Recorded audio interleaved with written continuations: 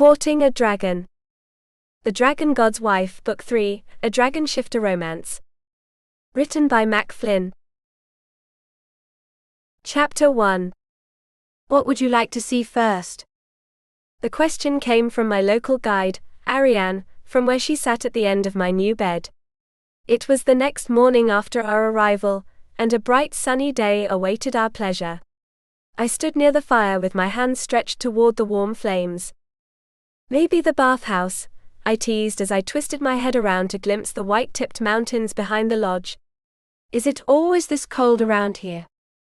Only when the clouds are bringing in a storm, she revealed as she set her clasped hands in her lap. We could stay inside if you wish. I rubbed my hands together one last time before I turned to her. Oh no. I didn't come all this way just to stare at the lovely craftsmanship of the floorboards. Then we might explore the caves, or perhaps see what is at the market today, she suggested. I cupped my chin in my hand and furrowed my brow. There was that ancient wall we passed on the way in. I kind of want to look that over before we go see something new. My friend smiled and jumped to her feet. An excellent idea, but you will have to follow my steps until we get outside. I rubbed my butt cheeks in front of the fire and lifted an eyebrow. Why is that? My father will not wish to be awoken after last night, and some of the boards are particularly loud, she pointed out. I paused in my warming and my face drooped. I made the acquaintance of one of them last night. You'd better lead the way. We slipped into the hall and tiptoed across the floorboards. It was like playing a game of hopscotch, but the lines were all invisible. And crooked. And sometimes very tiny. Step just here, Arian whispered as she pointed down at her left foot. She stood on her tiptoes, with the arch suspended high in the air. She removed her foot and I took her place. Unfortunately, I was a little more flat-footed than her, and my foot pressed down on the back of the board. A horrible creaking noise echoed up and down the hall. We both shrank away from the noise and awaited our doom. Quiet down out there, a great bellowing voice boomed from a room on the right-hand side of the hall. The words were slightly garbled due to both drink and drowsiness. The rumbling disturbed other rooms in the grand house, and mumbled complaints floated through the doors. Arian grabbed my hand and jerked her head at the front door. Hurry! We rushed down the hall, unheeding the many squeaks and groans we left in our wake, along with some less than appreciative applause. Stop that! What in all the realms is going on? Who's doing that? I'm trying to sleep here. Quiet! The last voice was the first one, and all others quailed beneath the booming roar. We reached the front doors out of breath and with sheepish smiles on our faces. A few giggles escaped us as we slipped out into the chilly morning air. The results of last night's homecoming party were everywhere. Alcohol bottles littered the area around the cold campfire like shells on a seashore. A dozen empty and some overturned barrels stood to one side, fallen soldiers from a great battle. The remains of last night's meal too were scattered about, with the place resembling a boneyard. A few dogs sauntered about, chewing on what little remained of the meat. I kept my feet low on the ground, and kicked around bottles like they were leaves in the fall. How many people joined in on the fun?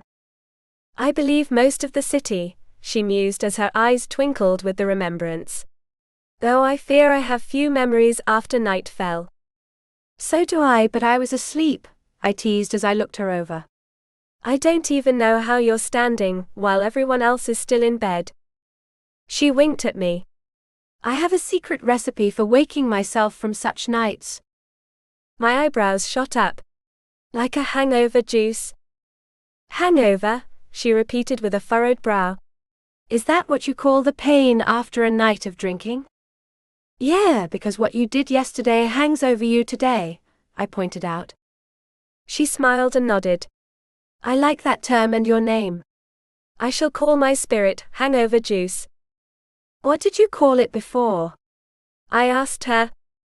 My friend sheepishly smiled at me. Merely my juice. I laughed and clapped a hand on her shoulder. We really have to liven up that imagination of yours. We sauntered through the open gates of the compound and down the road. A few people strolled through the streets, mostly men with carts delivering the morning milk. One of them smiled and tipped his plain brown cap to us. "Good morning, Arian. Lady Roberts." I lifted an eyebrow but kept my question to myself until we were well out of earshot. "Does everyone already know my name?" "It is not often we have a guest from the heavens arrive," she reminded me. I winced at the descriptor. Should we really be advertising that? I mean, I know you told me that your people don't get much news from above, but what if some traveling merchant heard about me? "Merchants rarely come, and when they do it is often only for the fur festival," she assured me. "Fur festival?" I inquired. Arian opened her mouth, but I held up a finger. "And before you try it again, I'm not going to take mystery for an answer. You already hid that you were the daughter of the clan leader. That's enough secrets between us." She bowed her head and blushed. "I am truly sorry about that. I did not wish for you to treat me any different." "And do you think I would have?" I counted. A bright smile slipped onto her lips as she raised her dancing eyes to me. "No, but I must admit your surprise was somewhat amusing." I laughed and playfully punched her arm. "What did I tell you about me rubbing off on you?" "You're not supposed to be that good a student." "It is difficult not to be a good student when you have a good master," she countered. I threw up my hands. "You got me." "I'm just that fantastic, and you are fantastic at not answering my question, like what this fur fair is about." Long ago merchants from all the other realms gathered together to sell and trade furs. Now they come and sell many more items, but the furs are still the centerpiece of the affair. "And when does the fair happen?" I inquired. The sheepish smile returned to her face. "In a month." I snorted. "Is that why you were so eager for me to visit your home? So you could show me the festival?" Arian hung her head. "My sincerest apologies. I did not mean to deceive you." She paused and furrowed her brow. "Again? I don't think keeping a nice surprise like that from me is deceit," I countered as I playfully nudged her arm with my elbow. "You just want me to see all the sights, right?" Her head shot up and she furiously bobbed it. "Oh yes. You witnessed the festival in the heavens, and I thought you might like to see one in the land realm." I patted her shoulder. "And you're right. I would like to see your clan's festival, merchants or no merchants." Arian's face beamed with glee. "I am so glad." She grasped my hands and pulled me faster down the road. "Now let us see the ruins, and then I shall show you everything else there is to see." I laughed as she dragged me along behind her. "All in one day?" "No, but we shall see what we can." We traveled through the city, and out into the quiet forest beyond the lodge houses.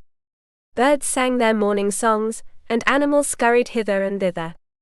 I glimpsed something akin to a squirrel, but with a skunk trail down its back, and a few rabbits scurried away at our coming.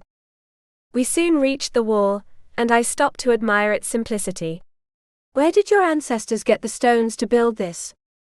"They were mined from new caves during an expansion of homes," she explained as she traced her fingers down a trio of shallow grooves.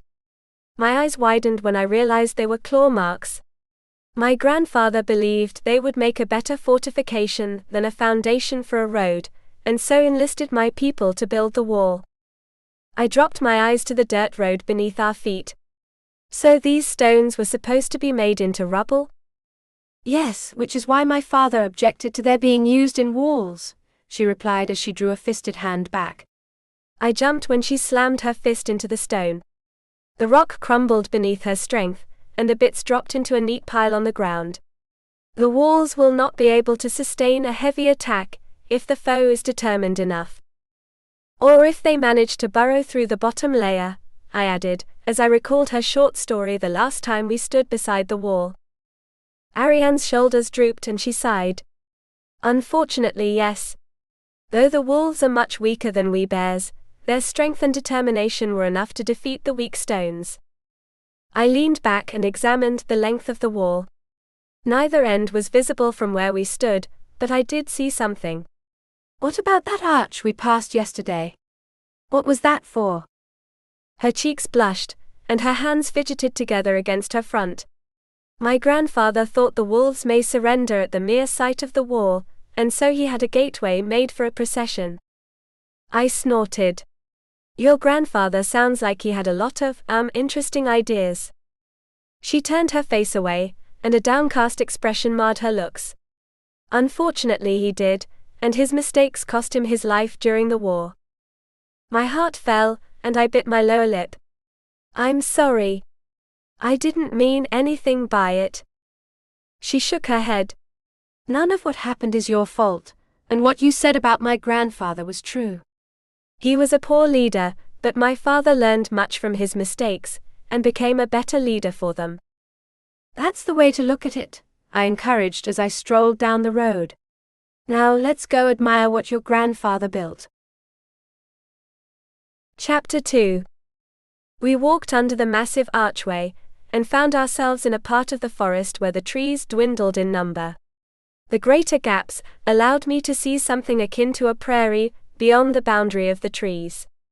A small river also flowed in front of us from the north, and we crossed its cold waters via a long but narrow curved bridge. I paused at the top, and watched the waters flow downstream where they joined the tumultuous river we had followed on our way here. What are these rivers called? Big Kaken and Little Kaken, Arian told me as she nodded at the northern one. The little cuts through the cold northern mountains and feeds the Big Kai. We continued on, and I nodded at the open land beyond the trees. What's that way? Arian looked at where I indicated, and her good humor faded. That is the Tianfeld. The way she said the name sent chills down my spine, and not the fun ones. That sounds bad. She bowed her head, and her fingers fidgeted with each other against her front. I told you before that my father fought a great battle against the wolves, shortly before I was born. This is the place where that battle occurred. The familiar names made my heart leap. I remember you telling me, but you didn't give the particulars. I mean, how did one guy manage to fend off two armies? My father told me Lord Eastwei fended off the armies using his fire magic, to create a wall between the armies, while Prince Yushir stole away the leaders of both parties to speak with them, she revealed as she bit her lip. Yushir promised them the wrath of heaven if they were to continue, and Lord Eastwei's prowess in the battle was proof they would lose if they did not cease the war. They were so ashamed they agreed on the spot, and thus the field was renamed Tianfeld. That means field of shame. Wow, I breathed as I tried to imagine such a powerful scene. There was Yushir making the discussions with Eastwei in the background, devastating the ranks of both armies. So, what were you guys fighting over? The land itself, which now nobody claims, she told me as she lifted her eyes to the barren wasteland. I lifted an eyebrow. Was it a nice place before the battle? No. It has always been desolate. My face drooped. So why did anybody want it? She bit her lower lip and shook her head. I am afraid I do not know. I asked my father once, and he told me it was a matter of pride. I snorted. I see. Nobody wanted to give it up to the other, and lose face with their people. I studied the field a moment longer, before I clapped a hand on my friend's shoulder, making her jump. How about we go take a closer look at this shame? Unless it's not allowed. Arian perked up and shook her head. Oh no. Anyone may cross the battlefield so long as we do not enter the fung. I was almost getting tired of my insatiable curiosity. Maybe it was the remnants of the feline still stirring inside me. What's that? The land of the wolf shifters beyond the feld, Arian explained as she nodded at the far end of the war zone.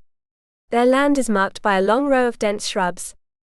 Sounds interesting, I mused as I grabbed her hand and pulled her toward the battlefield. Let's go check it out. We wound our way through the last of the trees, and found ourselves on the precipice of ruination. The battlefield occupied some 50 rectangular-shaped acres that stretched left and right. The ground was hard-packed dusty earth with deep, thin cracks running hither and thither. A few scraggly weeds grew here and there, and some random clumps of stubby grass, but otherwise the place was empty. I tapped one of the puzzle pieces created by the cracks, and the top layer of earth puffed up in a small cloud. It's like a different world, I mused as Arian shuffled up to my side. Her big eyes swept over the area as she nodded. Very much so. Something about the place rubbed me the wrong way, but the scrubs on the far side of plain tempted me. The edge of the wolf clan's territory was an easy walk of about a mile. Let's go see those shrubs you were talking about, I suggested as I strolled onto the plain. I had gone 5 yards when I noticed something amiss. My friend hadn't joined me in the fields. I turned around to find her on the edge of the barren feld. Her arms were pressed against her front, and she bit her lower lip. A plethora of emotions flickered through her wide eyes, but the most prominent was fear. Her fear made my heart skip a beat. What's wrong? I asked her, as I resisted the urge to run off the plains. It is nothing, she replied. I pointed at her. Then why aren't you coming? She dropped her gaze to the bare dirt in front of her, and her hands fidgeted together against her chest. I am not so sure about that. I crossed my arms over my chest and cocked my head to one side. All right, spill it. What's so wrong with this place that you won't step foot on it? It is nothing, she insisted. You're doing a lot of not moving for nothing. She bit her lip so hard I thought she would cut herself. There are stories. My eyebrows shot up and I leaned toward her. What kind of stories? Arian swallowed a lump in her throat. They are those stories. I perked up at her reveal. Real ghost stories? Not just things to scare kids into behaving. My friend scuffed the ground as she shifted her weight from one foot to the other. I am not sure. My nurse would tell me tales of the ghosts that haunt the battlefield when the moon is full. Only under such powerful light can they take full form and replay their terrible deaths. I dropped my eyes to the dusty ground, and a horrible thought made my throat dry out. There aren't any bodies under here, are there? I do not know, but I once heard my father speaking with Lord Lujun, and he reminded him that there were so many bodies trampled into the blood-soaked ground that they were never sure if they had gathered them all. The color drained from my face, and I tiptoed back to my friend. I tripped at the end and crashed into her with a yelp. We both went down on the small patches of grass that abutted the field. Sorry. I apologized as I scrambled off her. We both froze when a soft wind blew across the empty feld and over us. The hairs on the back of my neck stood on end at the strange, haunting sound that traveled on the breeze. I swallowed the frog in my throat, but could only manage a whisper. What was that? Arian's eyes were as large as saucers. Perhaps it was a howl from the wolf clan. Why yeah, I reluctantly agreed as we helped each other to our feet. I gazed out over the vast expanse of nothingness. Suddenly, the other side seemed so far away. Still, it was tempting me, and the sun was high and shining. You stay here. I took a step forward, but Arian latched onto my arm. Where are you going? I nodded at the far side of the feld. Just over there to those scrubs. I patted her hand and offered her a warm smile. You'll be able to see me the whole time, and I'll be back before you know it. She tightened her grip on me, and furiously shook her head. I will not allow you to go alone. I dropped my eyes to her hand. It was shaking like a leaf in a tornado. Are you sure you want to do this? She scooted closer to me, and bit her lower lip. No, but I could not forgive myself if something happened to you. I grinned and squeezed her hand. Nothing can happen so long as you're by my side. Now let go and see this mighty wolf clan land. We cautiously stepped onto the feld, and my friend attached herself even tighter to me. I couldn't blame her. The eerie noise of the wind and the desolation now made me jumpy, and the slight bit of movement made me whip my head about. Even with the bright sun, I half expected a spook to rise out of one of the many cracks and jump at us. It was with much relief that we reached the long row of weeds that marked the end of the battlefield and the beginning of the Wolf clan lands. The clumps of grass and bushes were almost as tall as me, and thick enough to be considered a wall. We were 30 feet away when Arian stopped, and her attachment to me meant I stopped as well. I should not go any farther. I lifted an eyebrow. Why?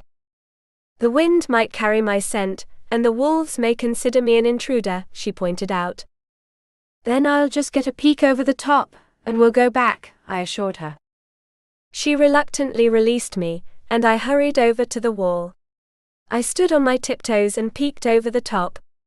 A brushland stretched out before me with small hills and a few groves of green trees. Animal trails wound their way through the scrubs, but outside of that there was no sign of life. I was almost disappointed. I'd hoped to see one of these legendary wolf warriors, but I didn't see so much as a mouse. Anna, Arian called. We really should head back. Coming, I replied as I turned and took a step toward her. Something made me pause. The hairs on the back of my neck stood on end, and I whipped my head around. Nothing stirred save for a few blades of grass against the breeze. Doubt nagged at the corners of my mind. Anna. My friend's voice brought me out of my reverie, and I hurried over to her. Together we trekked back across the barren battlefield, and into the woods. Little did I know that a pair of golden eyes watched us from the shadows behind one of the thicker scrubs. Those eyes were zeroed in on me, and a long tongue flicked out to wet the lips of a very hungry wolf. Chapter 3. You are moping. Eastwei didn't even flinch at the accusation. He plucked the chess piece off the board, and set it in its new position. Prince Yushir toyed with his ring as he studied his old friend. Do you deny it? Eastwei raised his eyes to the royal, and gestured to the board. Have you come here to play or to scold me? Yushir shrugged. A little of both if that's what you need. You have been sitting in your palace these last few days doing nothing but staring into the ether. Arian even tells me you have slept little and eaten even less. The lord cast a side glance at the aforementioned servant. Arian stood nearby waiting to serve them, and quaked beneath the scolding look. My apologies, my lord. Yushir leaned to one side to catch the eye of his companion. My knowing is not the issue. You need to shake off thoughts of the attack, and the loss of your pet. What did you suggest? Eastwei questioned him. Yushir shrugged. Why not a short trip? Perhaps one of the Land Realm clans would tolerate us for a short while as guests. The Bear clan is hosting their fur festival soon, Arian spoke up. Yushir sat up and waved a hand at the servant. You see? That is something to see. You and I have not attended for hundreds of years. Perhaps now would be a good time to go. I think not, came the reply as Eastwei nodded at the board. It is your turn. The prince pursed his lips but his eyes twinkled. He grabbed a piece and moved it. You know, you may find another cat like the one you lost. The silver ones are rare indeed, but the outskirts of the Bear clan's land skirts where you discovered your little friend. A creature cannot so easily be replaced, Eastwei countered as he examined the board. Yushir slowly nodded his head. Yes, but perhaps in your grief you give your furry friend too little credit. She may have vanquished her attacker, and traveled home to heal her injuries. I mean, you did not find a body like those in the villages. Should we assume she was killed and eaten when all others were not? Eastwei paused with his fingers wrapped around the head of one of the chess pieces. He stared at the floor but his eyes were unfocused. Yushir saw his bait was working. He suppressed a smile and instead leaned back and shrugged. Of course, if you prefer to remain here and play your flute to your heart's content, then I would understand. Eastwei placed his pawn and draped his arm over one bent knee. I will consider it. Yushir toyed with his ring, and studied his friend with a faint smile. The mere thought of this cat being alive has such a grip on him. I wonder why. His amusement was interrupted by the ringing of the bell, indicating a visitor at the front arch. Arian bowed to the pair, before he hurried off to obey the chimes. The prince lifted an eyebrow, as he watched the servant hurry away. Are you expecting someone? No. Arian returned with Fuhel behind him, looking as meek as a mouse. The young woman bowed low to the pair. I am sorry to interrupt your game, Your Highness. My lord. Yushir waved off her apology. No need for those words, Fuhel. What news do you bring from your grandmother? She believes she will have a strengthening spell for the barrier within another 6 months, Fuhel announced. The prince smiled and nodded his head. Good news indeed, but hardly enough to bring you here. Does your grandmother need something? She bit her lower lip, and her eyes fell on Eastwei. I am afraid so. Lord Eastwei must contribute his dragon fire to strengthen the spell. Why should that be such cause for worry? Yushir questioned her. The prince was surprised when Eastwei climbed to his feet. Inform your grandmother I will be there shortly. Fuhel bowed her head and hurried away. Yushir scrambled to his feet and opened his mouth to protest her quick disappearance, but she was already gone. He clamped his mouth shut and frowned at his friend who stood with his back to him.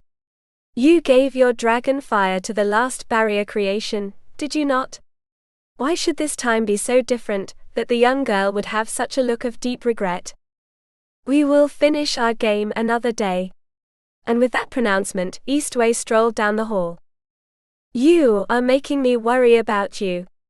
Yushir shouted after him, but the imperious lord didn't break his stride. Damn him, the prince muttered before he turned his attention to Arian. The servant also had a worried look on his face. Yushir caught his eye and jerked his head to where Eastwei had gone. What do you know of this? Arian shook his head. Only what the tales tell, Your Highness, in that Lord Eastwei sacrificed some of his spiritual energy to craft the barrier that then trapped the great evil. Yushir crossed his arms over his chest and tapped his ring finger against his arm.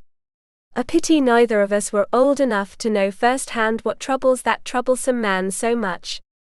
He caught Arian's gaze with his stern one. Keep me informed, should you see anything worrisome about your lord. Do you understand? Arian pursed his lips but bowed his head. Yes, Your Highness. While the two conspired, Eastwei strolled toward the island abode of the witch goddess. He had nearly reached the bridge to the spooky island, when a voice shouted at him. Dardan. He didn't slow down nor look in her direction, as Xian hurried up to him. She had a bright teasing smile on her face as she joined him at his side, and the young woman wagged a finger at him. You have been very naughty lately, Dardan. I have not seen you among your favorite haunts for over a fortnight, and I had begun to worry about you.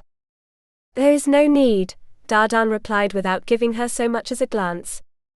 She puckered her lips into a pout. But surely there must be. Why else would you seclude yourself in your palace for so long? I have had other matters on my mind, came the curt response. Xian slipped in front of him, barring his path. She clasped her hands in front of her and her eyes pooled with tears. Dardan, have I done something wrong? Is that why you reject me? Dardan was saved from replying by a shout from across the bridge. Lord Eastwei. Fuhel called from across the bridge. She waved a hand above her head. Grandmother is waiting for you, Lord Eastwei. Xian twisted around at the shout and frowned. Lady Wuhel wishes for an audience with you. But why? She turned back to Dardan and found he had slipped around her other side and had reached the bridge. She balled her hands into fists and stomped her foot on the ground. Blast him. Why does he fight what fate has ordained for us? While Xian tortured herself over her Dragon Lord fantasies, Eastwei joined Fuhel on the other side of the bridge. The young woman leaned to one side and glimpsed his former companion. Is that not Lady Xian? Did she offer to accompany you here? Quite the opposite. he replied as he strolled past her. Fu Hel scurried after him, and opened the door for the lord. They stepped inside the dark interior of the old house, but Eastwei caught sight of the small figure of Wu Hel. She was hunched over her cauldron, and tossing in handfuls of spices and herbs. "A dash of this and a dash of that," she muttered to herself. She took up a 2-foot-long wooden spoon and stirred the concoction. Fu Hel slipped around their guest, and hurried over to her ancestor. "Grandmother, Lord Eastwei has arrived." Wu Hel wrinkled her nose and waved away her granddaughter. "In a moment. He may sit if he wishes while I finish this." Fu Hel bit her lower lip, and turned to the imperious lord. "I will stand," was Eastwei's answer.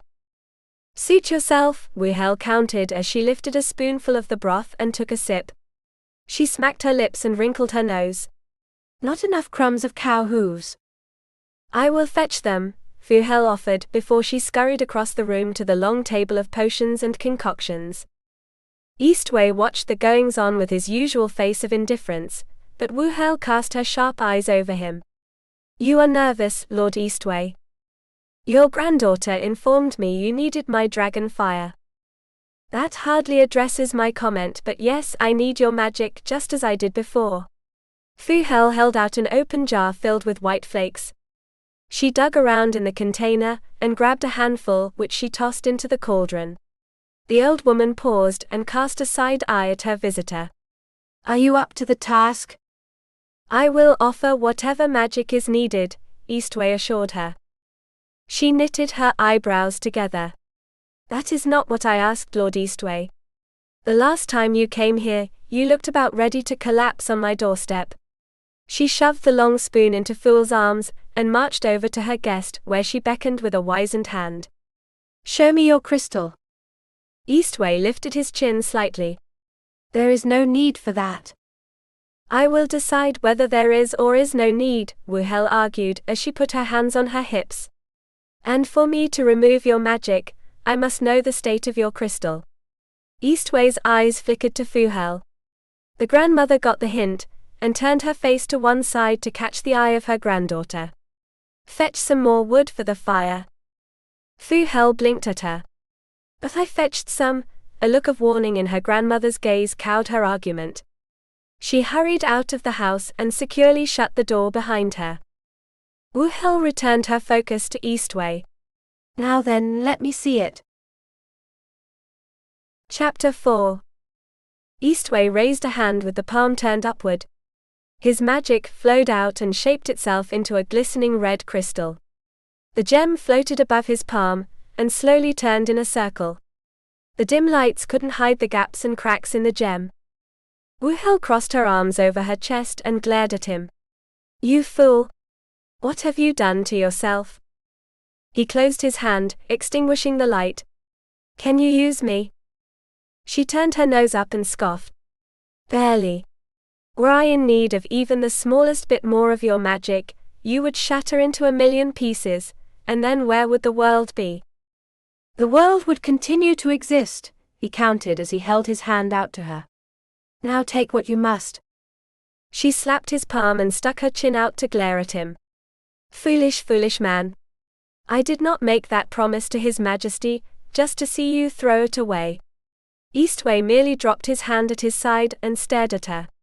She threw up her hands. "Very well. Stand in the middle of the room, and we shall begin the extraction." Fu Hel emerged from the woodshed with an armful of wood, just as a brilliant scarlet-red light burst out of the windows of her grandmother's home. She let out a gasp and shut her eyes against the blinding radiance. She clutched the wood to herself as a soft warmth spread over her body, tingling her muscles and flapping her hair about her face. The light faded, and she opened her eyes to find them filled with bright red dots. She blinked a few times before she took a cautious step toward her home. The door opened, and her grandmother peeked her head out. "Fu Hel," she hissed. "Over here, grandmother," Fu Hel replied as she hurried over. Wu Hel waved her hand toward the ground. "Quiet down. Drop that wood and fetch a covered cart and horse from Kang, and whatever you do, do not mention Lord Eastwei. Is that understood?" Fu Hel bobbed her head. Yes, grandmother. Right away. She dropped the wood in a pile at the door and hurried away. Fu Hel glared at the mess before she ducked back inside. The young woman dashed over bridges, up hills, and over many islands before she stumbled onto the one owned by Kang. Master Kang, she shouted at the figure who stood in one of the nearby corrals. Master Kang. The beastmaster had a bucket tucked under one arm, and a bull-like creature stood in front of him. His other hand was wrist-deep in the feed corn contained in the bucket, which the bull covetously eyed. He turned at her coming, and a wide smile brightened his features. Lady Fu Hel, to what do I owe this unique pleasure? Fu Hel stopped at the edge of the fence and set her hands on her bent knees. She doubled over, wheezing for air, and only managed a few words between gasps. Grandmother would like one of your covered wagons and a horse. He lifted an eyebrow and opened his mouth to question her, but was interrupted by the bull. The creature had the expected horns, but they were curled like those of a ram. The coloring of its hide was a cool blue with streaks of white, and when it snorted, small puffs of icy hair huffed from its nostrils. The beast nudged Kang with its nose, and a few bits of ice were sprinkled on his arm. Hey! He scolded the creature as he scrambled backward. He brushed off the ice and glared at his animal. Patience! Can you not see I am speaking with a lovely lady? The bull turned its head to one side and huffed. Insolent! Kang muttered, as he turned his attention back to Fu Hel. Now, why would your grandmother need such a thing? Fu Hel clasped her hands in front of her and bit her lower lip. I cannot say. Kang sauntered over to the fence and draped an arm over the top railing. There is no need to fret, Lady Fu Hel. I will gladly offer you my best cart and my fastest horse. And it must be a covered cart, she reminded him. He closed his eyes and bowed his head. Your wish is my command, my lady. I shall hitch the horse immediately. The bull had other plans. The forsaken creature threw its head back and brayed before it stampeded toward them. Kang's eyes widened, and he scampered away from the fence. Fu Hel also made a hasty retreat several yards backward. The bull turned before it crashed into the fence and aimed for Kang. The god snapped his fingers, and a bolt of lightning shot out of his hand. The lightning struck the bull full in the snout. The animal yelped and stumbled back, while it furiously tossed its head to and fro. The bull eventually turned tail, and scampered back to its bedding shed. That will teach you to be greedy, Kang scolded the creature. He waved at Fu Hel, and pointed to one of the larger barns. Meet me over there, and I shall fix up your cart. Fu Hel hurried over to the barn while Kang sauntered toward a feed shed that adjoined the corral. She hopped from one foot to the other, and wrung her hands together. Please hurry. You must make haste. Kang paused at the door to the shed, and twisted his head about to raise an eyebrow at her. Why? Is something the matter? A little color drained from her face before she furiously shook her head. No, but my grandmother wishes to have the cart as soon as possible. Very well, he agreed before he disappeared into the shed. He came out and quickened his steps, hopping over the railing in a single jump and joining her. Now let us hitch Shan to the cart and you shall be on your way. Kang strode over to a nearby stall where a pure white horse stood at the door. He led the creature out, and it pranced across the floor with all the lightness of a feather. The beastmaster chose a covered cart with a short box, which he hooked up the horse to in a few short minutes. Kang turned to his anxious customer and smiled. There. Do you need any advice on handling Shan? Fu Hel looked up at the horse who whinnied and shook its head. She smiled and copied the gesture. No, I am sure Shan will not give me any trouble. Kang's eyes shimmered as he looked her over. Who would want to give you trouble, Lady Fu Hel? She blushed and moved toward the box. Kang scurried to assist, and together they put her on top. She took up the reins and smiled down at him. Thank you so much for the help. I will not forget your kindness. Kang leaned one bent arm atop a wheel and grinned up at her. I will remember that promise, fair Lady Fu Hel, and should we meet again. I must go now, Fu Hel reminded him as she cracked the reins. Kang jumped back and watched her fly out of the barn and down the road. He sauntered over to the doorway and leaned an arm against the frame.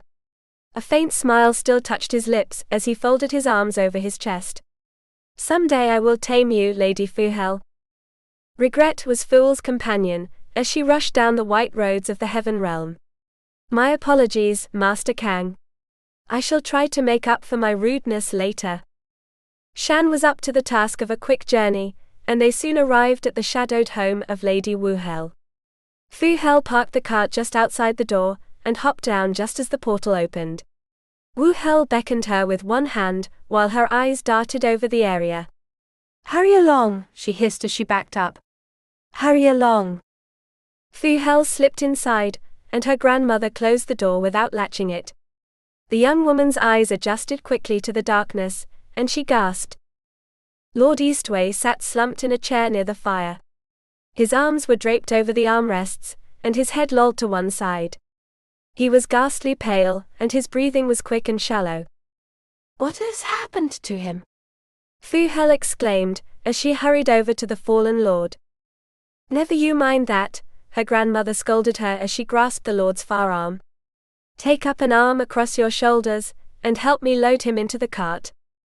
Fu Hel did as she was commanded, and together the pair hefted Eastwei to his feet. The lord couldn't do much more than mumble a few words, as they dragged him toward the door. Moon, silver moon. Is he delirious? Fu Hel questioned her grandmother as they reached the entrance. Focus or we shall drop him, Wu Hel snapped as she reached for the doorknob. They slipped outside and crossed the few steps to the cart where they leaned him against the back. Fu Hel climbed into the covered rear, and together they dragged him headfirst into the vehicle. She gently lay him on the floor and peeked her head out the rear. What shall we do with him now? She wondered.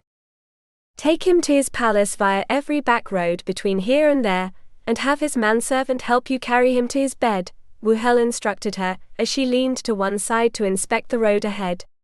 Tell him his master needs a good fortnight of rest and food, and no one is to see him. Is that understood? Yes, grandmother, Fu Hel confirmed before she climbed through the cart and onto the box. And mind you do not stop for anyone, even His Majesty himself. Wu Hel insisted. Fu Hel took up the reins and nodded. Yes, grandmother. She cracked the reins and the cart flew across the bridge.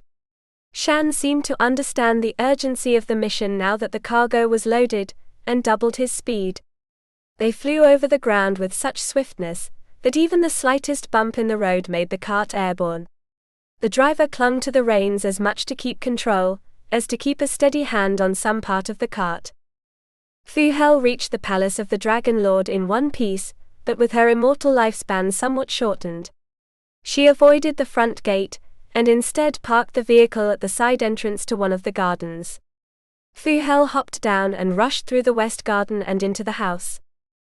Purin, she shouted as her eyes darted about the place. Purin, where are you? Purin peeked his head out of one room, with a bundle of laundry tucked under one arm. Lady Fu Hel? What is the matter? She pointed at the west wing. Your master. You need to help me carry him inside. Purin's eyes widened, but he didn't ask any questions. He just dropped the bundle and followed her to the cart. She opened the back flap, and the reveal made Purin lose some color. Still, he stiffened his jaw and climbed into the back. She made to do the same, but he held up a hand in front of her. Allow me to do this, Lady Fu Hel, he pleaded.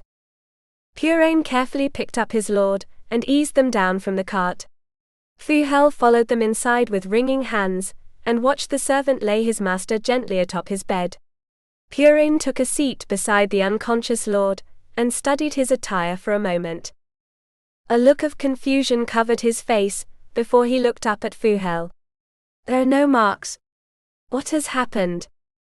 He expended a great deal of energy for the barrier spell, and must rest for a fortnight, Fu Hel replied, recalling her grandmother's words. And no one must see him like this. Do you understand?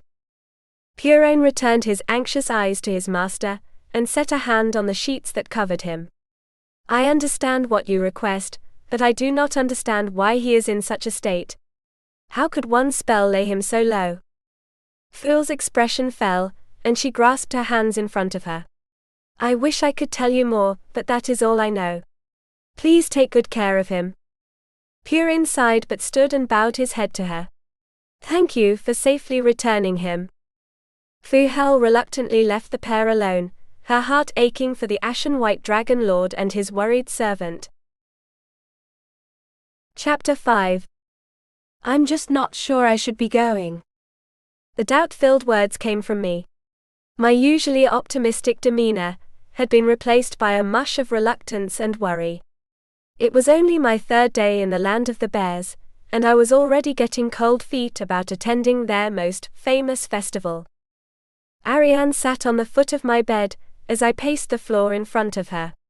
I very much doubt anyone will take notice of you, my friend assured me. I jerked to a stop and my face drooped. Some of my silver hair swayed forward before resting on my chest. Really? Arian sheepishly smiled. Well, they may notice you, but you do not know any of them. I furrowed my brow, as I thought back to the last fair I'd attended. What about that one guy we met at the fair in the Heaven Realm? The one selling the beans? He might be there. Or what if someone from the Heaven Realm visits? My friend frowned and tapped her chin. You do have a point there. There have been some rare occasions where a goddess descended to purchase a fur coat. My face fell and my shoulders drooped. Then I command you to go to the fair without me. Arian straightened and knitted her eyebrows together. I will do no such thing. I wish for you to enjoy what my homeland has to offer, and I shall do just that. I turned to her and gestured down at myself. Well, we could hide me under a bunch of fur coats. That would work so long as people didn't buy all of them off me. Hiding, Arian murmured, as she tapped her chin. We might speak to grandmother about some concealing magic. I cocked my head to one side and lifted an eyebrow. Your grandmother knows magic? She dropped her hand into her lap and laughed. Oh no. She is not my grandmother, but everyone in Banha calls her that. So some bear shifters know magic? I mused as I plopped myself down on the bed beside her. Grandmother Frumai is not a bear shifter. She was born elsewhere and moved here a very long time ago, Arian informed me as he furrowed her brow in remembrance. She is very secretive about her past, but I believe she came from a clan of water gods, though which one I could not tell you. Why do you think that? Well, she is very fond of swimming in the river, even when the spring thaws make the waters impossible to fetch a bucket from its ravaging depths. I folded my arms over my chest and cocked my head to one side. Wow. She must be pretty strong to do that. Strong and wise in some magics, Arian told me as she tapped her chin. I recall her changing a cheating merchant into a frog once. He has swindled one of the families out of some money. She refused to change him back until he coughed up the coins. Literally in his case, as he had swallowed the coins before being confronted by her. I winced. I don't think that guy thought through his plan. Anyway, why do you think she can help me? If she is able to change a man into a frog, perhaps she might change your appearance, she suggested. Change my appearance? I murmured as I looked down at myself. I guess that would work, but I don't know about being a frog. I might get stepped on during the fair. Arian laughed and grabbed my hand. I will ensure you are safe on my shoulder, but I am sure she will have some spell which will hide your appearance. Follow me.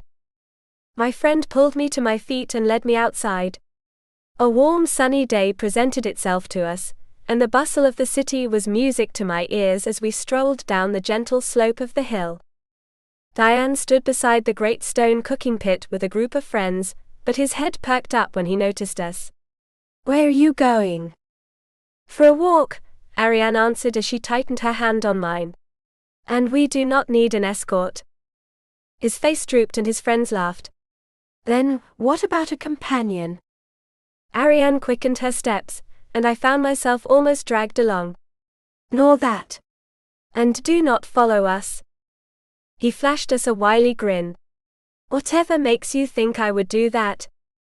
Arian's hushed voice floated over to me. Hurry, Anna, or he is sure to follow. We broke into a run and raced out of the open gates. Hey! Diane shouted, as he tried to rush after us. His friends, seeing a good jest, tackled him. The last I saw of our would-be tracker, he was trapped under a pile of laughing men with his arms and legs flailing out of either end of the hill. We laughed, and hurried into the maze of lodges that stretched from one cliff side of the valley to the other. The kingly lodge was soon lost to view, and we stopped to catch our breath. I leaned against one of the posts that kept a house well off the ground. The forest of poles allowed anyone to see for long stretches through the city. Fences, outbuildings, and the occasional corral with farm animals interrupted the view. I turned to my companion and leaned my back against the post.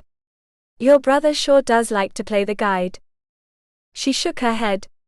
He has not desired to escort me around town since he was a little boy, and I have never known him to be this persistent about the affair. Her eyes twinkled as she studied me. I believe it is all because of you that he desires to follow us. I blushed a little and waved off her assumption. He's just being nice. Anyway, where's grandmother's house? Do we have to go through some woods or just some wood-carved lodges? She lives in one of the caves, Arian revealed as she nodded at the high walls of the leftward mountain which was pocked with holes. I perked up and lifted an eyebrow. I thought nobody lived in those anymore. She is the last, and I think she resides there because there is a pool of water close at hand, Arian commented. I guess I haven't seen them yet, I mused as I examined the dark dens. A shudder ran through me, and I wrapped my arms around myself. Are they safe? She puffed out her chest a little and smiled. Of course. My ancestors built them to last the lifetime of an immortal. They will be here long after the houses have been replaced, hundreds of times over. I snorted as I followed her down the side street. Sounds economical. She turned her head to show off her dancing eyes. Very. Many people have wondered if we should not take up our old homes. And what's the consensus on that? I wondered. My local guide laughed. That they are too damp and drafty, and no amount of insulation will make them otherwise. Naturally, the council of our elders has decided against the move. The corners of my lips twitched upward. Naturally. We wandered our way through the maze of streets. The Bear Clan had forgotten to consult a city planner before laying out the locations of their homes. There weren't any true streets, but more like snake-like paths that wound their way through the different properties. Gardens, lawns, chicken coops and the like dotted the land around the homes, and a few of the larger establishments even had small barns. So do you guys make most of your money off the fur trade? I wondered as we passed a spacious lodge with a full barn attached to one wall of the home. We also fish the mountain lakes behind my father's home, Arian told me as she nodded up at the high cliffs. The fish there are especially large and delicious, and when they are soaked in our special brine and dried, they become most nutritious and flavorful. I wagged my eyebrows at her. You wouldn't happen to want to tell me the secret recipe for this brine, would you? She laughed and shook her head. I am afraid not. You are a dear friend, but only the head of each household knows the secret recipe. My father will one day pass that on to Diane and me, but that time has not yet come. A sweet scent floated past us, and I lifted my nose and inhaled. Is that some of the brining I smell? Her eyes twinkled as she looked at a corner ahead of us. No, but would you like to try some of the food? My ears perked up, and I looped my arm around one of hers. Just show me the way. Chapter 6. Arian guided me through the maze of streets, to a particularly wide one. Most of the lodges didn't have porches, but they were larger and featured windows looking into their rooms. Tables and chairs were the main decor among the buildings, and people sat around eating and chatting to their heart's content. The street was busy with rolling carts and pedestrians, who moved to and fro delivering ingredients and appetites to the buildings. I glimpsed cabbages, kegs of beer and more in the backs of those carts, and many a child bounced up and down as they pointed at their favorite establishment. "Are these restaurants?" I guessed as we stopped where our street joined the larger thoroughfare. Arian was all smiles as her shining eyes swept over the place. "Yes. Every family prides themselves on their own brine, so many opened restaurants to show what they could make with their recipe." I lifted an eyebrow. "You mean not just dried fish?" "Dried fish. Basted chicken. Roast pig. Hard-cracked egg.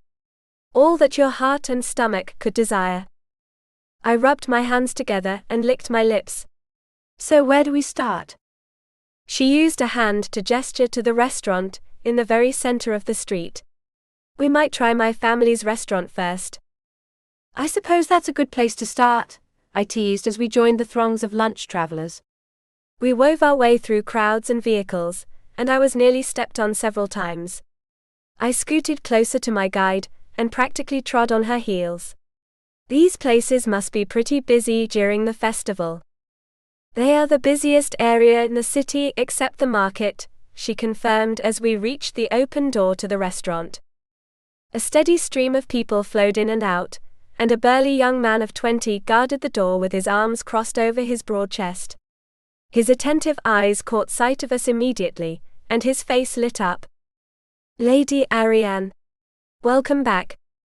Arian smiled at the hefty lad. "It is good to see you, Hudian. How is the business?" He bobbed his head. "As steady as ever. Would you like the house seat?" I peeked around our burly companion, and beheld a packed house. "Are there any seats available?" He puffed out his chest. "There's always room for the family." His sharp eyes studied me with open curiosity. "And you must be Lady Roberts, right? I've never seen hair color like yours, not even from the heaven gods that come down to the festival. Makes you easy to find in a crowd. I could spot you a mile off." I glanced pointedly at Arian, whose smile became a little shakier. "Yes, well, we will take the house seat, but you need not lead us." Hudian nodded, and leaned his back against the frame again. "Suit yourself, Lady Arian. A pleasure to meet you, Lady Roberts." We slipped past the guard and into the packed room. The backs of the chairs were so close that the barmaids could hardly squeeze their pert bottoms between them. We kept to the wall, and managed to slip around to the far corner of the room, where an empty table stood aloof from the other patrons. I dropped into one of the cushioned seats with a heavy sigh, and Arian took up a chair beside me. "Moving through this place works up an appetite." "I am glad," Arian replied with a smile as she hailed one of the nearby waitresses. A girl of 16 bounced over to us with a tray propped up in her hand. Her bare-clawed hand. "Yes, Lady Arian." "Two of the specials and one of the older vintages of grape wine in the cellar," Arian instructed her. The girl bowed her head. "As you wish, Lady Arian." She cast a curious look at me and my hair before she hurried off. I grasped my hair in my hands and tucked the sylvan strands behind my head. If grandmother can't change me, then I'll have to at least dye my hair. "I am sure she can do more than that," Arian assured me, even as she bit her lower lip. "There is the cloak," I reminded her. Her face fell a little and she bowed her head. "Yes, but I had hoped to enjoy the festival with you, and not only your voice." I snorted. "I can't blame you. Besides, imagine how many people would bump into me. I'd cause a domino effect of chaos and panic." She cocked her head to one side. "Domino?" I waved a hand at her question. "It's a game in my world that involves tipping over a bunch of wooden blocks lined up in a row." My companion thought about the picture in her mind, before her eyes lit up. "Oh, I see." She laughed. "Yes, that would be quite amusing, would it not?" "Perhaps you might create that game for the children here to play." The mention of children reminded me of my time in the heaven realm. I put my elbows on the table and tucked my chin into my upturned palms. I wonder what Keen and Lia are up to. It feels like forever since I saw them. My heart twinged as I recalled times even before then. I wonder if the kids at the orphanage worry about me. I hope not. Arian set a hand on my shoulder and offered me a smile. Perhaps you may see them again and tell them you are well. I snorted and stretched my arms onto the table. Only if you guys have a magical fruit that undoes this godhood. She stared down and furrowed her brow. I cannot think of any tales, but grandmother is one of the oldest people I know. Perhaps she may recall a story of such a fruit. I smiled and shrugged. What could it hurt to ask? Our waitress returned with a dark green unlabeled wine bottle and 2 glasses. She poured out the glasses for us. The dishes are being made right now, but did you want anything to eat before then? I folded my arms and furrowed my brow. Didn't you mention something about a hard cracked egg? You take an uncooked egg and crack the shell before putting it in brine water, Arian explained. I'd like to try that. The waitress nodded and hurried off. I picked up my glass and sniffed the contents. A sweet and tangy aroma tickled my nose. This is made out of grapes? I asked my local guide. Among other things, Arian teased as she took a sip. She wrinkled her nose and coughed. My eyebrows shot up. That bad? Arian set her glass down and shook her head. On the contrary, it is that good, but I am several years out of practice. I eyed my glass with suspicion before I shrugged. You only live once. I took a sip, and immediately understood why she had choked. The tangy scent masked the surprising strength of the alcohol. The liquid slid down my throat like a fresh flow of lava. I slammed my cup on the table and grasped my throat with both hands. Water! I gasped as I tried not to breathe, while also trying to give in to the demands of my pumping lungs. Arian leaped to her feet and rushed over to a nearby table. Excuse me, she pleaded as she swiped a pitcher and glass from them and rushed back. The people would have protested, but they were too busy pointing and laughing at my horrible demise. Arian poured out a glass, and I snatched it before she'd even finished. I downed the entire contents, and was relieved when some of the fires were extinguished. I slumped over the table, panting like the last dinosaur and wishing I would go extinct. Arian rubbed my back, but I could see her failed effort to tamp down a smile. You are evil, I hissed through tingling lips. She shook her head. I truly had no idea you would not be able to manage the alcohol of my clan. I stabbed a finger at my cup. What's in this stuff? She shrugged. Merely the grapes from our vines, and a little dusting of some spices. I cast a suspicious look at her. What kind of spices? You shall see when our meal is brought out, she assured me as she looked to the kitchen. I believe these are our meals. Our waitress navigated through the tables with 2 heavy plates in her hands. She set one of them down in front of each of us, and stepped back with a smile. I hope you enjoy. Her worried eyes fell on my red face. Did you need anything else? More water, and a pitcher for that table, Arian told her. The waitress appeared puzzled but hurried to obey. I eyed my plate with all the faith of a mouse eyeing a friendly cat. I caught Arian's attention, and pointed at the food. This has the same spice as the wine? She sighed and nodded. I am afraid so.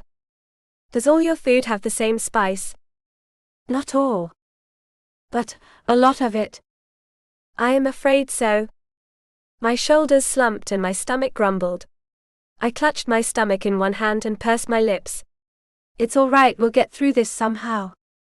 Arian picked up her fork, stabbed some of the delicious brine-soaked meat, and raised the piece to me. Cheers. My face drooped, but I did the same. Cheers. Chapter 7. I wanted to die. I lay stretched across 3 chairs with a damp cold cloth over my forehead. My eyes were shut, and my stomach was like a bouncy castle with a dozen children bouncing around inside of it. Arian's face floated into view. How do you feel now? I opened one eye and glared at her. Like I've been through a terrible betrayal. Her face drooped and her eyes grew large. Do you truly believe that? I closed my eyes and sighed. No, but I don't feel very well. Arian's eyes lit up and she used both hands to grasp my arm. Perhaps we might visit grandmother now. I waved her away. Go on without me. I need a little more out-of-body experience before I'm sure I'm still alive. But grandmother has a cure for such maladies. My eyes shot open, and I stared wide at the ceiling. Come again. Grandmother has many remedies for such common ailments. She may be. I shot off my impromptu reclining couch and snatched her hand. Why didn't you tell me this sooner? I scolded her as I dragged her through the restaurant. There were fewer customers now, and I was able to bowl through several chairs and a few tables. Because I worried you may not be able to move, she yelped as she dodged a chair I'd crashed through. I'm fine enough to get well. I counted. She jumped out of the way of another table. I can see that. We rushed through the open doors and past Hudian. He waved at us as we passed. Have a good day, Lady Arian. I will, she called over her shoulder as we rushed down the street.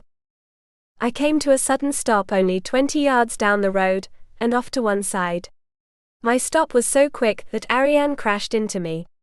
We both tumbled forward, but I caught us on a water barrel close at hand. Arian's worried expression intensified as I stood with my back to her. Why have we stopped? I turned and sheepishly smiled at her. I don't know which cave grandmother lives in. My friend choked on a laugh before she nodded at a nearby narrow side street. It is this way. And not too far? I mused as my stomach reminded me of its condition. I wrapped both arms around my gut and tried not to lose what little lunch I'd managed to get down. Only a mile. Oh boy. I traversed that tortuous mile and was glad when we finally stepped out of the last row of houses.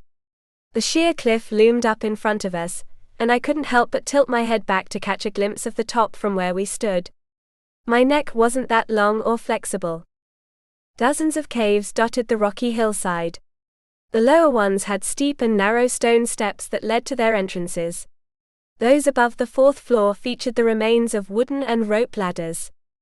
One of the larger caves stood in front of us, and an inscription had been written above the large entrance. I tugged on my friend's sleeve and nodded at the writing. What's that say? That cave leads to the old market, she revealed as her eyes followed the flow of the lettering. It says, "Welcome to those who bring heavy purses." I blinked at her. Really? She sighed and nodded. Truly. That is the motto of our trade guild. I snorted, and the rumble upset my stomach. I tightened my grip on Arian's sleeve and tried not to double over. So which one is grandmother's cave? She nodded at a cave, a dozen entrances down the cliff wall. That one. We hurried down the long row of holes and reached the abode of grandmother. The cave entrance was smooth to a shine and the floor was swept clean. A scent of flowers and spices wafted over us, the former lifting my spirits while the latter sank my stomach. Arian inched her way to the entrance and leaned in. I narrowed my eyes at her. Why do you look like you're trying to sneak inside? Grandmother is not always welcoming of guests, she sheepishly admitted. My shoulders drooped and my face fell. How do we tell if she's welcoming? You might try asking. The sharp voice rang out of the cave entrance, and a moment later, a woman as old in appearance as Lady Wuhel shuffled out of the cave. She wore a plain fur dress with matching pants and shoes. A shawl wrapped tightly around her delicate frame, and a short and gnarled wooden cane bore the brunt of her weight. Her eyes were a brilliant blue that shone even in the dim light of the cave.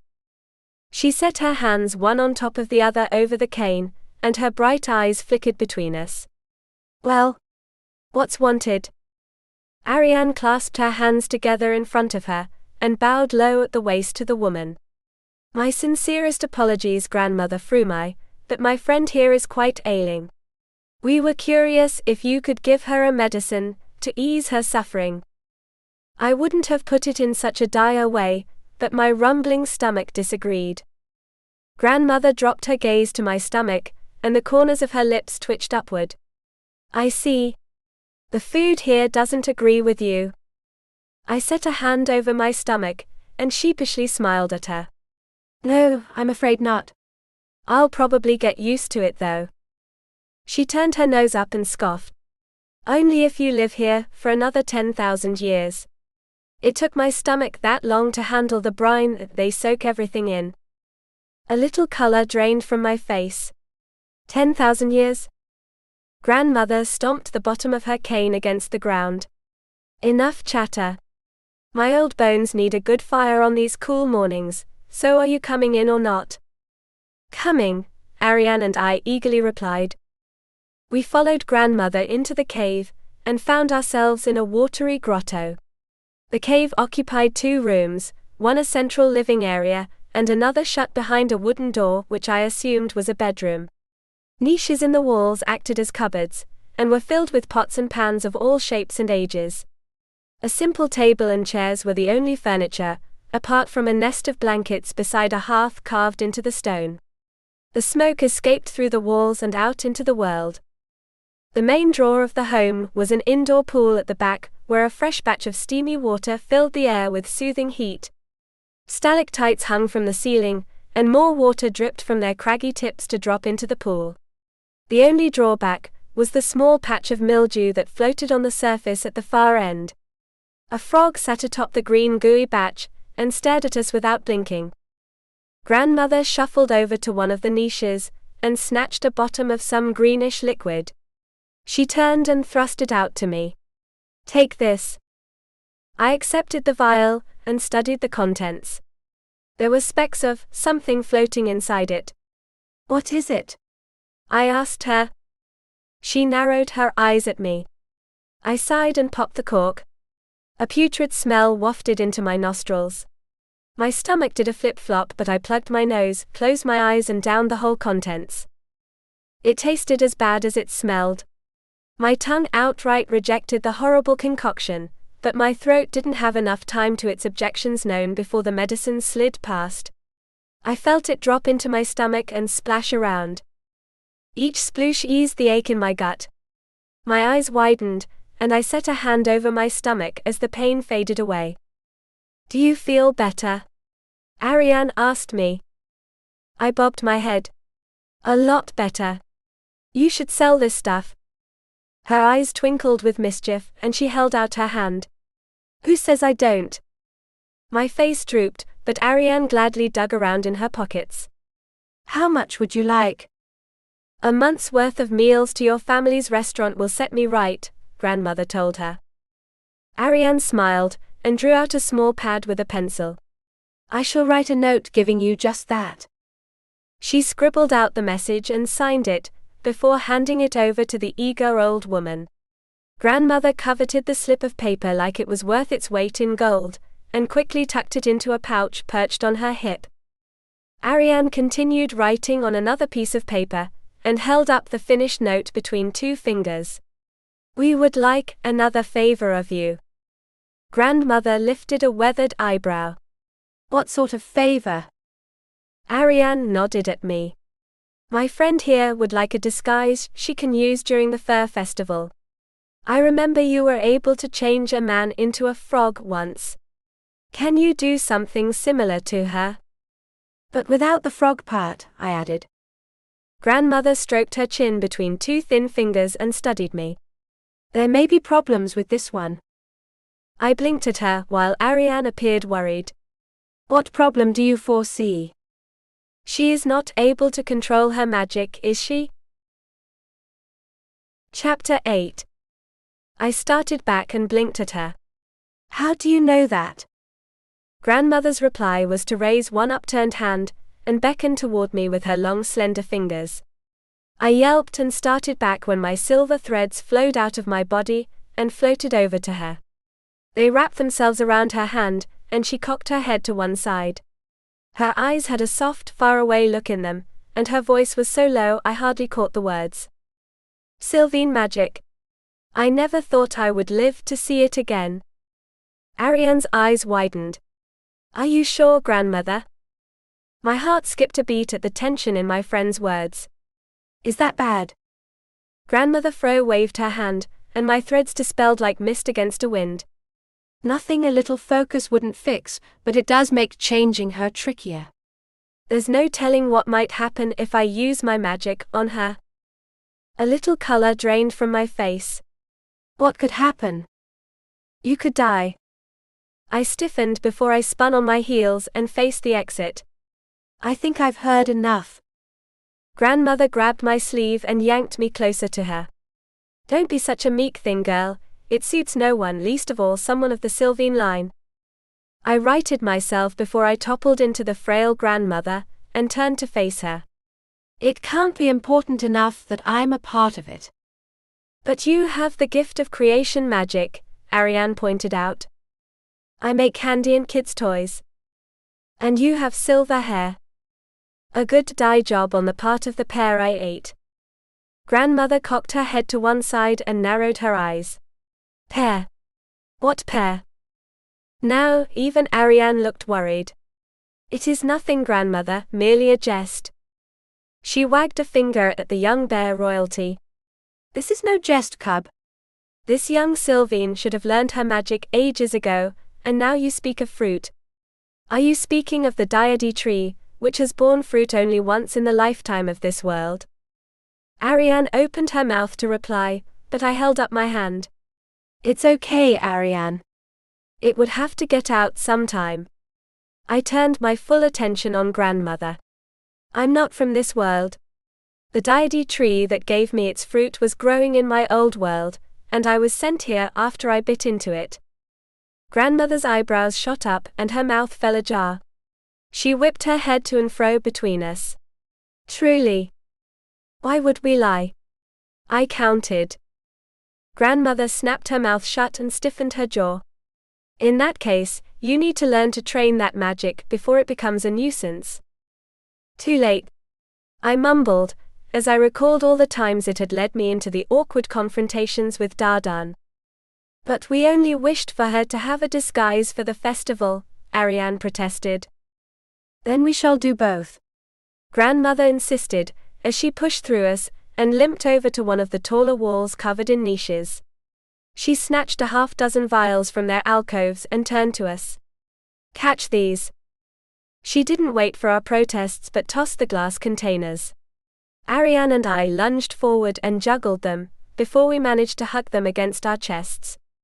I was surprised mine didn't break being pressed so close to my thumping heart. Arian held up her armful of trinkets. What are these for, grandmother? For a bath. My friend and I stared blankly at her, until Arian cleared her throat. A bath for you, grandmother? Fro turned and wrinkled her nose at the question. Of course not. The bath is for your friend there. I dropped my gaze to myself. Am I that dirty? Grandmother rolled her eyes. So many foolish questions. These bath salts will draw out your power and show us what you can do. I winced as I recalled the many times it was insolent. Is that such a good idea? Grandmother stabbed the end of her cane at the pool of warm water, and frowned at me. I glanced at my friend who sighed. The hot springs of the caves are some of the finest in the whole of the land realm. My shoulders drooped and I sighed. All right, but if I'm coming out when I start looking like a shrunken fruit. I reluctantly moved to the pool. The warm waters soothed my weary bones, and grandmother's concoction comforted my stomach. I drew off my shoes and socks and dipped my toes into the water. It was as warm as bath water with a hint of bubbles. Go on. Grandmother insisted, as she limped up behind us. None of us are getting any younger. Arian stepped up to my side, and her eyes reflected the concern on her face. You need not do this if you do not wish to. We might find some other way for you to attend the festival, or perhaps we may both stay inside." I could hear the disappointment in her voice, so I rallied my courage and offered her a smile. "Actually, I was just wondering where grandmother kept the towels. I'll need one to dry myself off with." Grandmother nodded at a standing wooden cupboard on the left side of the pond. "In there. It's the only place in this cave where they won't get damp sitting around." "Then I'll just slip off my clothes and get started," I proposed as I set down my mess of vials and slipped out of the rest of my clothes. I dipped into the pool, and was thrilled with the soothing warmth that surrounded me. The water reached halfway up my chest, so I had little problem ducking down to cover my shoulders. Arian neatly folded up my clothes, and set them aside, even as grandmother sauntered up to the edge of the pool. I didn't like the crafty smile that lay on her lips. She picked up one of the vials I had abandoned, and studied the contents for a moment, before giving an appreciative nod. "Tongue of the hare. This will do nicely for a start." My sensitive stomach rolled at the contents, and things only got worse when grandmother popped the cork and tossed the whole thing into the pool. I tiptoed away from the bath salts as she added more, always announcing what new horror lay in her hand. Wing of sparrow. Blood of cat. Eye of a lizard. A very good selection, if I do say so myself. She tossed them all in, and I scooted back until I hit the far side of the pool. Grandmother scowled at me and beckoned with a wizened hand. "Come back here and soak up these salts, or don't you want to learn to control your magic?" "I want to live to see another day," I mumbled, but I obliged her by creeping back. I didn't notice any particular vile smell from the bath salt-infused waters, but my skin tingled the further in I went. Grandmother clutched the top of her cane in both hands, and dipped the other end into the pool. She swirled the waters around and mixed in the bath salts. The tingling on my skin deepened into goosebumps, and my body began to itch. I scratched a part of my arm and jerked back when my fingers came into contact with fur. Soft silky white fur. I yelped and rubbed my arm, but more fur sprouted up like weeds in a garden. My fingers shrank and my hands turned into soft pink pads. Before I knew it, I had changed back into my furry cat form. I was also treading water. Meow. I yowled as I tried to swim in my new body. I didn't even know how to swim in my human form, much less this waterlogged shape. Chapter 9. Anna. Arian cried out as she made for the pool. "Hold a moment or you will transform," grandmother shouted at her. Arian reluctantly stopped on the water's edge, while grandmother stretched out the cane to me.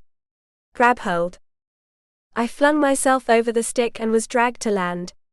Arian dropped to her knees, and pulled me out of the water where I lay in a wet, stinky heap. My friend rubbed me down with a towel which soothed my tense muscles. A cane clacked into my line of sight, and I turned my head far enough to find myself staring up into the bemused face of grandmother. She nudged one of my back feet with the tip of her cane. Well, the silver hair is really silver fur." I sat up and huffed at her. Grandmother frowned and wagged a finger at me. "Don't go starting that with me. I merely brought out your magic. If you had any control, you would have been able to stop the transformation." "Do you know how to reverse the magic?" Arian asked her. "Easy enough." She tapped the bottom of the cane against my fluffy and adorable stomach. A faint blue glow surrounded the wood. "I'll give you a push, but you have to help. Go on. Try to change back." I growled but felt a strange tingling all over my body. A faint silver light surrounded, and the tingling sensation returned. I focused all my thoughts on that feeling and the light, and slowly my human form took shape. "Too slow." Grandmother scolded me. The blue light at the end of her cane brightened. "You can do better than that." My eyebrows crashed down, and a tiny silver bolt shot out. The light struck grandmother's toe, and she jumped with a yelp. The old woman danced backward and waved her cane at me. "You sneak. You little devil." "She did not mean to, grandmother," Arian assured her as she grasped my shoulders. my now human shoulders. I snatched up the towel and covered my naked body. We watched grandmother dance around for a few more minutes before she stomped her wounded foot and her pride against the cave floor. Her blazing eyes fell on me. Is that the thanks I receive for helping you? I flung up my arms and shook my head. It took all my self-control not to smile at the scorch mark on the toe of her shoe. It wasn't me. I can't control anything, remember? I couldn't even change myself back. That was all you. She was slightly appeased by the credit given by me, but her frown remained. There is nothing I can teach such an unruly magic. Arian's face fell, and my good humor faded with it. She clasped my shoulders and set her pleading eyes on the old woman. Then there is nothing you can do to hide her appearance? Grandmother lifted her nose and stroked her chin. I didn't say that. I will give you another month's worth of restaurant meals. Grandmother's eyes lit up, and she clacked the bottom of the cane against the stones. Why did you not mention that before, girl? She whipped her head about, and her sharp eyes fell on me. You. Up. I dropped my focus to my towel-clad self. But I'm not dressed. No matter. This will be easier to see if you are naked, now stand. I reluctantly climbed to my feet, with my friend just behind me. Grandmother's eyes rolled over to her. Get back, Arian. I don't want this to hit you. Some of the color drained from Arian's face. You will not hurt her, will you? Grandmother rolled her eyes.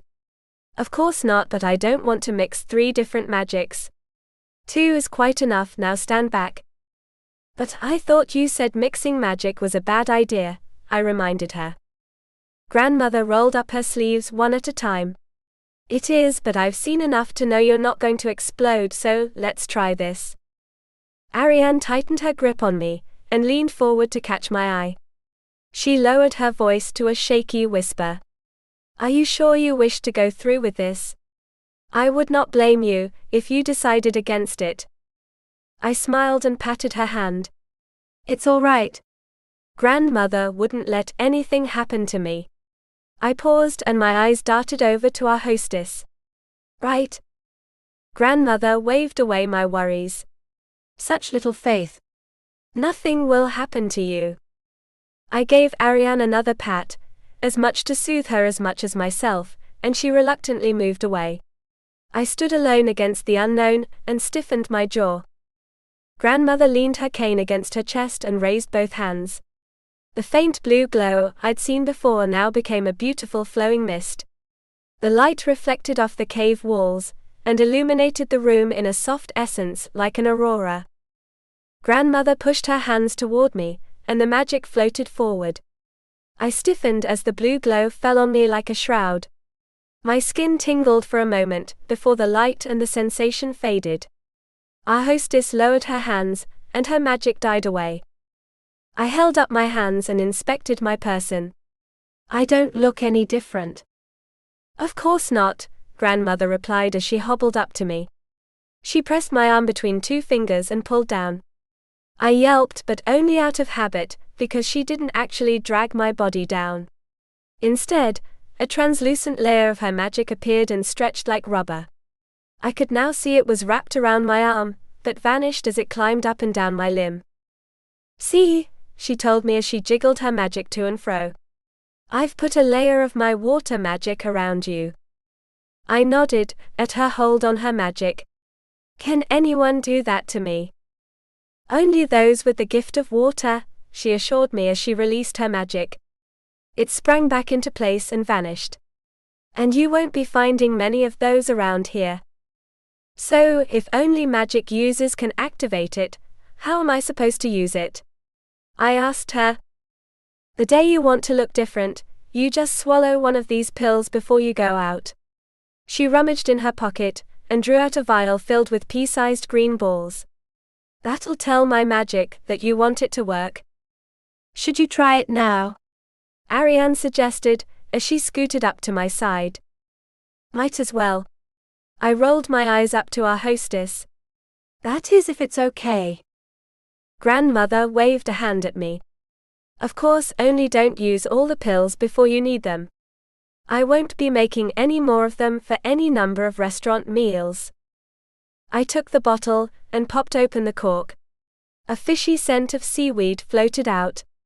I swallowed a little bit of bile and tipped one of the peas onto my palm. The ball felt cold and clammy. I shrugged and took a deep breath. Here goes nothing. I downed the pea in one gulp. The texture was hard, and the flavor was like seaweed. I wrinkled my nose, but didn't have time to contemplate the taste, before I felt the tingling sensation again.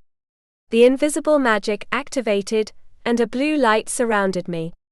My mouth dropped open as I watched the tan of my skin darken slightly, and my luscious silver hair change to a plain brown as it once was.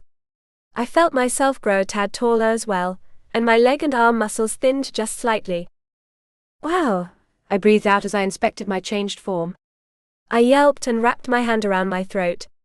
Even my voice had changed. It was now a lower timbre. A smile stretched across my lips before I looked up at my friend. What do you? The words caught in my throat when I noticed her large eyes were zeroed in on my face. Arian whipped her head to our hostess and pointed at me. Why is that there? Her words made my heart skip a beat. Grandmother squinted her eyes and frowned. I do not know. She marched up to me, grabbed one of my shoulders, and yanked me down closer to her short height. The old woman slapped her other hand against my forehead and scrubbed vigorously. What are you doing? I snapped as I felt my skin rub raw. Hold still while I try to hide it, she scolded me. I wiggled my way out of her grasp and stumbled back. Arian still looked worried, and grandmother looked irritated. What's wrong? I asked them as I reached up and brushed my hand over the worn spot on my forehead. The skin felt raw but was otherwise the same as I remembered. Perhaps a tad warmer than the rest of my body, but it was my forehead after all. They tended to be that way. Arian pointed at my head. There is a mark on your forehead. Chapter 10. There went my ticker, skipping another beat. I spun around to face the pool, and my reflection showed me with one important addition, a small crescent moon-shaped mark on my forehead. My mouth dropped open, and I furiously rubbed my skin as grandmother had done. It remained. The ripples in the pool reminded me that I'd seen this mark before. That last time, I had been standing in Dardan's secretive island with a moon hovering over me. I swallowed the lump in my throat and tried not to sound panicked. What is it? Grandmother sidled up to my right side and leaned forward to examine the mark. Her face was scrunched up and her eyebrows knitted together. It appears to be some sort of rune mark. Don't panic, Anna. That doesn't sound too bad. Is that good or bad? She rubbed her chin in one hand and shook her head. I don't know. Okay, that didn't sound that good. Do you know why it appeared? Arian spoke up. Grandmother dropped her hand and shrugged. I suppose because it doesn't like our two magics mixing, or at least covering up her true face. She eyed me with a sharp look. Your magic is most insolent, but perhaps it shows a good quality in you. I blinked at the old woman. Come again. She rolled her eyes and tapped a finger against my forehead mark. Deception, girl. Your magic obviously despises deception, and is trying to make its displeasure known by showing that mark. I rubbed the worn spot on my head. Then you don't know what the mark means? She scoffed. Sylvine magic is most unpredictable. It could mean you have an affinity for the moon, or perhaps you have a fondness for moon-shaped breads. I looked down at my changed form. Well, how do I unanger my magic? I mean, how do I get your magic off me? The old woman shook her head. The magic will fade of its own volition. My face drooped as her meaning fell on me. You mean I can't just get it off? I have to wait like Cinderella? Grandmother leaned back and cocked an eyebrow. I don't know anything about cinders, but yes, you have to wait. I give it 3 hours before the pea passes through you, and your true form returns. Her grisly description made me look down at my stomach. Pass through me. She poked at my tummy. Of course. No magic lasts forever, just like my patience. Her eyes darted between us, and she stabbed a finger at the cave entrance. Now both of you, out. I've had a long day already because of your mischief, and I'm late for my morning nap. I scrambled into my clothes, while Arian stood in front of me and bowed low to our hostess. Thank you so much for your help. I knew you could assist us. Grandmother lifted her nose, and the corners of her lips twitched upward. Yes, well, I expect some fine meals at that restaurant of yours. Arian's eyes twinkled as I finished my dressing. That is something I can most definitely guarantee. I snatched my friend's hand and nodded at grandmother. Thanks for the peas, sorry for the trouble, and we'll be seeing you. I dragged my friend past our hostess and out of the cave entrance. The fresh air of the village never smelled so fine as it did then. I stopped when we reached the first row of houses that occupied the forest of homes. One of their porches shaded our tired bodies. I leaned my side against one and released my friend. A faint smile danced across my lips. That was an interesting meeting. Arian clutched her hands in front of herself and hung her head. I sincerely apologize for what happened. I had forgotten how blunt grandmother could be. I genuinely smiled and waved off her concern. It's all right. We got what we wanted, didn't we? I held up the vial with the green pills. There were about a half dozen left. Now we just need to wait until the festival. Arian's eyes rolled up to my forehead. Perhaps we might need to hide your new marking. I rubbed my forehead and wrinkled my nose. It's that obvious, huh? I fear very much so. Her eyes lit up, and she reached into her pocket to draw out a small slip of cloth. This may do to hide your mark until we return home and find something more suitable. I accepted the wrapping, but lifted an eyebrow. Why are you carrying this around? My friend blushed and dropped her gaze to the ground. In case you should become injured. You have a gift for attracting trouble. I snorted, but gladly wrapped the cloth around my forehead like a bandana. I can't argue with that. Arian wrapped one of her arms around mine and gave me a good pair of puppy dog eyes. Would you like me to show you anything else today, or are you tired? I laughed and patted her arm. I'm feeling pretty refreshed after that. That's when it hit me. Not a premonition, epiphany, or a tingle in my spine, but a horrible wrenching feeling. The pain centered around my heart and spread outward, encompassing my whole body in a blanket of agony. I let out a strangled gasp before I dropped to my knees. Anna! Arian shrieked as she clutched my quivering arms. My whole body shuddered and twisted about, as the searing pain shot into every muscle in my body. What is the matter? What is wrong? She whipped her head up and faced the cave. Grandmother!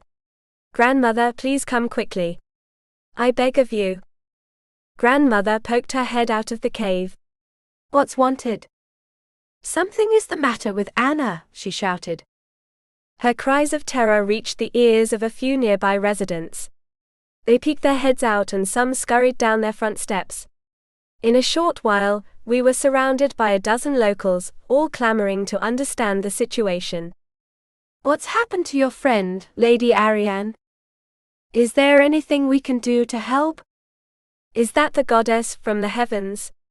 I thought she had silver hair. I hardly heard a word anyone said. All I knew was the horrific pain that made my flesh crawl and my muscles jerk around.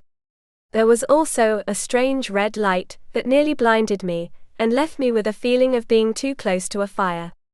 The terrible agony was joined by a deep sensation of exhaustion, as though all my energy was being wrenched out of me. Get out of my way or I'll part you myself. The shout came from grandmother, and the people scurried out of her warpath. She marched through them and up to us where she knelt by my side. The old woman leaned heavily on the cane, as she took up one of my hands and inspected the pale, shivering skin. Her hand felt so warm and still against mine. I was jarred by the comparison, and a little freaked out. Her expression changed from irritated to grave, and she turned her focus to one of the burlier men. You. Pick her up and follow me, and be gentle. The man nodded, and gently lifted me in his arms. My body still jerked and twitched randomly. And I felt tired. Very, very tired. Grandmother hobbled her way back to the cave with my carrier at her back, and Arian close at his side. She wrung her hands together, and her face was ghastly pale.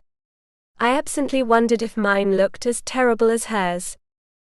I was carried into the cave, and to the bedroom set apart from the main room. The man set me on the bed and stepped back. Grandmother hurried up to me with a bowl clasped in one hand. Fetch me all the green herbs you can find on my shelves, Arian. Arian only too eagerly bobbed her head, and hurried out of the room. Grandmother's eyes flickered over the man. You can go. There's nothing more that you can do here. The man nodded, but cast a pity-filled look at me before he left. I hoped his pity would be mislaid. Grandmother set the bowl beside me on the bed, and dragged a stool close to my side. She plopped herself down and grabbed one of my arms, which slightly twitched. The old woman wrinkled her nose and lay my arm back down. What happened? I managed to move my head from side to side, but only once, and my words came out in a hoarse whisper. I don't know. Then what did you feel? She questioned me. Pain. And now? Tired. Grandmother leaned forward, so she hovered over my face. Her sharp gaze studied my features but froze when she reached my eyes. Surprise touched her expression. She reached up a quivering hand, and brushed her fingers against the side of one eye. I believe I have found everything. Arian shouted, as she swept into the room. Grandmother leaned away from me, and looked over Arian's armful of goodies. She held vials and bundles of pickled and dried herbs. Grandmother inspected them, and nodded. These will do. Now help me make a mixture that will give some strength back to your friend. But do you know what caused her sickness? Arian wondered, as she began crushing some of the herbs into the bowl provided by our hostess. Grandmother's focus remained on the plants, as she shook her head. I can't be sure, but let's focus on getting her right before we waste our time and breathe on what might have happened. Chapter 11.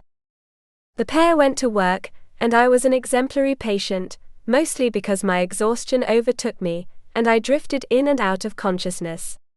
A few fractured dreams ripped from memories came to me. There was the river, and my flailing about in its merciless waters. There was me standing before the great diady tree in my old world, its shining fruit tempting me to a new life I could never have imagined. The last dream felt incredibly real.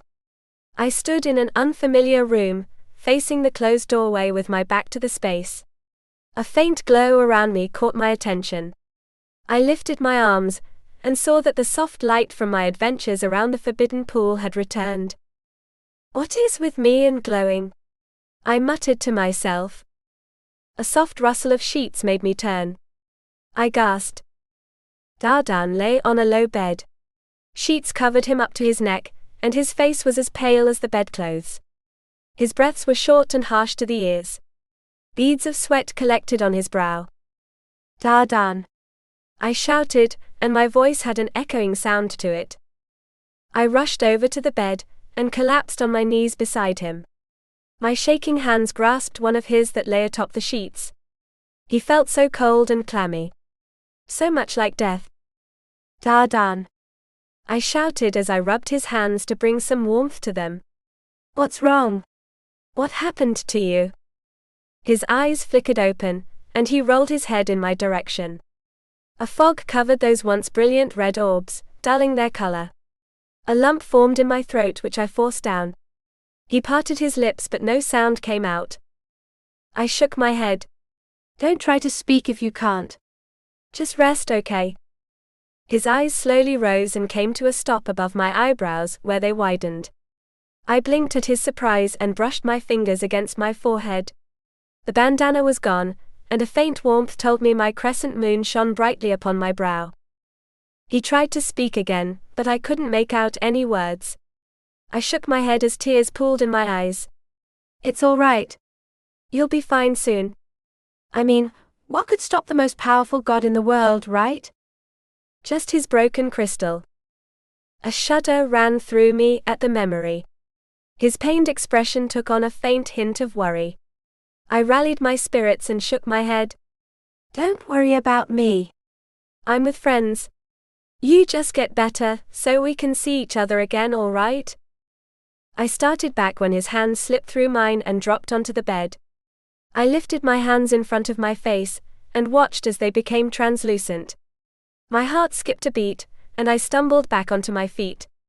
All of me became see-through, and I felt a strange lightness envelop me. Dardan stretched a hand toward me. I rushed forward, but I ran straight into a pale cloud. My senses were muddled as I turned in a circle.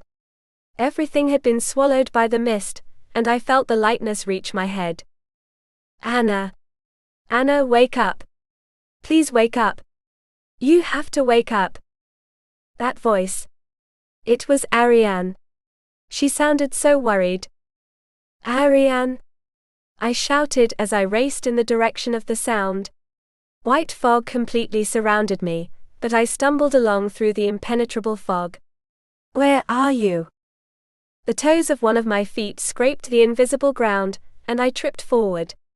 I threw up my arms and braced for impact. An impact that never arrived. I shot up, and my forehead slammed into that of Arian. She was flung back and a huge pounding pain drilled itself into my head.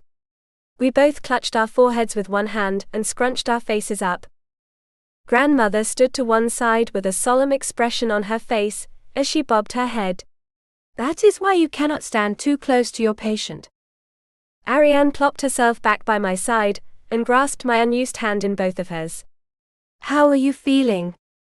I clutched my forehead and winced. I'm feeling like this is going to be a goose egg, and not just a chicken egg. Her face fell. I am very sorry. I did not. I bobbed my fingers on the top of her head. You don't have to apologize. It was more my fault than yours. I looked about the cave, and discovered that torches had been lit. The light from the entrance was a pale imitation of the early morning sun I had last known. My face fell, and I returned my attention to my friend. How long have I been out? Most of the day, Arian told me as her features turned glum. I was very worried about you. My heart fell. I'm sorry. I guess I was just having some really strong dreams, and couldn't get out of them. Grandmother's eyebrows crashed down, and she limped over to the bed. Couldn't get out of them? I shrugged. It's just an expression. They were just so real that I felt like I really was. I clamped my mouth shut. How could I tell them that I was in Dardan's bedroom, with him lying on the bed like that? Arian's hands quivered a little, and her voice matched the shaking. Your cheeks. Why are they so red? Sometimes my friend really needed to still that curiosity of hers. I slapped a smile on my face and shook my head. I'm fine, Arian. It was just a dream.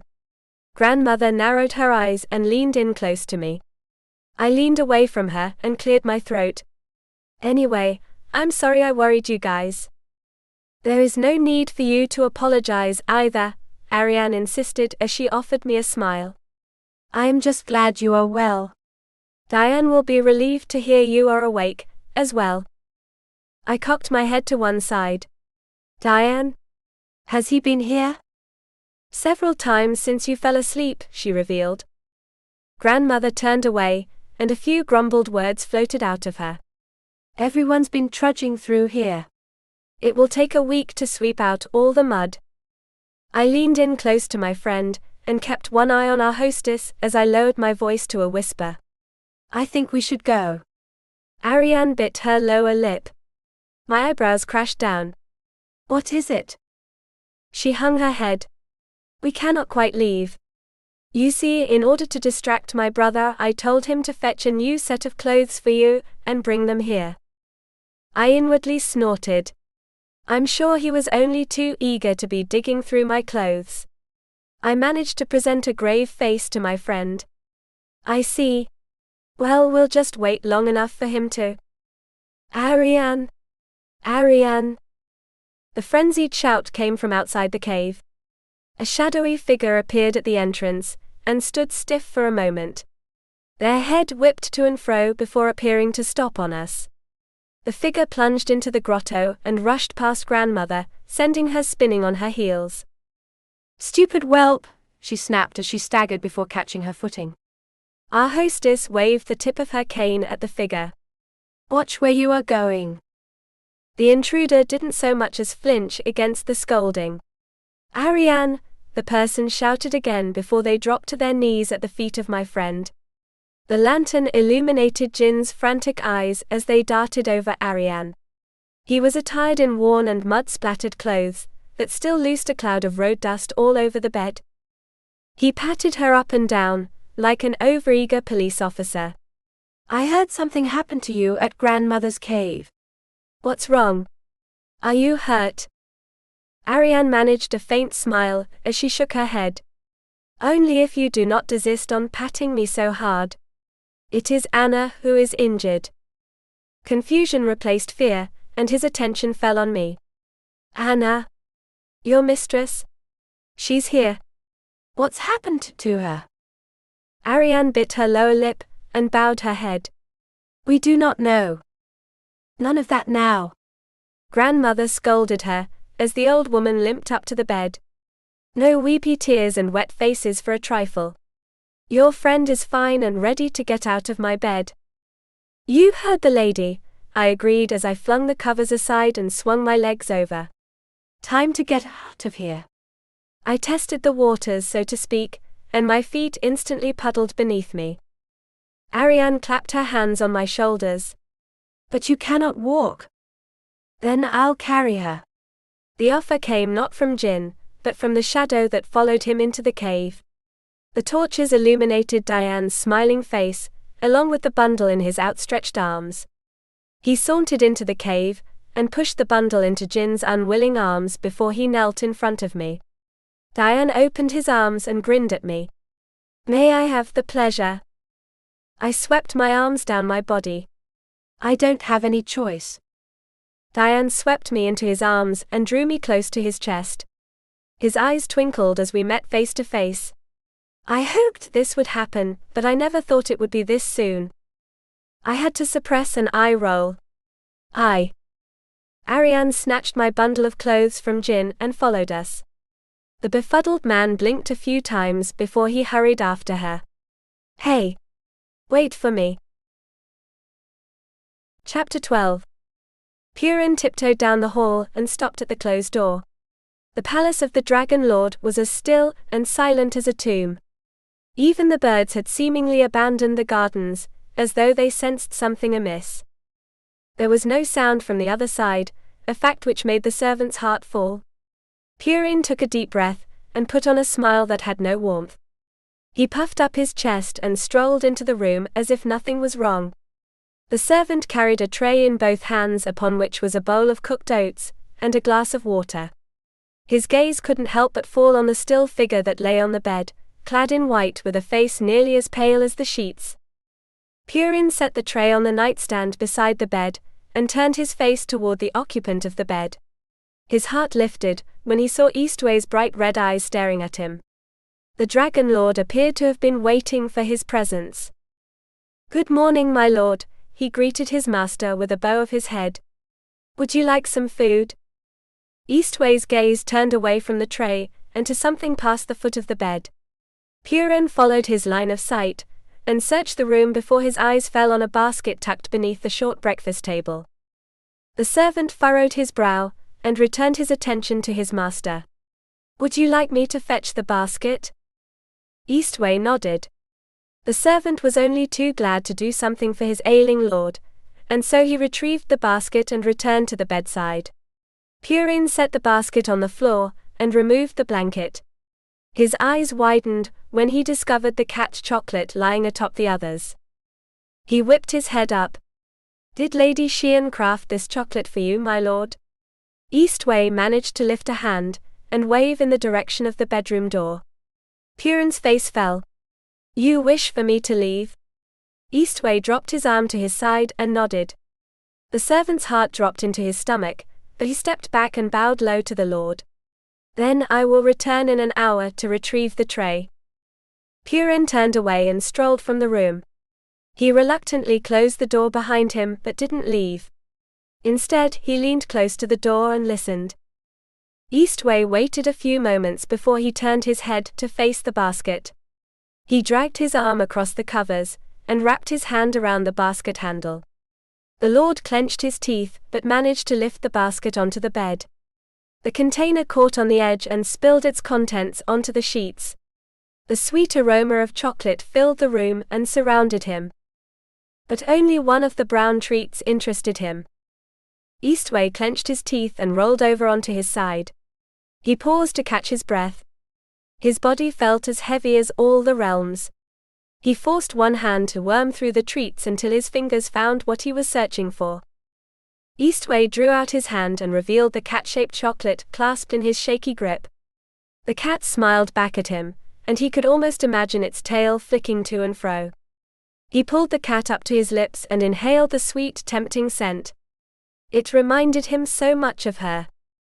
Eastwei opened his mouth and forced his teeth down into the soft treat. The sweet chocolate flowed into his mouth and down his throat. He was filled with a gentle warmth. The soothing heat was not unlike his own magic, but with a potent shimmer like a wave. The glow soothed his aching body, and he slipped into a dreamless sleep. The chocolate fell from his lips and dropped back onto the pile, now with a discernible bite mark in it. Purin waited for 1 tense hour, and the clocks were striking the hour as he hurried back to the room. He paused long enough to compose himself at the door before he stepped inside. My lord, have you? He froze, one hand still on the door handle and his eyes bulging out of his head. The bed lay empty. Purin's heart skipped a beat before he lunged forward. He grabbed the covers and tossed them about, searching for his master. His efforts sent the chocolates flying, and the cat-shaped one was an exception. It flew through the air and landed upside down on the floor, where it glided across the smooth floor and under a low dresser. Purin stumbled back, with the bed drawn and quartered before him. His master had completely vanished. That's when the front doorbell rang. Purin shot out of the room and careened down the main hall. His arms flailed about on either side of him, as he raced through the arch and down the long path to the main entrance. Prince Yushir stood calmly on the other side with a soft smile on his face. That is until he saw the frantic figure of Purin sprinting toward him. What in all the realms has happened to you? Yushir questioned the lad, as the younger god straggled up to him. Purin doubled over, and set his hands on his bent knees. He managed to shake his head. A most horrible thing has happened, Your Highness. Lord Eastwei has disappeared. The prince lifted an eyebrow. Disappeared? Why would he do such a thing? The servant furiously shook his head. I do not know, Your Highness. I only know that he was bedridden after his visit to Lady Wuel's island, and now he has vanished. Yushir leaned to one side to catch a glimpse of the interior of the palace house. Are you sure he is not merely wandering the grounds? Purin shook his head. That is impossible. He could hardly lift a hand, only an hour ago. And Lady Fuhel told me he was not to be moved for a fortnight. How could he be walking the grounds only a few hours after such instructions? Let us go and see if we cannot find your master to ask him, Yushir suggested as he slipped past the distraught young man and strode down the path. Purin scurried after him, and together the two walked into the house. The prince led them up to the podium where he stopped, and turned his head right and left. Movement to his left caught his attention, and he hurried in that direction. How could this happen? Purin bemoaned at his back. I had only turned away for a moment. Whatever has happened to him? Yushir stopped so suddenly that Purin crashed into him. The prince was prepared for the sudden shock from his distracted companion, and dug his toes into the stone slabs so they didn't tip over. Yushir turned his head far enough to catch Purin's eye, and nodded at the way ahead of them. He has been relaxing in the gardens. Purin's eyes widened, and he shot to one side to look past the prince. He discovered Eastwei reclining on his usual couch that faced the pool. The Dragon Lord's cheek was nestled against his fisted hand, and his eyes were closed. Yushir clapped a hand on Purin's shoulder, which made the young man jump.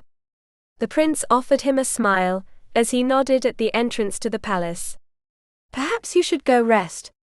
You appear to be ready to collapse yourself. I will see to Lord Eastwei. Purin bobbed his head up and down. Why yes. Perhaps I should do just that. Thank you, Your Highness. He mechanically turned, and shuffled off back into the house. Yushir turned his full attention to his friend. His smile turned into a frown, and he strode forward with a stiff jaw. He arrived at the bench, without so much as receiving a single eye-opening at his coming. The prince's shadow fell over the quiet lord, and highlighted the extreme pallor on his face. Yushir waited a moment for a forthcoming welcome, but the lord didn't stir. Would you mind telling me what has happened that upset Purin so much? Eastwei didn't open his eyes nor even move a muscle. Yes. The prince plopped himself on a nearby seat, and folded his arms into his lap. What exactly happened at Lady Wuhel that would put you in such a state?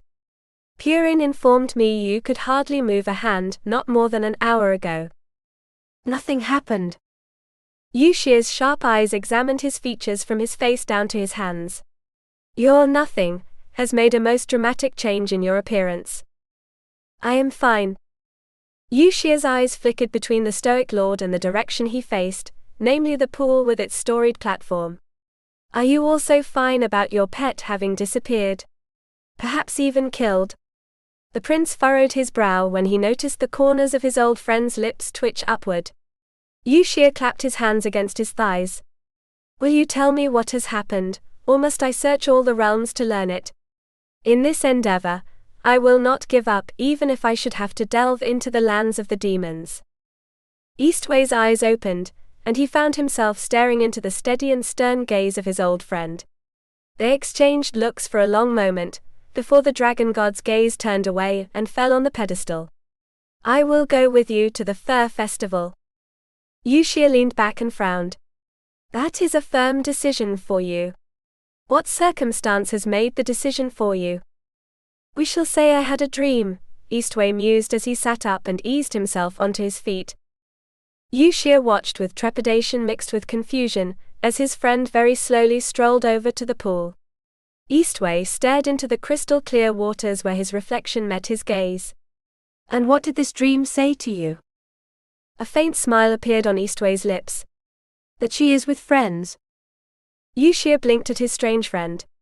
And that makes sense to you? His reply was silence. The prince finally threw up his arms and jumped to his feet. Very well. We shall go to the festival provided you are in good health, and I hope we find your lost pet. If you will excuse me, I must prepare for the visit. He reluctantly bowed his head and left, though his curiosity remained behind in that beautiful little garden. Chapter 13. Are you sure you are well enough to be moving about? The question came from Arian from her spot in the middle of my bedroom. For my part, I stood in front of the crackling fire nestled in the hearth and warmed my hands. I feel just fine now, I assured her as I rubbed my palms together. Arian moved over to my side and looked me over. But how could you recover from such agony so quickly? It has only been half a day since you collapsed. I shrugged. Strong genes. Her dark brow dampened my humor. I turned to face her and clapped my hands on her shoulders. I wish I had an answer, but I don't. I just suddenly feel a lot better.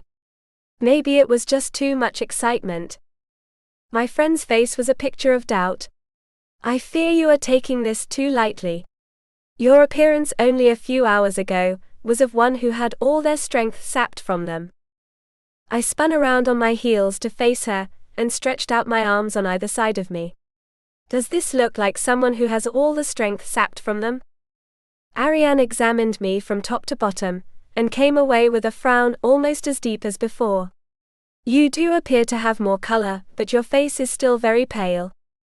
I sauntered over to her, and grasped one of her hands in both of mine. Well then, I'll just have to take you along with me as a chaperone. If I faint, then you can catch me. How does that sound?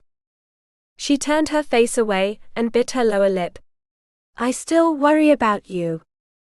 I squeezed her hands and offered her a wide smile. It's okay. I'm okay. Even grandmother gave me a clean bill of health, right? She did kick me out of her cave. Only because Diane could carry you here, she pointed out. I leaned toward her, with a devilish look in my eyes, and winked. That may be, but is that really what you want to talk about? She blinked at me. What do you mean? What I mean is I think you could have been carried home too. Jin would have been happy to hold you in his arms for a while. Her cheeks took on a healthy shade of rose red. I do not know what you mean. I threw my head back and laughed. Your cheeks tell me you do. What will Prince Yushir say when he finds out he has competition? The downcast expression on her face made me immediately regret my words. Arian bowed her head and sighed. I do not know what to say. What I should say to either of them, that is. She closed her eyes and shook her head. I have had men vie for my hand before, but I believe if I were made to choose between them I could not do so. Hey there, I whispered as I slipped up to her side and draped an arm over her shoulders. It's okay that you don't know who you like. Nobody's pressuring you to marry just yet, anyway. Just enjoy their attention, and your time back at home. You've earned both. Arian lifted her head and smiled at me. Thank you, Anna. You are a good friend. I snorted. I wish I was a better guest, but I seem to be making a lot of trouble around here already. I mean, your family's business is out, what? 2 months' worth of meals for grandmother? Her eyes twinkled and she shook her head. There is no need to fret about that. My father often heeds her advice and her medicines, and so there is hardly a month where she does not go into the restaurant every day for a meal. Where did she come from? I wondered, as I led my friend toward the door. Arian shook her head. I do not know. She arrived here many, many years ago, long before I was born, and assisted my grandfather in building the first of the lodges. Their designs were based on the houses from her homeland, or so she told my father once.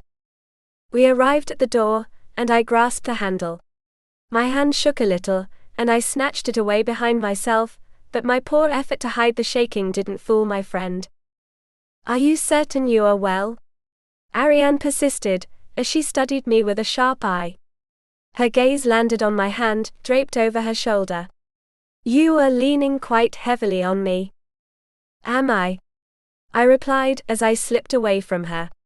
My body swayed from side to side until I clapped a palm against the wall beside the door. I gave my suspicious friend a sheepish smile. It's just a little twinge. I'll be fine. I would rather you remain in bed for a while longer, she insisted.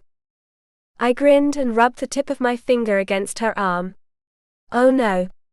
I had enough of being bedridden, after my plant attack. I expect you to finish the tour with me. I haven't even been to the new market, only the old cave one. Arian's shoulders slumped and she sighed. If you insist. I looped an arm through one of hers and gave an affirmative nod. I do. Now let's see what this wonderful hometown of yours is really like. My friend set a hand on my arm and smiled at me. Very well, but you will tell me when you become too tired, will you not? Definitely, I assured her. We had hardly taken a step, when a knock came from the other side of the door. Arian and I glanced at each other, with questioning looks on both our faces. Lady Roberts. Arian. Diane called through the door. Father wants to know if you both will be joining us for dinner. He wants to have a feast, in honor of Lady Roberts' arrival. Arian cupped her head in her free hand and sighed. Father should have made the feast for you yesterday. We didn't exactly give them notice we were coming, I reminded her, as I playfully nudged her arm with my elbow. Besides, I was too tired to attend the party last night. I'll be a lot more fun tonight. Could we discuss this without a door between us? Diane spoke up. Even Arian had to crack a smile, and I laughed. She opened the door, and revealed her brother leaning one arm against the doorframe. A mischievous smile lay on his lips, and his eyes twinkled with a light I'd seen a few times in my friend's gaze. He looked me up and down. I am very much glad to see your silver hair has returned. Right. The water magic grandmother had thrown over me. Diane had seen my hidden identity. I drew a strand in front of me, and petted the threads. Yeah, I'm trying out a temporary look. What do you think? He closed his eyes and solemnly shook his head. It doesn't suit you at all. Silver is much more your color. I didn't have the heart to tell him brown had been my original hair color. You have delivered your message, Arian spoke up as she eyed her brother.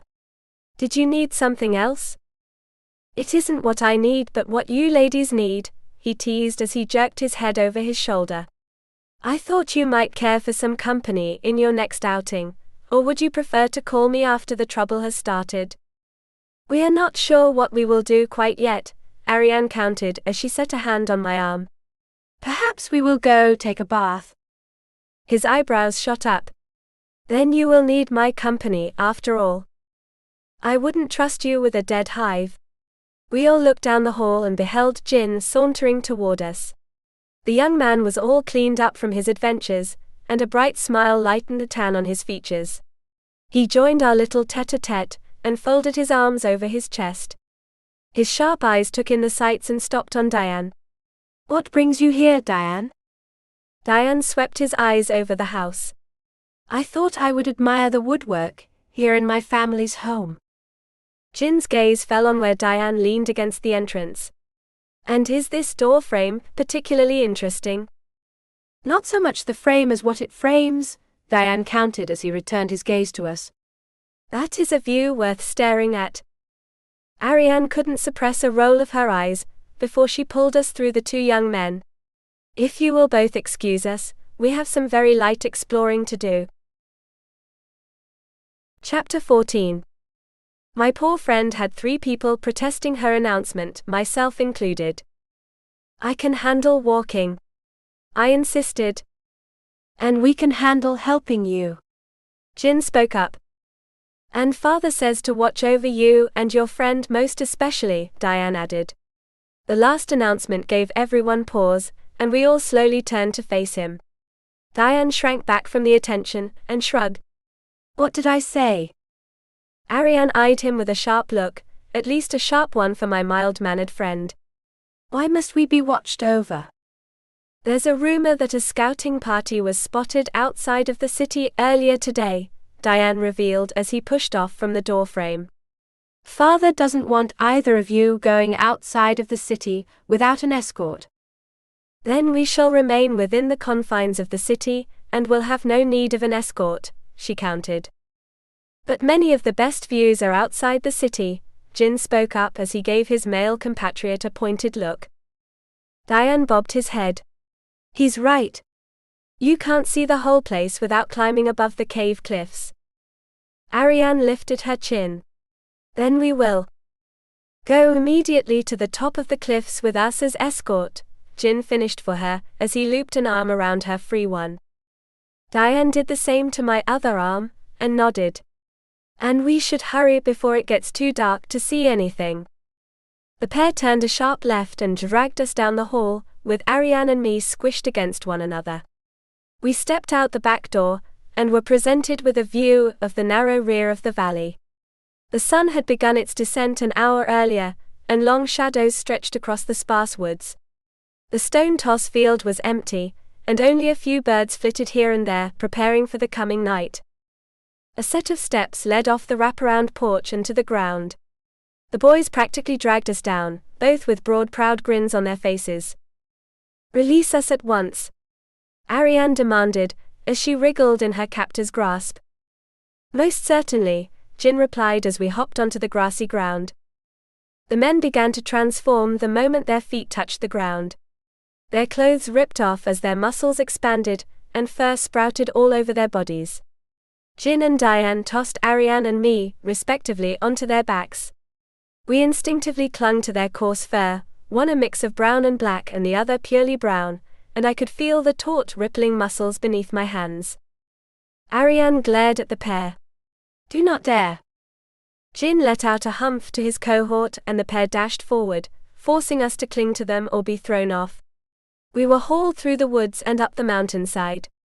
A wide bare path wound its way up the steep incline toward the craggy peaks. I risked a glance over my shoulder, and watched the valley become a distant and small memory. The houses spread out down the floodplain, soft white smoke billowing from their chimneys, and people moving to and fro to finish the day's errands. It looked so peaceful. So calm. So without what I was looking for. "I know what you're looking for." I rolled my eyes. "Of course you do. You're me." "Then why won't you admit it to yourself?" the voice asked me. "You know you never stopped thinking about him. Just now you weren't thinking about strong bare muscles, were you? You were thinking about something less hairy, right?" I sank low against Diane's back as the incline steepened. There was no denying what the voice told me. I hadn't been thinking about Diane at all, as I felt those muscles. There really was only one man I thought about, and who gave me a twinge in my heart. A heavy sigh escaped me, one large enough to catch the attention of my vehicle. Diane slowed his pace enough to twist his head back. His bright yellow eyes showed his worry. I managed to smile and shook my head. "I'm fine. Just tired, I guess." Tired, and a really bad liar. He nodded his head in the direction of the city, and most importantly, the stately home of the Bear Clan leaders. I patted his shoulder. "I'll be all right. Besides, we've gone this far, and I want to see the view from up high." Diane gave an affirmative nod, and quickened his pace. Jin matched it, and Arian growled at him. "You both will be the death of us. Could you not have waited until tomorrow to carry us up the hill?" The bears glanced at each other before they both shook their heads. Arian rolled her eyes, but I had to shove my face into Diane's fur to stifle my laugh. The pair toiled up the ever steeper mountainside, and we had gone a good 2 miles before they turned leftward. A narrow curve in the otherwise steep cliff slope allowed them to crawl over rocky rubble and broken trees, remnants of some minor landslide, and up to a plateau above the sheer wall. The plain stretched for most of the length of the rock hill, and was abutted on our right by a steep slope that ran up another half-mile to the foggy tops of the mountain range. Bright green grass covered the ground, and a few stubby flowers dotted the field. A small grove of trees provided shade, but it wasn't needed as the setting sun shone just above the horizon.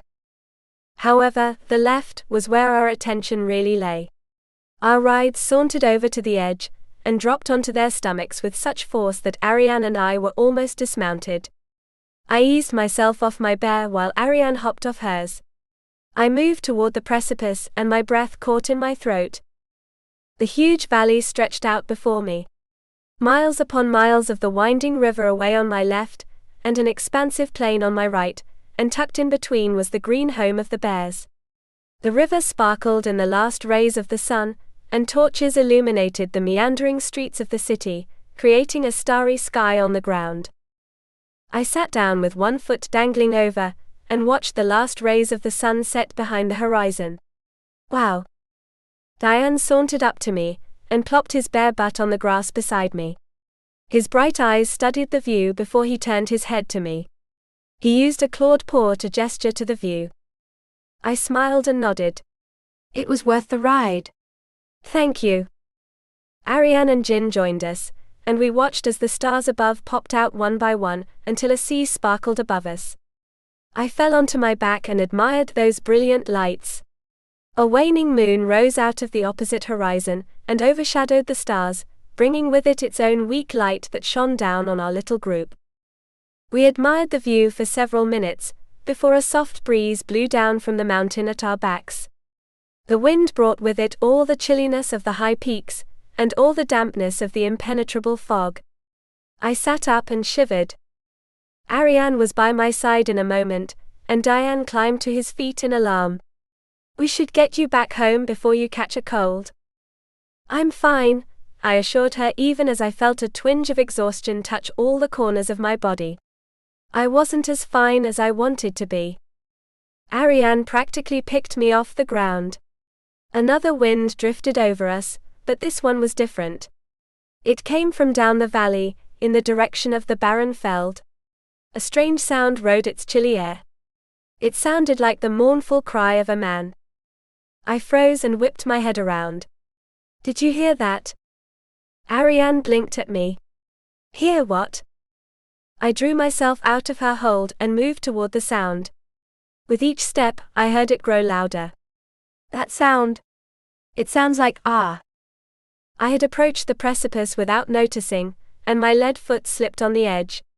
The world spun around me, as I twisted around to save myself only to topple backward. My arms flailed, grasping for something that wasn't there as I fell toward the abyss. A claw shot out and looped around my backside, drawing me away from danger. I couldn't have been happier to be pressed against Diane's warm chest. My heart pounded much faster and harder than his as he hugged me against him. Arian appeared at his side, her face an unhealthy ashen color. "Are you all right?" I nodded. "Why, yeah." Arian grasped my shoulders and extracted me from her brother's arms. "We must get you home." Diane stooped and Arian helped me onto his back. She climbed aboard Jin, and together we set off on the downhill climb. It was a little more unnerving than the uphill, as now I could see exactly how steep of a hill we had followed. I also didn't have a saddle to keep me from sliding across the smooth fur that covered Diane's back. A yelp escaped me when I found myself sliding forward. I tightened my grip on his fur, but my butt didn't care. It kept pushing against my upper half and threatening to topple over the front. "Pin your legs against his sides," Arian shouted at me. Easier said than done. Diane wasn't exactly a narrow-bodied bear. My legs couldn't stretch that far, so I was forced to use my heels and dig them into his ribs. He humphed and twisted his head around to give me a disapproving glare. I sheepishly smiled and shrugged. "Sorry." We finally reached the bottom, and I couldn't have been happier for level ground. The sweet scent of the woods surrounded us, and the twinkling torches welcomed us as we reached the home. The pair of bears stooped and let us down. I slid off and my shaky legs almost collapsed beneath me. I grabbed hold of Diane and used him as support, until my legs stopped squabbling with the rest of my body. He playfully nudged his head against me, and his eyes twinkled with mischief. I patted his head before I pushed off from him. "Thanks for the ride. I'm sorry I don't have a tip to give to you." His eyes lit up, and he drew his lips back as far as he could manage. The toothy grin was impressive and terrifying to behold. Arian marched up to us and snatched my hand, while she offered her brother a hot glare. "Clean your mind and get some clothes on." She dragged me away from the pair, as the bears burst into chortling laughter. At least, I think it was laughter. Chapter 15. My friend pulled me into my room, and was quick to stoke the fire. I plopped myself on the foot of my bed and smiled at her. "That was fun." Arian paused in attacking the red coals with the poker, and frowned at the fire. "They are too reckless. What if you had fainted on the way down?" "But I didn't, and we're all back safe and sound," I mused as I fell back onto the bed. I stared up at the open rafter ceiling and smiled. It was nice of them to do that for us, wasn't it? I mean, they did sacrifice their clothes to do it. A heavy sigh came from my friend. "Yes. They are both rather reckless. Diane learned that from Jin." I turned my head to face my friend. "Speaking of danger, do you think there's any of that from the wolf clan? I thought you guys got along now." She resumed her poking at the fire, and even added a log. This is news to me as well. I had heard nothing of these scouting parties until they informed us. What do you think these scouting parties want? I wondered. She hung up her poker and turned to me, where she wiped her hands on her bare grease-soiled pants. I am not sure. There have not been any scouting parties since I was born. Perhaps there is something amiss, and they will inform my father forthwith about the issue. A great hulking roar of some monstrous animal made me shoot up in bed. Arian stiffened, and her eyes widened. That is Lord Lujan's roar. The old guy certainly had impressive vocal cords. He let out another bone-chilling cry, this time much closer to the house. What does it mean? I asked my native friend. It means he is announcing something, Arian told me as she hurried to the door and stuck her head out. I joined her at the entrance, and the pair of us stacked our heads around the corner to look down the hall. The front door was closed, but a heavy commotion came from the yard.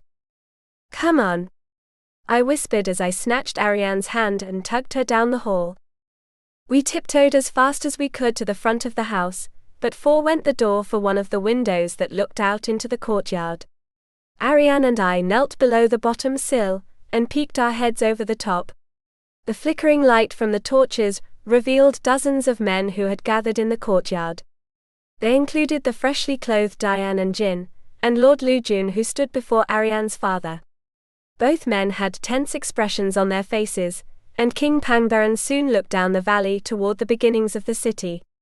He gave a curt nod in answer to something Lujun said to him.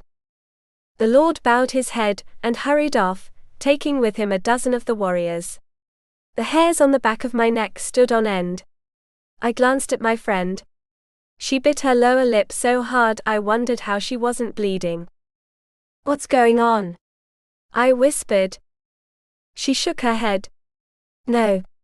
I have not seen my father this worried since a fast spring thaw flooded the river and caused avalanches some 10,000 years ago.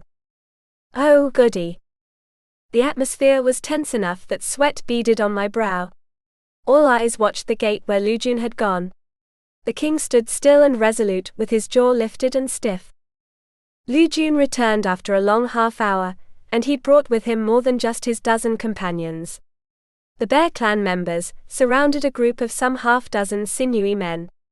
They were tall, with the one in the lead as tall as Dardan, and wore woolen clothes stretched into fine vests and pants. Black boots covered their feet, and the tips were painted to resemble wolf toes.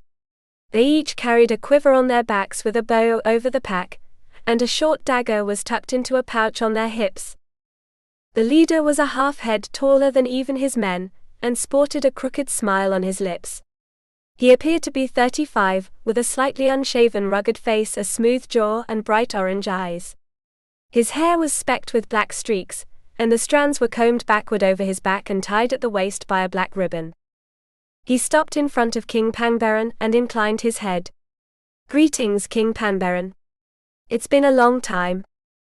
It has, but that doesn't give you the right to trespass on my lands, King Weg, Pangbaran shot back. King. The hairs on the back of my neck stood on end. So this guy was the ruler of the wolves. He deserved it, if for looks alone. King Weg didn't lose his good humor. My sincerest apologies for the misunderstanding. You see, I merely wanted to ask you for an invitation to the Fur Festival. Arian cocked her head to one side, and a soft murmur of something escaped her lips. I scooted closer to her. What is it? Something about King Weg's eyes brought my focus back to the window. Had his gaze flickered over to us? Meanwhile, Arian shook her head. The wolves have never attended the Fur Festival, nor even asked permission. Why not? She bit her lip. Many of my people display the pelts of their ancestors outside their homes. Oh. I couldn't imagine seeing great-granddad nailed to somebody's wall. Why do you ask for such a thing? Pangbaran questioned his guest. Weg shrugged. Call it a whim, or perhaps I wish to bury the dagger as it were. He paused to pat the hilt of his short sword. And I feel that my attending the festival will bring about such a result. However, I do not propose to come with my hands outstretched. Pangbaran tensed. What do you propose? The younger royal laughed. Not what you imagine, I assure you. I wish to bring a few barrels of our best grain beer, as a token of friendship. If I recall, the last time you had such a feast was after your victory over one of our scouting parties before the Tianfeld. A murmur ran through the Bear Clan members. Apparently, the beer was remembered with fondness even if the makers weren't. Pangbaran lifted his chin, and his sharp eyes studied his guest. That is very kind of you, but I wonder why you have decided to attend, and on such short notice. It is scarcely 4 weeks until the festival. Weg turned his head slightly, and his eyes zeroed in on one particular spot toward the house. That spot was where I huddled under the window. A chill ran down my spine as he spoke. Let us just say that I had a brilliant vision of my uniting with another, and took that as providence. Pangbaran gave a harumph. I see.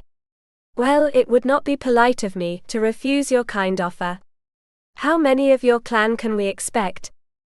Weg stared at my hiding spot for a moment longer, before he returned his focus to the other king. He held up his arms on either side of him. Merely the men you see here. We would not wish to cause a stir by allowing all of the clan to attend, at least not during the first gathering. The Bear Clan chief nodded. Then we look forward to seeing you at our humble festival. You and your beer. Weg crossed one arm over his chest and bowed his head. His eyes, however, fixed on our window again. I noticed my companion shift a little, and duck down lower. Until then, King Pangbaran. Good day. Weg turned, and led his men out of the paddock. Lu Jun looked to his king for guidance, and Pangbaran nodded. The lord and his men slipped out to follow in the footsteps of the wolves. I turned and slumped my back against the wall. My lips were dry and my heart pounded in my chest. I jumped when Arian set her hand on my shoulder. I whipped my head around to find her staring at me with an eye full of worry. Are you well? I swallowed the lump in my throat, but my voice was still hoarse. Was it just me, or did that guy look at us? She shook her head. No, he did not look at us. I breathed a sigh of relief. He looked at you. Chapter 16. My heart felt about ready to explode.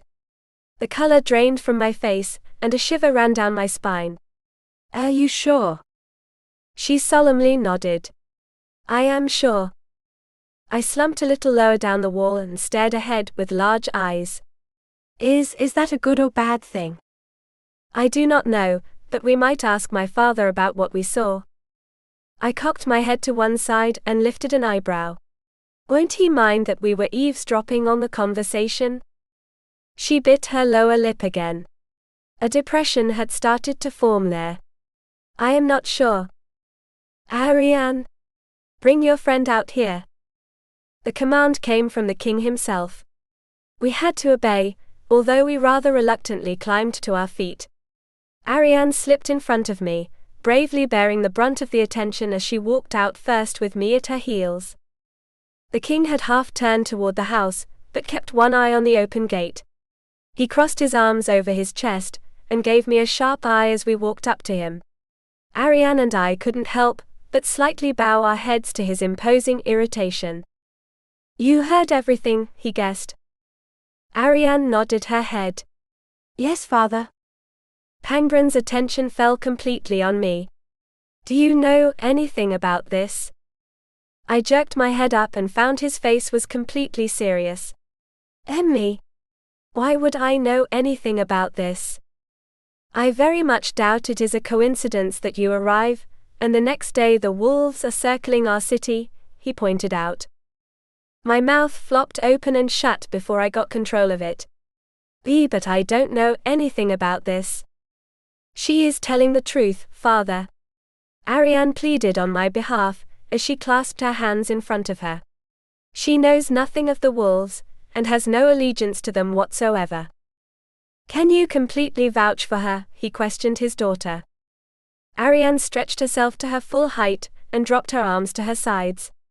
She balled her shaking hands into fists and lifted her chin. Completely.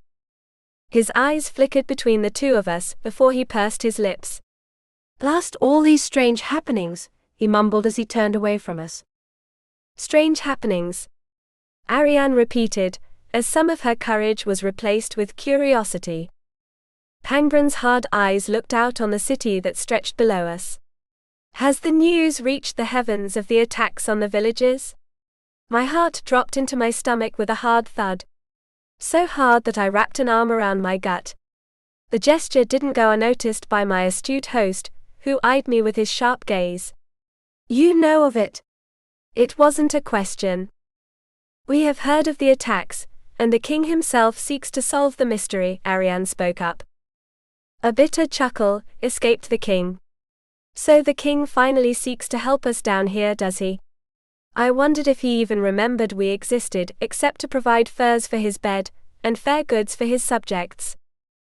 Has the attacker come to any of our villages? Arian asked him. He breathed a heavy sigh and shook his head. Not yet, but reports reached us that the wolves had one of their villages to the far southwest attacked. Like all the others, there were no survivors to tell them what happened. My blood ran cold at his words. The far southwest. That was the general direction of the village Dardan and I had discovered. Had the villain wandered in that direction seeking victims, or had we just barely missed him ourselves? The pair had continued their conversation. Perhaps they mean to make an alliance to fight against this foe. Perhaps. He didn't sound convinced. At that moment, Lujun returned with his men. He stopped in front of us and bowed his head. The wolves slipped across the Tianfeld and disappeared into the brush. The king lifted his chin and stiffened his jaw. Keep a tight watch at the fringes in the wall. They may sneak some scouts through the old riverbed, or along the feet of the mountain. Lujun nodded. As you wish. He turned to another dozen men close at hand and waved his arm. They scurried over at the beckoning, and Jin was among them. I noticed Arian stiffen at my side. The Lord swept his gaze over the company. We will have 2 watch groups at the north and south boundaries of the valley. You will have 12-hour shifts and 12 hours of rest before returning. Is that understood?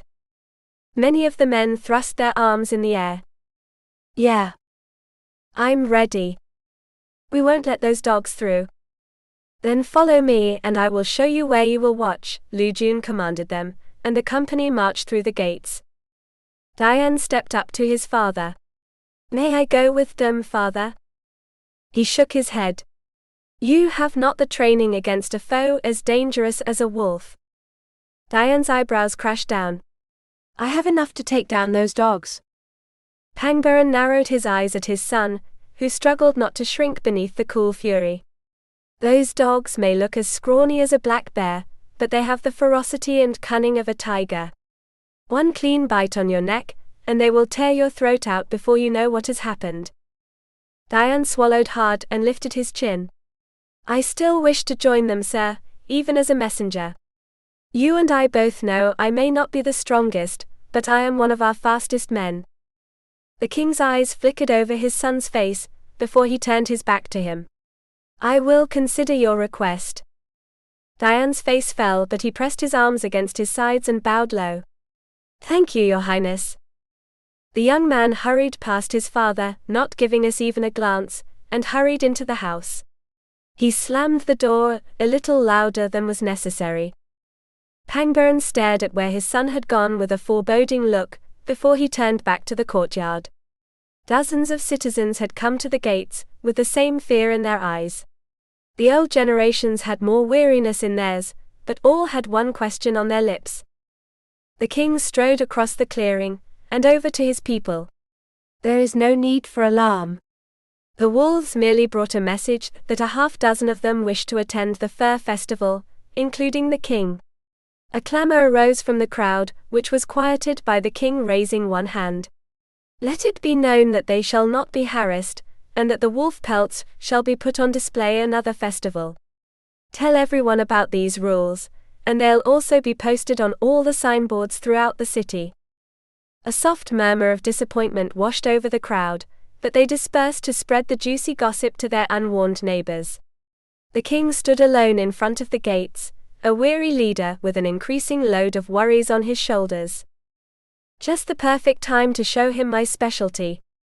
I strolled past my surprised friend and over to his kingly side. I cleared my throat, and hoped I looked presentable to speak so forthrightly to a monarch.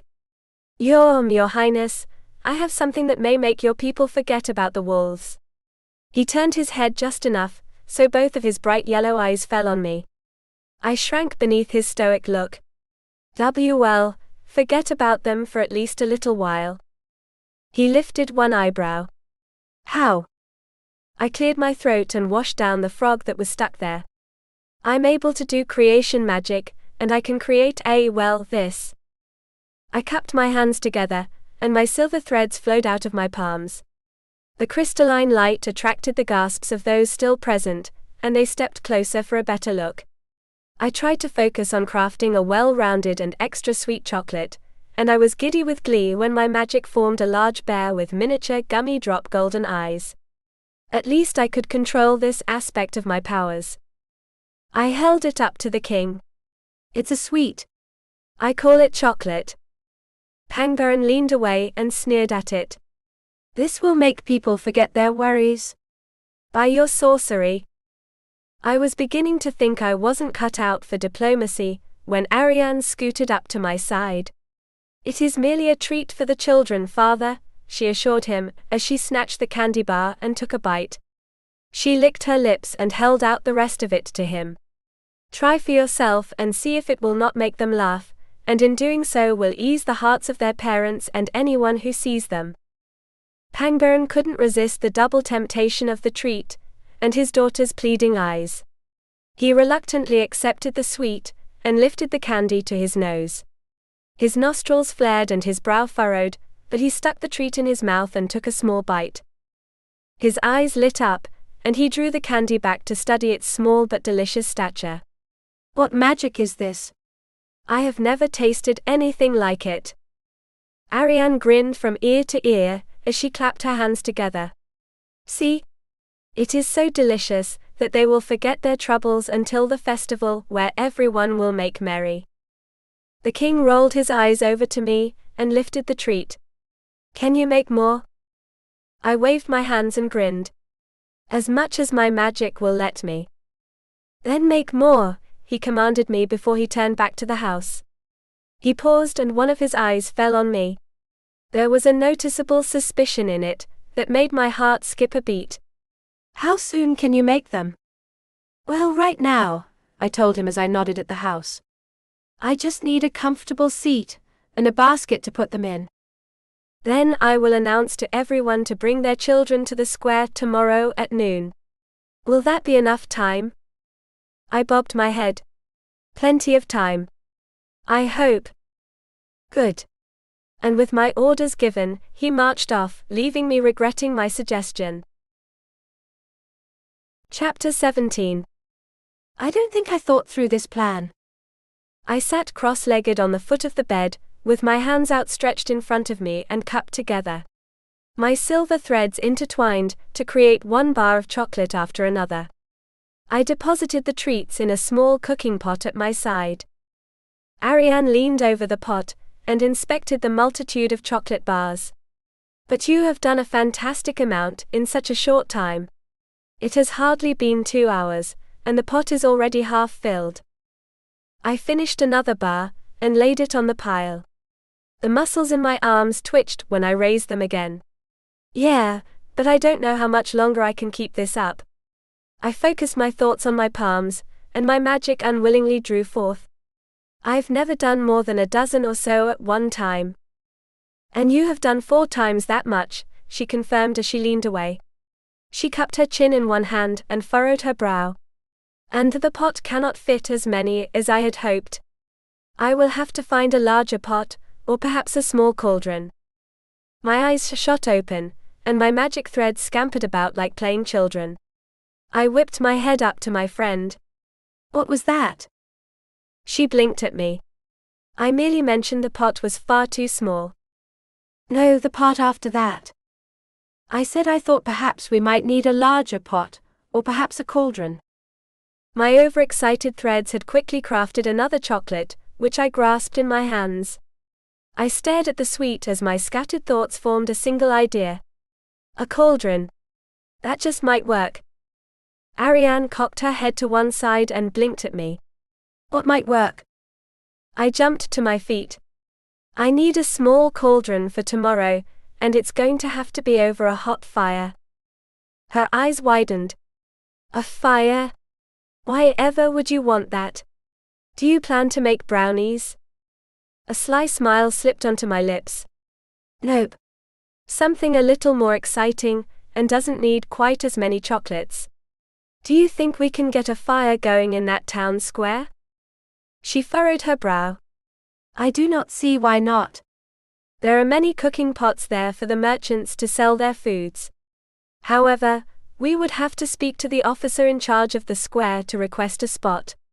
He will not refuse us, seeing as my father agreed to your suggestion, but he will not be pleased if we forced a paying merchant from their place. I glanced out the open window. Darkness had taken complete hold of the valley. Can we talk to this guy early tomorrow? Oh, of course. He is always at the market before everyone else, and many people arrive before dawn. I winced at the mentioned hour, and plopped back down onto the bed. Then we'd better get some sleep. That means I can also give my arms a break. Arian bowed her head to me. I wish you all the rest in the realms tonight. I waved off her formality. You don't have to bow to me. I'm just a friend visiting your home. My friend sheepishly smiled at me. My apologies. I am finding it difficult to break all my old habits. A thought struck me that made me purse my lips. I jerked my head toward the door. Speaking of formal, is your dad always like that? I mean, have I made him mad about something, or is it just me? Arian tilted her head to one side, and bit her lower lip. My father can be very strict, but I did see something in his eyes that told me he was somewhat, unkind toward you.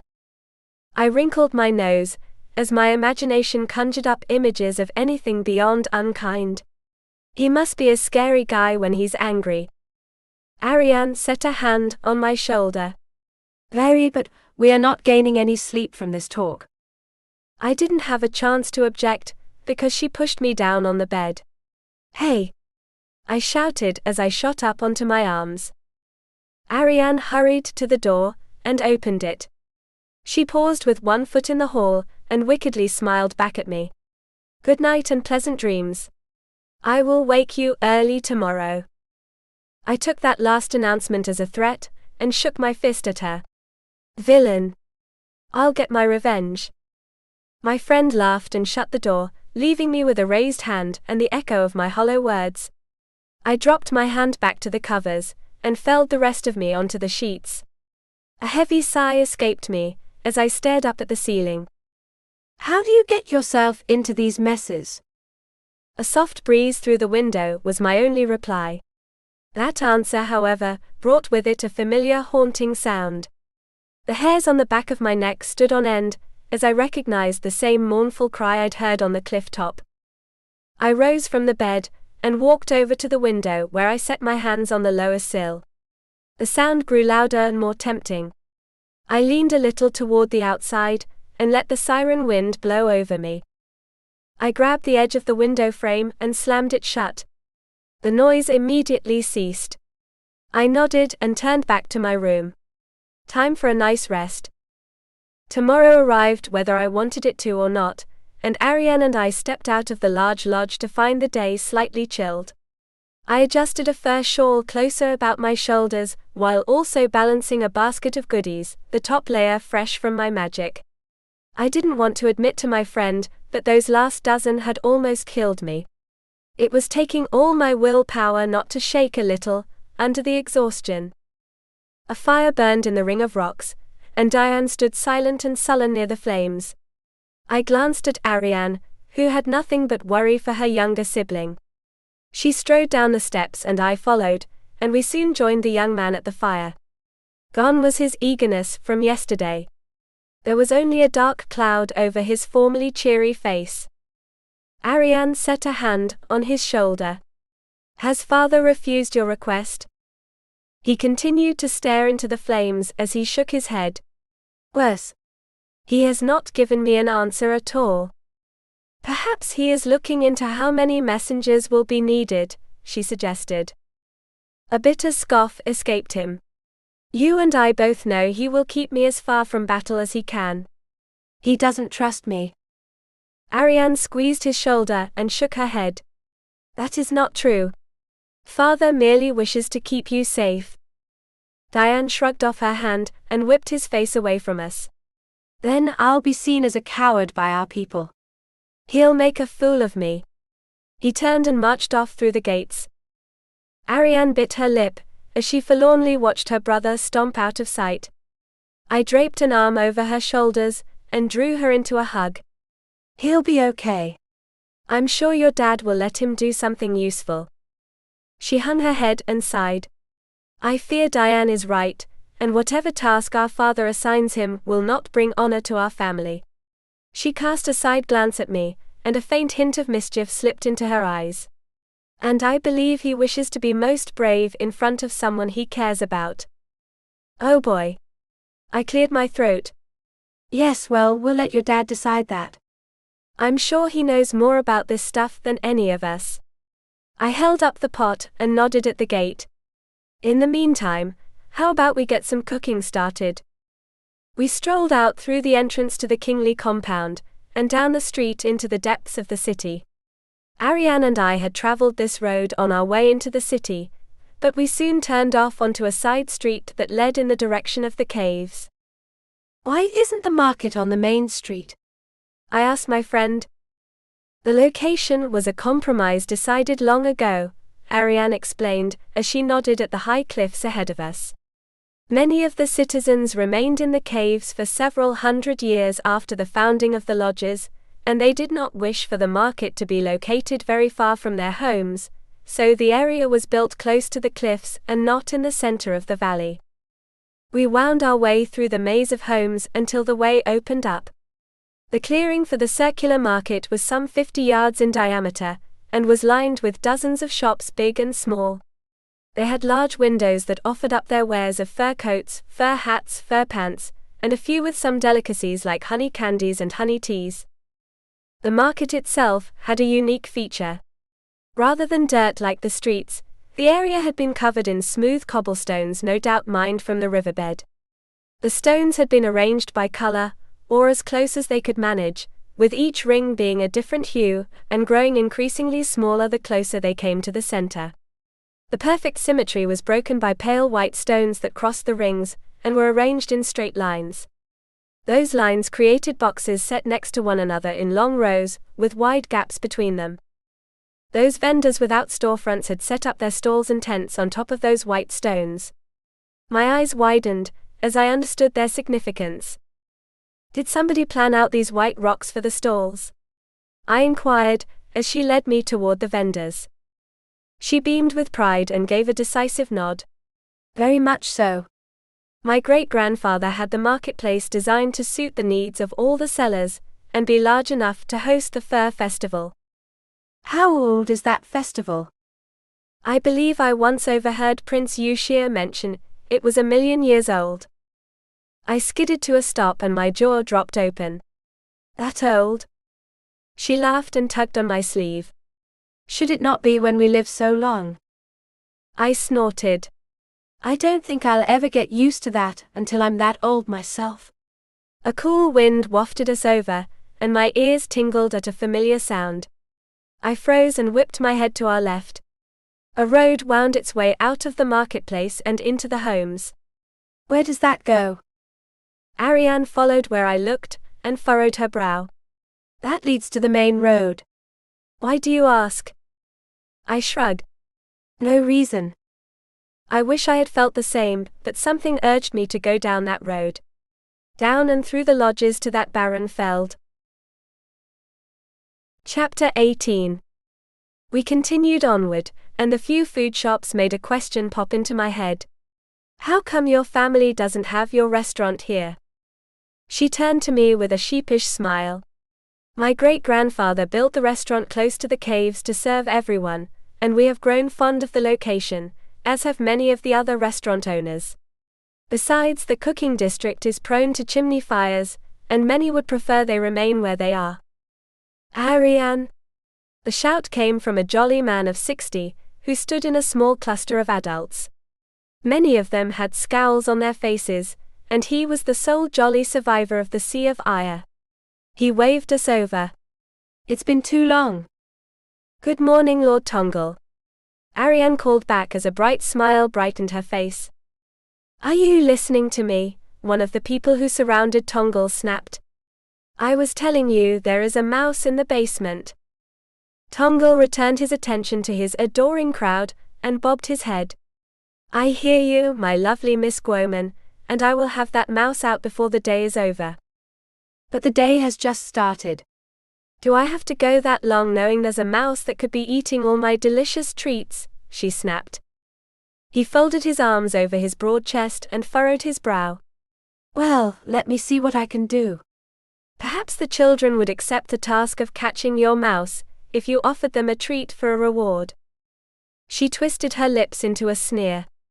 Allow them into my basement? With all those sweets in the boxes? They'll tear into them like those filthy wolves. Then I can't guarantee your mouse problem will be fixed before nightfall. That's when the catcher can come, he told her. She hunched over and wrung her hands together. I will think about it. And with that, she slipped away. The others crowded around the man. Me next, Guoman. I have a complaint about my house. And my location. Guoman raised his hands above his head and grinned at all of them. I'll get to you all one at a time, folks, but if you don't like your house, then you'll have to submit a request for another one. House, I repeated as I looked to my native guide. I jerked my head toward the shops. Is he meaning those? She shook her head. No, those shops are rented from the city. The white stones for the vendors are called houses. Some of them have held on to the same spot for hundreds of years, and are considered family heirlooms. And if they want to move? I wondered.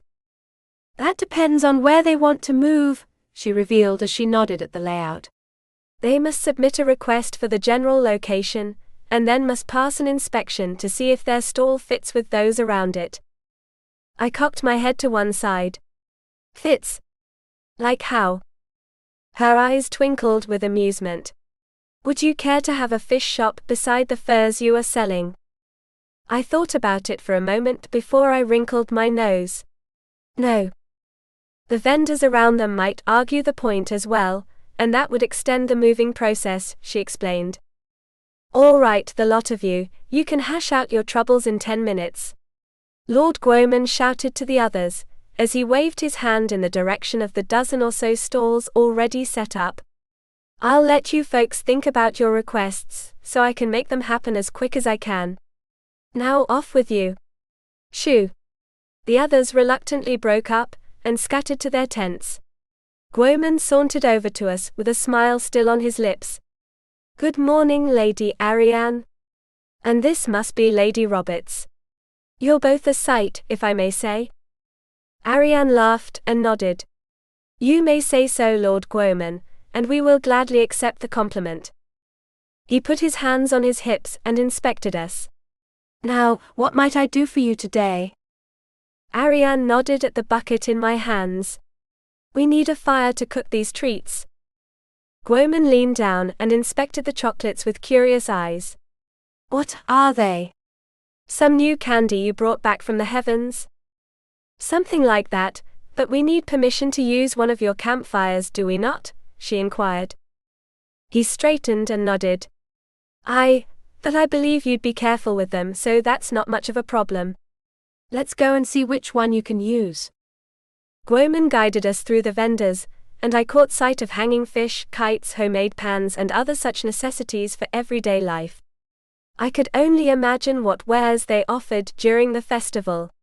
Perhaps it would be like the Twilight Fair. A heavy sigh escaped me. That seemed like so long ago and in another life. Arian nudged my arm with her elbow. Are you feeling well? I sheepishly smiled at her. I was just thinking about the Twilight Fair. Is the fair festival like that? She bobbed her head.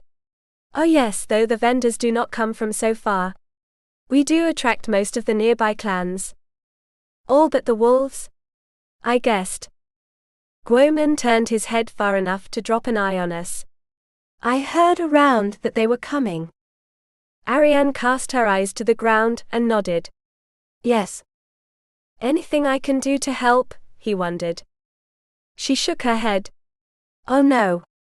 I am sure your management of the festival will be quite enough. That must be a lot of work, I mused as I swept my eyes over the expansive space. He threw back his head and laughed. Work? I don't think of any of this as work. I like people and people like me. Hey Guoman, when are you going to get off your ass and help me lug this basket? Someone shouted. Guoman cupped a hand around his mouth. In a minute. Aha. Here we are. We had arrived at a ring of white stones, 100 feet in diameter. The area inside the rocks was dotted with round holes, 3 feet thick at their center. The holes stood 10 feet apart from the closest neighbor. Most of the pits offered a spit to hang pots or skewer meats, while others were bare. Some of the spits even had cauldrons. A long shed stood off to the right, with its open face pointed at the pits. The bays were filled to the roof with chopped wood, and the scent of pine wafted over us. Our guide stopped us on the edge of the white circle, and rubbed his chin in his hand. His eyes flitted over the area, and he shook his head. No, not that. Not that one either. He paused and turned his head toward us. How long will you be needing it? Arian looked to me for an answer, and I shrugged. Maybe 3 hours. And the kids are supposed to come at noon. And what are you doing with it? Father has invited the city's children to taste Anna's treats, Arian explained. We're hoping it will calm the parents seeing their children enjoying the sweet. He cast his curious eyes to my pail. I see. Well, from the smell of those you'll have a lot of customers, so I'll put you on one of the outside ones. That way your kids won't get in the way of the others. He nodded at one of the pits to our left, and on the outside. A cauldron hung from the spit. Take that one, but mind you finish at 3 and clean up your mess. You can take however much wood you want from the shed too. Your father pays enough for the poorer folks that you don't need to hand over any coins for that. Arian smiled and bowed her head. Thank you so much, Lord Guoman. He grinned and shook his head. Don't thank me. Just make sure those kids forget about their parents' long faces, all right? Guoman. It was the same demanding man from before. Coming. Guoman shouted back. He tipped his head to us. If you'll excuse me, I'm needed. He sauntered off to help. I studied the pits with some trepidation. Do you know how to use these things? Arian shrank beneath the question, and sheepishly smiled at me. Well, I have seen them used. I snorted and clapped a hand over her shoulder. Well, we have a few hours to figure this out, so let's get to it. Chapter 19. We gathered around our pit, and set our supplies beside the hole. The interior of the pit appeared to be made of bricks blackened from countless uses. I peeked into the cauldron, and found it to be clean and empty. Can we trust this enough to use it? I asked my native friend. Arian nodded. Oh yes. Everyone is required to clean what they use, and anyone found to have not done so is banished from the pits for 100 years. Wow. That's a long time even for immortals, I mused as I turned my attention to the woodshed. So how much wood do we use? Only enough to warm the bottom of the cauldron. The advice came from Diane as he strode toward us. There was a slothfulness in his step, and the corners of his lips turned downward, revealing his continuing irritation with his predicament. He stopped at our pit, and his eyes flickered between us. Father told me to come here and see if you needed help. Arian offered her brother a warm smile. We will be forever grateful for your help. You have trained to use these, did you not? On the battlefield, he confirmed with a touch of bitterness in his voice. He half turned toward the woodshed. I suppose I'll get an armful, and we'll see if we can heat up these sweets. He gathered the wood, while Arian and I stood on opposite sides of the cauldron, and tossed the chocolate into its mouth. Arian paused and forlornly studied the cute bar cupped in her hands. It seems such a shame to melt your beautiful works. I snorted and tossed another piece in. It shattered into a million pieces on the bottom of the hard pot. I can make more. Are you so sure? She wondered as she gently set the bar on top of the pile. Her sharp eyes studied me. Do you feel well after performing so much magic? It's only making some chocolate, I countered. I grabbed a bar, and my hand shook a little. I tucked the hand behind the cauldron, but my action caught my friend's attention. She frowned and leaned to one side. Is something the matter? Nothing at all, I assured her as I tossed the bar into the pot. I twisted around to look at the shed. Where's Diane? We're about ready for that fire. Diane wove between the other pits with an armful of wood. The place was starting to get crowded as more vendors and a few early bird buyers strolled into the marketplace. The scent of food and the shouts of sellers filled the air as Diane knelt beside our pit and set his pile down beside the hole. He stacked the wood like a little log house in the pit and produced a box from his pocket. The box contained a flint and stone, and he soon had a good fire going. His silence was unnerving, so I knelt beside him and offered him a smile. Thanks for helping us with this. I doubt we could have gotten anything going without without Lord Eastwei's fire. He paused in his prodding of the fire, and lifted an eyebrow at me. The Lord Eastwei? I sheepishly smiled at him. Yeah. I saw him use fire magic at a festival once. His eyes flickered over me. Must be interesting living in the heavens. A lot of exciting stuff happens there, doesn't it? Too exciting, I thought to myself, while outwardly I shrugged. There's definitely a lot of stuff to do. He resumed, poking the fire. Must be nice. My face fell at the heavy tone in his voice. It isn't always nice to be busy, you know. Sometimes it's just nice to rest on the top of a cliff and enjoy the view. I received a bitter scoff in reply. Arian leaned over the pot, and her eyes widened. I believe the chocolate is starting to melt. I reluctantly stood and peeked into the cauldron. The bottom bars had indeed started to ooze their way over the bottom of the pot. Their sweet smell wafted upward and dispersed, spreading over the market and leading many to lift their noses. A few people followed the scent, and stood to the side with curious eyes on the cauldron. What do you have there? An old woman asked me. Just some treats for the kids, I told her as I looked at where she had come from.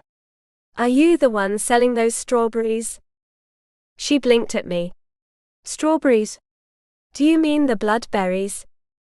I tried not to wince at the name. Yeah, those things. Let me bring one over here, and I'll let you try what's cooking. Her eyes lit up and she bobbed her head. Of course. Take the biggest one you can find. I scurried over to her stall and snatched one of the largest bloodberries. It looked identical in smell and shape to a strawberry, and the name did describe the luscious color. I hurried back and peeked inside the cauldron. Some of the chocolate bubbled at me. I stretched my arm into the pot and dipped the tip of the fruit in the gooey sweets. The chocolate twisted like soft ice cream and left a delicious coating on the fruit. I drew out the strawberry and held it out to the woman. Here you go. Tell me what you think. She accepted the fruit and studied the coating before taking a small bite. Her eyes lit up and she licked her lips. Delicious. The other viewers clamored for a taste, but I held up my hands. The children get a first taste. If there's any left, then everyone else can have a bite. I turned back to the old woman. Could we buy your bloodberries? A smile brightened her face. You may have what you wish for the children. And us? A man asked her. She wagged a finger at him.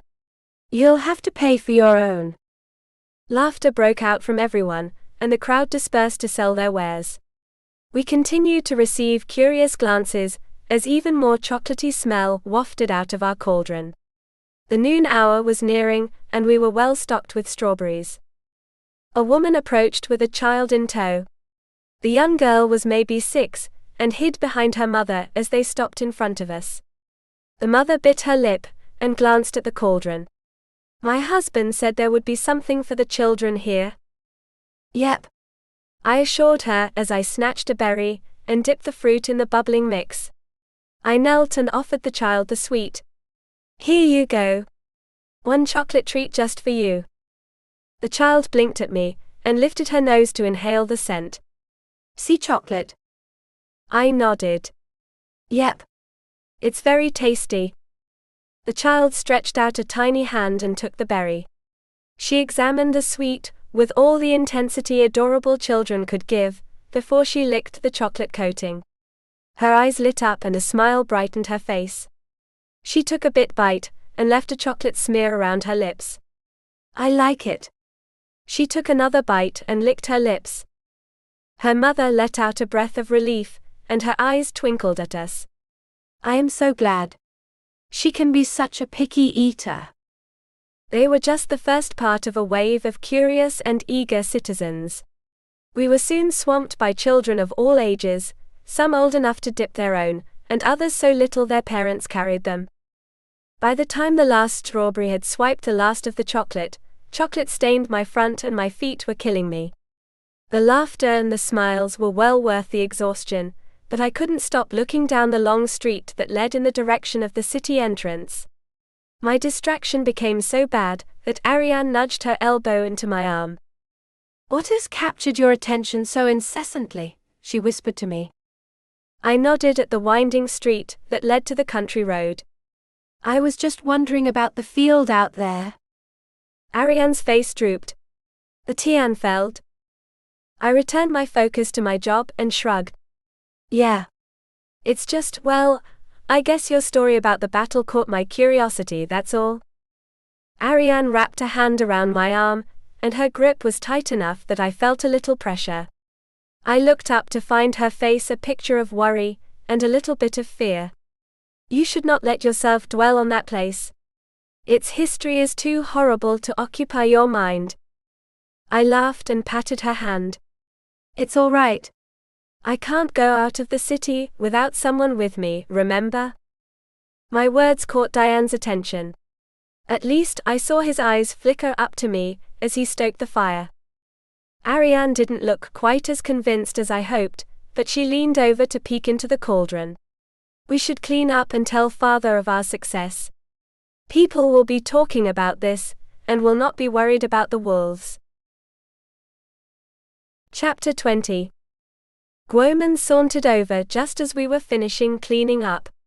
He set his hands on his hips and grinned at us. I heard good things about your shop today. It's the talk of the city, too. People are wondering when you're going to set up shop permanently. A little color drained from my face, and Arian spoke on behalf of both of us. I do not believe we could keep up with the demand. He threw back his head and let out a great guffaw. No, I reckon not. You ran out an hour before your time, and I expect you'd run out sooner if you did it again. My fingers twitched at the thought of having to make that many chocolates again. I think we'll wait a while until we do another one. You could do it during the festival, he suggested as he patted the spit. I could offer this for you to use too. Arian cast a worried look at me. That's very kind of you, Lord Guoman, but we really must decline. He sighed and shook his head. Pity. I heard we were having some pretty big guests. You mean the wolves? I asked him. Guoman cupped his chin in his hand, and lifted his eyes to the sky. Can't quite recall, but I suppose we'll see them soon enough. Less than 4 weeks until the festival, and then we'll be too busy with that wolf mead to care who comes." He sauntered off with eyes dreaming of the succulent wheat beer. I turned my attention to Arian. Who would be coming to the festival? Dignitaries from the other clans often come to renew alliances and enjoy the festivities, Arian told me, as she picked up the empty pan. "But shall we go tell father?" I gave an affirmative nod. "Definitely." Arian led the way, but a tempting breeze blew over me. I paused and glanced over my shoulder. The breeze had come from the road and beyond. A few muscles in my legs tensed, ready to go in that direction. I balled my hands into fists at my sides and stiffened my jaw. Not today. I hurried after Arian, and we met Diane at the woodshed, where he had deposited some unused pieces.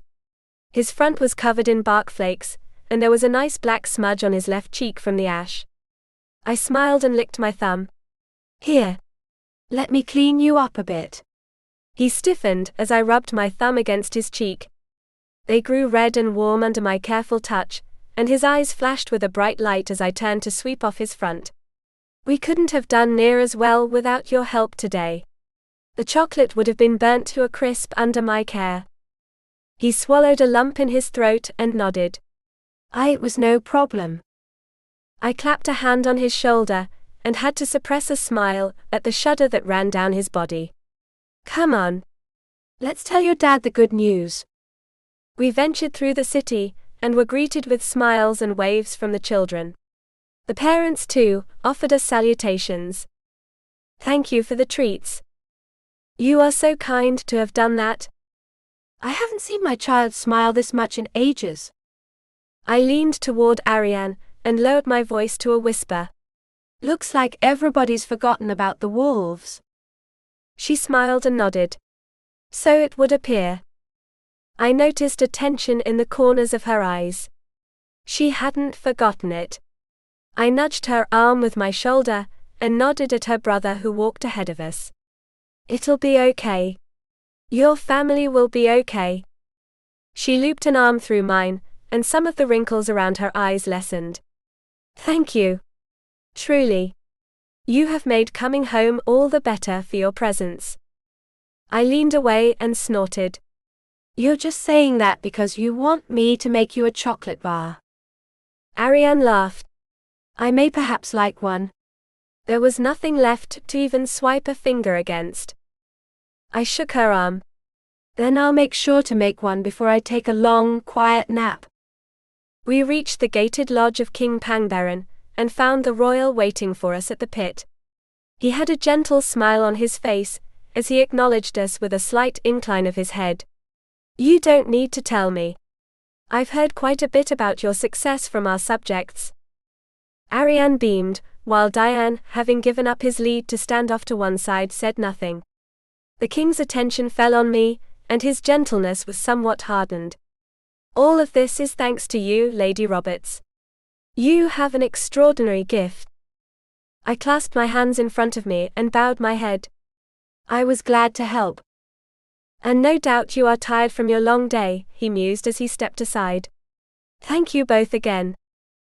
Arian and I strolled past him, but he wasn't quite finished with us. "A moment, Lady Roberts. I had a question I've been meaning to ask you." Arian and I paused, and Diane's curiosity was piqued. We too turned to the imposing monarch, who examined me with a critical eye. "You would not happen to know of a woman with silver hair who escaped to our land realms, do you?" I had heard some vague stories from the vendors, that the King of Heaven still seeks her whereabouts. I stiffened, and my eyes widened. There it was. The secret that had made him not trust me. My eyes flickered to Arian. Her face had become pale. "Think fast, Anna, or you are going to be in big trouble." I slapped a smile on my face, and tried to keep my voice steady. My efforts didn't bear very good fruit. "I did hear about that, but I'm sure there's some misunderstanding." He lifted one bushy eyebrow. "Oh? What sort of misunderstanding?" I swallowed the frog in my throat. Like she didn't mean to get lost, but things just happened, and going back to the king now with her explanation would get her tossed into the dungeons. The king's sharp gaze studied me for another hair-raising moment, before he slowly nodded. I see. Well, see that you aren't mistaken for her. That would lead to a lot of problems. I bobbed my head. Definitely. Thank you, sir. I grabbed my friend's hand and half dragged her up the stairs and into the lodge. My heart and breathing didn't slow until we were at the end of the hall. I leaned my back against the wall near my door and clutched my chest. My heart felt like it was doing the tango. I think your father thinks I'm who I am, I commented. Arian bit her lower lip and glanced down the hall. I fear you are correct. I had hoped news from heaven had yet to reach this far, but my father does have many contacts among the vendors. She hung her head, and her muffled voice floated to me. I am very sorry. I thought you would be safe here. I clapped my free hand on her shoulder. There's no need to apologize. I'm as safe here as any place. Besides, I don't think your dad's going to kick me out anytime soon. I just think he wanted the truth, and didn't like that you didn't bring it up. She winced. Yes. He does prefer honesty.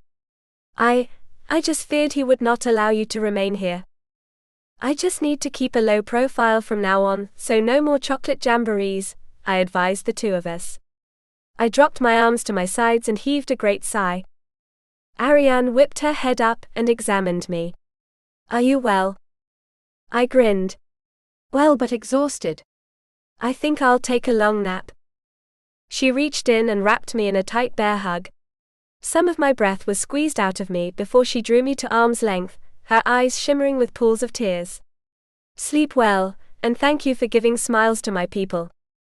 I gave her a lazy salute. Will do. Arian slipped away, and I ducked into my room.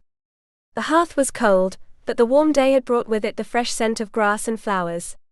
I plopped down on the bed and stared up at the ceiling. My mind was abuzz with all the smiling faces and the laughing parents at the sight of their children's faces smothered in chocolate. The tempting breeze blew in through the window and wafted over me. That mournful cry made the hairs on the back of my neck stand on end, even in the full light of the sun. I sat up on my arms and glared at the window. What do you want? I snapped at the incessant wind. Its reply was to rustle the curtains and make the window sway to and fro. I hopped off the bed and stomped over to the window. I was just about to slam it shut when movement below caught my attention. I leaned out the window and examined the gaps between the porch boards. Something was definitely moving down there. I eased myself further out and squinted at the cracks. That's when it jumped out at me. Chapter 21. I screamed and jerked back. Only my quick reflexes at catching the sides of the sill saved me from a spill on the floor. Diane popped his head out from beneath the wraparound porch and showed off a grin that stretched from ear to ear. What are you doing? I hissed as I clutched my thumping ticker. Diane pressed a finger against his lips and turned his head left and right. He scurried onto the porch and pushed me into my room, and he crawled through the window. What are you? Diane pressed his finger against my lips and leaned out, giving the porch another casing. He shut the window and drew the curtains before he turned to me. Are you really a goddess, running from the King of Heaven? Oh boy. I sauntered over to my bed and sat down on the edge to face my guest. If I told you I was, what would you do? He crossed his arms over his chest and shrugged. I would be impressed. It isn't anyone who can avoid the firm justice of King Ken. I leaned my left arm against a footpost and snorted. I'm not trying to avoid justice. I just had something happen to me. Just an attempted murder. Nothing serious. Diane sauntered over to me and grinned. Well, if the king should come looking for you, I'll do anything to help. He paused and tapped his chin as he stared up at the ceiling. Well, short of murdering him, that is. I couldn't plunge my people into a war with heaven. Lord Eastwei would annihilate us with his finger, or so I've heard. The image of Dardan lifting a pinky, and everyone exploding drew a giggle out of me. Diane's eyes twinkled as he smiled down at me. I'm glad to hear that sound come from you. You look so exhausted after the market, that I worried you wouldn't be able to smile for a week. Are you sure I can't fetch something for you? Perhaps some food or drink? His question made an idea pop into my head. There is something you can do for me. His eyes lit up and he bobbed his head. Anything. You could take me to the Tianfeld. A little color drained from my gallant knight's face, and his mouth dropped open. Not the Tianfeld. Now at night. His eyes bulged out of his head. At night. I shrugged. Why not? Haven't you ever wanted to see if there are ghosts out there? I haven't really thought about it. My eyebrows shot up. Not even once. Diane turned his face away, and his eyes clouded over with memories. I pinched his sleeve between two fingers and tugged. You know something you're not telling me. What is it? He knitted his eyebrows together. It isn't something I know about firsthand, but I once heard a story from one of Father's old generals. He was part of the crew who swept the field looking for bodies to bury. My enthusiasm drained out of me. Oh. Diane's voice grew hushed and he swallowed hard. He told Jin and me that there was something not quite right with that place after the battle. There were sounds that couldn't be explained. Shadows that shouldn't have been there. Nobody could quite put their paw on the matter, but he warned me never to go there alone after dark. But you won't be alone, I pointed out as I smiled up at him. You'll be with me and I'll be with you. I could see the idea tempted him, but the corners of his mouth drew down. I'm not so sure that's a good idea. I dropped my hold on him, and turned my back to my failing knight. It's all right. I can't really blame you for not wanting to go to such a spooky spot. Besides, I'm sure somebody else will go with me. He still looked uncertain, and I hated to tempt a good soul, but I had to know what was out there. Maybe I'll see what all the scouts are up to. He shot straight up, and his eyes reflected the possibilities I'd presented to him. You're sure you want to go there? A soft rattle at the window caught my attention. The wind wanted in for another chance at luring me away. I sat up and nodded. Definitely. I had to find out why the stupid wind wouldn't stop pestering me. Diane bit his lower lip, and his eyes flickered toward the window as well. We can't go just yet. My father has guards watching me day and night. His words brought with them a terrible thought in my mind. My face drooped and I stabbed a finger at the window. Did they just watch you climb in through my window? He scratched the back of his head and sheepishly grinned. I'm afraid so. Do they tell your dad everything?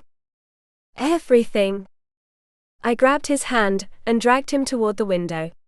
Then you get right back out there and explain what everything is to them. He laughed and dug his heel into the floorboards. Between that and his weight, I was outmatched. He grasped my wrist and drew me close to him. I hesitantly raised my eyes, and found myself staring into his heated ones. We could give them something to talk about. I swallowed hard and frantically searched for the right words. I don't think it would look good for me. I mean, at least right now. I'm not exactly on your dad's favorites list right now, and sleeping with his son might not win me any favors with him. He pulled my front against his, and his words came out in a hot whisper. It could. A 5-alarm fire was reported on my cheeks. I leaned back and turned my face away. Just now's not a good time. There was disappointed silence, and then he sighed. I'm sorry. You're tired, and here I am trying to pressure you into doing something you don't want to do. He opened his hand and released me. Footsteps moved away from me, and I whipped my head back around. He stood in front of the window with one hand grasping the closed frame. His head was slightly bowed and his shoulders slouched. He looked so pitiful. My heart ached for the young man, trying to find his way in the world. I could relate to that ordeal.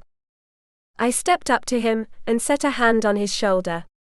I'm sorry. I know how hard it is for you right now, trying to prove to your dad that you're strong enough to defend your clan. I know he'll see that in you someday.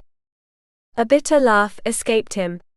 Maybe when I'm 100,000 years old. My eyes twitched. How old are you? He turned his face away. Only 30,000. Only.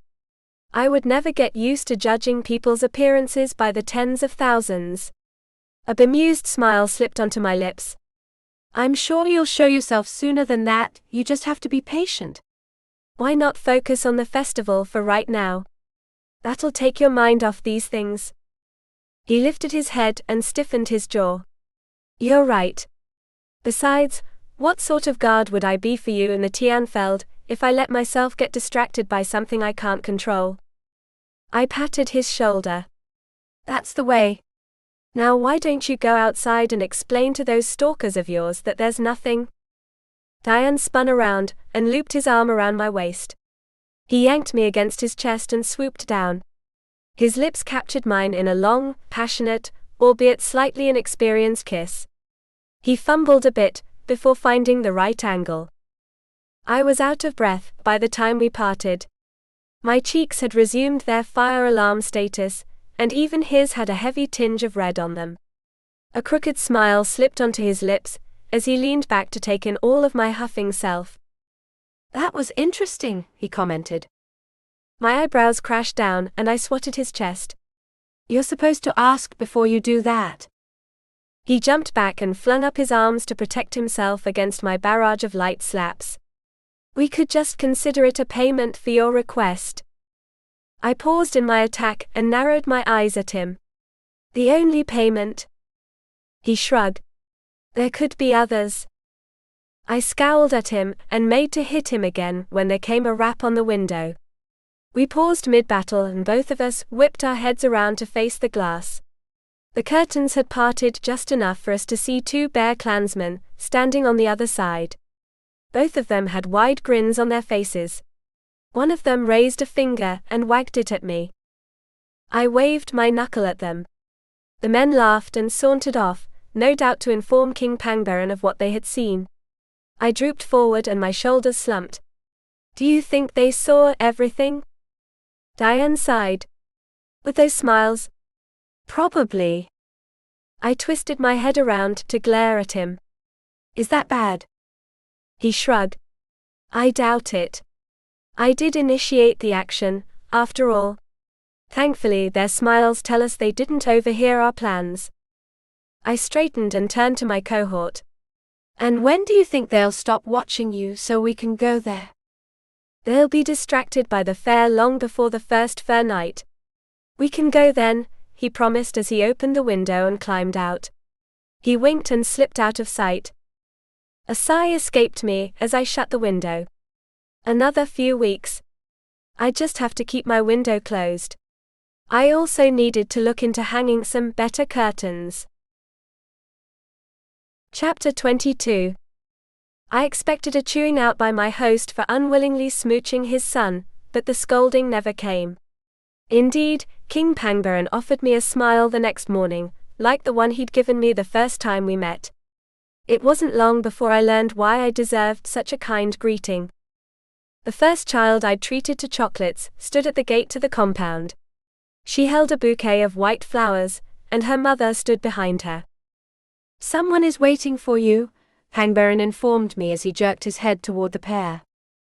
I walked down the gentle slope over to the pair, and offered them a smile. Good morning. Did you need something? The mother leaned down, and whispered a few words to her daughter. Go on. She will love them. The little girl shuffled forward, and held out the bouquet to me. These are for you. For me? I repeated, as I accepted the sweet-smelling gift. I deeply inhaled, and one of the petals tickled my nose. A sneeze escaped me, or so I played out. The little girl squealed and a smile brightened her face. I set a hand on her head and grinned down at her. They're wonderful. Did you pick them yourself? The little girl bobbed her head. Yep. From the road near the wall. Mama helped me. I gently pressed the bunch against my chest and rubbed her head. Thank you so much for bringing them. I'll go put them in water right away, so they last as long as they can. The girl puffed out her chest. That's all right. I'll bring you more later. And then I'll get some more for you every day. Her mother laughed. You'll pick all the flowers in the land if you do that. I'll cherish these until some more grow to replace them, I assured my little friend. Thank you again for the wonderful time yesterday, the mother spoke up as she set her hands on her child's shoulders. It was really wonderful to watch all the children have so much fun. I stood and shook my head. It was nothing. I'll see if we can't do it again soon. The child flung up her arms and bounced up and down. Yay! We adults both laughed, and her mother turned her away. I hope you have a happy day. I held up the bouquet. I'm definitely going to. They walked out of sight, and I turned to find an audience. Everyone in the compound grinned at me, including the king. I blushed beneath the attention, and pressed the flowers against my chest. Arian strolled up to me, and set her hands on my shoulders. You are as much a bright star here as you were in the heavens. I waved away her compliment. I had a lot of help yesterday. You and Diane were there too, remember? She leaned to one side to catch my eye. But without you there would not have been a reason to be there. You have all our gratitude for offering your magic to my people, Pangbaron spoke up as he sauntered over to us. You may remain here for as long as you like, and no questions will be asked. I blushed as the soft scent of the flowers and the warmth of all the smiles flooded over me. Thank you. Really. Under such a bare hug of kindness, I couldn't help but enjoy my stay in their land. The peaceful days flew by, and I found myself looking forward to the Fur Festival for more than just my midnight ride with Diane. The rest of the city thought likewise as they made preparations. Arian and I strolled down the streets, admiring the fresh sealant on the wooden houses that glistened in the bright sun. Yards had been swept of trash and leaves. Chicken houses had been whitewashed and corrals had been fixed. There was only one day left before the beginning of the festival, and the air brimmed with barely contained excitement. Every morning before that had been like waking up to Christmas, but the adults were even more excited than the children. That was probably because of the many kegs of mead that were carried up from the bowels of the king's mansion, and deposited in a long row on one side of the courtyard. The other side was occupied by a high throne adorned with deer antlers, and covered in furs of all shapes and sizes. I couldn't have helped but notice that there were no grey wolf pelts among the collection. 3 low seats, 2 on one side and 1 on the other, flanked the throne. No doubt the seats for the expected clan leaders. The twilight hour approached after a long day of helping with the arrangements, and now I found myself seated on the back porch of the kingly lodge admiring the view from a bench against the wall. The sweet scent of flowers wafted over me, along with the hideous whispers that had come to dominate my days and most especially my nights. The sounds had gotten so bad that I hadn't slept a wink the night before, and the deep shadows under my eyes were a testament to my insomnia. I started when a shadow fell over me. Arian took a seat by my side and studied me with worry at the corner of her frowning lips. Are you feeling well? I rearranged my position on the seat and managed to smile. I'm fine. I just didn't sleep very much last night. Probably thinking about the festival. She cocked her head to one side, and her eyes told me she didn't quite believe me. Do you need to lie down? I jumped to my feet and stretched my arms over my head. I think maybe I need to go for a walk. The fresh air will do me good. My friend blinked at me, and turned her attention to the sprawling scenery that stretched out before us. Is this not enough? I need some moving air, I corrected myself. That didn't wail and whine. I sauntered toward the door and winked at my friend. Don't wait up for me. I plan on enjoying the moonlight. My warning only made her look more worried, and made me feel a little more guilty about lying to her. Still, I had to figure out what those stupid voices were about. Now I just had a sneaky brother to find, so he could fulfill his promise. I scoured the compound and came up empty. He was nowhere to be found.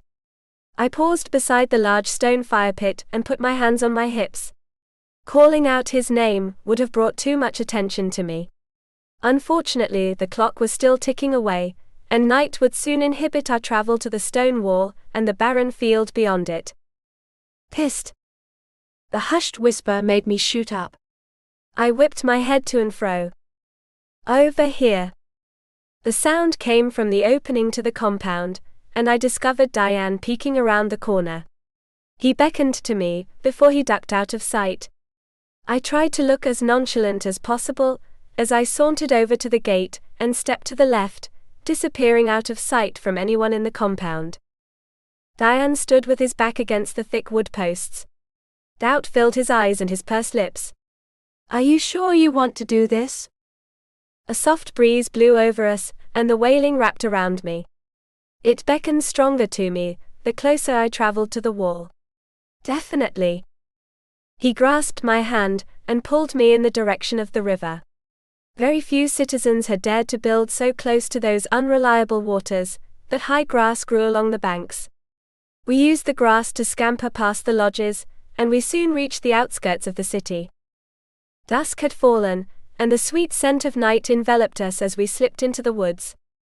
I was surprised at how quietly Diane led me, through the grass and fallen twigs. We wound our way around treacherous branches and uneven ground like stealth fighters. This, then, was the capabilities of one of the bears trained to protect their clan. Diane tightened his grip on my hand as we neared the high wall built by Arian's naive grandfather. The huge stones loomed up on us like faded soldiers guarding a war that finished long ago. I moved toward the archway, but Diane tugged on my arm. He shook his head and pointed at a low point in the wall. Through here. They might be watching the arch. We kept low and used the deepening darkness to hide us as we made our way over the wall. Diane eased me over first, and I landed with a hard thud on the other side. He dropped down beside me on both feet, and his yellow eyes glowed softly in the dim light. He nodded in the direction of the feld. Are you still sure you want to go see it? The wailing had only grown louder the closer we came to the barren battlefield. More than ever. He pursed his lips but grasped my hand and led me onward. We tiptoed through the sparse brush, and soon arrived at the edge of the desolate wasteland. That's when the wailing stopped. The hairs on the back of my neck stood on end, at the eerie silence. I froze and my eyes flickered over the empty area. Diane scooted close to my side, and his worried gaze studied my face. What's wrong? I shook my head. I don't know, but I think. That's when it came. A faint fog. It stretched out from the far corners of the field and swooped over us, enveloping Diane and me in its cold, merciless embrace. He tightened his grip on my hand, and I grasped his arm. Does this usually happen? I whispered. I have never seen fog on the battlefield. Oh God. I couldn't stop my shivering, as I fruitlessly tried to see through the thick white wall that surrounded us. Easy there, Diane whispered. We'll just go back the way are. Something had wrenched him backward. We lost our grip on one another, in our mutual surprise. I stumbled in the direction I thought he had gone. Diane! I shouted as I waved my arms around trying to find something hard to grasp. Diane! I didn't notice where I was going, until my foot tripped on uneven ground. I toppled over onto the earth, and a faint cloud of dust sprang up around me. Battlefield dust. Sweat pooled on my brow, and the hairs on the back of my neck stood on end. I kept my eyes focused on the fog ahead of me, as I waved my hand about searching for Diane. A faint black shape emerged from the mist ahead of me. Diane! I shouted as I stretched out my hand. Grab my hand. The figure stretched out their arm and our hands joined. My fingers wrapped around something cold and clammy. I stiffened and slowly inched my eyes up. My blood froze in my veins when I saw what I held. It was the hand of a very dead soldier. The man's translucent body faded at the edges, but there was no mistaking the torn and bloodied clothes of a fallen warrior. A huge hole stood out in his gut, and went all the way through to the tattered back. Rotten flesh hung loosely about the thing's face as it opened its mouth and showed off fangs dripping with cobwebs and dust. That's when I let out a scream that echoed over the field. Chapter 23. Are you sure you should be traveling in your condition? Yushir inquired. I am fine. You don't look fine, the prince mused as he studied his friend's pale face. The prince and Dardan stood on the threshold of the heavenly gate, with the marbled city at their backs. They each carried with them a small bag that was slung over their shoulders, and rested on their backs. You might attend a later meeting, the prince suggested. That would give you more time to venture there than the single day I have given us before the fur festival to travel across the roads to Banha. Dada stared ahead. I am fine. Yushir shrugged and readjusted his pack. Well then, let us be off or we will not reach the city before nightfall. I would hate to miss their spit cuisine. No one quite cooks their food to rare perfection as the Bear Clan. They took a single step on their long journey, before they were interrupted. Dardan. Your Highness. They half turned back to the glistening city, and were joined by Lady Xian. She was out of breath, and her eyebrows were knitted together. The young woman clutched her hand over her thumping heart, and her teary eyes looked up at Dardan. Purin told me only a few moments ago that you were headed out of the city, she revealed as her eyes landed on their sacks. You are leaving without saying goodbye to me, Dardan? There was no need. Xian's face fell, and the prince took some pity on the lovely woman. He stepped between Eastwei and her, and offered the young woman a smile.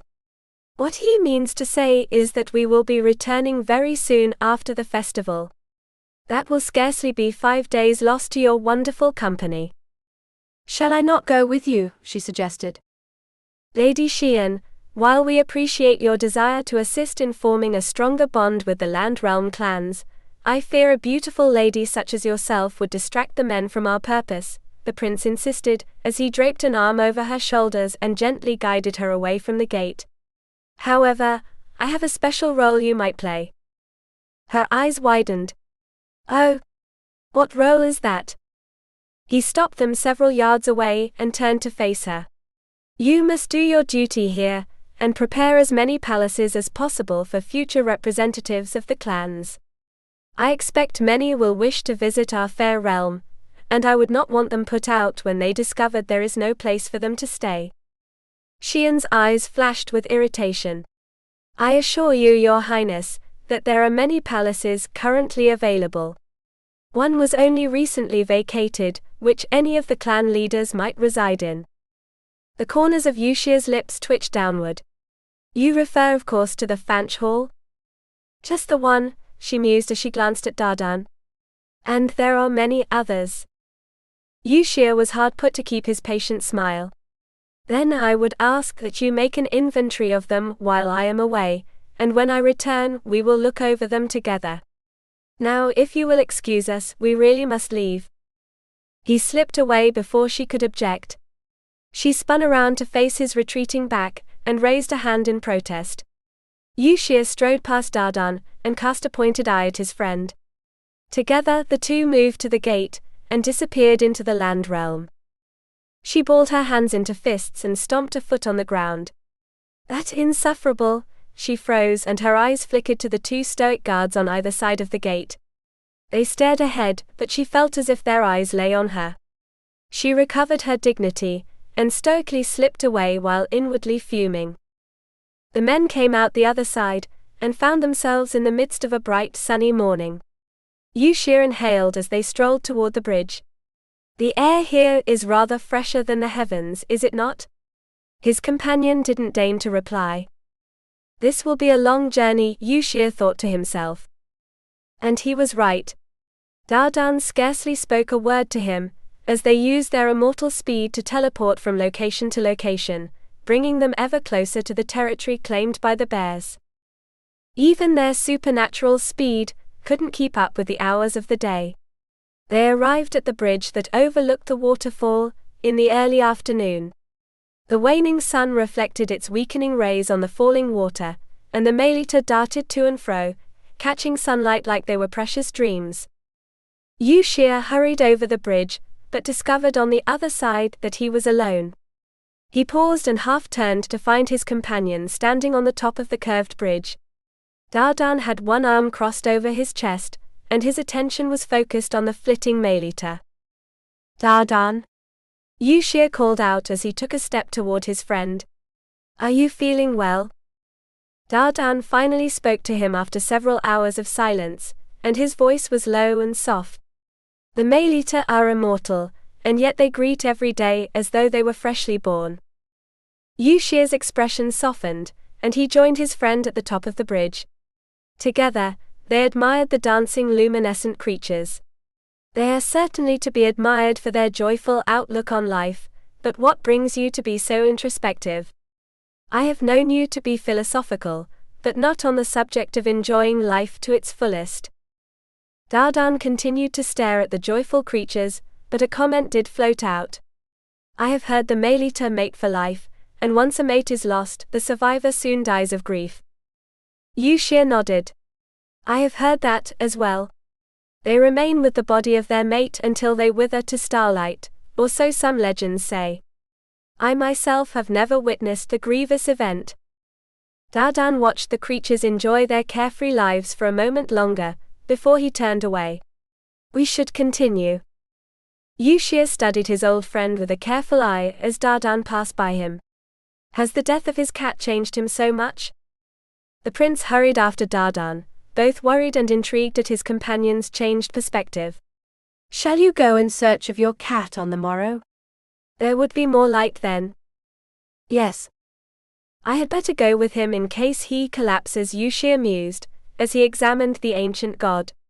The long day had taken its toll on Dardan's health, and his steps weren't as quick as they had been at the start of their journey. They fell back into silence and traveled the remaining miles in a few hours, reaching the outskirts of the forest as night was falling. Their silence wasn't the only one among those shadowed trees. Yushir's eyes flickered over the area, and he steered close to his friend. "Is it just me, or is this forest far too quiet?" Dardan's brilliant scarlet eyes studied the area around them. Yushir didn't like it when they narrowed. "Watch the shadows." "There is something wrong here." The hairs on the back of Yushir's neck stood on end. His gaze fell on the crumbling wall to their left. He spoke to break the silence, but his voice only seemed to worsen the tension in the air. "There are rumors that the Tianfeld has been haunted since that horrible battle. Under such conditions, I can see why one would believe." A scream interrupted them. The hairs on the back of Yushir's neck stood on end, and he shot up straight. His wide eyes flickered over the area. "What was that?" Dardan didn't deign to respond but dashed forward with his inhuman speed. "Wait a minute," the prince pleaded as he stumbled along after him. "Do not leave me alone out." He tripped over a tree root and fell flat on his face. Dardan didn't heed his fallen comrade, but leaped over the wall and hit the ground running on the other side.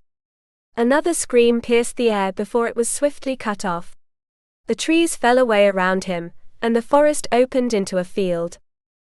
The Tianfeld. He stood on the edge of the barren wasteland, and beheld a faint, wispy army of wraiths. The creatures floated to and fro, reenacting the fate that had brought them such a cruel end, and an even crueler continuation. A figure sat among them, petrified by their spectral appearance. The fog cleared enough for him to see a wisp of hair. Silver hair. Chapter 24. I yanked myself out of the creature's grasp and scrambled back. My heel tripped on the uneven ground, and I fell back onto my butt. More shadowy figures shuffled out of the mist, all rotten corpses with ruined clothes and terrible wounds. The creature slouched toward me, its hands stretching out to wrap around my throat. I gasped, and the extra air intake allowed me enough strength to scramble backward. I had only gone a yard when my back hit something hard. A wisp of ruined cloth tickled my nose. I slowly tipped my head back, and found myself staring into the empty eye sockets of another soldier. This one had grey fur on his cheeks and wolf ears poked out from his rotten cap. He held a broken short sword in his putrid hand, and bits of dirt crumbled off the blade and landed on my head. The thing reached down and its cold, clammy hands pawed at my face. I screamed and wrapped my arms around my head to block its horrible touch. Its hands moved down to my neck, while the cold shadow of my first attacker fell on me. Their soft groans echoed in my ears as they leaned down to cover me in the stench of the grave. A muffled groan caught my attention, and something heavy thudded onto the ground to my left. I peeked out from between my arms and beheld the fallen wolf soldier lying beside me, his mouth agape and a rotten tongue lolling out of his mouth. I looked around for my other attacker. He had been pushed away 10 feet from where I sat. A figure stood between the undead and me. A figure with long red hair. I knew that hair. My heart skipped a beat. Dardan. Dardan was here. Oh crap. Dardan was here and I was here. He would recognize me. So even if I got out of this trouble, I'd fall into another one. I fumbled in my pockets and yanked out the vial filled with green peas. They bounced around inside as I fumbled with the lid. The cork popped open, and my shaky hand spilled most my supply on the ground. I scrambled to snatch them up, but the peas turned to water and were absorbed into the earth. My only reward was a wet palm. I lifted the vial to my face, and beheld just half a dozen peas. I'd have to improvise later, but right now there wasn't time. I poured one into my palm and swallowed it. A faint tingling ran through my body, and my silver strands changed to brown. There was also a distinct soft warmth on my forehead that reminded me I had a telltale mark. My heart skipped a beat as I looked around for something to hide the crescent moon. I caught sight of a bit of ruined cloth from one of the creatures, and snatched it from the ground where I tied it about my forehead. One problem down. Now I just needed to survive the zombie apocalypse that surrounded me. Dardan stretched his arms out on either side of him, and fireballs burst out of his palms. One of the undead creatures lunged at him, its mouth open and ready for a bite of tasty flesh. Dardan flung a fireball into its face. The extreme heat melted what little flesh it had, and consumed the rest of its body. The thing collapsed to the ground in a few seconds, and turned to ash in less time than that. A faint black mist rose from the ash pile and joined the fog, mixing like a strong cocktail of evil. The already stretched hairs on the back of my neck twitched at the sight of that joining. An unnatural smoke, joining with an unnatural fog. The others were undeterred by their comrade's second death. They shambled toward Dardan, who swung his arms in every direction, catching enough of them on fire to light the area. My heart skipped a beat when I beheld hundreds of the fiends. And they were all shambling toward us. Dardan's eyes glowed like coals and heat waves flowed off his person. He raised his arms and a huge ball formed between his clasped hands. The heat was so intense that I had to raise an arm to shield my face. The creatures came within reach of him, and one of them touched his robes. And then he unleashed hell. Fireballs big and small shot out of the large one and slammed into his foes. The creatures screamed and wailed as their bodies burst into flames. A few tried to shrink back into the fog, but their illuminated corpses told me they didn't get far before they were reduced to ash. I yelped when someone behind me grabbed my shoulders. Instinct kicked in and I spun around and punched them in the face. My mouth dropped open when my victim stumbled back from the unexpected blow, and cupped their wounded cheek in their hand. "You have quite the fist, miss," Prince Yushir complimented me. I was relieved to see a lack of recognition in his bemused eyes. This was turning into a nightmare of a heavenly resident reunion. A ghoul slouched out of the fog behind Yushir and reached out for him.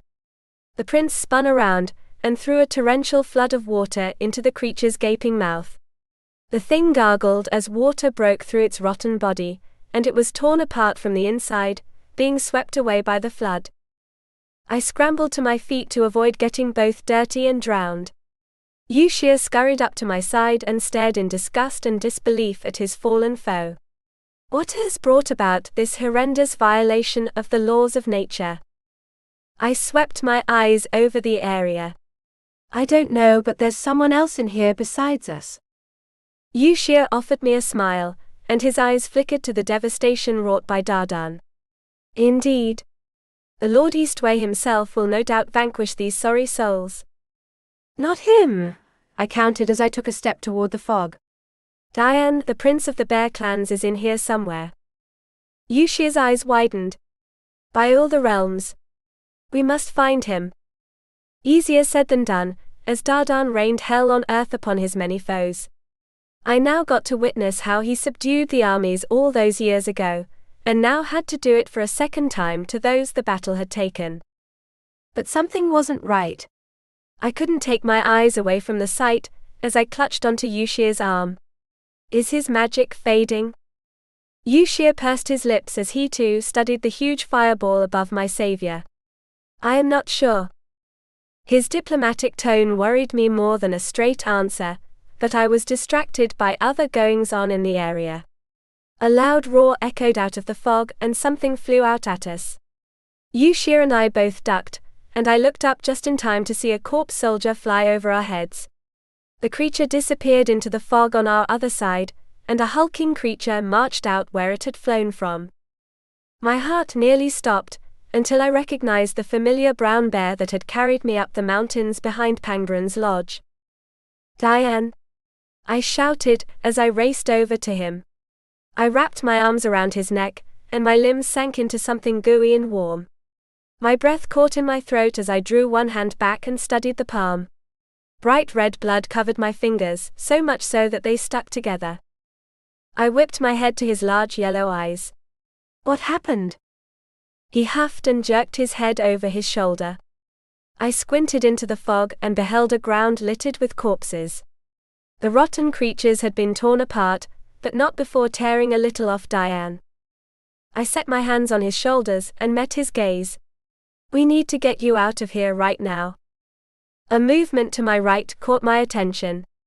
Diane moved to pull me back, but a fire hose of water slammed into the shambling corpse. The creature's body was ripped apart, and all the parts were flung back into the fog. Yushir strolled up to us and lowered his outstretched palm. I do not believe they will allow us to walk out of here. My eyes flitted over the foggy area, and my heart pounded in my chest.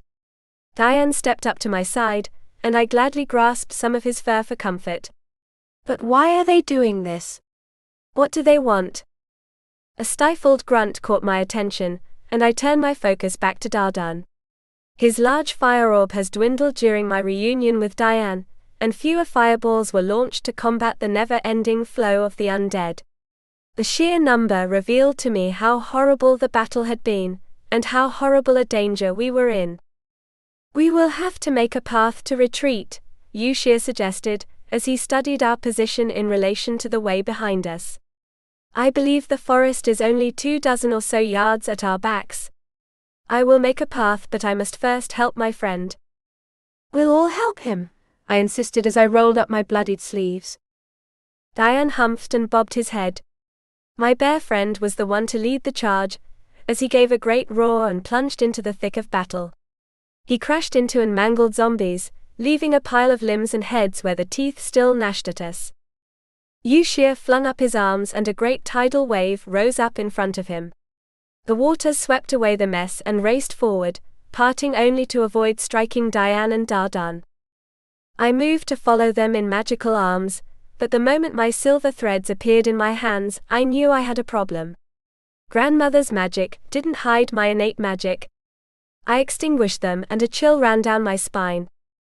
The fog sprang on us thick and cold. I could hardly see the outlines of my companions. I also saw the shadowy figures of hundreds of corpses, as they shambled out of the mist. A large group of them attacked Dardan, and the light above his head was extinguished, plunging him into white obscurity. Chapter 25. A few hoarse whispered words escaped me. Oh God, no. I rushed forward and didn't heed anything. Not the creatures that pawed at me, nor the shouts and growls of warning from my other companions. I broke through the mist and glimpsed Dardan's tall figure only 10 feet away. He wasn't alone. Dozens of the creatures surrounded him. He threw fireballs left and right, but they were like a hydra. Taking one down brought 2 more. One of those monsters snuck up behind him, and the shape of a sword was clutched in its hand. "Behind you!" I shouted. Too late. Dardan twisted around, but the corpse shoved the sword into his side. A horrible stifled grunt escaped the immortal, before he gritted his teeth and shoved his hand into the creature's face.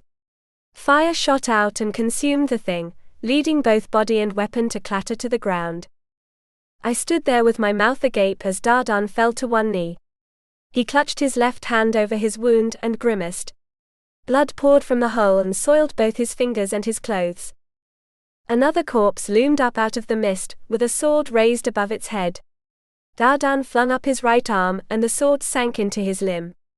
The immortal's eyes glowed bright red and flames shot out of his arm. The sword caught fire, and the flames raced up the weapon to engulf the creature. The corpse stumbled back, and fell into an ashen pile with the sword falling on top of it. His battle was far from over, as more of the creatures emerged from the mist. They surrounded him, leering at the fallen immortal with empty, pitiless faces and raised weapons. The fog fell between us, blocking my view. Panic overtook me again, and I took a step toward him, but one of the things loomed out of the dark fog. The creature reached out for me, but I twisted out of reach. My foot tripped on the ground, and I fell onto the earth. I caught myself on my hands and my palms slammed against the tainted dirt. I jerked back when my silver light exploded out of my hands and sank into the soil. The threads shot out like lightning bolts in all directions, illuminating the entire area with its soft glow. One of the threads struck the foot of the creature that hovered over me. The light darted up its leg and struck the heart area. The corpse let out a strangled gasp before it collapsed, but not into a pile of ash. Its body completely disintegrated, leaving only bits of cloth and its rusty weapon. A faint white smoke rose from the remains and hovered for a moment in front of me. "Thank you." My mouth fell open. The voice hadn't so much spoken as it had echoed in my mind. The white mist floated upward and vanished, but not to join the fog that surrounded me. Or the fog that used to surround me. Faint cries echoed all around where I sat, but they weren't the agonizing groans of the dead. These were sighs of relief as my light touched all the creatures, and released their wispy selves from their rotten bodies. At the same time, the mist began to clear, showing an empty battlefield, except for the weapons left behind by the terrible creatures. It also revealed Dardan. He still knelt where I had last seen him, but his face was now deathly pale. I scrambled to my feet and raced over to him, where I dropped to my knees. Blood. The terrible acidic odor invaded my nostrils. His eyes were shut, and his breathing was ragged. I grabbed the hem of my robe and ripped off a few long strips. "Move your hand," I whispered as I pressed a rag against his side. He reluctantly did so, but I found in my inexperience I fumbled with looping my impromptu bandage around him. The other end of the rag slipped, but a hand quickly caught it before it touched the dirty ground. I whipped my head up and found Yushir smiling down at me. "Allow me to help you," he offered as he knelt by my side. Together we wrapped Dardan in my ripped robes. Blood dripped from his arm, and I gingerly cupped it in my palms. He winced just slightly, and I couldn't stop a faint smile from appearing on my lips. Apparently, even one of the oldest creatures in the realms couldn't always hide behind his stoic mask. "You have lost a lot of blood," Yushir commented as he wrapped Dardan's arm with the last of my robes. "Can you walk?" Dardan's reply was to attempt to stand. Yushir and I leaped into action, each of us grabbing hold of an arm and helping him up. His legs were still strong enough they didn't wobble, but the color on his face turned from white to an unhealthy gray. Diane sauntered up to us, just as we finished steadying Dardan. He had a confused look in his eyes as he turned his head this way and that, inspecting the empty feld around us. Yushir inspected the area himself and pursed his lips. It is rather bewildering, is it not? One moment we had an army set against us, and the next they appeared to have been transformed into powder. My heart pounded in my chest, and I tried not to shrink beneath their querying. Movement from our wounded friend caught my attention. Dardan shut his eyes and clenched his teeth. I leaned down close to him. Are you sure you're all right? I am fine. Dardan's voice was tense, but he slipped his arms out of our grasps and stood on his own. He stretched himself to his full impressive height and lifted his chin. Irony left. Diane shook his head. I can see nothing but their weapons, Yushir concurred as he stooped and picked up the sword that had stabbed Dardan. He studied the broken, rusted blade. Curiouser and curiouser. What made the creatures rise from the ground, and what gave them peace? I swallowed the growing lump in my throat. Maybe it's the anniversary of whatever happened here. He tossed the weapon onto the ground and studied the dark sky. I believe the anniversary is some months away, but that would hardly explain their disappearance, particularly in such a spectacular fashion. I have never seen such magic before.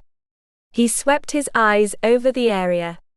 Perhaps there is some magical remnant of our good deed lingering here that expelled them, but I find that hardly likely. I shrugged. Maybe it was dumb luck. Yushir's curious eyes fell on Diane and me. Was it luck that brought you two here? Though his tone wasn't accusatory, I still winced beneath his question. Not exactly. Diane stepped up to my side and huffed. A faint smile appeared on Yushir's lips. I am afraid I do not speak any animal language fluently, my friend. Here was my way out of these questions. I patted Diane's shoulder. I guess we should get you back home so you can find some clothes. I believe I have a spare traveling cloak in my bag somewhere, Yushir mused as he drew his bag around front to lay on his chest. He opened the small sack and rummaged around before he drew out a silken cloak which he held out to Diane. This should suit a prince of the bear clans nicely. The cloak was made by Lord Buhelm himself. Diane's head and ears perked up. He cocked his head to one side and cast a side glance at me. I snorted and patted his head. It's okay. I'll turn around.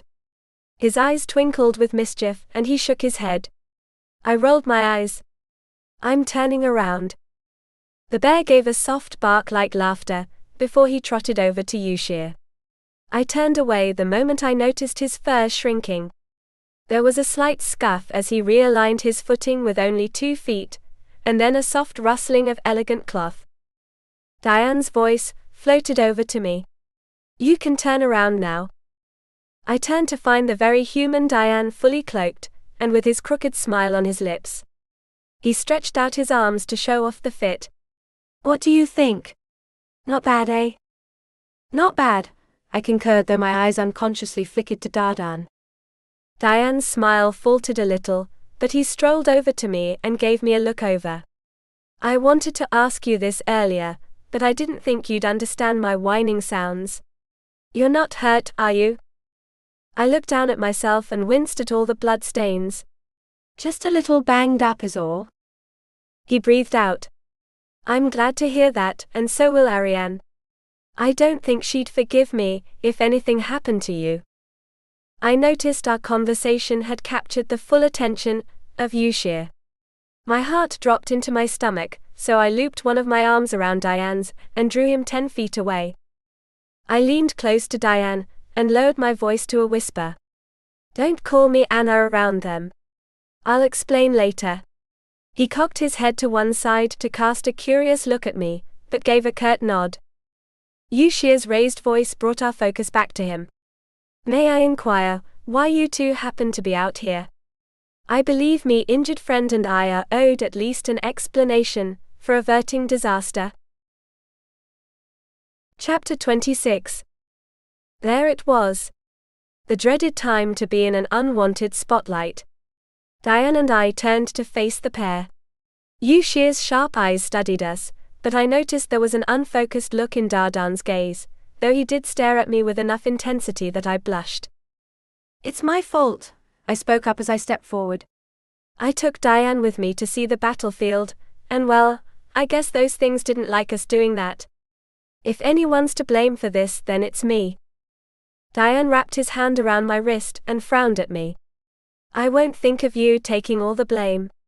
I could have stopped you at any time, but I wanted to see what the guards were up to.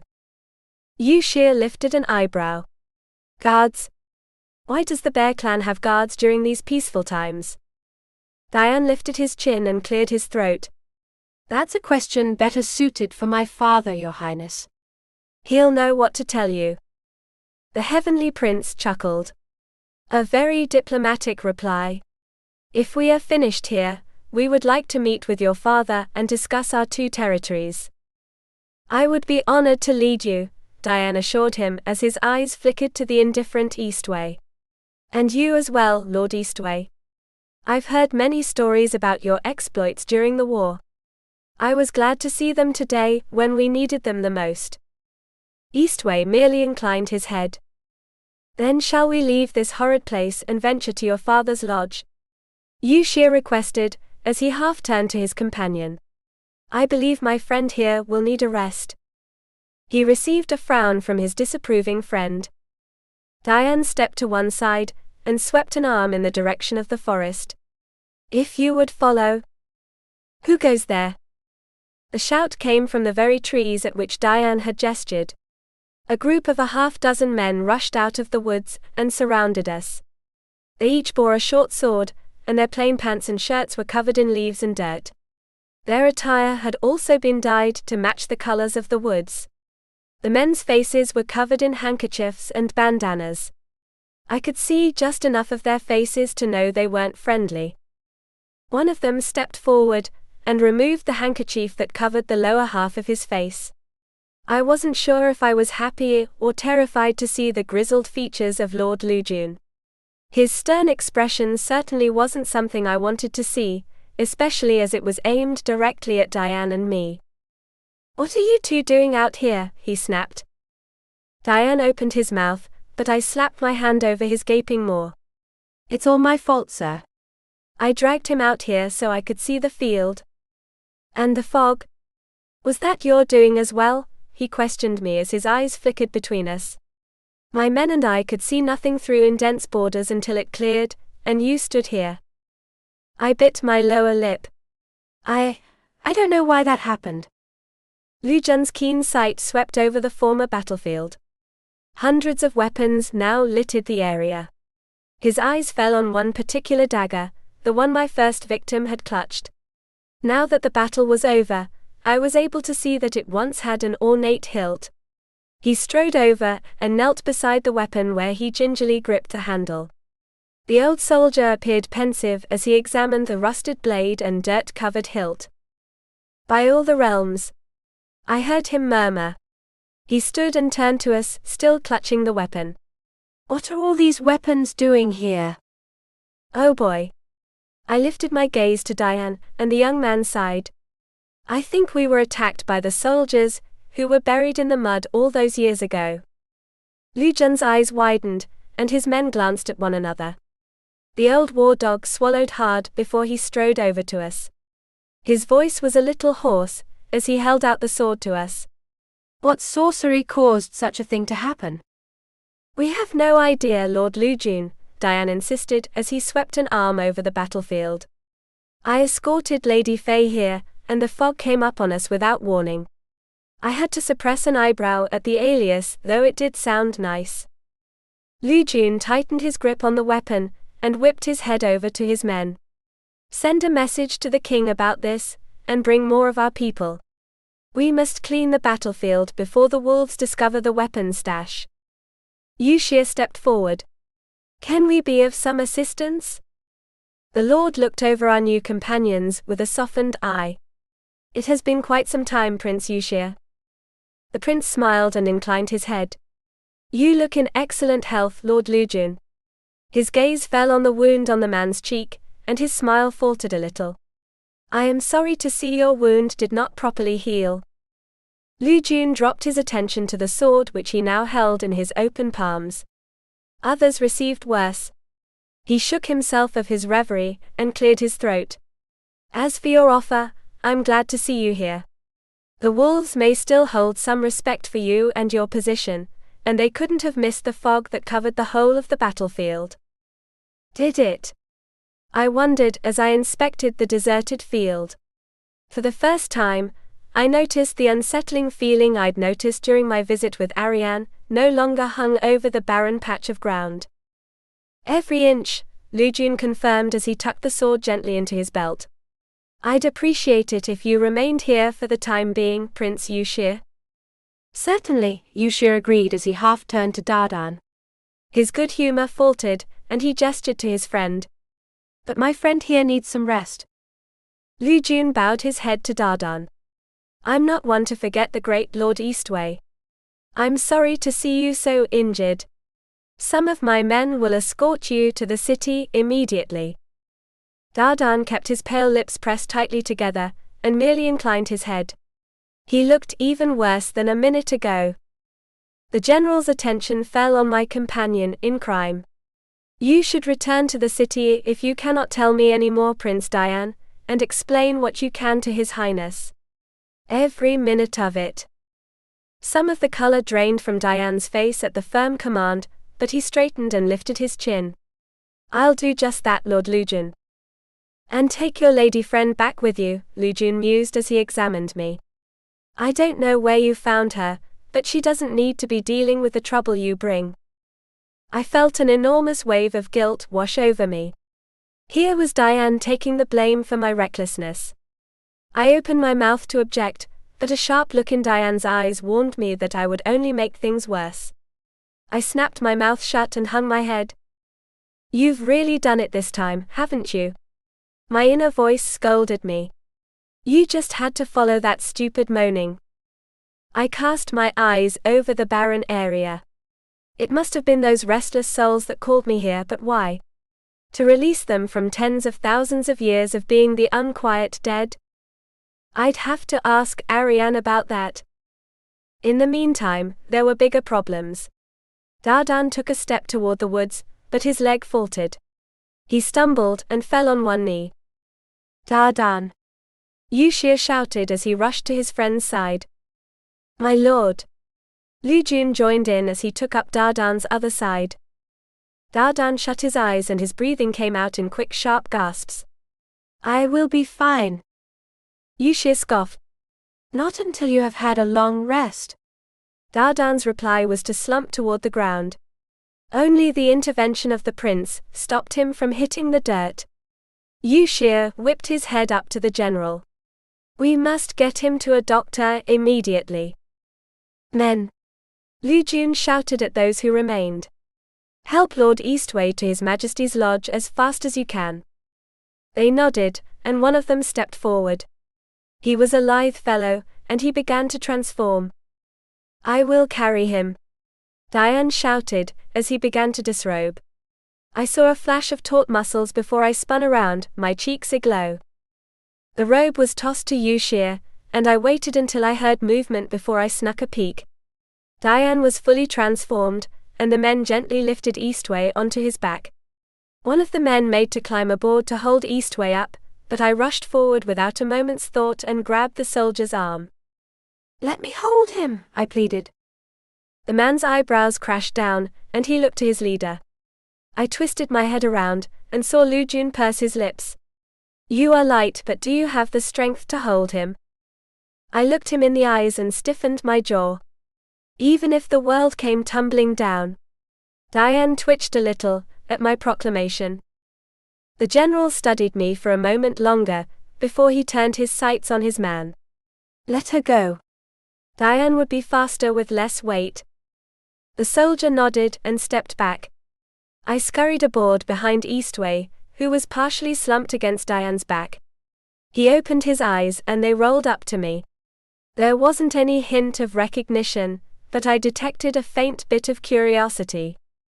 I draped my body over his, pinning him to Diane's back. Let's go. Chapter 27.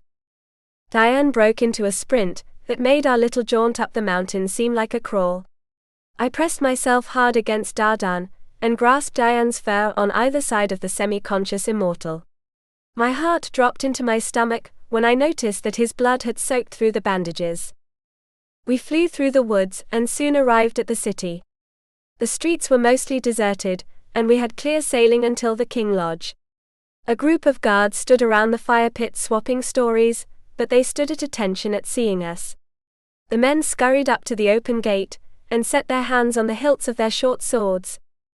One of the men squinted at us before his eyes widened in recognition. "What's happened, Diane?" I lifted my head high enough to catch their attention. "We need a doctor, quick." The men parted for their prince, and the doors to the lodge were flung open. Candlelight cascaded down the steps, and the broad silhouette of King Pangbaran stood in the doorway. "What's happening out here?"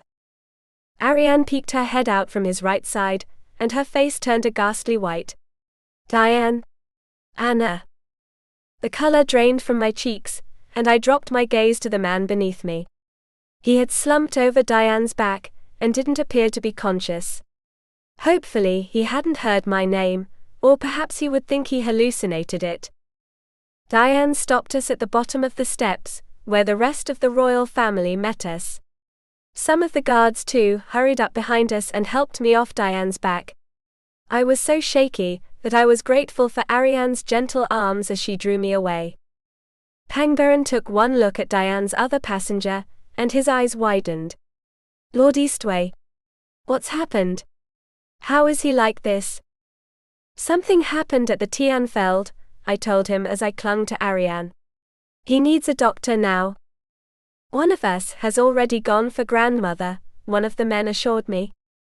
"Bring him inside at once." Pangbaran ordered his guards. The men took up the task of hefting Eastwei off Diane's back and up the stairs.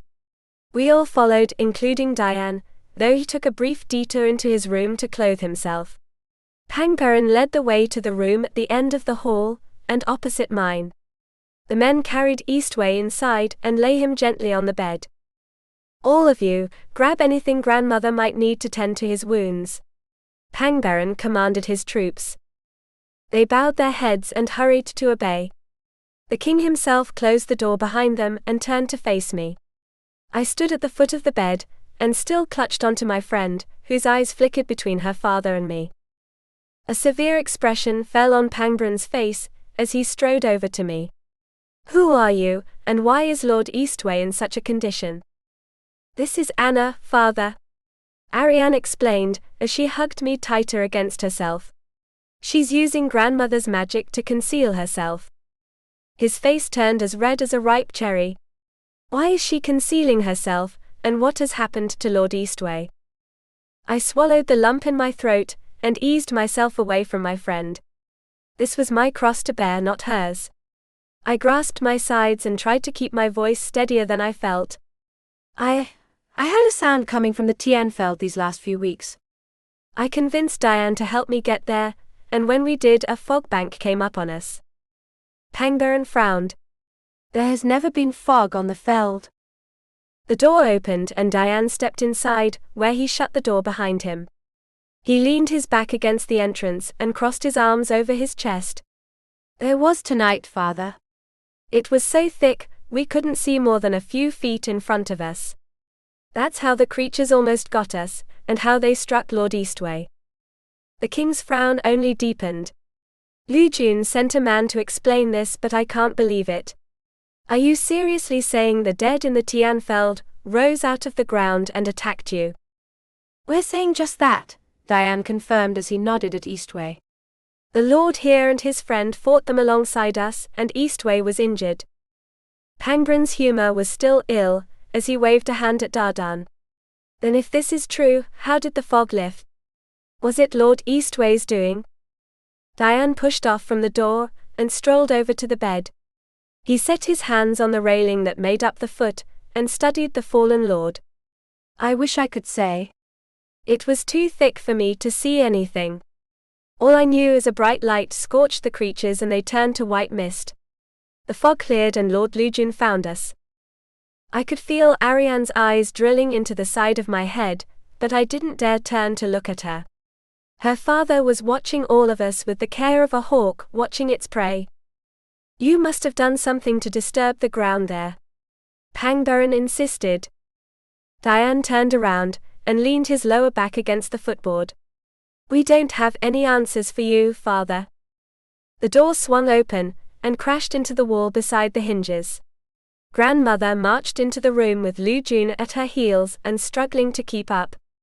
The huge carpet bag in his arm didn't help him any. She stomped over to the bed and put her hands on her hips. Her sharp eyes studied the patient and she snorted. He's certainly gotten himself in trouble this time, hasn't he? What can you do for him? Pangbaran asked her. Grandmother twisted about and swept her eyes over the company. Nothing until most of you get out. I don't need an audience for what I need to do. I stepped up to her and met her gaze. Please let me stay. She wrinkled her nose and indecision flickered across her eyes. Please. The old woman rolled her eyes and waved a hand. Very well, but do as I say or you're out. As for the rest of you, get into the hall. Go on. Get. Grandmother stomped over to the others and herded them out of the room, though not before she snatched the bag from Lord Lu Jun. I'll be taking that. She grasped the frame of the door in her other hand, as the king and his entourage turned to face her. When can we expect an update on the Lord? Pangbaran asked her. The old woman scoffed. When I'm ready to give one, and not a moment sooner. She slammed the door on his face, nearly smashing his nose into the tough wood. Grandmother spun around and marched back to the bed. She dropped her bag on the bed, missing Dardan's leg by a hair's breadth, and looked over the patient. Her expression softened and she pursed her lips. What trouble have you found this time, you old fool? She mumbled as she scooted up the bed. I stepped back and watched her gingerly inspect the bandages. She wrinkled her nose before turning her gaze on my ruined outfit. So you were there in the feld. What happened? I swallowed the lump in my throat and recounted my harrowing tale. By the time I was done, there was a strangely pleased smile on her face. She hunched forward and rubbed her hands together. So it's finally done, is it? Took it long enough. I doubt any battle has lasted as long as that one. Battle.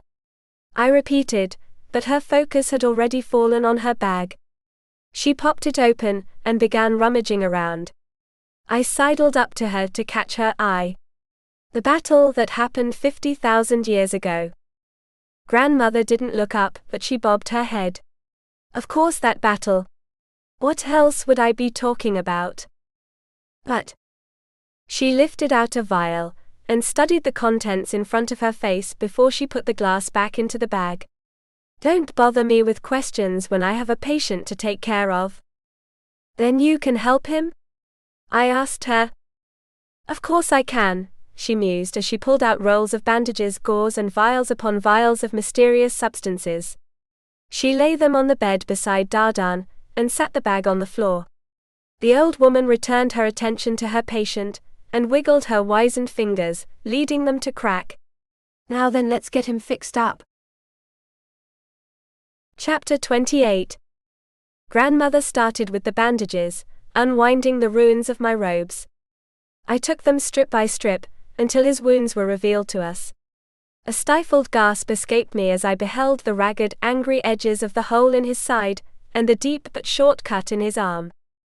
Grandmother handed me the last bandage, and a dark cloud settled on her brow as she studied the wounds. The fury of tens of thousands of victims of war wrought these wounds. That is terrible magic indeed. However, she brushed her fingers against the wound in her side and Dardan winced. Even against those odds, he isn't mending as he should. The color drained from my face. Why not? Grandmother opened the front of his robes and revealed his pale but muscular chest. My heart gave a heavy thump of admiration that my head told to shut up. She pressed her hand over his heart and furrowed her brow. His energy is very low, and was probably that way before the fight. We'll need to rejuvenate his strength in some way. My heart skipped a beat when I recalled the long-ago visit of Lady Myanshar to Eastwei. A mending potion. Lady Myanshar gave one to him. Grandmother turned her head around and lifted an eyebrow at me. How would you know about that? I shrank beneath her inquisitive stare. I guess I must have heard about it somewhere. She scoffed. One doesn't hear about life-rejuvenating medicine given to the most powerful god among the heavenly immortals unless you have an insider into his home. A knock on the door made me jump. Grandmother looked past me and glared at the entrance. What's wanted?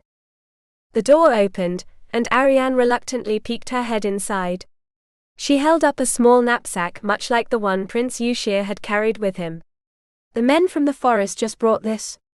Prince Yushir said it belonged to Lord Eastwei. Grandmother's eyes lit up and she caught my eye. Grab it. I hurried across the room, and Arian handed the bag off to me, but not before she grasped my hand between both of hers. How are you? She whispered. I gave her a tired smile. I can't complain. She pursed her lips but slipped away, closing the door behind her. Bring that over here, girl. Grandmother snapped. I hurried to obey, and Grandmother snatched the knapsack from me. She poured the contents on the bed, revealing intimate clothing attire, a few scarlet red handkerchiefs, and a bottle of something. Grandmother snatched up the bottle and lifted the glass to her face. She studied the contents for a moment before she popped the cork and sniffed. Her eyes lit up, and she drew the vial away to examine the shimmering liquid again. By all the realms! It truly is a mending potion. I haven't seen the like in an age. A soft groan from our patient caught her attention. Grandmother whipped her head to me. Fetch a glass. There's one in my bedroom, I told her. I didn't wait for an answer but rushed out of the room and across the hall, leaving the door open behind me for a quick escape. An empty water glass sat atop my bedstand. I snatched it up and spun around, and nearly jumped out of my skin. Diane leaned against the doorframe, and his arms were folded over his chest. He had a smile on his lips, but there was something not quite right with the look. It was too stiff. Too insincere. I clapped a hand over my chest and glared at him. Don't scare me like that. I don't need any more scares today. He nodded at the glass I clutched in my hand. Is that for him? I blinked at him, before realization struck me. For Lord Eastwei? Yeah. Why? Diane cocked his head to one side, and lifted an eyebrow. For Dardan? Isn't that what Prince Yushir called him earlier? The color drained from my cheeks, but I rallied myself and slipped around him. I really have to get. He grabbed my arm. His grip wasn't harsh, but it was strong. I whipped my head up, and found myself staring into his curious and intense gaze. You know him pretty well, don't you? I twisted in his grip. I don't have time for this, Diane, so let me go. He reluctantly opened his hand, and pressed his back against the doorframe to allow me through. I slipped past and hurried across the hall, not daring to look back. A sigh of relief escaped me, as I closed the bedroom door behind me. About time, Grandmother scolded me as she held out her hand. The glass. I strode across the room, and handed the cup to her. She paused with her hand still outstretched and studied my arm. Your clothes are mangled. Did that young Diane hurt you? Not at all, I assured her. Grandmother didn't look like she believed me, but she turned back to her patient without another word. She poured out only a half-dozen tiny droplets and corked the vial. The old woman held up the glass, and studied the infinitesimal amount of liquid. This should do it. Why not just pour it out of the vial? I asked her. My companion scoffed. And risk pouring the whole lot of it down him. He'd receive such a boost that he might explode this whole house. She scooted closer to the bed, and slipped a hand beneath the back of his neck. Now help me hold up his head and open his mouth. I scurried to the other side, and together we angled his head forward. Grandmother placed the mouth of the glass against his lower lip, and tipped the droplets into his gaping maw. I watched fascinated as the tiny bits of water slipped into his mouth and down his throat. "Now we had better stand back in case that was too much," Grandmother warned me as she scooted back to the door. My eyes widened, and I hurried to join her at the safe distance. We both faced the bed and waited. A few seconds passed before Dardan stirred. His fingers twitched and faint clouds of fiery smoke floated out from beneath his palms. The same mist floated out of his body, and gave off a reddish hue that made it appear like he was on fire. Perhaps he was. The scarlet light pulsed and sent little shockwaves around the room. Each vibration shook my bones and made me clench my teeth. The wooden planks that made up the walls, too, were affected by his magic as they rattled and rocked to and fro. Even the floor shifted beneath each wave, opening and closing the gaps between each other. Grandmother crossed her arms over her chest and gave an affirmative nod. "Good. It seems to be working." I loosened my jaw long enough to ask my question. "What would happen if it didn't work?" "Then he'd keep bleeding out, and we'd be changing his bandages right now, not standing here enjoying the vibes from his magic." "Enjoying?" I repeated as I winced against another wave. A crooked smile slipped onto her lips, and she cocked her head to one side to cast the bemused look at me. "Loosen your body, and let the magic flow into you." "Oh boy," I murmured to myself as I closed my eyes. I took a deep breath in and out, and my muscles relaxed. Another wave came over me, but rather than the harsh strike, the heat sank into my body. I shuddered at first as the warmth seemed to touch every fiber of my being. A soft sigh came unbidden from me. Grandmother chuckled. "Quite soothing, isn't it?" "A rare treat for the two of us. He's the only god in the whole world capable of using fire magic, and we get to bask in it." I knitted my eyebrows together as I stared at the stunning and still god. "But why is he the only one?" She shrugged. "Who knows? The world spit him out when it was young, and he was found by chance.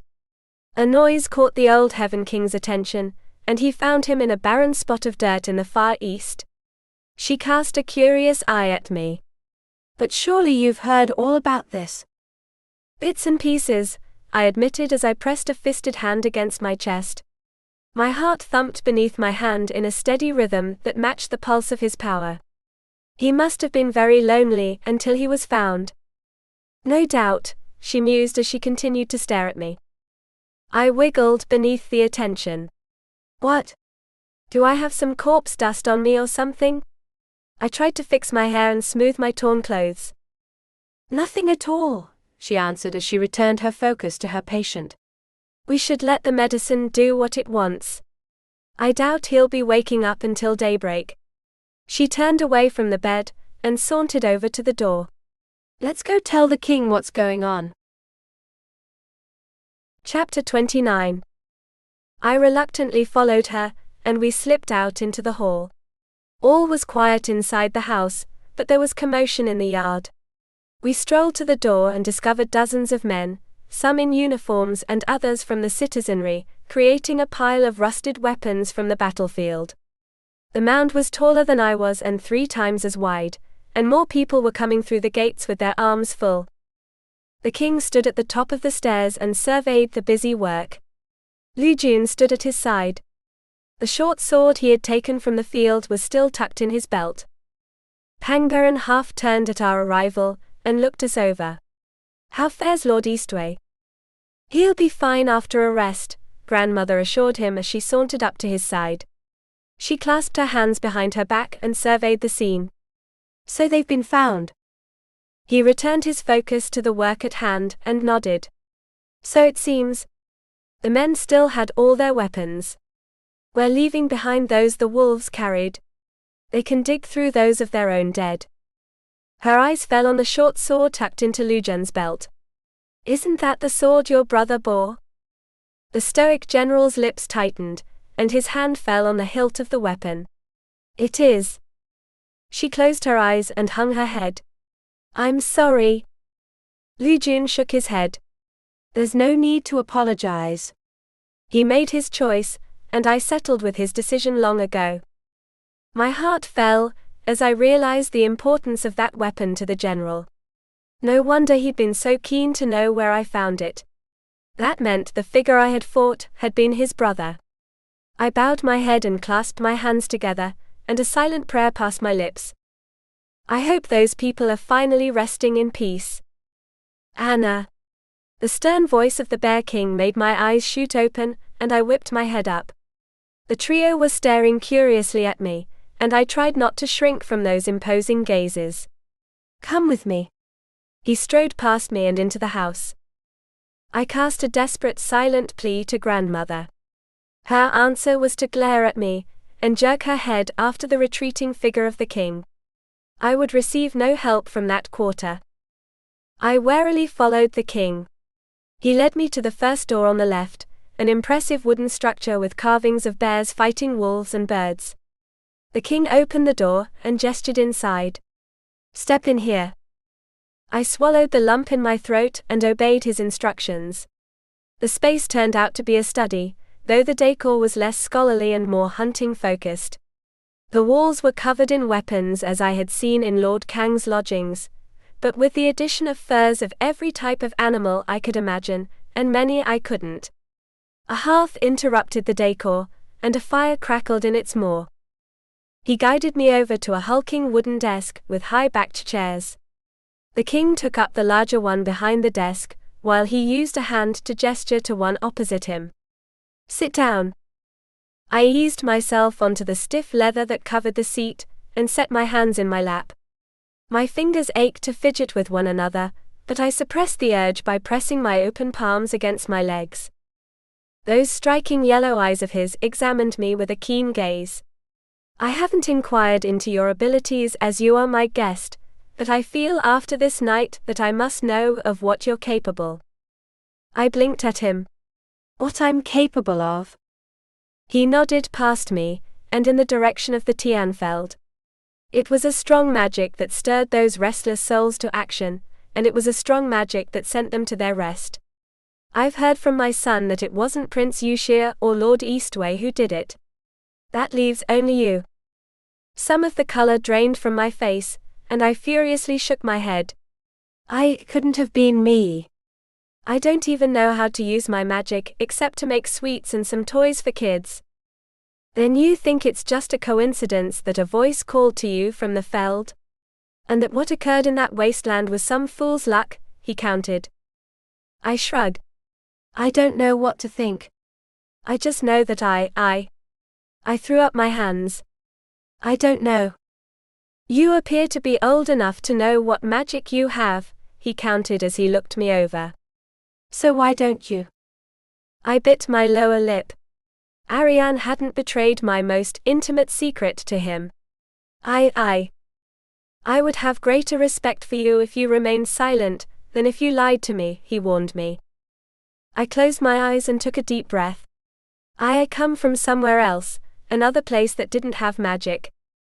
Then you're the new goddess that fell into Lord Eastwei's garden? A faint blush accented my cheeks, and I dared risk a look up at him. You know about that? Some of the merchants who attended the Twilight Fair came here and spread their gossip about a goddess from another world who couldn't control her magic. I slumped lower in my seat. Yeah. Then you're sure you weren't the one to ignite the trouble in the Feld? He mused as he grasped the front of the chair arms and leaned toward me. You were summoned by voices no one else heard. The Feld is now cleansed after 50,000 years, and the souls of my people are finally at peace. Don't you want to claim that credit? No. My voice was low but firm. He cocked an eyebrow. Why not? I lifted my chin and met his gaze. Because I wasn't there alone, and whatever happened, I didn't control it. If anything, most of it was the heroics of the 3 men who saved me, and my dumb luck. Pangbaran studied me for the longest time, before a smile slipped onto his lips. He fell back against his seat and chuckled. I see. You are rather unusual for a goddess, but that may perhaps have been why the lost souls called you there. I tilted my head to one side and blinked at him. What do you mean? He set his elbows on the arms of his chair and twined his fingers together. You've met enough goddesses to know they can be a selfish bunch. But not your daughter. I objected. His eyes twinkled as he inclined his head to me. I'm grateful you think so, though I can't claim that victory any more than you want to claim the credit for cleansing the feld. My wife was the one who brought my children up to be as they are. But that's not true, I objected as I used a hand to gesture to him. Your son is just like you. And Arian is too. They're good, kids, that are several tens of thousands of years older than me, and they couldn't have gotten that way without the help of everyone around them, and most importantly their dad. Pangbaran examined me, before he slowly bobbed his head. I don't see any deceit in your eyes. You mean every word of what you said. It's rare to meet someone as honest as you. I snorted. Yeah, well, I'm naive too, but don't rub it in. I won't, he assured me as he stood. And I owe you a debt of gratitude for freeing the souls of my people from that accursed place. Their well-being has bothered me since the day it happened. You've lifted that weight from my shoulders. How can I thank you? A thought popped into my head. I dropped my elbows onto the desk and clasped my hands together. Please let me take care of Eastwei, or at least stay by his side until he wakes up. He probably won't want me there after that, but I'd like to look after him until that happens. Cleansing the field might have been a good deed to you, but my recklessness was what caused him to get hurt. Taking care of him is the only way I can think of to make amends for him being in the condition he is. The king nodded. As you wish. You may watch over him for as long as he'll allow it. I was thrilled by his permission, but doubt nagged me. Dardan would eventually wake up. Then what? Chapter 30. King Pangbaran led me out into the hall, and we nearly crashed into Arian. She paced the floor outside the door, and had worn away any inkling of dust on the floorboards. My friend leaped at her father, and grasped the front of his imperial garb. Please, father, have mercy on Anna, she pleaded as her eyes filled with tears. Whatever punishment you have for her, know that I am just as guilty as she. Give me the same, and we'll leave here after we've fulfilled your judgment. Pangbaran set his hands over hers and smiled down at her. There's no need for that, Arian. Your friend isn't going to receive a punishment. She blinked at him, before she turned her attention to me. No punishment? I suppressed a laugh but nodded. But what of the guards? And the rules about the feld, she countered as she returned her focus to her father. She broke all of them and tempted Diane to join her. A dark cloud began to settle on her father's brow. You won't be helping your friend by reminding me of her transgressions. Arian sheepishly smiled, and wrapped her arms around one of mine. My apologies, father. We shall be going forthwith. He nodded at the room down the hall where Dardan slept. Your friend will want to go there first. Of course, Arian agreed as she scooted me down the hall before she opened her big mouth. I couldn't help but smile at my companion. Thanks for coming to my rescue. She blushed and dropped her eyes to the floor. I fear I was more hindrance than help. I think it amused your dad, I counted as we reached the door. Arian released me, and turned so we faced each other in front of the entrance. Her worried eyes inspected my person. How are you? I rubbed the back of my neck and winced. A little sore and a lot dirty. How's your brother? She bit her lip and cast her concerned eyes down the hall. Unharmed, but he seems rather melancholy. My mind recalled the last interview I'd had with her beloved brother. The questions he'd asked me had all pointed to more than a hint of jealousy. I clapped a hand on her shoulder and offered her my best fake smile. I'm sure he'll be all right. He's probably just remembering all those ghouls we had to fend off. It can't be easy fighting your own people, dead or not. You should go check on him. She whipped her head around and grasped my shoulders. But I would not leave you alone. I snorted and jerked my head in the direction of the door. I won't be alone. Grandmother's still in there, and then there's Dardan. My friend looked me up and down. Will you keep this appearance in front of him? Confusion bounced around in my head, before a wisp of my brown hair floated into my view. Oh, this? I mused as I grasped a lock, and wriggled it about like a worm on a hook. I'll keep it up. For as long as my pea provisions will hold out. Which reminded me.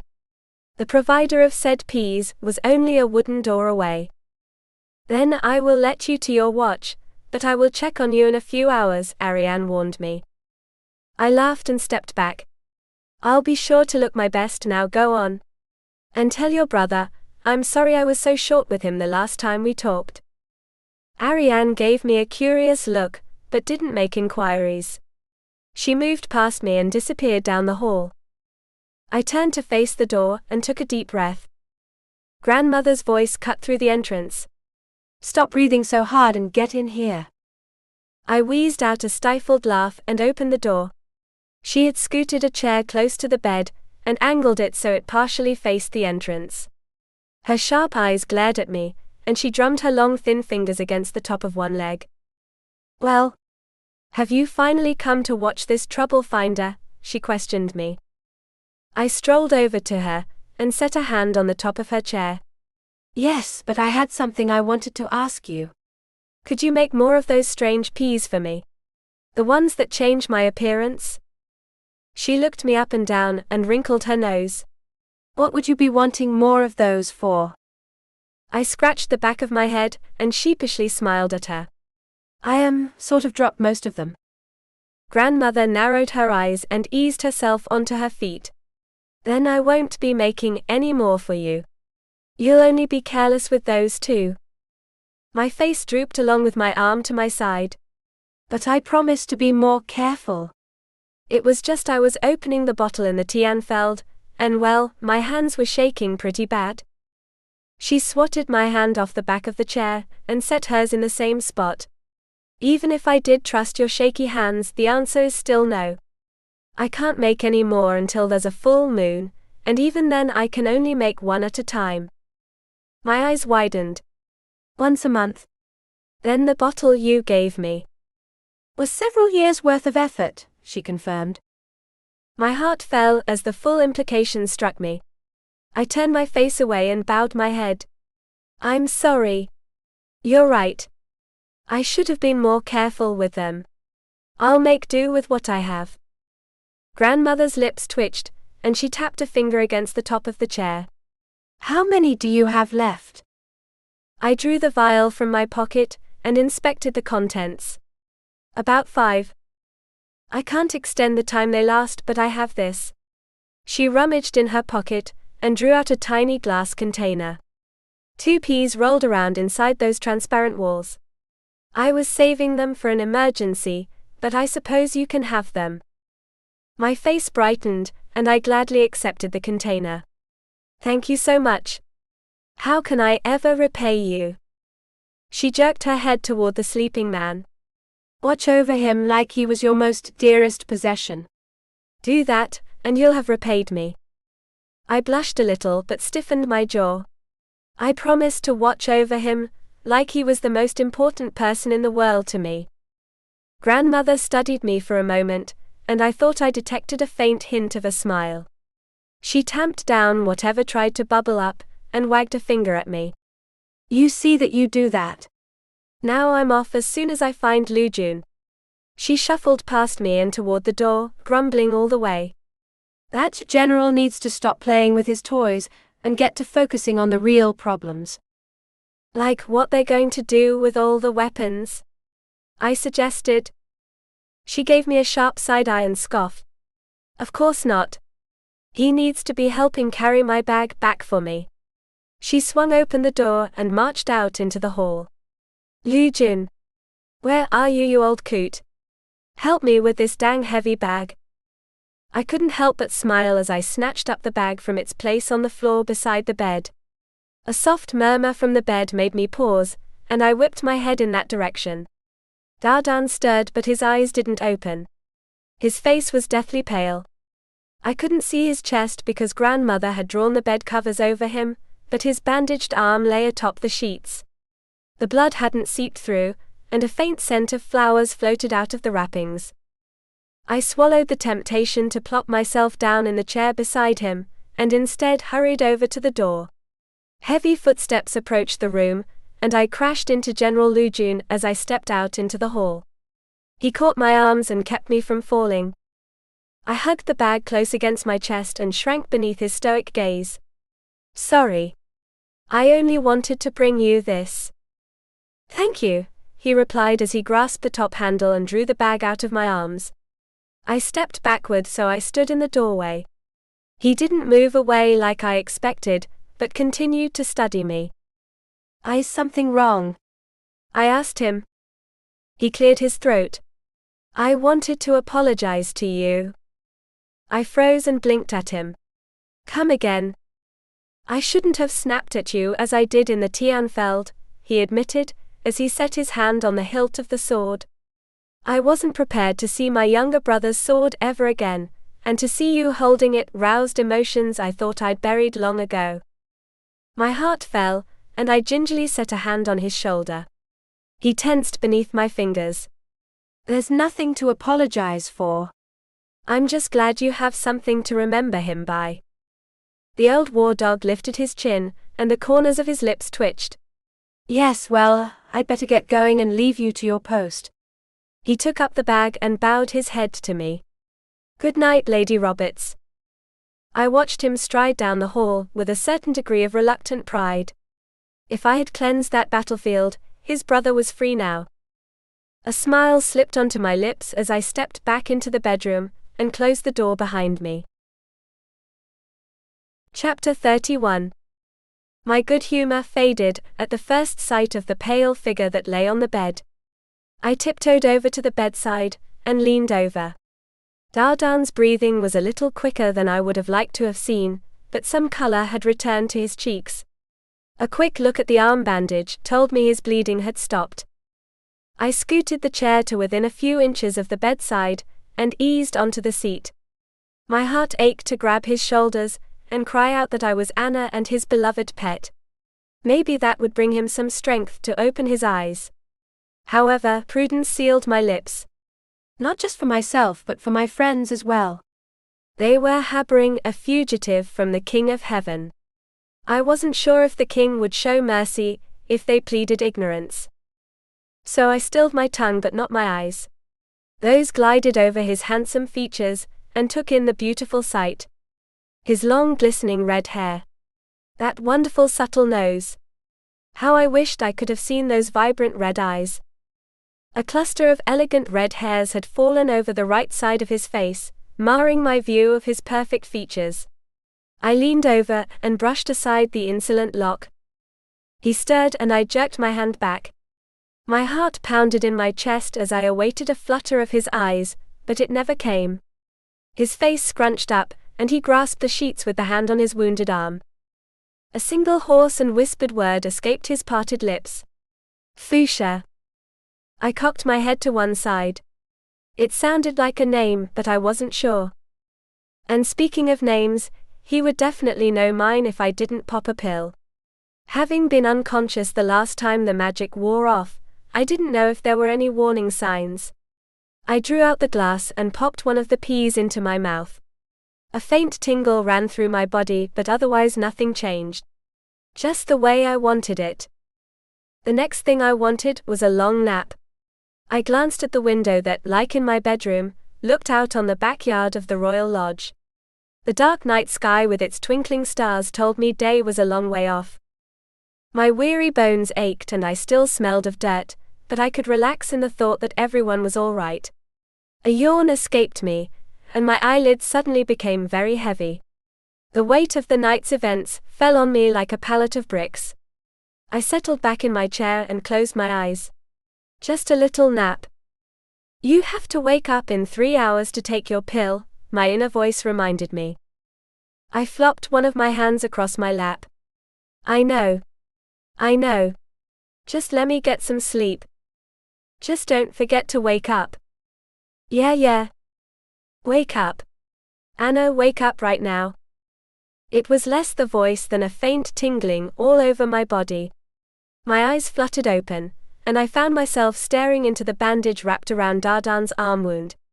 I had slumped forward sometime during my slumber, and I was now draped over the side of the bed. One of my hands even laid upon his. I lifted my head, and beheld a dark night outside the window. The quiet room was shrouded in shadows. Not a creak was heard from outside those 4 imposing walls. Something fell in front of my face that made me freeze. It was a slender thread of silver hair.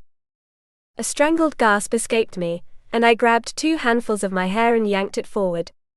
Silver. All of it was silver. The 3-hour limit had passed without my knowing. I stuffed my hand into my pocket and came out with the vial, but in my rush the glass slipped from my hands.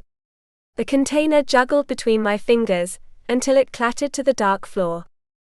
I dropped to my hands and knees with panic in my heart, and desperation in my eyes. The bottle was nowhere to be seen in the deep shadows of the room. You have to be somewhere around here, I muttered to myself as I crawled across the wood planks, patting every inch. My searching hands and eyes didn't touch or see anything in the gloom. Here, bottle. Here, bottle. What are you doing down there? I froze and my eyes bulged out of their sockets. That voice. That wonderfully stoic voice. I swallowed hard and crouched lower against the floor. Maybe it had been my imagination. A faint flicker of firelight appeared from above me. Dardan had lit his magic. I squeaked and rolled underneath the bed, where I stopped on my chest. My arms were pressed tightly against my sides, and I stared at the dusty floorboards with large unblinking eyes. Who are you? Dardan persisted. My voice. He'd known my voice. Maybe. Possibly. That risk meant I had to conceal it until I found that blasted bottle. I cleared my throat and deepened my timbre to try to mimic my magically disguised voice. It made me sound like a lumberjack with laryngitis. I'm not doing anything. Come out, he commanded. I desperately wanted to fulfill his wish, but a lock of silver hair dropped in front of me, dangling there as a reminder that I couldn't be seen as myself. 1 minute. I chirped as I fumbled along the dark floor. The bed creaked and the light grew brighter. Any speck of me that exited from beneath the bed would quickly and completely be seen. I will light this bed afire if you do not come out. I stiffened and my mouth dropped open. My voice took on a high-pitched tone. But you'd kill yourself. I am immune to fire. Of course he is, I grumbled, as I resumed my frantic search. My right hand knocked against a familiar cold glass, and the container tried to roll away toward the light. I ended its hopes of escape by snatching it on the border of shadow and brilliance. 1 minute. I shouted as I fumbled with the cork and managed to yank it off. The peas tried to escape, but I rolled one onto my palm and plugged the hole. I popped one of the peas and felt the familiar tingle, but I wasn't sure how long the whole process took. A couple of seconds. It'd have to risk it or risk being well done. The bed creaked. I will give you one last warning. Come out or... I rolled out from beneath the bed and popped my head up above the bed. Hello there. Dardan had been leaning over the side searching for me, and I ended up shoving my face into his. We both froze, lost in each other's faces. I only wished mine would have been my real one. His brilliant scarlet eyes were stern, but there was a twinkle of some other emotion within those depths. Amusement, perhaps. Or maybe there was some of that teasing nature he'd shown me when I was a cat.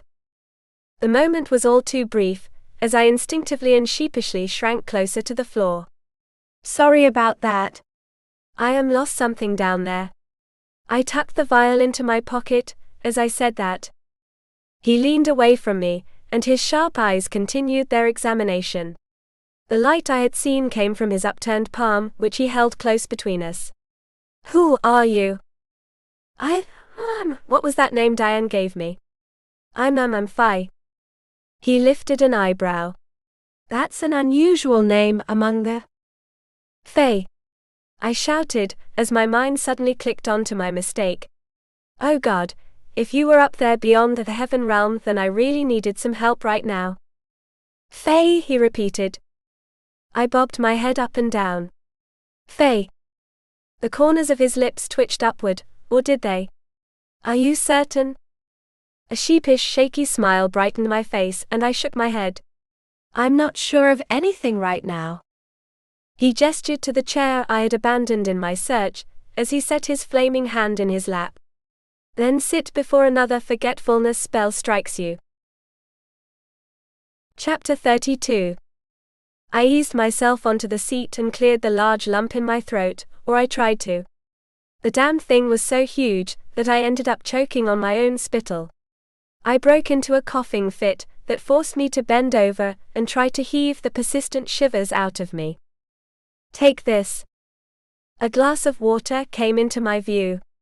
I managed to lift my eyes and beheld Dardan holding out the cup. His angelic face so close to mine, and his obvious care in the way he offered me the glass made me freeze, even against the wishes of my coughing. Why'd he have to look so handsome? Even when he was bedridden, and slightly mauled by a short sword? Do you not want it? His question rattled me out of my reverie, and I furiously shook my head. No, I managed to hoarsely whisper as I took the glass. Thank you. A stifled cough escaped me, and I took that opportunity to shove the glass into my mouth.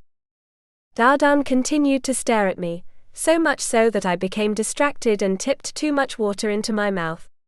Now I was choking on my salvation, and little droplets dribbled down my chin. I looked for something to wipe off the water, and my eyes fell on the bed covers. He drew the sheets away, and nodded at my forehead.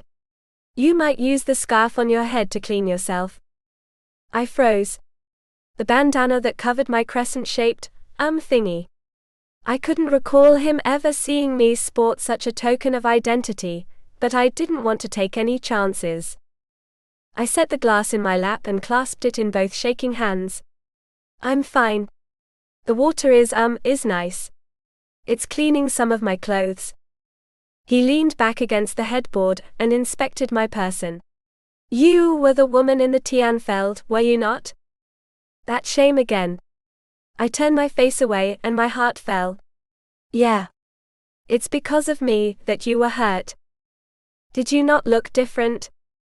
There was a strange and unexpected hope in his voice. I whipped my head up and found him searching my face. He raised his dancing firelight to me again, and narrowed his eyes. Was your hair not different? I tightened my grip on the glass and reluctantly shook my head. No. Maybe it was the mist playing tricks on you. He stared at me a moment longer, before the look of hope died. My heart fell, as I understood that my words had been what killed it. I see. That must be the reason. I leaned in close. What do you think you saw? Dardan turned his face away, and his familiar stoic expression returned. He set his fireball hand in his lap again, and the flame dwindled a little, allowing the shadows to stretch toward us. I was mistaken. Damn. So close to learning if he thought it had been me or someone else. Who else would it be? My internal voice wondered. I rolled my eyes up and glared at the ceiling. What about Xian?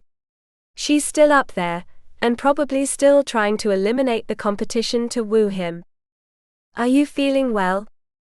I stiffened before I rolled my eyes back down to my companion. He had turned his head just far enough to stare at me with one bright red eye. I fidgeted in my seat before I slapped a smile on my face. Sorry about that. I tend to let my mind wander.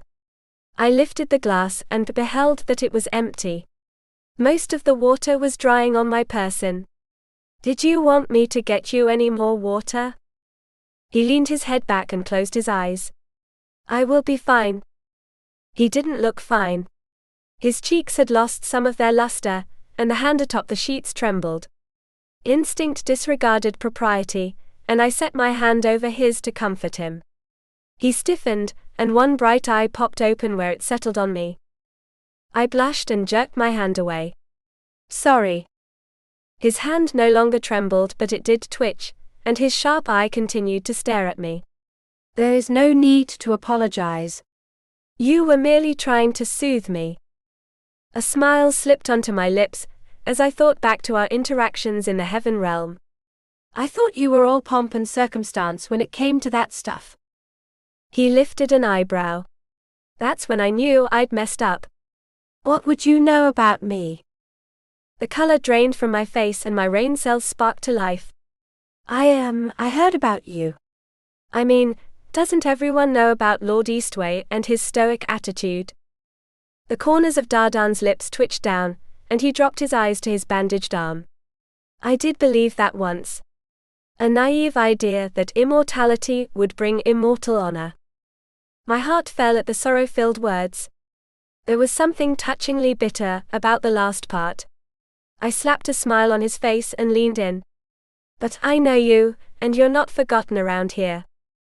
He cast his curious eyes back to me, and I tried not to shrink beneath that imposing gaze.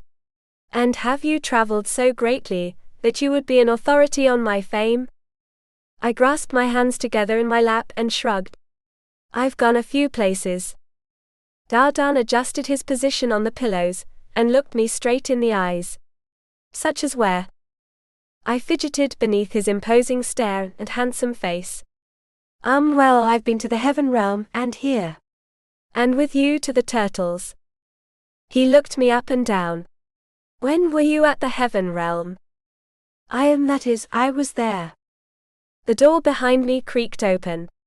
I couldn't have been any happier for the intrusion, as I whipped my head around. Prince Yushir peeked his head inside and smiled at us. Ah.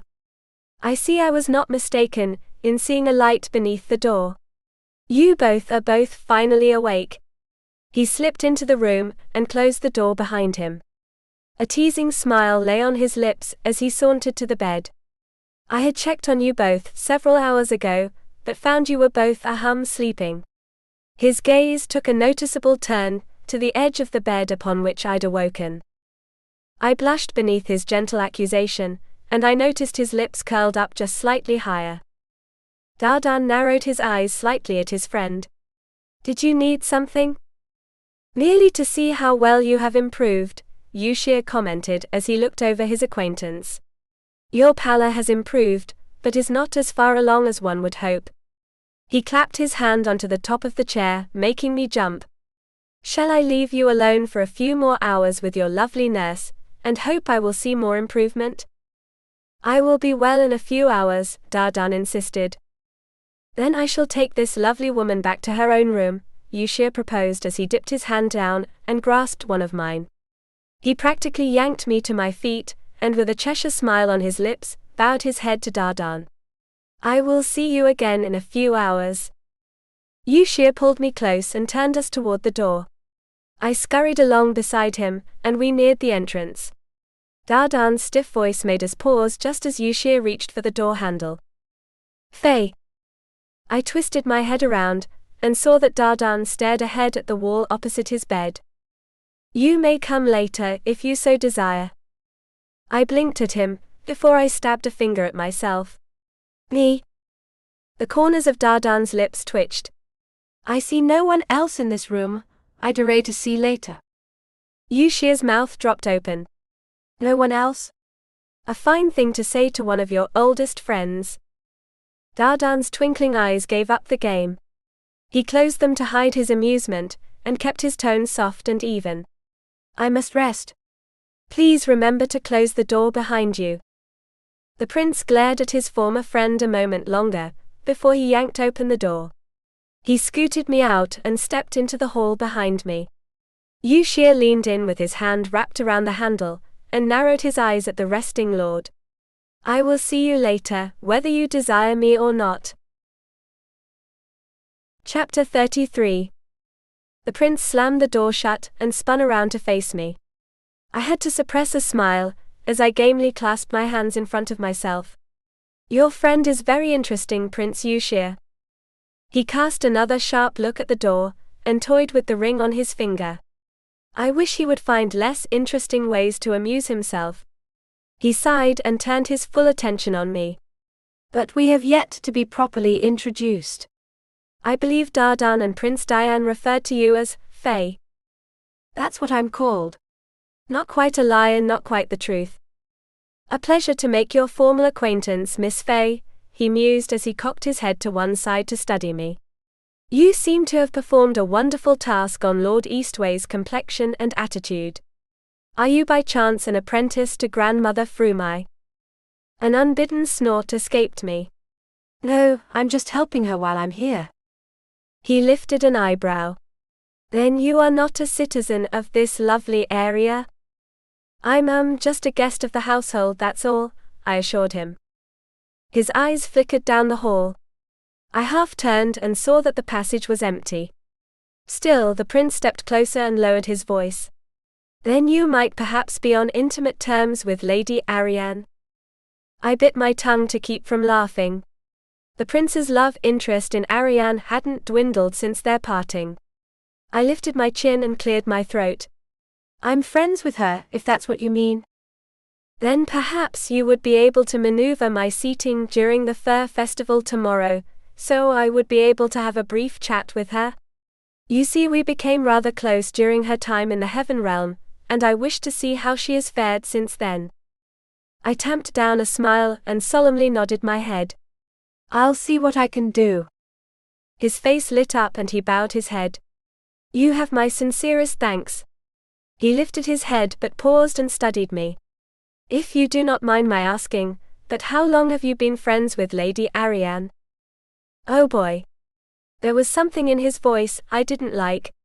I lifted my chin and tapped a finger against it. I can't quite recall.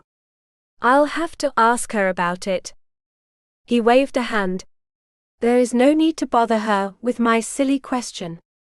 Merely send along my sincere wishes for her health, and see if you might adjust the seating arrangement to benefit us both. Yeah, benefit both of you, I wryly commented to myself as I took a step toward my bedroom door. I'll do that. Good night. Sleep well, Miss Faye.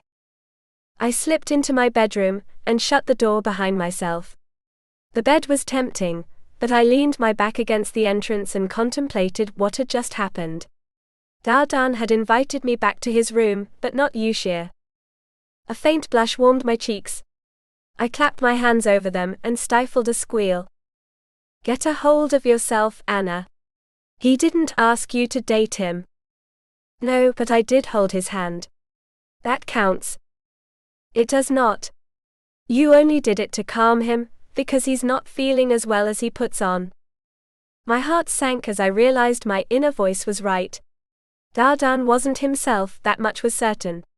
My thoughts wandered back to the broken crystal he had shown Lady Myansha, and the medicine grandmother had used to revive him when his wounds wouldn't heal. The wounds caused by my recklessness. How could I have ever believed something bad wouldn't have happened if I had followed those haunting voices? Then again, how could I have ignored their mournful cries? I dropped my arms to my sides and sighed. I couldn't rewind time and change my mistakes, but I could make amends by doing my best to help Dardan. And I needed to apologize to Arian's family, especially her father. I'd dragged his only son into a near-death situation. I pushed off from the door and shuffled over to the bed, where I collapsed face first onto the down mattress. But all that would wait until tomorrow. For now, I crawled onto the bed, wrapped myself around a pillow, and fell into a deep dreamless slumber. I was awoken the next bright sunny morning by a knock on my door. Faye. Are you awake? The reluctant voice belonged to Arian. Faye. I mumbled, as I wiggled inside a cocoon I'd made of my bedsheets. Oh right. My new alias. I poked my head out, and my bleary eyes blinked at the door. Come in. Arian slipped into the room, and positively slammed it shut behind her. At least, she shut it harder than she often did. Her cheeks too were a brilliant scarlet, and her chest moved up and down with the rapidity of a hamster discovering a wheel for the first time. I sat up, still stuck in my cocoon, and cocked my head to one side. Is something wrong? She cupped her cheeks in her hands, and hurried over to the bed, where she plopped herself on the edge beside me. I cannot do it, Anna. I just cannot. I rubbed lingering sleepiness from my eyes. You might want to start at the beginning, and speak slowly. My brain isn't quite turned on yet.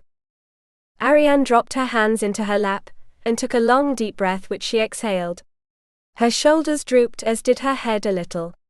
I cannot face Prince Yushir. I paused in my attempts to free myself from my tight cocoon, and lifted an eyebrow. What do you mean? Her wide eyes fell on the door. Prince Yushir is waiting down the hall at this very moment, and I know that he will no doubt wish to speak with me regarding his family's heirloom. I snorted. I don't think it's the ball he wants to talk about, but you. Her blush only deepened. But how can I speak with him? He is a prince of the heavenly realm, and I am a princess of a very large bear clan, I finished for her as I fumbled with the sheets. The Gordian knot would have been easier to untie. And that's good enough for him, otherwise he wouldn't be trying to woo you. Her cheeks changed from deep red to an unhealthy white, and she stared at the door as if some nameless horror was about to burst through it. But that cannot be. He has so many other, better maidens to choose from among those in the heaven. I snorted and clapped a hand on her shoulder. We've both seen some of those girls.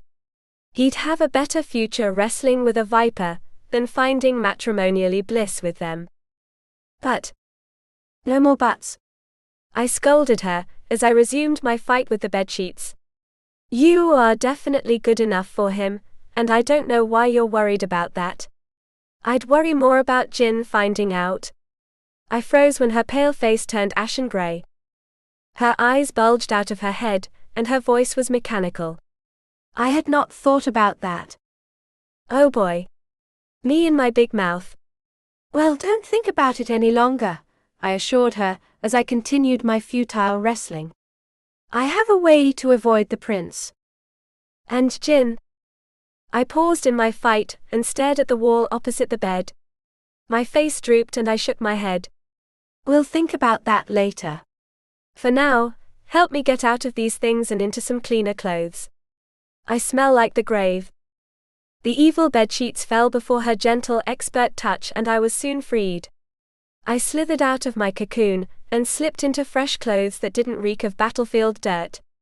Something jingled in my pants pocket, and I removed the small vial of peas. Only a few left. I'd have to be careful about how many I used. And speaking of that, a silver thread of hair floated by my face. I sighed and popped one of the peas before stuffing the bottle into my pocket. Every 3 hours. Good luck remembering that. I glanced at the mirror above my vanity, and my face drooped. The crescent moon shone out bright and shiny atop my forehead. I scooted over to my clothing drawer and drew out a handkerchief which I wrapped around my head. All the while, Arian paced the middle of the floor wringing her hands together. What will I do? What will I say to him? Nothing just yet if this works, I mused as I tiptoed over to my door and peeked out. The hall was empty except at the very end. Yushir's stiff figure paced the floor in front of the double doors. I glanced over my shoulder and watched my friend do the same. They really are made for each other. I only wish she would see she's good enough for him. But a promise was a promise, and I'd promised to get her around him, at least this time. I eased the door shut and scurried to my window, barely avoiding a crash with my friend. Arian didn't even notice. What would father say if he knew I had accepted such a gift from the prince? I opened my window and leaned out over the porch. He's probably be thrilled to have a prince of heaven as a son-in-law. She froze in her tracks in front of the fireplace, and her bulging eyes stared at the stones. Son-in-law? That would mean he would be my husband. That's usually the requirement, I teased as I slipped over to her and grasped her stiff shoulders. Now it's time to get out of here. Arian blinked, as I turned her away from the chimney and to the window. Where are we going? Out the window and under the deck, I instructed her as I helped her over the sill. She landed on her feet and stepped aside, but quickly noticed I wasn't following. Will you not come with me? I jerked my head over my shoulder. I'll act as a distraction, in case he sees you through the front windows. You just go and help out with setting up with the festival. That'll take your mind off things. Arian grasped my hands and smiled at me through tears. You are a true friend. And this true friend is telling you to get moving, I teased as I gave her a gentle push. Arian eased herself off the porch, and I saw her shadow flit through the gaps in the boards before she disappeared. A heavy sigh escaped me. Now time to do my part. I heard a faint sound of door hinges, and turned my head in that direction in time to see Dardan step into the room. He paused on the threshold and his lips twitched upward. What are you doing? And that's when I lost my balance, and fell out the window. Chapter 34. I crashed back first onto the wooden boards that made up the wraparound porch. My muscles and a few bones screamed at me, and I lay stiff atop the planks staring up at the sloped roof. A shadow fell over me, and I turned my head a fraction of an inch, where I found myself staring up into the bemused face of Dardan. He folded his arms atop the sill, and leaned out far enough to look me over. You appear to be unharmed. I shifted and winced when a few muscles twinged. My back is saying otherwise. Would you like for me to help you up? He offered. I glared up at him. I think you've helped enough. I slowly rolled away from him and onto my side, where I managed to lift myself onto my knees. Dardan watched with some interest, or enough that I stopped mid-brushing myself off and frowned at him. What? Do you often talk to yourself in your room? He inquired. My face drooped. He'd heard me talking with Arian, but hadn't heard her half. I cleared my throat and eased myself onto my feet, standing tall and proud before him. Or so I wished. In truth, my legs rattled like reeds in a windstorm, and my back was still complaining. I dared take a step and lost my balance, teetering toward the drop off the porch. Dardan hopped the window in one simple move, and landed beside me. One strong arm wrapped around my waist, and drew me against the godly lord. I pressed my palms against his chest and blushed when I felt the tense muscles. You are rather clumsy. My mouth fell open, and I whipped my head up to give him a piece of my mind. What I got was a stupor. He was smiling down at me. Sure, the smile was very tiny, but the twinkle in his eyes told me it was genuine. I stared in bewilderment for so long that my lips dried up. Is something the matter? He asked me. I shook off my shock and licked my lips. It's nothing. Then why are you holding so tightly to my clothes? I dropped my gaze to my hands, and saw that I did indeed have a death grip on his robes. I let out a squeak and tried to go in reverse, but his arm held tightly onto me. Are you sure you can handle standing on your own? He inquired. I'm willing to give it a try, I insisted as I released his robes.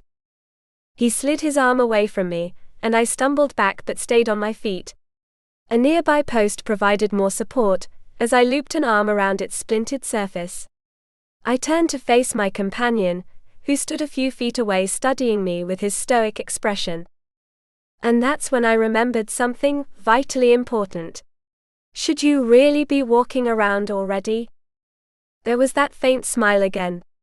I believe I have better balance at this moment than you. I frowned, and waved a hand in the direction of the bedroom door. Well, that's because I'm not used to a guy just barging into my bedroom, and me falling out a window. He closed his eyes and nodded. You should be more careful. I rolled my eyes. That really wasn't what I was. Frantic footsteps in the hall just outside the door made us both pause. The distraught figure of Prince Yushir appeared in the doorway. One of his hands grasped the doorframe. Lady Faye, have you seen? His attention fell on Dardan and his eyes widened. Dardan. What are you doing out of bed? Well, at least my plan to act as a decoy was still in play. I also now had a cohort, so I leaned to one side and caught Dardan's eye. That's 2 against 1. You need to get back to bed. His answer was to lift his bandaged arm and unwind the wrappings. The cloth fell to the ground at his feet, and their absence revealed perfectly pale flesh. He drew his sleeve down and covered the skin. There is no need for me to remain in bed. Yushir strode over to the window and stabbed a finger at Dardan's chest. And your other wound? The more grievous one? Dardan gestured to me. Lady Faye will vouch for the fitness of my form. I stood straight as both their attentions fell on me. What? Yushir strode across the bedroom and set his hands on the sill. He leaned out and I caught his eye. The prince cocked his head to one side, and his gaze flickered between us. What are you two doing out Lady Faye's bedroom window? I sighed and slumped against the post. That's a very good question with a very long answer. One that can wait, Yushir mused as he cast a sharp eye at Dardan. Before then, is it true that Dardan is in any condition to be out of bed? I slowly lifted my shoulders in a shrug, while the rest of my body shrank. I don't really know. I'm not a medical doctor. Yushir lifted an eyebrow at my reply, which only made the knot in my stomach twist even more. A medical doctor? What an unusual term. It's just something I picked up on my travels, I assured him as my eyes flickered between the back and front directions of the porch. I sheepishly smiled at the pair as I eased myself off the post. But I really should get going. I promised to help out with the decorations and I'm late already. Yushir's eyebrows shot up. Will you be seeing Lady Arian? Oh boy. I couldn't really say, I replied as I scooted backward toward the front of the lodge. I'd find a lot of hiding spots in the maze of a city. But I'll just be leaving you two alone. I will come with you. The offer came not from Yushir but from Dardan. Both of us were surprised to hear it, not least of all his old friend. You Dardan? Dardan lifted his chin slightly. Should I not assist, when I have helped many times with the Twilight Fair? Yushir folded his arms over his chest and cupped his chin in one hand. That is true, but you have only helped plan your fire display. Then now will give me a chance to do something more, Dardan pointed out as he strolled past the window and over to my side. His scarlet eyes fell on me and my damp cheeks blushed. Shall we go? I whipped my head between the two men. I don't. Dardan grasped my hand, and my frazzled brain completely shut down. There was that faint smile again too, just to finish off any loose zapping brain cells. We shall see what your friend is doing first. What? Yushir squeaked as he leaned forward, and nearly toppled out the window. He hung over the sill with his stomach rocking back and forth. What about me? Dardan guided me down the porch, but turned his head to one side far enough so one mischievous eye fell on his distraught friend. You may do as you please. Dardan. Yushir shouted as he flailed about. You will do no such thing without me. Do you hear me? Come back and help me off this thing. Shouldn't we help him before he falls? I wondered. Dardan only quickened our pace. He will be fine on his own. A hard thud from behind us told me that wasn't entirely true. I twisted my head around, but we had passed a slight curve in the design of the lodge, and I could no longer see my bedroom window. My attempt at checking up on the Heaven Prince meant I didn't focus on the way ahead, and one of my feet tripped on a slightly higher board. I yelped and stumbled forward. Only Dardan's firm grip on my hand kept me from falling on my face. You are rather clumsy, he repeated from earlier. I stood up straight and frowned at him. I think you're doing this on purpose. That I can control your feet and make you trip so often, he teased. I always get clumsier when you're around, I pointed out. Perhaps you are dazzled by my appearance. Many women are, or so I am told. I rolled my eyes. Handsome and modest. How are you not married by now? I have not yet found a woman worthy to be my bride. There was something in his voice that made me look up into his face. His bright eyes weren't staring ahead. They were staring straight at me. Damn my infernal cheeks. I whipped my face away, and used my free hand to rub one of them. She must be pretty special if you've waited this long. She would have to be my bride. I choked on a scoff mixed with a laugh. You really are something, aren't you? He stopped us just shy of the front of the lodge. Nobody could see us as he stepped in front and faced me. I would like to know what you think I am. I blinked at those beautiful penetrating eyes and handsome features. Damn him and his tempting lips. His perfectly shaped nose. His Lord Eastwei. Lady Fay. Chapter 35. The shout came from behind Eastwei, and I had never wanted to see Diane as badly as now. He sauntered up between us with a huge grin on his lips. His eyes, however, had a darker expression in them, especially when his gaze fell on the Heaven Lord. My father wishes to show you the city if you are in good enough health to enjoy the walk, Diane informed his imperious guest. Dardan looked as pleased with the invitation as a poltergeist would be at a chance to attend an exorcism. I believe that honor should go to Prince Yushir. Diane folded his arms over his chest, and his grin widened. The prince made his rounds earlier this morning with my father. He's instructed me to send you to meet Lord Lujun at the front gates, and your tour can begin. I would much rather have another guide, Dardan countered. Diane lifted an eyebrow, and his smile faltered a little. Oh. And who's that? Dardan clapped a hand on my shoulder. The heavy palm was so unexpected that I sank beneath his grip. Lady Fay. I believe she has resided in your city long enough to show me what I wish to see. A dark cloud settled on Diane's brow, and his sharp eyes flitted between Dardan and me. There was less coolness when he stared at me, but the look he was giving Dardan was downright hostile. I wouldn't want Lady Fay to be inconvenienced by the chore. I am sure she would be pleased to show me around, Dardan insisted as he smiled down at me. Unless you have something you wish to do. Oh boy. Stuck between a rock and a hard place as both men stared expectantly at me, both willing to bet I'd choose them. To make matters worse, both of them had saved my hide in the mists of the Tianfeld. There was one glaring issue with Dardan that couldn't be forgotten. I reached into my pocket and wrapped my hand around the glass jar. I don't think I'm feeling very well. I pressed the back of one hand against my forehead and winced. I think I'm coming down with something. Maybe I could go with you another time. Was that disappointment I detected in Dardan's beautiful eyes? The rest of his face masterfully hid that emotion, as he slightly lifted his chin. Then I will not trouble you for a tour, but will escort you back to your room.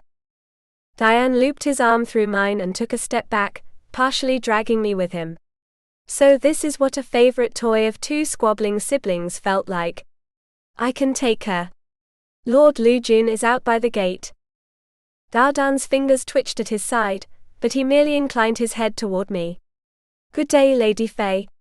He didn't deign to give Diane the same compliments, but merely turned and disappeared around the front of the lodge. A little bit of my heart went with him. I should get you back to your room, Diane spoke up, drawing my focus away from where Dardan had gone. I suddenly felt very exhausted. My body ached, and there was a strange throbbing sensation in my chest. So much so that I clutched my free hand over my heart. Is something wrong? Diane questioned me, as he leaned my weight against him. I gave him a wry smile. It's nothing. I think I'm still tired from what happened last night. Some sleep should get me working again. He twisted his head around to inspect the porch. Then let me help you get to your room. I was glad for the support, as he helped me back to my room. We passed the open window, now empty, and reached the rear where the familiar figure of Prince Yushir stood overlooking the mountainous view. His hands were clasped behind himself, and there was a frown on his lips. His annoyed look deepened when he noticed me, but only for a brief moment. The prince's big heart noticed something amiss, and he hurried over to us. What has happened to Lady Fay? Where is Lord Eastwei? The Lord is being sent around the city, and Lady Fay merely desires some rest, Diane assured him. Then allow me to assist you. Yushir insisted, as he hurried over to the rear door. He played the part of servant, and opened the doors ahead of us. I was glad, when I soon took a seat on the edge of my bed. The covers were still mussed, and my discarded clothes were thrown to all the four corners. Diane movered over to the hearth to light a fire, while Yushir grabbed a chair and scooted it up to me. You do appear to be rather pale, Lady Fay. Is there nothing you wish to eat or drink?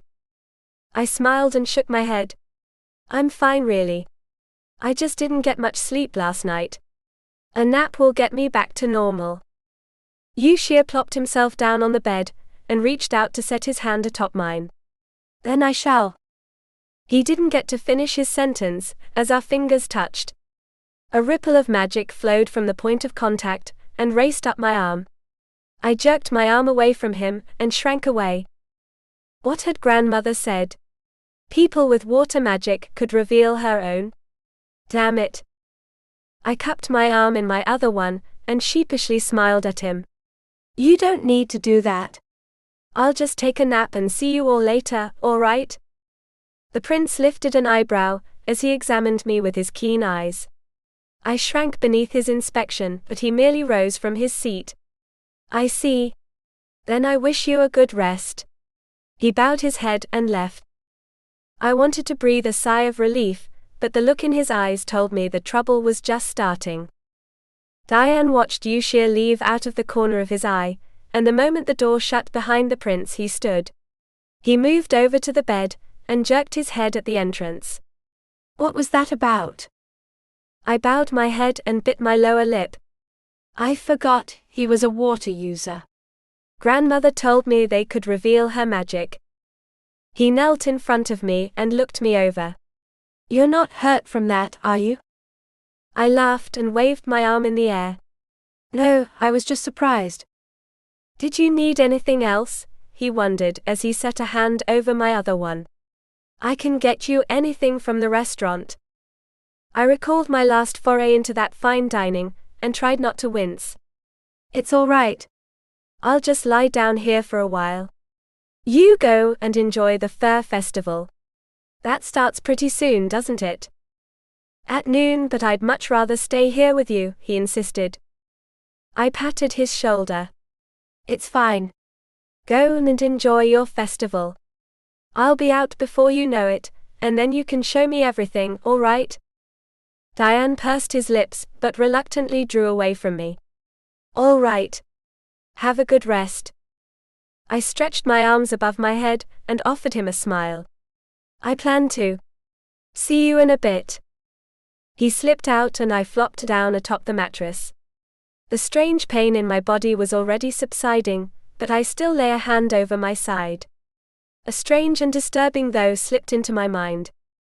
Hadn't that been where Dardan had been injured the day before? Chapter 36. Prince Yushir flexed his fingers as he strolled down the long hall of the royal lodge. What was that magic surrounding her? He asked himself as he furrowed his brow. Was it perhaps a spell cast by Grandmother Frumai, but if so, why? Your Highness. The call came from the open front doors. Jin stood in the doorway with a bright smile on his face. My king wishes to speak with you. Yushir straightened and pressed a smile onto his face. I will see him at once. Jin swept his arm in the direction of the courtyard. Then I'll lead you to him. The pair stepped out into the warming day, and beheld a flurry of activity. Last-minute decorations of thick and colorful yarn were being hung up all over the fence by young boys, in a game of catch and throw from either side of the spikes.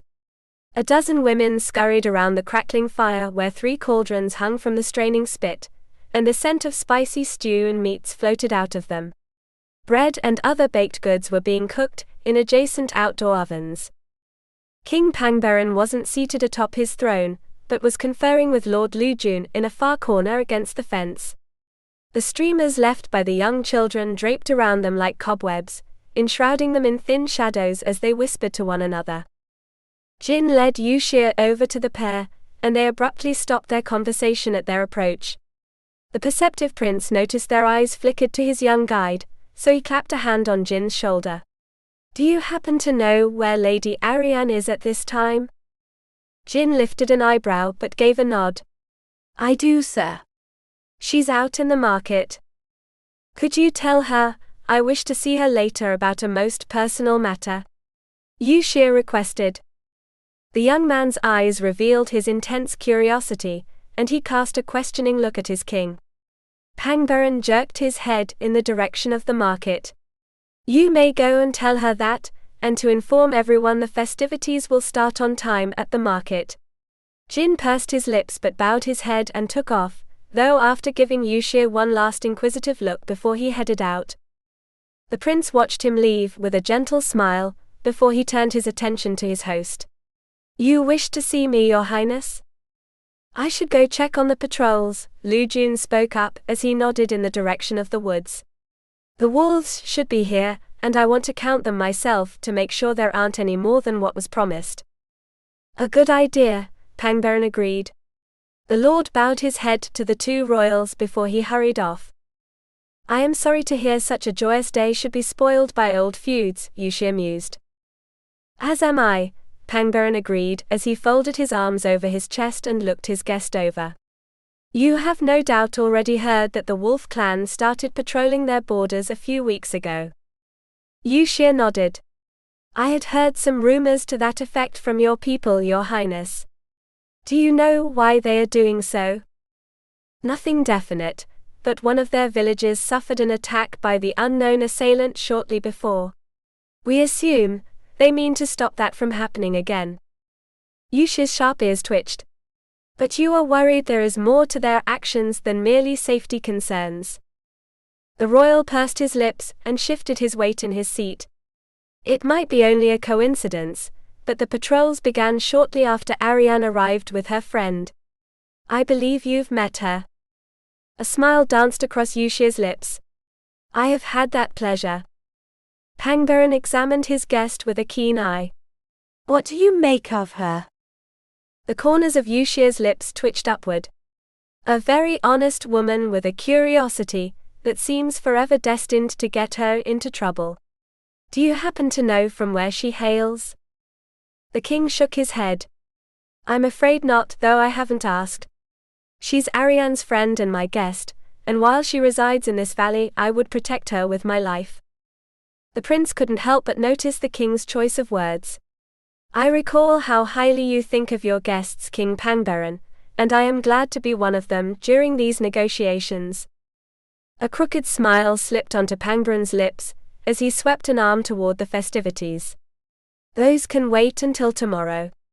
I wish to speak with you just now to ask a favor of you." Yushir inclined his head. "Whatever I can do in my power." The king nodded toward the far woods, and the Tianfeld beyond that. "I may need your help handling the wolves. Old wounds run deep, and I can't even guarantee my people will greet them with open arms." "You wish for me to soothe any hostilities which may arise?" Yushir guessed. "Just so." "With your warning about your own people, I cannot guarantee I would take your side in an argument," the prince pointed out. Pangbaran folded his arms over his chest and looked Yushir square in the eyes. "I hope you'll rein in the hotheads on both sides." Yushir smiled and bowed his head. "I would be honored to take on such a role, as it coincides perfectly with my purpose here." "So you'll be going to the wolves after me?" the king inquired. "That is the closest clan, and as you mentioned, they have already been attacked. That may make them more amiable to attending His Majesty's summit."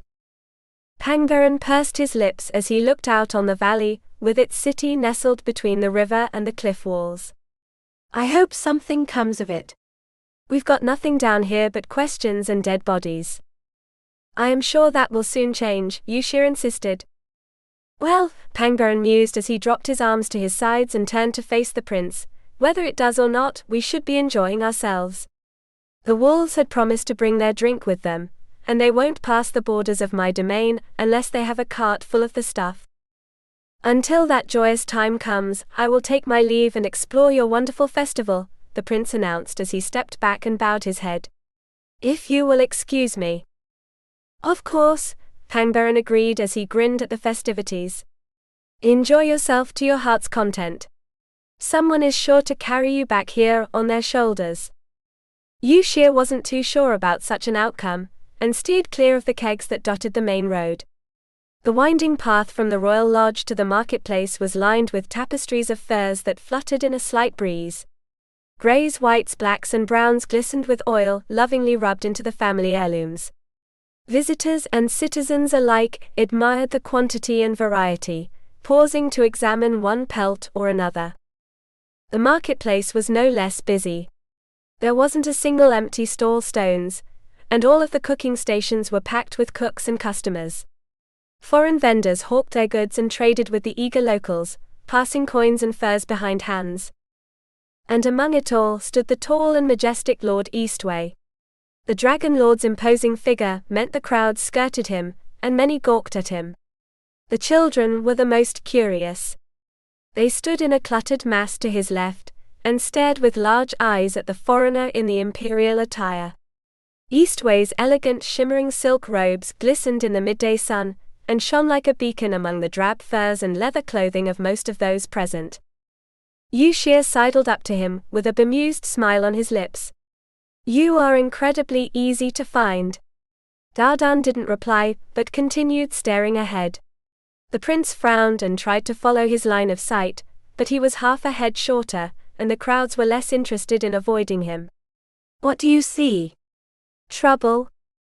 Flowers. Yushir blinked at his companion. Flowers? What does that mean? Dardan's response was to stroll forward. The crowd, sensing his confident stride, scattered and reconvened behind him. That meant Yushir had a much harder time trying to keep up with his friend, but he eventually stumbled out of the packed people, and found himself in a field of flowers. Almost. The flowers were bouquets of picked petals, all arranged in vases and buckets of various sizes and ages. Dozens of stalls showed off their colorful goods, and their owners offered potential customers a chance to smell their merchandise. Women in pairs or with their lovers strolled through the forest of fragrances, with many of them sporting small bouquets nestled in their hair. The loveliest of fragrances. Nothing can compete. Take a whiff of these special petals. The scent of the heavens. The scent wafted past Yushir's nostrils and he wrinkled his nose. I highly doubt that. What do you think, Dardan? His question had fallen on deaf ears. Dardan stood in front of a stall that overflowed with white flowers. Though the color of the many flowers was the same, their petals and sizes were vastly different. Some were as large as a cat, and others as small as a mouse's ear. A few sported translucent leaves, and others were as furry as the bear shifters. Flowers. Yushir wondered, as he sidled up to his friend. What are these for? Dardan plucked a small bouquet of lilac-shaped flowers from the bunches. The stems of the plant were thick with the soft white flowers. A gentle breeze blew past and rustled the leaves. A faint whistle came from the flowers. Yushir's eyes widened. Did they make a sound? Aye.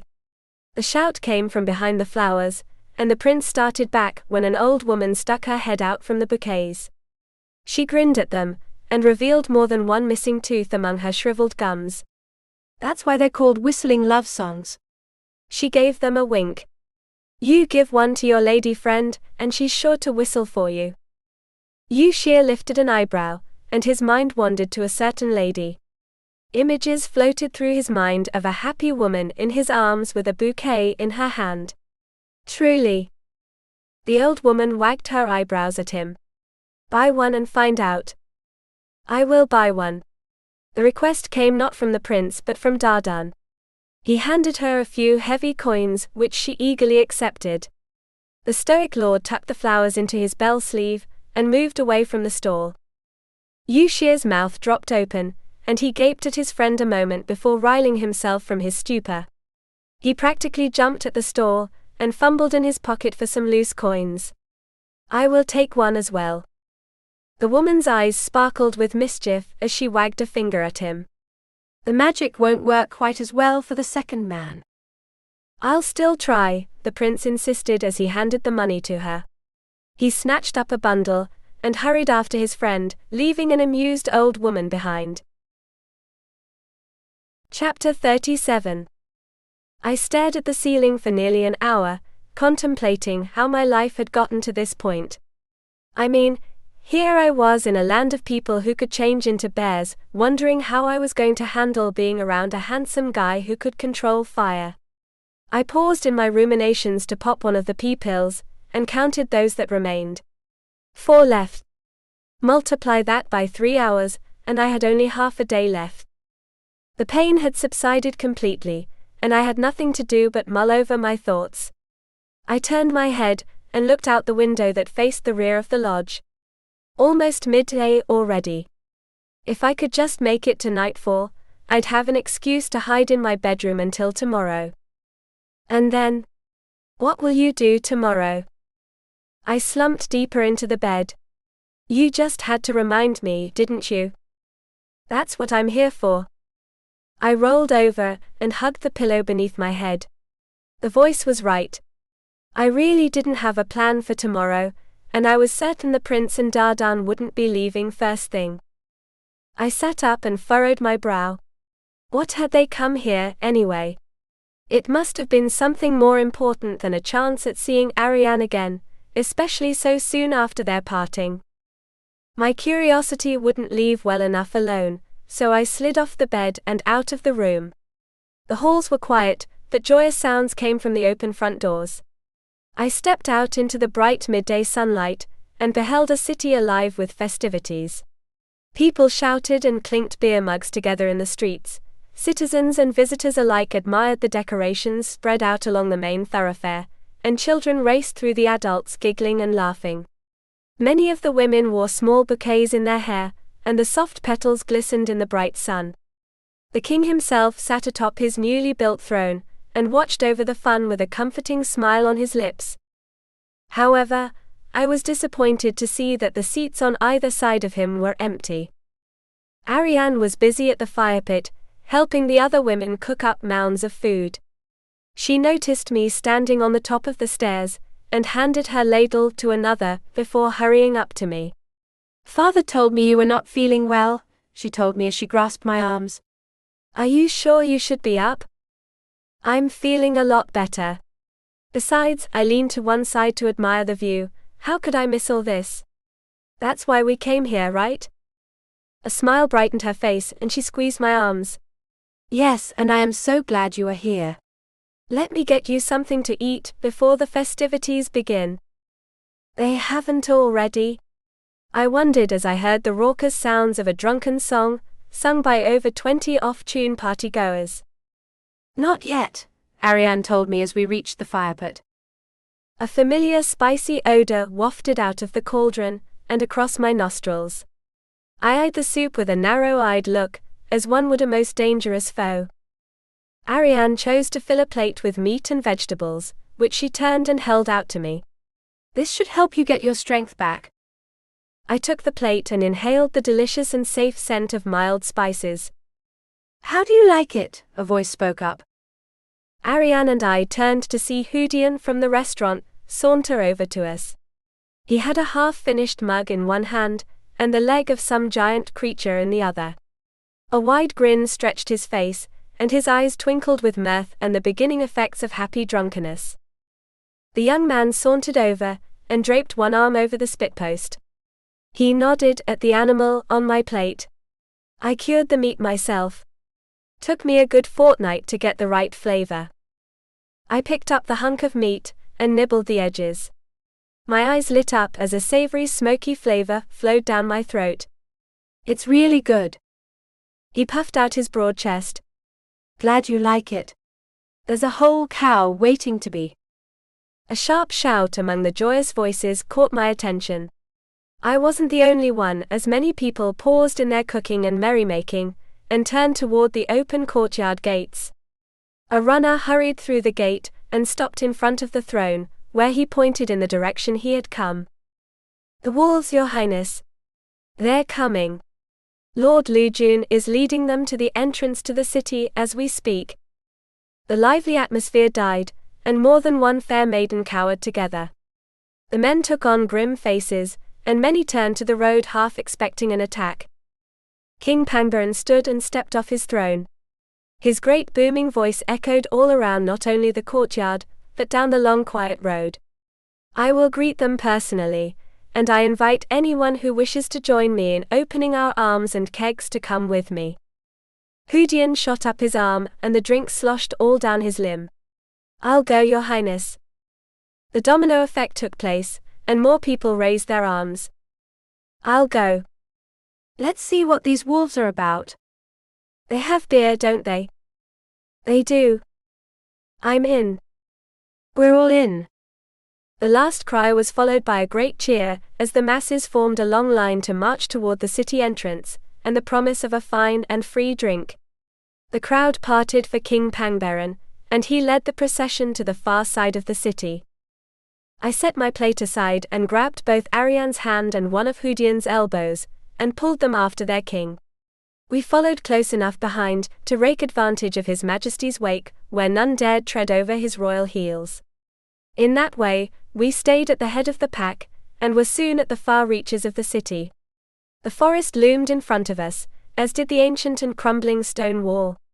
Lujun stood 30 yards out from the last house at the crossroads. A dozen of his men were with him, and their wary eyes watched their other companions. Those were King Weg and his 6 promised friends. Sort of. A cart stood behind them, and the wheeled vehicle wasn't pulled by a horse or donkey but by a large grey wolf.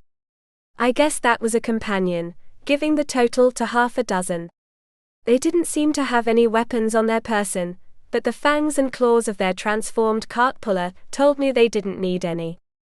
King Weg sported a crooked smile on his face as King Pangbaran approached him. "Well met, King Pangbaran." "Well met, King Weg," Pangbaran returned as he stopped in front of the wolf ruler and offered him his hand. "You are welcome to the Fur Festival, and all the treats it has to offer."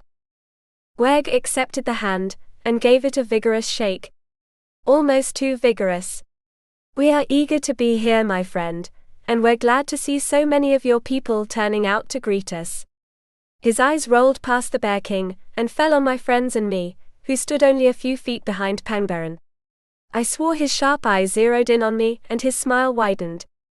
"I look forward to meeting many of them." "You'll meet all of them old enough to drink if you've brought your drink," Pangbaran assured him as he examined the cart. A dozen tall barrels were nestled inside its high walls. Weg half turned to the vehicle, and put his hands on his hips. "We have brought as much as our largest cart could carry, but from the thirsty faces behind you, I would guess these will not be enough to whet their appetites. Should that unfortunate situation occur, I will personally take the cart back and refill it." He raised his arms and his voice to the crowd. "What do you say to that?" A great cheer rose from the people, and many clapped and hollered.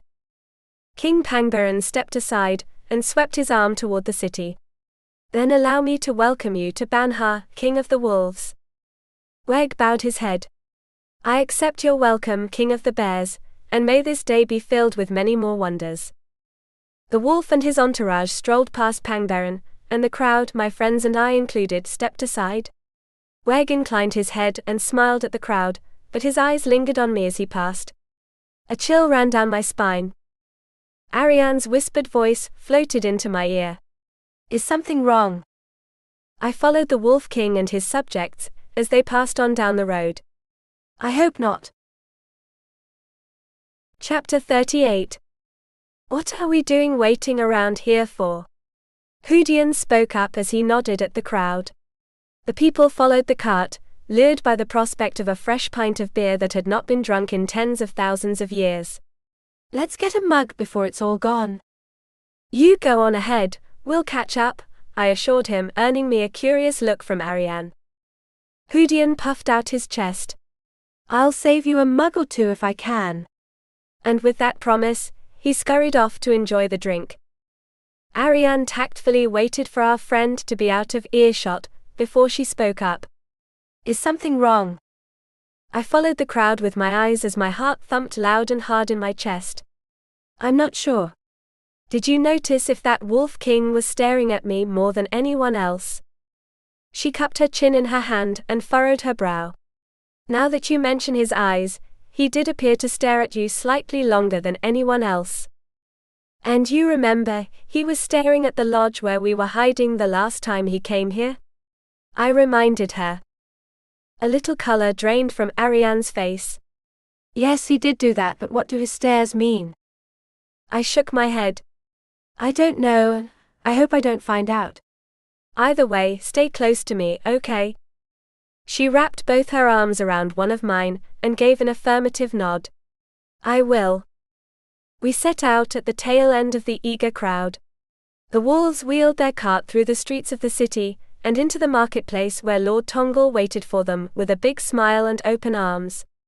Welcome, he called out as he sauntered over to the group. I have just the place for those wonderful barrels of yours. He directed them to the only empty spot in the whole square. It was a rectangular block, some 100 feet long and wide, and situated as close to the center as the cooking stations would allow. The wolf parked the cart, and one of his compatriots unharnessed him. Several children scooted out from between the legs of the adults, and gawked at the massive wolf. The shifter noticed their wide eyes and gave them a toothy grin. Some of the children gasped and scuttled back, while a few of the boys clapped and shouted in appreciation. The 5 other wolf underlings unloaded the barrels, as Wag stepped up to the center of the clearing. He raised his hands to quiet the crowd. My friends, I am glad to see so many of you eager to partake of our drink. We haven't brought any mugs, so you'll have to use your own, but we hope that everything else will be to your satisfaction. Lord Tongle sauntered up to the Wolf King's side and bobbed his head. I'm sure it will. Now everybody form a line. Anyone found to be taking cuts or causing a ruckus will be moved to the back of the line, and judging by all the people here, that means you probably won't get any, so behave and we'll all get a pint for ourselves. The bears eagerly obeyed, and just as eagerly avoided elbowing one another. The only problem came when Tongle strolled down the line to inspect everyone. He stopped at a particularly short citizen, and plucked the person from the crowd. They turned out to be a boy of 10, with a sheepish expression on his face. You look a mite short to be taking a pint, lad, Tongle commented. The boy shrugged. I'm just made that way, Tongle, sir. The reply earned a laugh from the crowd. Tongle set him down outside of the line, and the lad's spot was quickly filled. Go on now to your mom, and leave the drink to those old enough to enjoy it. The lad shoved his hands into his pockets and shuffled off. I noticed Hoodian had snagged a spot at the front, and he beckoned to us. We moved over to him, but didn't step into line. The young man lowered his voice to a whisper. How many pints were you wanting? No cuts, someone shouted behind him. Hoodian whipped his head around and glared at the man. They're not cutting. We're just having a chat. I think we'll let everyone else get a chance at the barrels, I told him. His face drooped. But you might not get another chance at trying it. Then enjoy it thrice for the 3 of us, I insisted, as I drew Arian away from the line, at least to subdue the dark expressions of the people behind Hoodian. What would you like to do if you do not wish to drink? Arian wondered. I looked around the marketplace, and my gaze settled on the cooking pots. I didn't get to finish my meal. How about we pick one up? Arian's eyes lit up. That is a wonderful idea. What would you like to eat? I patted my empty pockets and sheepishly smiled at her. Something cheap. I don't have a coin on me. My friend drew out a small bag, the contents of which clinked. My father gave this to me this morning, after you helped me elude Prince Yushir. He said I was to use it to make you feel at home during the festival. I looped an arm around hers and swept my hand out in front of us. Then lead the way, and I shall follow with an empty stomach. Arian laughed, and led me through the curious non-drinking crowd that had gathered to view the opening of the barrels. The wolves set the barrels atop hefty tables and opened the taps.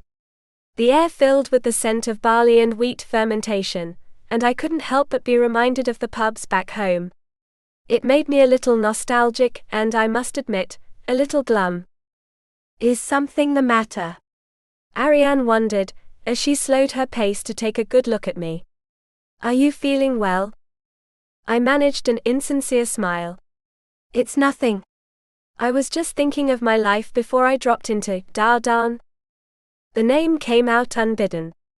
The godly man himself seemed to materialize out of the crowds ahead of us. His fiery hair glistened in the midday sun, and his sharp eyes stared directly at me. I felt myself caught in those intense gaze, unable to do anything but gawk at the handsome man.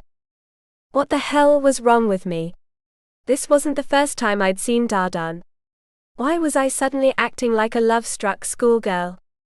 Because out of all these people, he's staring only at you. The voice had a point. Another voice also had a point, and was trying to get that point across to me. Faye. Anna. It was Arian trying to catch my attention, and her last word came out in a hissed whisper. You are staring. I shook myself out of my stupor and snapped my trap shut. I was on the road to recovery when I realized Dardan was headed our way. My knees shook so much I heard the water splash, and I clung to Arian like a drowning woman. The crowds parted for the imperial majesty of the former emperor, and he soon stood before me. A faint smile graced his lips and his eyes never left mine. You are feeling better? My hand went to the bottle in my pocket, as I bobbed my head. Why yeah, thank you. Arian grasped my arms, and stepped a little ahead of me. Are you enjoying the festival, Lord Eastwei? He didn't take his eyes off me. It is quite interesting. Have you ever been here? Lady Arian. The shout came from our old friend Prince Yushir. His princely highness had a much harder time swimming through the sea of people, but he eventually stumbled into our little open space. He was out of breath and slightly disheveled, but he stood up straight and smiled at us. I am very pleased to see you. How have you been? Arian's smile took on a shaky turn, and she hid it by bowing her head. Very well, thank you, Prince Yushir. Dardan lifted his scarlet eyes to my hair. You have not decorated your hair. I reached up and brushed my hand over my locks. Yeah. I haven't found where they're selling them. Then allow me.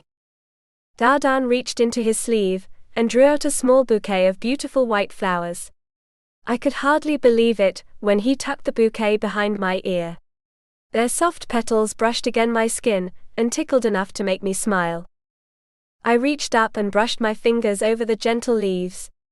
They're beautiful. Dardan's faint smile brightened. I am glad you like them.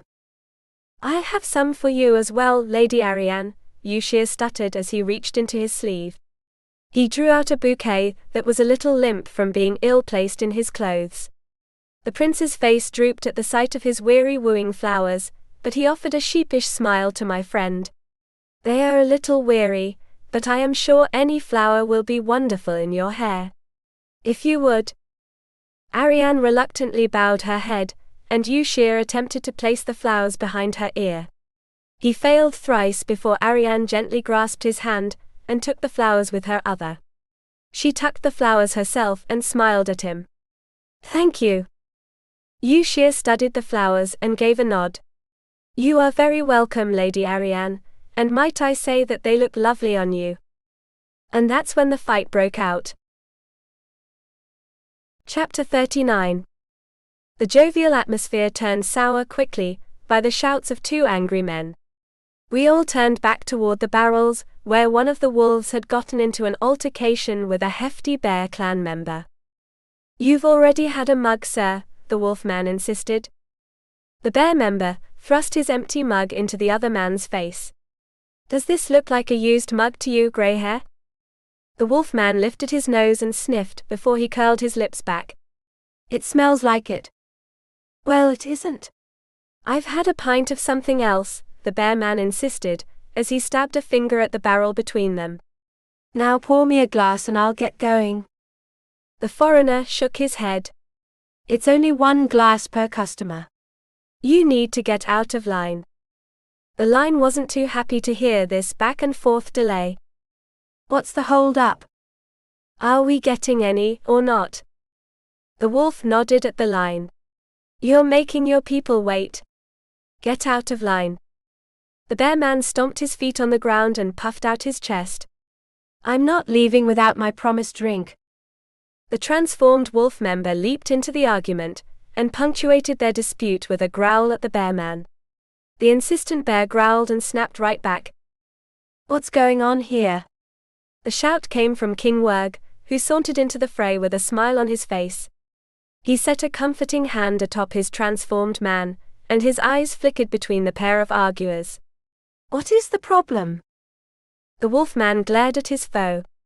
This guy thinks he needs a second glass. The bear sneered right back at him. I haven't had a first one. Werg held out his hand to the bear. Let me see your glass. The bear reluctantly handed over his mug, and the king sniffed the contents. He wrinkled his nose and turned to his compatriot. You believe this was our best drink? The stuff at the bottom isn't fit for our pigs. The bear's eyebrows crashed down. What are you saying, wolf? Werg opened the tap and poured out a full mug, which he held out to the bear. I'm saying you can enjoy your pint, and everyone behind you will be able to get their drink too. The bear snatched his mug but still glared at the king. But what were you saying? Go along now, somebody behind him shouted. You've got your mug, now it's our turn, another yelled. The bear's shoulders slumped and he lumbered off, though a dark look clouded his face. Yushir folded his arms over his chest and watched the wolf king. A sly dog.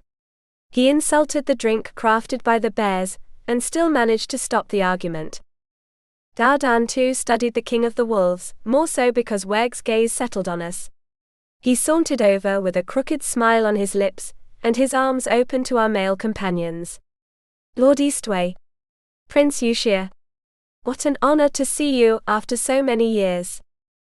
Yushir accepted the man's hand, and was a little taken aback by the exuberance Werg gave their shake. He accepted the return of his hand, with a pitiful glance at his worn hand. My apologies for not visiting sooner. There's no need for that. You did such a favor to my clan at your last visit, during the Battle of Tianfeld, that any gap is very much excused. Werg countered as he turned to Dardan. He held out his hand to the imposing lord. And it's a great pleasure to meet you again, Lord Eastwei. I was barely older than a pup the last time you visited, but I remember seeing you on the battlefield parting the men like one parts stones on the seashore. Dardan replied with a simple bow of his head. You are certainly very generous today toward the bear clan, Yushir spoke up as he studied the rows of kegs. That many barrels must be a whole year's supply of your grain alcohol. Werg folded his arms over his chest and laughed. One can't put a price on peace. What brought about this sudden interest in burying the sword? The prince inquired. The Wolf King's smile faltered a little. Hasn't word reached the heavens about the attacks? Isn't that why you're here? Unfortunately, the tales have reached His Majesty, and he seeks for me to bring the clans together in a meeting as soon as possible so we might discover this fiend, Yushir confirmed. Werg crossed his arm over his chest and bowed deeply to the prince. His Majesty has my eternal thanks, but I wonder what has taken so long for action to be had from the heaven realm? He straightened, and the glint in his eyes was less playful than before. Many of us wondered if His Majesty had forgotten about us, and we were left to fend for ourselves, by whatever means necessary. I cannot guarantee we will find a solution, but we hope a meeting will at least make our foe wary, Yushir mused. Werg's lips twitched into a brief sneer. Your words are emptier than I had hoped, Prince Yushir. If His Majesty had acted months ago, there would be fewer of my people dead. Yushir knitted his eyebrows together and his stance tensed. Those are bold words, King Werg. His Majesty would not approve. Werg threw his head back and laughed. His Majesty has been so long in the heavens that he is more a legend than a fact. Many of the pups believe he is a legend. What do I have to fear from insulting someone so far removed from my people and I? That is why I have come here, to assure you that you are not forgotten, Yushir insisted. The king shrugged. Then you are here, and we'll see if something comes of your visit. He turned his attention to Arian and me, and his smile reappeared. But you appear to have two lovely maidens with you.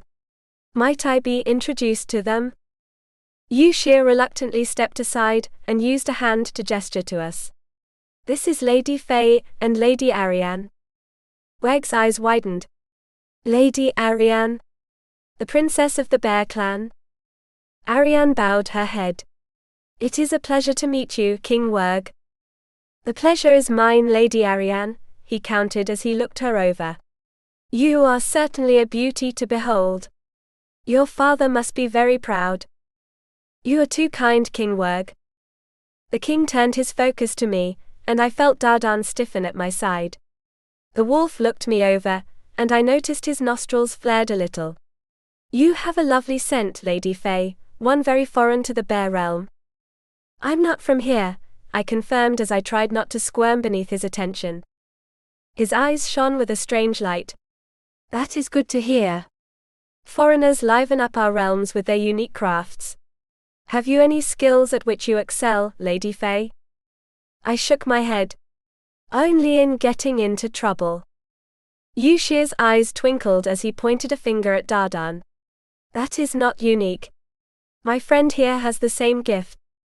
I glanced up at the quiet Dardan, and noticed his sharp bright gaze didn't wander from Werg. The king noticed it too, and lifted a playful eyebrow at the Lord. Lord Eastwei, you seem to be very focused on me. Do I have something in my hair? Perhaps, came the enigmatic reply. Werg laughed. In that case, I will take my leave and find myself a mirror. If you'll excuse me. He bowed his head and slipped away. A friendly king if one takes him at his word, Yushir commented. Arian cocked her head to one side. What do you mean? I mean that a man who fully indulges in such a wily nature should be watched, the prince advised her. Arian! Arian! The shout came from the depths of the crowds and Jin popped out. He grinned at her. There you are. I thought you were trampled in here. My eyes lit up when I noticed the tiny creature perched on his shoulder. It was a tiny male-eater. Chapter 40. I suppressed a squeal, but I practically jumped at Jin. That's a male-eater, isn't it? Jin started away from me and bobbed his head. It is. I noticed a look of confusion and lack of recognition in his eyes. Arian noticed it as well, and swooped in to capture one of his arms in hers. My friend Faye here is very fond of male-eater. I told her on our way here that you had one as a pet. The light of understanding clicked on in his eyes, and he nodded. Why yeah, well, it's not exactly a pet. A male-eater chooses you, so it's sort of the other way around. A very interesting creature, Yushir spoke up as he stepped closer to Jin. Jin blinked at the visitor. Aren't you Prince Yushir? The prince smiled at the recognition and puffed out his chest. I am indeed. And you are? Jin set his hand over one of Arian's and grinned. A close friend of the royal family. A very close friend. Poor Arian. She looked about ready to bolt.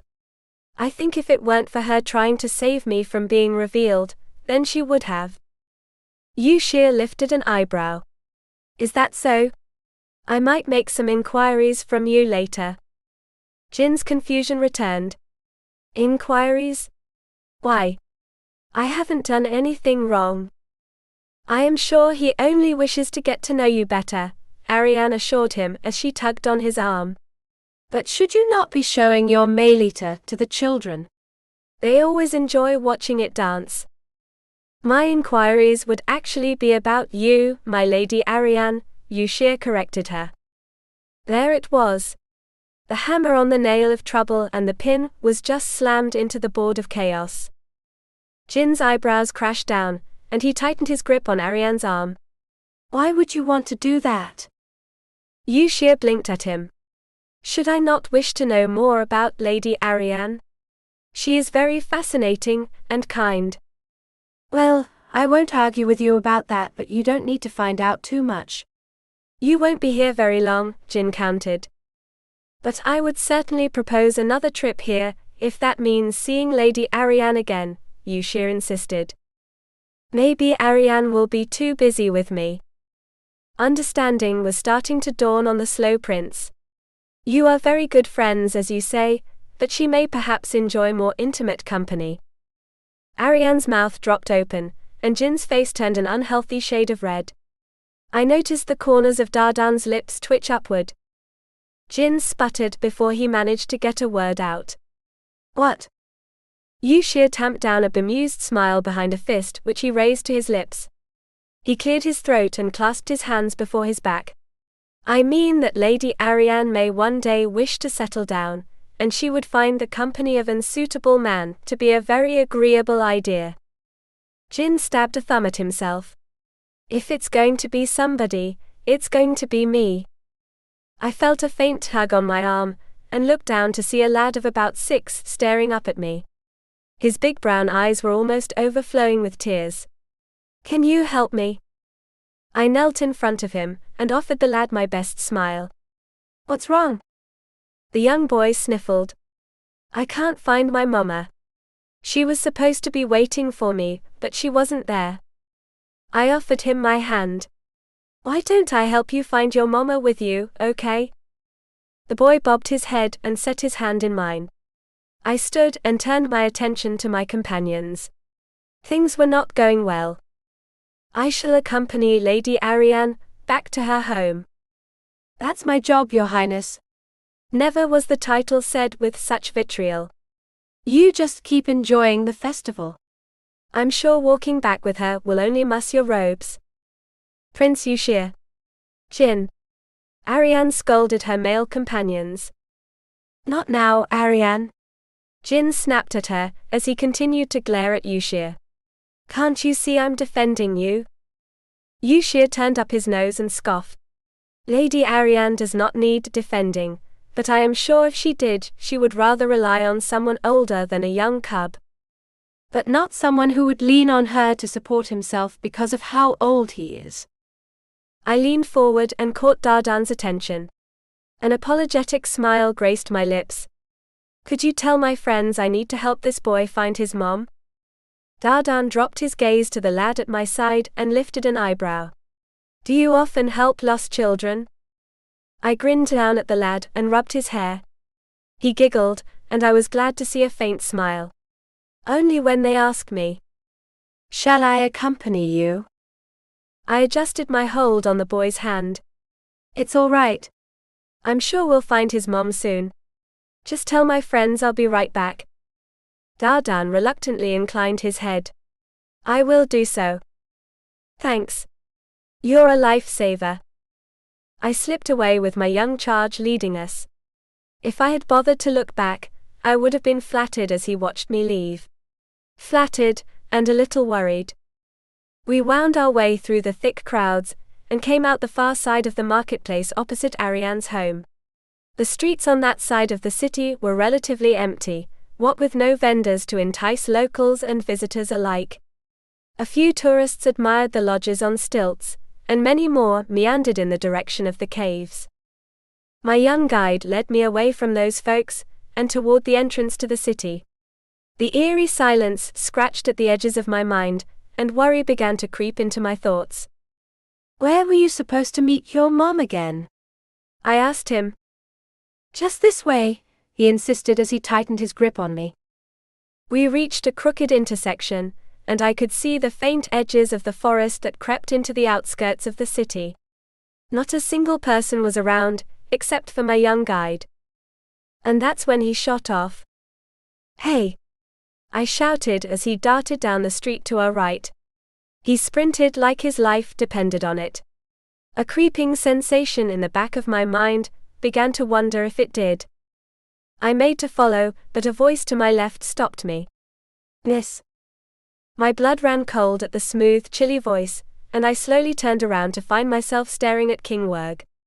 The Wolf Royal had hidden himself in the shadows of one of the empty lodges, where he leaned one arm against a pole. His bright eyes glowed in the dim light as he studied me. "Where are you going in such a hurry?" he asked me. I swallowed hard and tried to tamp down the shiver that ran up and down my spine. "I was just trying to help a kid find his mom, but he just ran off." "Did he?" Werg mused as he pushed off his support and sauntered out of the shadows. I felt like a mouse being slowly stalked by a cat. "Why yeah, but I guess he didn't need my help after all, so I'll just be going." "Wait a moment." Half of me wanted to sprint away, but that wouldn't have been a good look for a guest of the Bear King to turn their back on a king of their rival clan. I clasped my shaking hands in front of me and lifted my chin. "Is something the matter, King Werg?" He stopped a few feet in front of me and his nostrils flared. "I believe Prince Yushir introduced you as Lady Fei, is that not correct?" "Yes, but I really should be going." I tried to slip around him, but he stepped into my path. "Wait a moment." I was wanting some help. "I'm sure you'll be happier finding a local to help you," I insisted as I tried again to get around him, and again he sidestepped into my way. His eyebrows shot up and his eyes glowed with a bright yellow light. "From where do you hail, Lady Fei? As I mentioned before, you have a most unusual scent. One of which I'm very familiar, but that doesn't match your appearance." I really didn't like the direction this conversation was going. "I really have to go." I tried to skirt around him, and managed to take one step past him when his hand shot out. His fingers wrapped around my arm, and an impossibly strong vice grip stopped me dead in my tracks. I gasped and whipped my head around to find him staring down at me, with a determined glint in his eyes. "I'm afraid I can't let you go, Lady of the Heavens," he commented as he yanked me against him. "You'll be coming with me." My eyes widened, and I opened my mouth to cry out.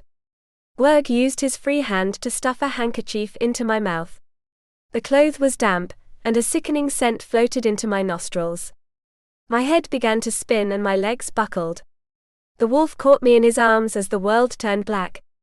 The last thing I heard was his deep timbre echoing in my ears. "Sleep well, my little miracle, and awaken to your good work." Chapter 41. Fei. Fei. The frantic shouts came from Arian as she pushed her way through the crowds, her eyes ever searching for her friend. "Where are you?" Someone bumped somewhat hard into her, and she shot the person a rare glare. Prince Yushir shrank beneath her fury. "My sincerest apologies. These crowds are rather unforgiving." Arian's face drooped and she shook her head. "You have nothing to apologize for, Prince Yushir. I should not have been so hasty." "Nonsense," he countered as he clasped his arms against his chest and brushed his ring. His gaze too scoured the busy land around us. "You are worried about your friend, and to speak the truth, so am I. We should have found her by now. Perhaps Lord Eastwei has had some luck." Arian hoped rather than believed her own words. Yushir pursed his lips and a dark cloud settled on his brow. "I hope." His eyes lit up and he grabbed her hand. "There is Eastwei now." The prince helped Arian through the tumultuous crowd, and into the clearing that permanently surrounded the imperious lord. Yushir paused to breathe, but Arian practically threw herself at him. "Have you found any trace of her?" she pleaded.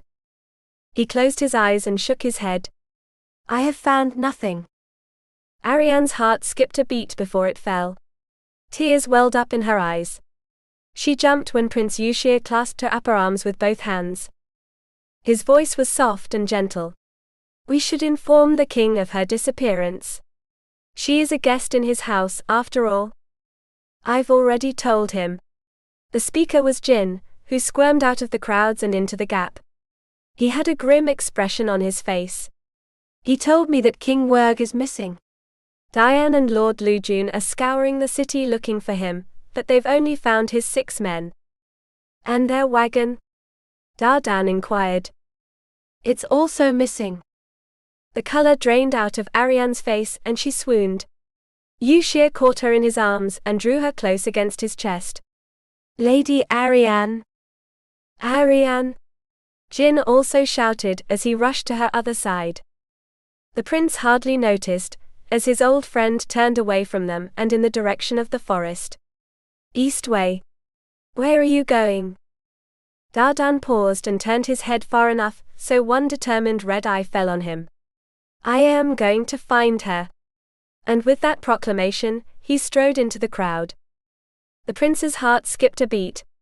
He hadn't seen his friend so determined since their last war. Eastwei! Yushir shouted, as images of destruction bounced around in his thoughts. Dardan. Get back here. We should interrogate the men before we run off. Dardan didn't break his stride, and he was soon lost to the crowds. By all the realms! Yushir muttered under his breath, before he turned his attention to Jin and Arian. Let us go see these men. Jin led the way, and they soon arrived at the Bear King's compound. The half-dozen wolfmen knelt on their knees on the ground with their hands tied behind their backs. One of them squirmed in his bindings. Is this any way to treat your guests? He snapped. King Pangbaran stood before them with a sword tucked into his belt, and a dark cloud on his brow. I'll treat you with all the dignity you deserve, until you tell me where that wolf has gone. One of them shrugged. He's probably out drinking somewhere. He likes to do it alone. Pangbaran sneered down at him. You think my men don't know every hole and stone in this city? He's left and one of my guests is missing. Where are they? The men shifted their weight and turned their sulking faces away. Father! Arian shouted as she rushed through the gates and up to her dad. There is no news? His face fell at the frantic expression that marred his daughter's good looks. Nothing yet, but Lujun and Diane haven't returned from their scouting. Yushir strode up to the captives, and stood before them with a slight ethereal glow about his person. What mischief has your king done with Lady Fei? The wolves shrank from the heavenly disapproval, but they buttoned their lips shut. Well, would you all risk war to protect your king's transgression? One of the wolves lifted his dark eyes to the prince and scowled at him. Who are you to tell us what we should do? You sit there up in your clouds looking down at us like we were nothing. That is far from the truth, Yushir insisted as he folded his arms over his chest. And it is also beside the point. What you have conspired to do is against the rules of not only heaven, but the peace agreement. The wolf scoffed. What's peace if we're all being killed by something, huh? We don't even know who it is, and all we've got going for us is… Shut up, one of his compatriots hissed. Pangbaran lifted an eyebrow. What is it? Speak up. Unfortunately, the wolves settled back into their sullen silence. The king's eyebrows crashed down, and he wrapped his hand around the hilt of his weapon. Speak or I'll make you speak. No, father. Arian pleaded, as she wrapped her arms around his weapon arm. You cannot. You would let them sit here keeping the truth about your friend, he countered. Tears welled up in her eyes as she met his gaze. Yes, father, because Fei would not want you to start a war to rescue her. Your daughter is in the right, King Pangbaran, Yushir spoke up as he nodded at the wolves. To attack them without learning the full truth would mean starting the war yourself. Pangbaran pursed his lips but released his grip on his sword. If these dogs won't tell us, then we must hope that Diane and Lujun find something. He stopped and looked past her. Everyone else turned as the aforementioned pair rushed into the compound. They stopped in front of Pangbaran, and Lujun bowed his head to his king. I'm sorry, my king, but the wolf has escaped with the woman. The scouts noticed him slinking across the Tianfeld, but they were too late to stop him from reaching the border of his lands. When did they see him? Less than half an hour ago. A barking laugh escaped one of the wolves, the one who had earlier been shut up by his companions. That's our king. He wouldn't let a few slow bears catch him. Not when he's helping us.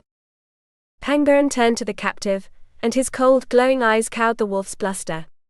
How is he helping you by causing this trouble? The wolf clamped his mouth shut again. Lu Jun nodded at the half-dozen wolves. These men were no doubt left to conceal Weg's disappearance for as long as possible. And to keep your fighters drinking until they couldn't stand, one of the wolves spoke up. And they're still wasting our time, Pangbaran mused as he turned to one of his nearby men. Take them into the cave hold, and watch them with a dozen guards. The man nodded, and his compatriots rounded up the wolves. The captives were all sly smiles as they were marched off to their prison. Pangbaran turned to his two scouts. Show me where they breached the border. Lu Jun's response was to frown. You shouldn't get involved in this, my king. One of my guests was captured. I'm involved, Pangbaran countered.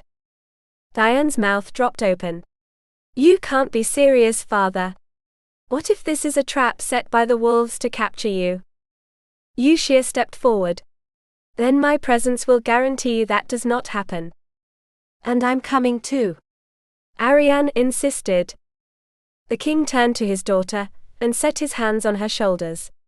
You must remain here, and ensure our people don't hear anything about this until we've finished the matter.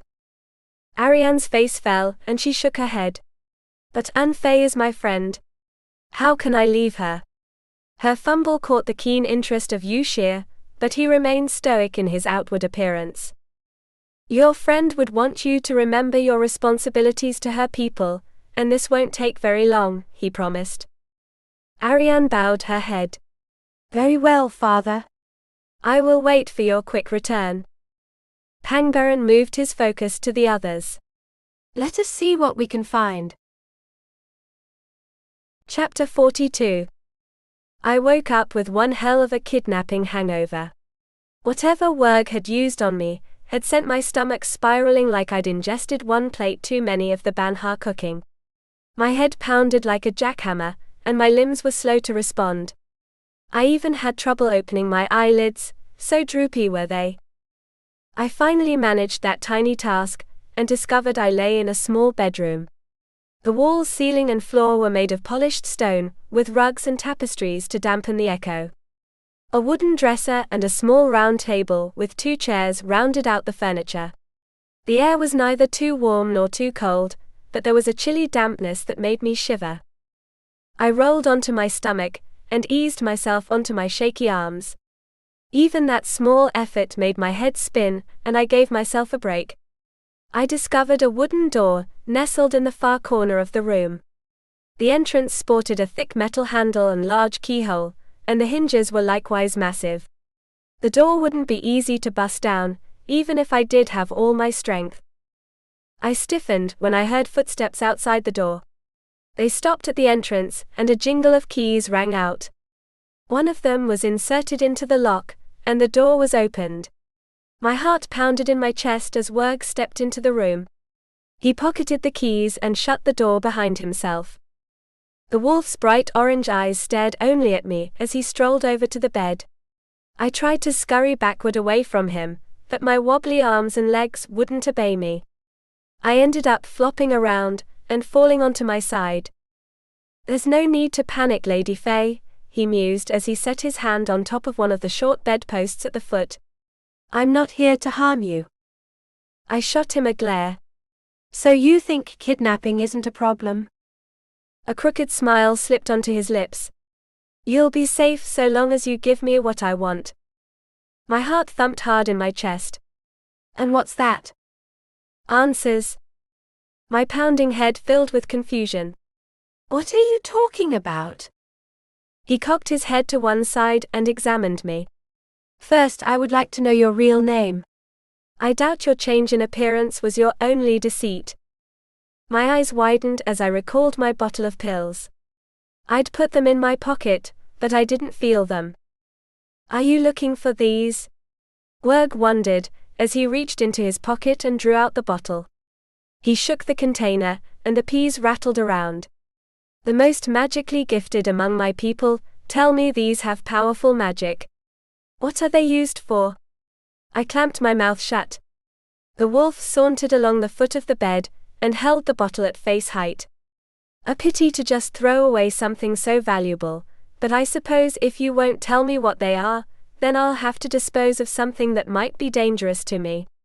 I'll return in a moment. He turned and strode toward the door. Wait! I shouted.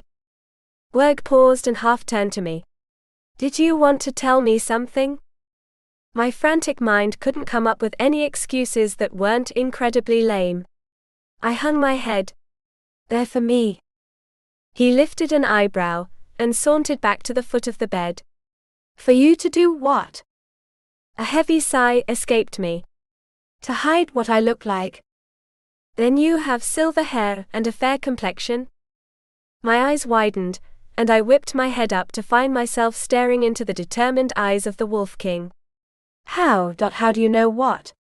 Did you see me through the window? Werg took a seat on the edge of the bed and rolled the bottle over in his hand. I've been watching you since you first came here with the princess. There's not too many who are brave or stupid enough to venture across the Tianfeld just for a look at the border. Memories flashed through my mind of my first trip to the Feld. You were in the bushes, weren't you?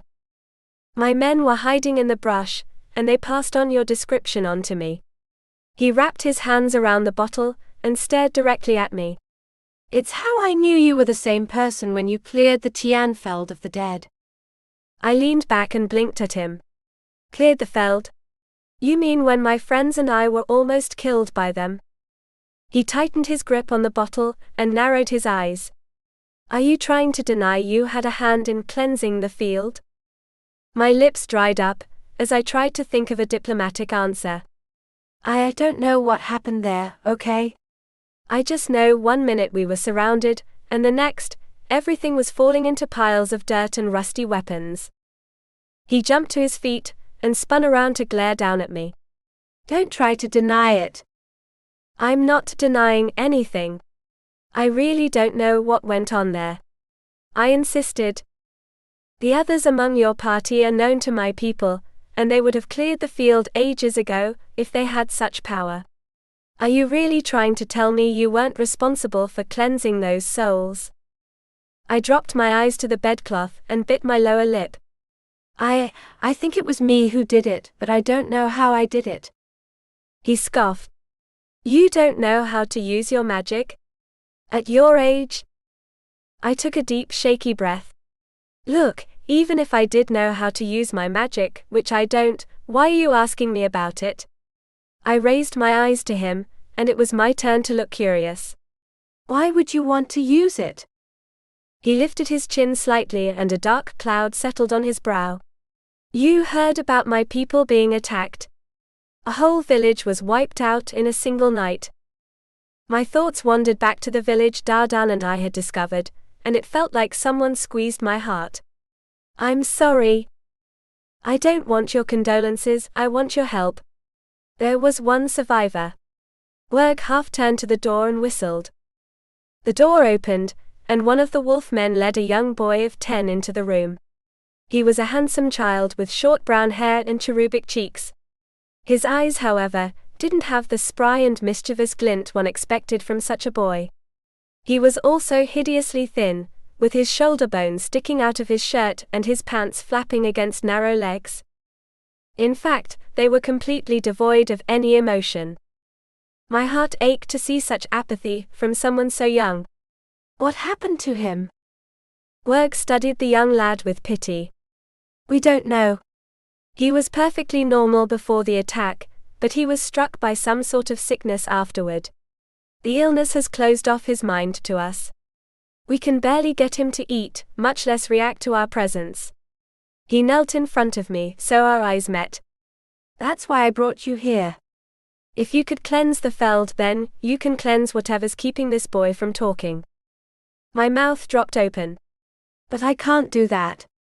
I don't know how. His eyebrows crashed down. Then you'll stay here until you learn, and then my people can take revenge on whoever attacked us. This is nuts. I insisted, as I shook my head. Why don't you just tell the King of Heaven, or Prince Yushir about the boy? They might be able to help you. He curled his lips back in a sneer. They've had years to help us against our foe, and they've done nothing. This is our battle now, and they'll either get out of the way or be thrown aside. Hurried footsteps in the hall interrupted us, and a fist frantically pounded against the door. My king. I have news. Werg clenched his teeth and whipped his head toward the door. What is it? The door was swung open, and one of his men took a step into the room. The soldier wore a sword on his belt, and his face was pale. My king, someone is crossing the Tianfeld and approaching the border. Werg scoffed. Is that it? The scouts believe it's Lord Eastwei. My heart skipped a beat, and I found the strength to sit up. That means you'll have to let me go. Werg studied me with a curious look in his eyes. Interesting. If you mean that much to the former emperor, then you must be prized indeed. He leaned down so his face was even with mine, and his voice was thick with determination. Then means I won't let you go without a fight. Bring the boy. He turned and marched out of the room, while his man led the boy out behind him. The door shut with an ominous slam behind them, leaving me alone. But not without hope. Chapter 43. Dardan strode through the forest, and all of nature quaked at the look in his eyes. The ground beneath him seemed to tremble, and the leaves in the trees trembled as he passed.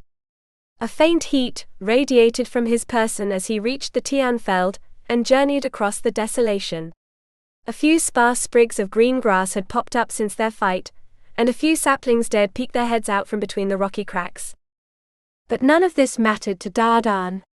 His focus lay completely on the borderlands ahead of him. He was about 30 yards from the edge of the line of brush, when the plants rattled. 24 wolf sentinels stood from their hiding spots. They all wore a sword and short sword on their hips, and a few grasped long spears in their hands. One of them stepped forward. Stop right there, Lord Eastwei. Eastwei did as the wolf asked, but he narrowed his glowing red eyes at the shifter. Step aside. The wolf shook his head. I can't let you do that until you tell me why you're here. I have come for the woman. A murmur arose from the men, and their leader smirked at Eastwei. You've come to make all this fuss over a woman? How low has the great Lord Eastwei fallen that he... The wolf didn't even see Eastwei's hand flicker until it was too late. Eastwei twitched his wrist and sent a hot fireball at him. The ball slammed into his stomach, and sent him flying backward several yards into the pack of wolves. Several leaped to his aid, especially as the front of his clothes were on fire. They put out the flames and sat the man up. He had a dazed and sickly expression on his pale face, and he sputtered out a few flakes of blood. We need to get you out of here, one of the men spoke up. The leader shoved him away, and his orange eyes glared at Eastwei. To all the hells with you. I won't be dragged away because of some love-sick pup. Eastwei's eyes glowed brighter, and he turned his hands so both palms faced the men. Fireballs burst out of his palms, and the heat that radiated off them caused the grass around Eastwei to wilt. Those in the lead took a few shaky steps backward, while those in the rear looked to their fallen leader for guidance. Boss, one of them stuttered. Boss climbed to his feet with the aid of a few of his men, and sneered at their uninvited guest. Go back to the heavens and your soft couch. We'll deal with the trouble down here. You'll keep your mouth shut, or there'll be more trouble for you. The command came from behind the wolf leader. The men whipped their heads around, and more than one face showed relief as King Werg strode through the brush toward them. A few of the guards scurried behind their king as Werg traipsed to the border and stopped 30 feet from where Eastwei stood. What brings you here, Lord Eastwei? Werg called out to his guest. Bring the woman out, Eastwei commanded him. Werg folded his arms over his chest and cocked his head to one side. The woman? Have you taken a liking to that silver-haired vixen, Lord Eastwei? An emotion flickered across Eastwei's eyes. Werg lifted an eyebrow, and a crooked smile slipped onto his lips. Don't tell me you're the one she's hiding from. What has she done? Has she killed your favorite shade tree, and you have yet to learn about it? Eastwei's fingers twitched. Bring her out. The Wolf King's good humor faded. I'm afraid I can't do that. We're going to use that healing power of hers to figure out who attacked our villages, and then we'll get the bastards who did it. A cheer arose from the men around him. Hear, hear. We'll get those that got us. We won't leave a single one of them standing. Werg nodded at his men. My people are willing to stand against you, if you stand in the way of our vengeance. Some of them lost families to those monsters, and the rest of us won't let anyone else suffer like that. Not without some retribution. Then you refuse me? Eastwei questioned him. Werg dropped his arms, and settled a hand on the hilt of his sword. Completely. Eastwei's reply was to turn up the heat in his hands. The fiery balls scorched the very air, and the closest bushes burst into flames. The Fire Lord took a step forward, and the wolves responded by drawing their weapons. Some even sported grey and brown beards as fur sprouted all over their bodies. Eastwei. The shout came from the Tianfeld, where Dardan's friend and acquaintances hurried toward him. Yushir was in the lead, puffing away at the excursion, but he managed to gather enough wind to look regal as he stopped at his friend's side. The prince clapped a hand on Eastwei's shoulder, as much to balance himself as to stop him. Allay your fury, my friend, at least until we resolve to learn their intentions. Our intention is to confront the faceless foe, who's attacking everyone, and make them pay. Werg shouted at him. Yushir frowned at the Wolf King. Then you will find nothing but your own demise. Lord Eastwei has faced off against one of the village attackers, and was barely able to defeat it. Werg narrowed his eyes at the fiery lord. You faced him? What did he look like? Like nothing you have ever faced, Eastwei answered as his eyes flickered over Werg's shoulder. Now release the woman. The wolf curled his lips back in a sneer. So you give me an enigmatic reply, and expect me to release her? Do you take me for a fool? Yushir frowned at the impertinent king. We take you for someone who does not wish to cause unnecessary harm to your people, or your kingdom. Your words fall on deaf ears, Pangbaron spoke up as he marched to the head of their company. These dogs will only listen to one thing, and that's battle. A grin curled onto Werg's lips. That's some fine words coming from a foraging animal. I won't waste words on you, Pangbaron countered as he lifted his chin. I challenge you to combat by shifter. The last one standing will be the victor and win his prize. You can't be serious, father. Diane spoke up as he raced to his parents' side and grasped his arm. You can't challenge him to a fight. Not over this. She wouldn't want it. What she wants is no longer what matters, Pangbaron countered without taking his eyes off his foe. The wolves dared to invite themselves to our festival, and steal away my guest under the guise of friendship. Their accord was nothing more than a ruse to snatch what they desired, and now presented with their heinous crime, they do nothing but stand there and boast about using the woman to their own ends. We'll be avenging everyone who's been attacked by these faceless fiends. Werg countered. Pangbaron scoffed. You're nothing but a bunch of bloodthirsty dogs intent on bringing everything to ruin. Your Majesties. Yushir shouted as he stepped between the two parties and held up a hand to each of them. Please reconsider this matter. You have held the truce for 50,000 years. Will they now be wasted on a misunderstanding? Werg scoffed as he kept his attention focused on Pangbaron. There's no misunderstanding. The fleabag wants a battle, and I accept that offer. Eastwei narrowed his eyes and made to take a step forward, but a heavy hand clapped down on his shoulder. He turned his head, and found himself staring into the wizened old face of Lord Lujun. The general met his gaze and shook his head. Don't do it, my lord. You'll be causing more trouble than she would want. Eastwei frowned and lifted his chin. You profess to speak on her behalf? A faint smile graced the general's lips. I don't profess anything, my lord, but I saw the look in her eyes when I was talking to her alone.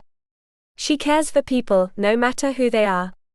She wouldn't want you going and hurting them, just to get her out of trouble.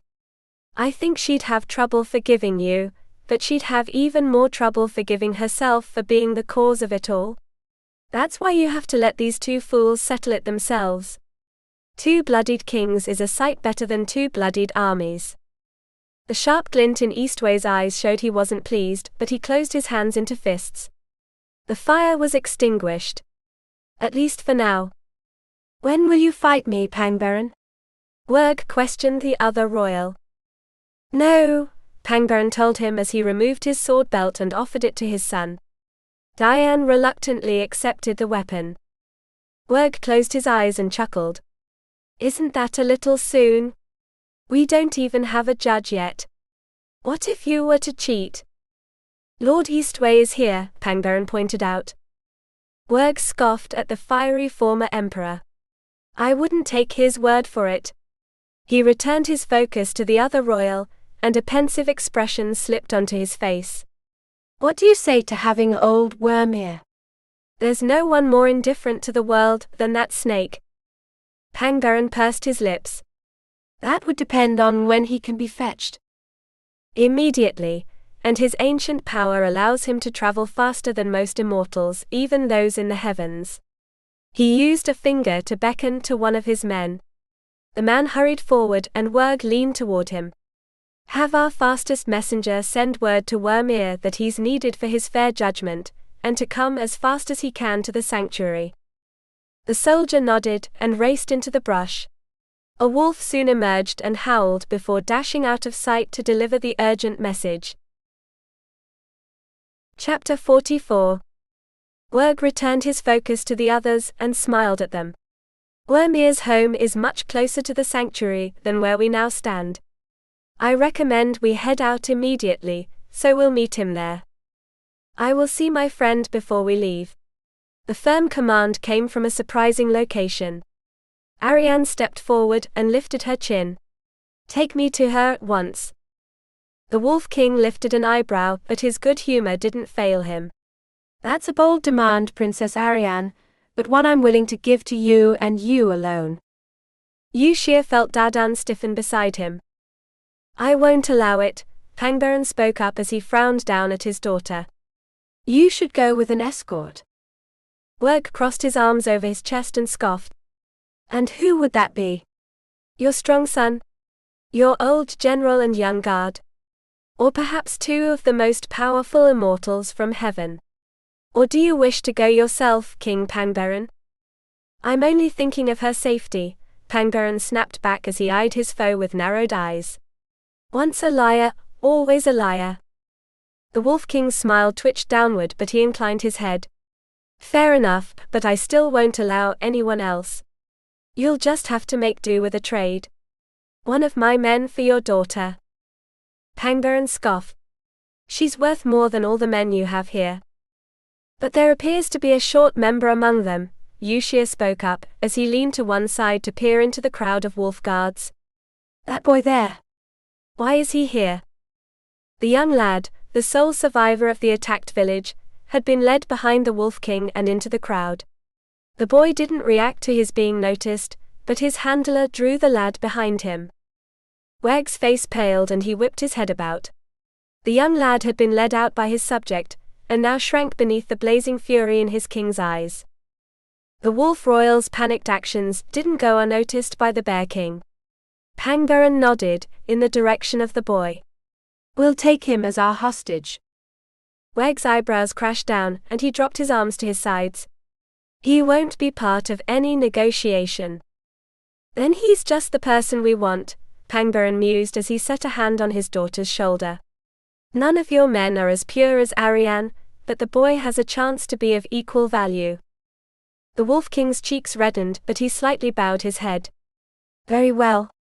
He turned his head slightly to one side. Bring the boy. The pale-faced wolf nodded and squeezed the child's hand, though the boy didn't react. Pangbaron leaned down and grasped one of Arian's hands. She looked up and found his worried eyes studying her face. Are you sure about this? She smiled and nodded. I know I'll be safe wherever my friend is.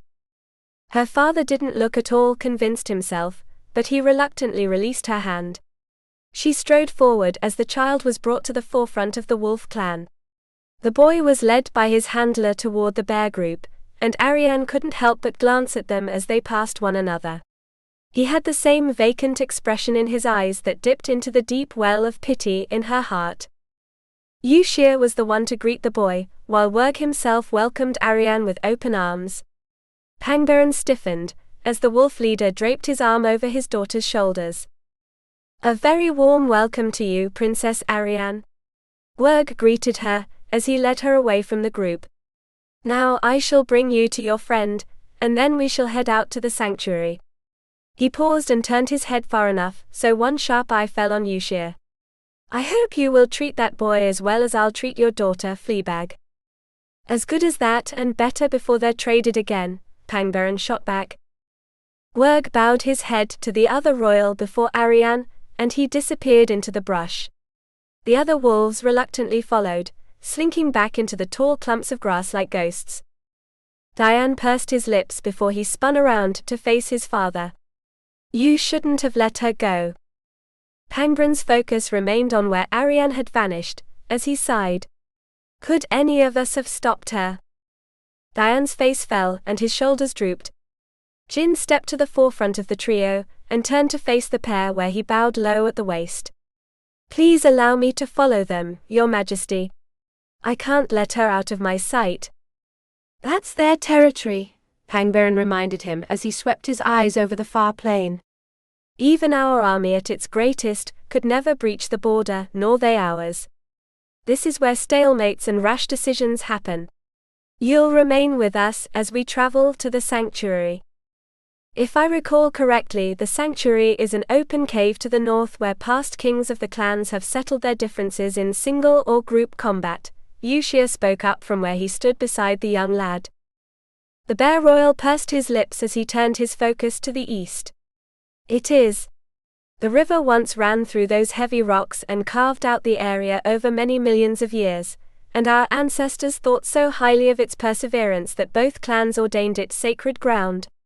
Wars have been decided there many times."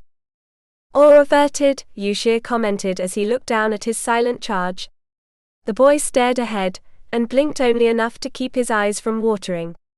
The prince knelt in front of the lad, and studied his blank expression. He passed his hand in front of the lad's face, but there was no reaction. There must have been a reason this lad was among them. Werg wasn't too happy to see him there, Jin spoke up.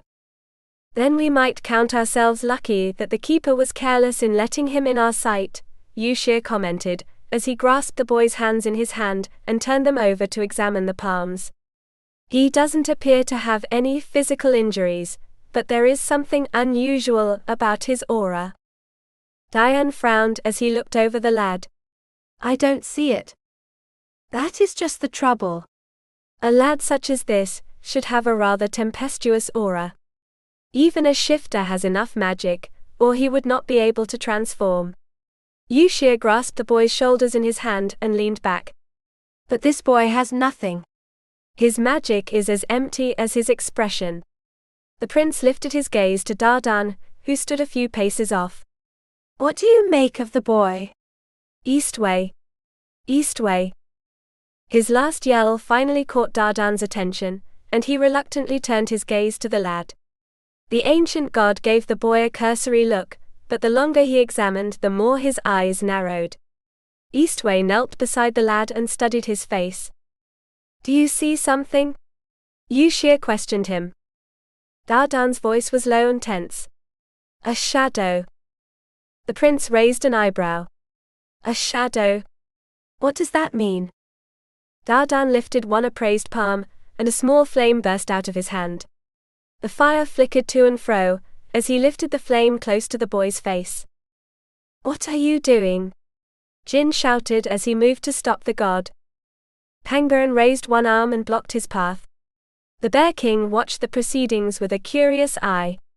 "Hold your tongue and your feet." Dardan didn't appear to have noticed the objection, as he raised the flame to within a hair's breadth from the boy's eyes. The fire reflected off the unblinking brown orbs, and seemed to illuminate the depths. Pangbaran tensed and took a step forward. What was that in the boy's eyes? Something moved against the flame.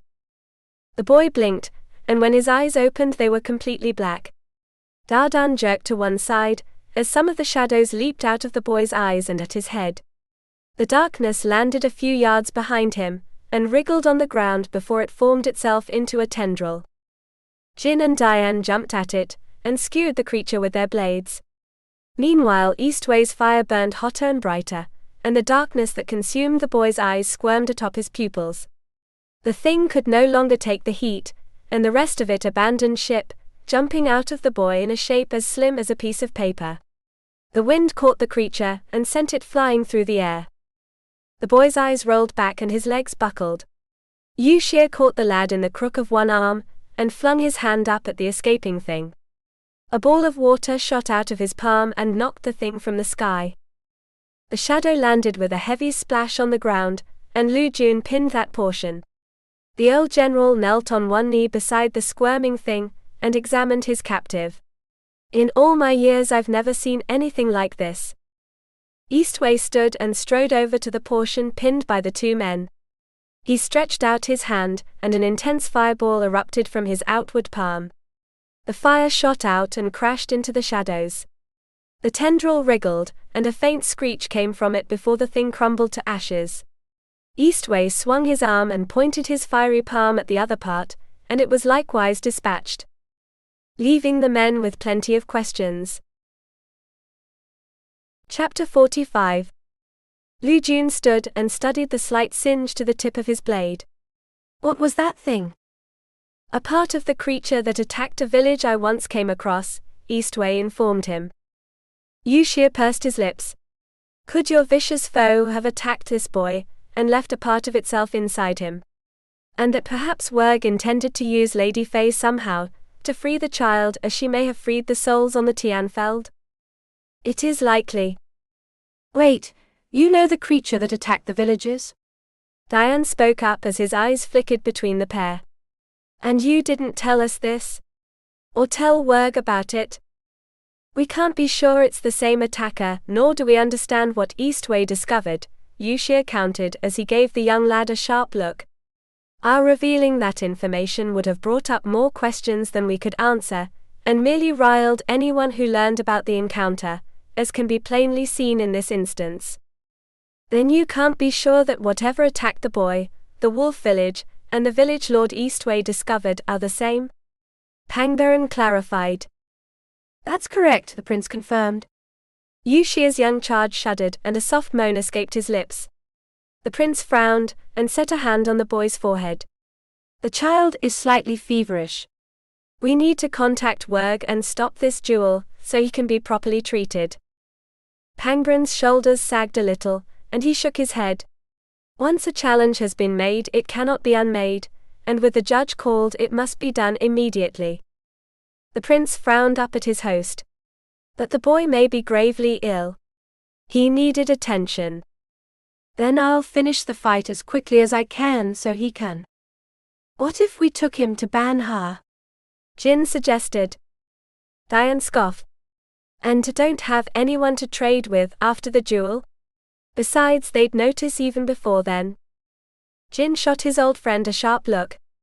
It's better than delivering a sick kid back to them. That's enough of your bickering, Lu Jun spoke up as he sauntered over to Pangbaran. They both have good points. Returning the boy in this condition would worsen the situation no matter who won. A soft chirp interrupted the dire tension. Jin's mailiter popped out from underneath his collar and zipped around his head. Jin furrowed his brow. What is it? The mailiter darted over to the boy and settled on the lad's shoulder. The soft blue glow from the creature's body flowed over the boy, and the wolf cub stopped shivering. Yushir set his hand on the boy's forehead again and pursed his lips. His eyes widened a moment later, and he looked up at his eagerly waiting companions. His temperature has lessened. The little mailiter flapped its wings, and a soft humming sound came from it. Yushir smiled at the tiny creature. You have my thanks. Diane frowned at Jin, and stabbed a finger at the tiny creature. Why didn't you tell it to do that in the first place? Jin blinked at him and shrugged. I didn't know it could do it. Pangbaran strode past the pair and over to the lad. He knelt beside the prince and the boy, but his whole attention was fixed on Yushir. Do you have any other secrets you wish to share with me, Prince Yushir? The prince pursed his lips and spoke in a low whisper. You have my sincerest apologies, King Pangbaran. We intended to tell everyone of our findings, what few there are, at the gathering of the clans so none could claim a bias. He dropped his worried gaze to the lad in his arms. The situation, and my friend's ill-timed words, have unfortunately hastened that announcement for you. I would request that you keep what we told you to yourself, at least for the time being. Pangbaran's sharp eyes flickered over the young lad and the prince. Yushir was tense as the king stood and turned to his subjects and son. You will say nothing of the matter of the shadows to anyone, until I command you to do otherwise. Is that understood? Lu Jun bowed his head, but the two young cubs both took a step toward him. How could we not tell our people about this? Diane objected. What if this thing infects someone else because we didn't speak up? Jin countered. Pangbaran raised a hand and the two were silenced. His yellow eyes glowed even in the bright light of the mid-afternoon. I have given you this command. As my son and as my vassal, I expect you to obey me without question. The pair both pursed their lips but bowed their heads. Yes, Your Majesty. The little Maelita zipped off the wolf boy's shoulder and fluttered around the pair, leaving little bits of sparkling dust behind it. Jin lifted a finger, and the butterfly creature landed on his digit. The tiny creature flapped its wings, and spread more of its sparkling joy in front of its owner's face. Jin squinted but a faint smile slipped onto his lips. You're offering your services in case the shadow comes back. Is that it? The Maelita flapped harder, and more glistening dust flew from its body. Then you lads have nothing to worry about, Yushir spoke up with a twinkle in his eyes. The Maelita and you will protect the realm against whatever shadows slink their way over the borders seeking chaos. He paused and lifted his gaze to the sun overhead. And speaking of borders, we had best be on our way to the sanctuary. I believe it abuts the border between your realms? Sanctuary stands where the little Kai River cuts into the Kofu Mountains before those hills reach Banha, Pangbaran confirmed as he nodded at the north.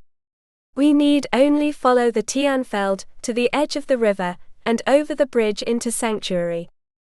Yushir eyed the young lad with a worried eye. And how far is that? An hour's walk. Yushir sighed but scooped the lad in his arms and tried to stand. He teetered to one side and crashed to the ground, landing on his butt. The prince sheepishly smiled at the quizzical faces of his companions. My apologies. It has been quite some time since I have had to lift a child. A shadow fell over Yushir, and he looked up to find Eastwei standing over him. His old friend knelt and offered his arms. I will take him. Yushir lifted an eyebrow. Are you sure? Children can be quite the handful in all senses of the word. Eastwei's reply was to scoop the unconscious child into his arms and stand. The tall fire god didn't even flinch. Yushir climbed to his feet and dusted himself off. Well then, if no one has any more troubles, let us be off. Chapter 46. I sat on the edge of the bed, with my feet firmly planted on the floor. Every fiber of my being was focused on listening for noises outside that thick door. The minutes ticked by, and I began to get tired from my constant vigil. My efforts paid off when I heard footsteps in the echoing hall. I perked up and grasped the edge of the bed with both hands, as the people stopped at the entrance to my prison. The heavy lock was unbolted, and the heavy door swung inward. I caught a glimpse of Werg standing just outside the doorway. She's in there. We leave in 10 minutes. My heart both leaped and sank as Arian hurried inside. She rushed over to me, and I had only enough time to stand before I was enveloped in one of her legendarily tight hugs. I am so glad to see you, she cried as she gave me an extra hard squeeze. Me too, I wheezed. I winced when I felt a few bones pop under my friend's eagerness. Need.air. Oh. Arian stepped back to arm's length but kept a tight grip on my arms. She looked me up and down with all the fussing of a mother hen. Are you unhurt? How are you feeling? I'm feeling fine. He only used something on me to make me fall asleep. Her eyebrows crashed down, and a furious storm settled on her brow. That fiend. A laugh made us both turn to the door. Werg leaned his side against the frame and folded his arms over his chest. A fiend, am I? Arian spun around to completely face him, and she tucked me behind her. I could feel the muscles in her sleeves ripple as fur threatened to break out. I will not let you harm her. Werg cocked his head to one side and studied her. You would do anything for your friend? Anything, Arian promised. Wait a second here, I spoke up as I grasped her shoulders. What's going on? Don't make promises I don't want you to make. Then you can understand my actions, Werg mused as he nodded at me while simultaneously ignoring my comment. I took your friend to help my people. If I had another chance, I would do it again. What does Anna have to do with your people? Arian questioned him. His eyebrows shot up. Oh, so you do know her real name, and probably her real identity. I wasn't sure until just now. His sharp eyes examined me from top to bottom. How long does this disguise last? I'm eager to see the fair silver hair I glimpsed in the Tianfeld. It would keep going if you'd give me back that bottle, I countered. But there are only 4 pills left in it, I reminded myself. But that's 4 more than you have right now. Werg reached into his pocket and drew out the bottle containing my pills. He raised the container to his face and studied the contents. I wonder how long these last if you need so many. I held out my hand. How about we find out when they're all gone? His eyes twinkled before he tossed the glass into the air. My heart likewise did a leap upward, and settled only when he caught the container in his hand. I think I'll keep hold of this, at least for the time being. Please return the pills at once. Arian pleaded, even as he tucked the container back into his pocket. He pushed off the door frame and faced us. I'm afraid there isn't time to bicker, my dear guests. We have a ceremony to attend, and we wouldn't want to keep the others waiting. Oh, what? I repeated, but the only response was for Werg to snap his fingers. 4 of his men scooted into the room and ushered us out with the Wolf King in the lead. I had my first good look at the hall, and I realized it was carved from the same stone as my room. A few other chambers occupied both sides of the hall, but there were no windows. A wide set of stairs at the end of the hall took up the entire passage and led up to a pair of wooden doors. A guard stood on either side. Werg stopped us at the top of the stairs and turned to his men. Blindfold them. There is no need for that, Arian argued. I suppose if this truce ever comes to fruition, such precautions will become obsolete, he mused as 2 of his men drew out handkerchiefs. Arian frowned at him. The truce would have done so if you had not broken your responsibilities as my father's guest. Perhaps, he commented as the clothes were bound around our heads and over our eyes, blinding us. But until that time comes, I will have you blindfolded. I heard the heavy groan of the doors as the guards each opened their respective gates. We were marched out into the waning sun which warmed my skin. The ground beneath our feet was flat, and tall grasses brushed against my legs. One of the men took my arm and guided me forward, and I could only assume the same was done for Arian. Her arm continuously brushed against mine, so that I knew where she walked. I leaned toward my friend, and lowered my voice to a whisper. Could you tell me what's been going on since I was kidnapped? I didn't like the grim and tense tone in her words. My father and Werg are to meet in single combat at the sanctuary, a sacred place to both our clans. My heart sank. It's because of me, isn't it? For more than that, my dear friend. My father's honor was impugned by King Werg. According to our oldest traditions, there must be retribution. But this all started because of Werg kidnapping me. Why did he kidnap you? Haven't you guessed that your friend holds the power to heal? Werg spoke up and his voice was filled with amusement. Surely you don't think the Tianfeld purified itself after 50,000 years of laying barren and haunted? Whatever you believe, you should not have kidnapped her. Arian protested. His tone grew more serious. I kidnapped her, for the good of my people. That they would know war again with mine, she countered. That they would be safe from the nameless foe that attacked one of the villages under my protection, Werg snapped back at her. I failed one village, but I would not see another fall. But what would as you dined in those sky mansions, while the clans down here suffered? The king cares very much for those in both the heavens and the land. My sharp voice interrupted their cutting accusations. What will happen in this battle against King Pangbaron? If you lose, what then? Werg scoffed. I won't lose, but should that unlikely scenario happen, then you and your friend will be freed. And if you win? Then you won't be freed, but your friend will be returned in exchange for the boy I asked you to heal. Heal? Arian spoke up as she pressed herself closer to me. But she does not know healing magic. Then you don't know your friend as much as you think you do, but that's enough talking, Werg ordered us. Separate them, and if they insist on talking, then tie a cloth around their mouths.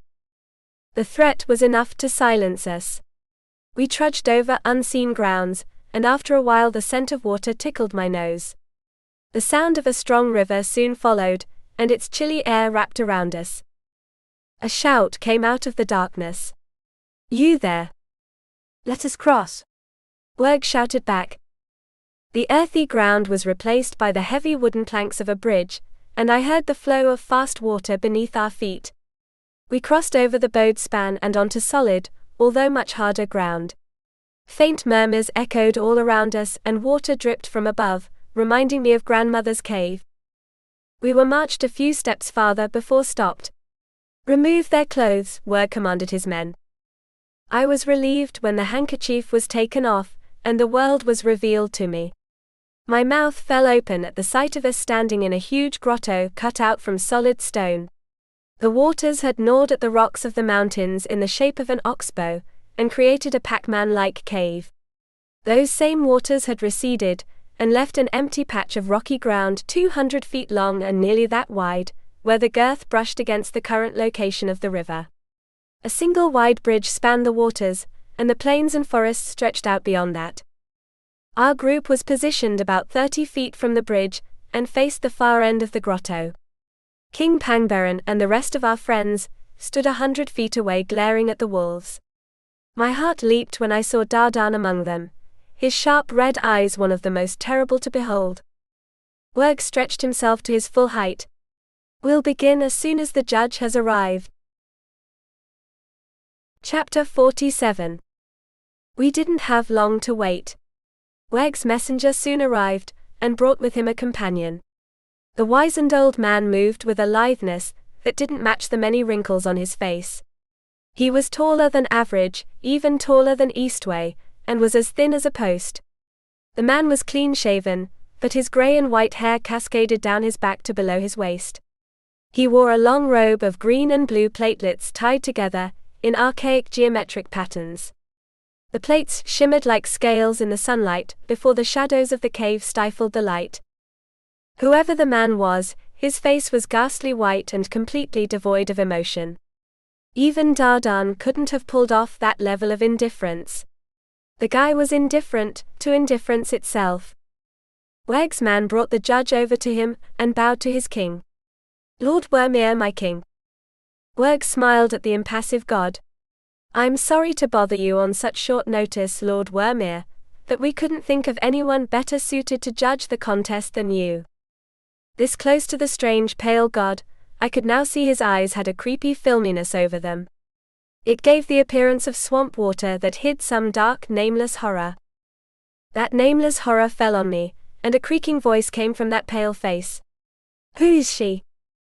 Werg was so surprised by the question that he blinked at his guest. Who, Lord Wermir? Wormir slowly nodded his head at me, without breaking eye contact. That woman beside the princess. Who is she? I shrank beneath the attention, as all eyes settled on me. That woman is Lady Anna, a guest of mine. She is to be the prize for the duel. Whoever wins shall have her. She is a goddess. The reply was a statement, but Werg still nodded his head. Yes, Lord Wormir. One from the heavens. Wormir narrowed his cloudy eyes at me. Where do you hail, Lady Anna? I swallowed the lump in my throat and tried to find my voice. I am from out of town. Wormir stared at me without blinking once. A shiver ran down my spine, and I shrank against Arian. Will you judge for us, Lord Wormir? Werg spoke up. The Pale Lord finally turned his focus away from me, and to the Wolf King. I will. Werg smiled, and used a hand to gesture to a position near the rear wall of the grotto. Then if you would please. Wormir turned away, and moved over to the spot some 40 yards away. The distance wasn't far enough, especially as I had that though he stared ahead, his focus still lay on me. I leaned close to Arian's head, and lowered my voice to a whisper. Who is that guy? Lord Wormir is the god who is charged with managing the rolls of the immortals. It is his duty to write their names when they are born, and scratch off their names if they have died. He'd be better as the god of the dead. I murmured.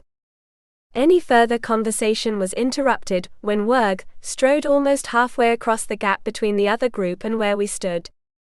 The judge is here and knows the rules. Shall we get this over with? Werg shouted at his opponent as he began to unbutton his shirt. Pangbron's reply was to remove his shirt and pants, leaving him in his underclothing. The two men were equally lacking in clothes, as they strode forward and stopped some 20 feet from each other. The Lord of the Immortal Rolls lifted one pale hand in the air. You will both abide by this contest of skill. The first to give up or collapse will lose the match. He dropped his hand, slicing the air in front of him. Begin. Fur exploded out of their bodies, and their faces elongated into snouts. The men raced forward, and by the time they reached each other they were both fully transformed. The match was unequal, but in no one's favor. Werg was much faster, but his bites had less effect on the thick fur of the Bear King. Pangbron was slow, but his heavy swipes cut deep. They bit and tore at one another. Fur was torn and flesh was broken. Cuts and gashes were opened. Blood was spilled. The ground was splattered with their life fluid. Arian stiffened at my side, and her face lost all its color.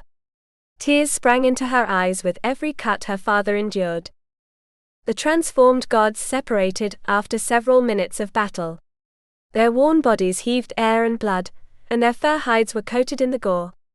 One of Pangbron's eyes was shut tight, with a claw mark over it. Werg limped because of a huge gash on a front leg. They both wheezed, and the Bear King choked on something before he spit out blood droplets. Father! Arian shouted, as she tried to rush to him. One of our captors held her at bay. My king, one of the wolf soldiers yelled at Werg. You must stop this. Werg turned his head and snarled at his man, causing the other wolf to recoil. The pair steadied themselves on their feet, and prepared for another assault. This would decide their fates. I could see it in their eyes. One wouldn't ever get up from this last charge. I couldn't let that happen. My heart pounded in my chest as the blood poured from their wounds, marring the brown earth with the scarlet-colored tragedy before me. And all because of me. If I hadn't come here, then the truce would still exist. This was all because of me. So I had to stop it. No matter what. I felt a familiar tingle in my hands, as my silver strands floated out of my palms. Grandmother's magic rippled around my body before the whole facade collapsed, revealing my true silver-haired self. I didn't care. At that moment there was only one thought, and that was to stop this madness I had caused. The two wolf captors on either side of me noticed my bright light and change in form. They pushed Arian away from me, and grabbed my arms. I wriggled in their grasp and their claws accidentally cut into my wrists, drawing blood. And that's when all hell broke loose. Chapter 48. Yushir watched the preceding duel with consternation, while his passive friend's eyes remained on the woman opposite them. A commotion outside the duel caught the prince's attention. The next moment, a small explosion of dazzling silver light burst out of the wolf clan area. 2 guards were flung in opposite directions, and one of them crashed into the rear wall of the grotto. Everyone else close to the explosion was knocked off their feet. What in all the realms? Yushir started just as a slim figure dashed out of the light. His eyes widened as he recognized the familiar form of Lady Roberts. Is that? He winced as her light struck his eyes and he was forced to cover his face with a raised arm. Dardan took a step forward, his face a picture of absolute shock. He fought against the instinct to blink, as waves of brilliance flowed out of her like ripples in a pond. The glow of silver light around her increased in strength with each step, as she raced toward the 2 combatants. He froze when something else appeared on her forehead. It was a dazzling crescent moon. The beautiful goddess raced into the middle, just as the 2 shifters reached the center of the grotto. She flung out her arms at the 2 of them, and more blinding light burst from her palms, throwing them back. The brilliant light swept over the entirety of Sanctuary, and a wind followed, blowing nearly everyone off their feet. The illumination faded, and Dardan's eyes remained focused on the center of the dueling area.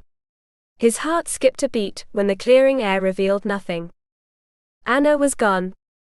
The reverberations of her magic had ceased for a few seconds before the crowd stirred.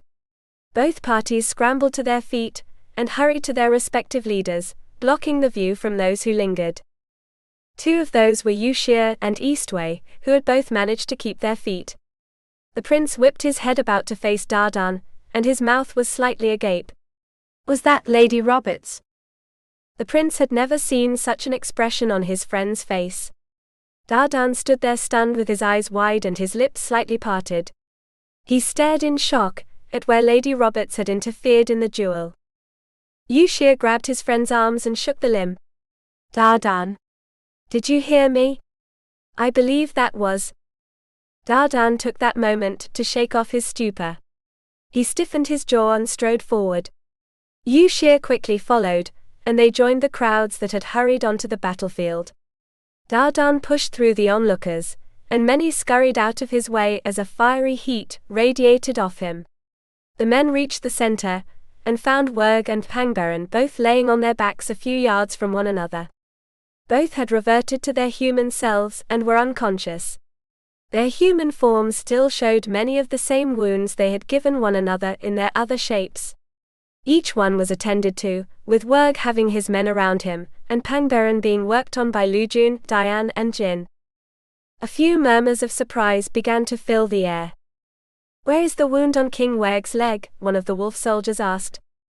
"I swore part of his ear had been swiped off," another spoke up. "General, my father's throat wound," Diane whispered to his companion. Lujun wiped away the blood and revealed hardly a scratch. "Yes. It's gone." Yushir furrowed his brow as he looked up to his silent companion. Could Lady Roberts' magic have done this miracle? Dardan didn't get a chance to reply. "Prince Yushir. Lord Eastwei." The frantic shout came from Arian as she pushed her way through the crowd. She stumbled into their little clearing and flung herself at the prince. Yushir caught her in his arms and would have enjoyed the attention if not for the tears that slid down her cheeks. Her whole body trembled, and she clung to the front of his robes as if letting go would drown her. "What is the matter?" he questioned her. "I cannot find my friend anywhere. You must help me find her," she pleaded. "I am sure we will find her soon," Yushir assured her. Dardan had long begun the search when his eyes fell on Jin. The young man had stood from helping his bear king, and an expression of confusion marred his face. He turned in a circle and noticed Dardan's gaze upon him. The young man hurried over to them, with confusion and panic written all over his face. "Have any of you seen Lord Wormeer? I cannot see him." Yushir knitted his eyebrows together. Lady Roberts disappears at the same moment Lord Wermere vanishes. It cannot be a coincidence, but why would he desire to take her? Arian's eyes widened, and her heart skipped a beat. Lord Wermere showed a great deal of interest toward my friend before the battle. Yushir cast a gentle smile at her. You need no longer keep the ruse, Lady Arian. Your friend revealed herself, and we cannot unsee what was seen. The color drained from Arian's face, and she shivered even harder. But what will you do with her if you find her? We will decide that when we find her, he replied as he studied her tear-stained face. Now tell us how Lord Wermere showed interest in Lady Roberts. Arian bit her lower lip, and her unfocused eyes flickered to and fro. He seemed very interested in her when King Werg introduced her as a goddess. Lord Wermere asked her from where she had come, and he did not appear at all satisfied when she answered that she was from a far land. He's in charge of the immortal roles, isn't he? Jin questioned the elder gods. Just so, Yushir confirmed as he cupped his chin in one hand. But I cannot fathom why he would care about Lady Roberts enough to steal her away. And more so that he knew she was to be the prize for the victor, Arian added. We will look into this matter immediately, but first we must know how Pangberon and Werg fare, Yushir promised as he inspected the toppled monarchs. Jin folded his arms over his chest and furrowed his brow. It's quite a miracle, Prince Yushir. King Pangberon has a few cuts where the deepest gashes had once been, but most of what you see is just dried blood. The wound itself is healed. And the same for King Werg? Yushir persisted. Jin half turned to the dozen men who surrounded the Wolf King. I think so. Yushir looped an arm around Arian's upper back, and turned them toward Werg. Let us see to this matter, and then we will head immediately Eastwei. Dardan had strode forward, but his quick steps meant he passed through the gap between the fallen royals and headed toward the bridge. Wait a moment for me, the prince pleaded. Dardan didn't acknowledge his friend's request, but hurried to the top of the bridge. He vanished in a mist of scarlet-hued light, and flew into the air before zipping away. A curse upon his goldfish pond. Yushir muttered, before a tug on his arm brought his attention back to Arian. Her big brown eyes stared into his, and she had stiffened her chin. Go with him. Yushir's shoulders sagged, and he swept an arm over the proceedings. I cannot leave the duties entrusted to me by my king. You are no more useful here than I, but I am not as swift as either Lord Eastwei or you, Arian insisted as she offered him an encouraging smile. I will ensure King Werg and my father are properly cared for. You must see to our friends. The prince sighed but nodded. Very well. We will return as soon as we can, and I hope with good news. He leaned down and pressed a kiss to her forehead. I take your heart with me, Lady Arian, and we will meet again soon to trade our treasures as a token of our love for one another. A heavy blush accented Arian's cheeks, and she bowed her head. See you soon then. Yushir reluctantly released her, and rushed after Eastwei. He passed Jin, who had a vexed expression on his face. The prince was silently amused by the situation, but his joy was short-lived as he reached the top of the bridge, and flew into the air after his friend. Chapter 49. Damn that Dardan! Yushir yelled in his mind, as he kept his focus on the faint red light that flew a mile in front of him. Could he not have waited but a few more moments? My touching moment with Arian was far too short. And could he slow down? Yushir had difficulty keeping up with his far older immortal friend, as they flew through the gap in the mountains caused by the Little Kai River. The road that led into the Bear and Wolf clan lands petered out into a mountain path, and then completely vanished as the climb became steep enough that one would need to crawl on the ground to keep from falling. The river's flow was interrupted by steep descents that forced the stream to transform one waterfall after another, creating mist along the winding route of the waters. Eastwei landed at the top of the tallest waterfall, where a heavy mist shrouded everything 10 feet behind the tumbling waters. Yushir landed nearby, nearly toppling over the edge in his eagerness to put his feet on the ground. He waved his arms and flung himself forward, where he clutched his heaving chest. Must you have gone so fast?" the prince wheezed as he stumbled over to his friend's side. Dardan's full attention lay on the towering wall of white that stretched from the ground and 500 feet above them. The barrier was so thick that it blotted out the sun and allowed Dardan's scarlet eyes to glow in the heavy gloom. Yushir managed to get a hold of enough air to straighten. He examined the whiteness that blocked their path. "I am sure Lord Wermir's palace should be somewhere around here, though he may not come out to greet us." He paused and folded his arms as he furrowed his brow. "I cannot fathom what made Lord Wermir break the contract of a judge by stealing away the prize. There were few greater sins among the realms than breaking such an." A soft wind blew and cut into a part of the white mist ahead of them. The fog swirled and parted, revealing a huge plateau upon which rested a massive fortress. The whole structure had been carved from the very stones of what had once been a giant pointed hilltop. Towers pierced the sky and parapets capped the 200-foot-high walls. There wasn't any entrance gate, and the center where there should have been a courtyard was covered by a massive dome that hid the interior of the keep. Yushir looked over the place and clucked his tongue. "I still cannot fathom why someone who lives alone would desire such a large home. The fortifications guarantee I will be left alone." The creaking voice startled Yushir enough that he jumped. He whipped his head to the left, where a bit of fog remained. Lord Wermir emerged from the mist, his hands clasped in front of him. His long fingernails glistened in the weakening light of the sun, and his glassy eyes stared at them without blinking. There was never a more fitting god to remain in solitude, Yushir thought to himself, even as he plastered a smile on his face. "Greetings, Lord Wermir. We have come." "For the goddess," Wermir finished for him, as his pale eyes settled on Dardan. "You cannot have her just yet." Dardan narrowed his eyes at the ancient god. "What do you intend to do to her?" "I intend to retrieve answers." "Answers about what?" Yushir persisted. The old snaky god tapped the long fingernails of one hand over the top of the other. "I have no record of this goddess. I must learn why." Yushir breathed a sigh of relief and a genuine smile graced his lips. "Is that all?" "Then we will save you the trouble you might have had, and tell you that this goddess is from another world, therefore she would not have a record in ours." Wermir's glassy eyes fell on Yushir, and the prince had a hard time not shuddering. "Her origin is inconsequential. All the names of those who will ever have eaten the fruit of the deity tree are in my book. She should not exist. I will discover what magic wove her into existence."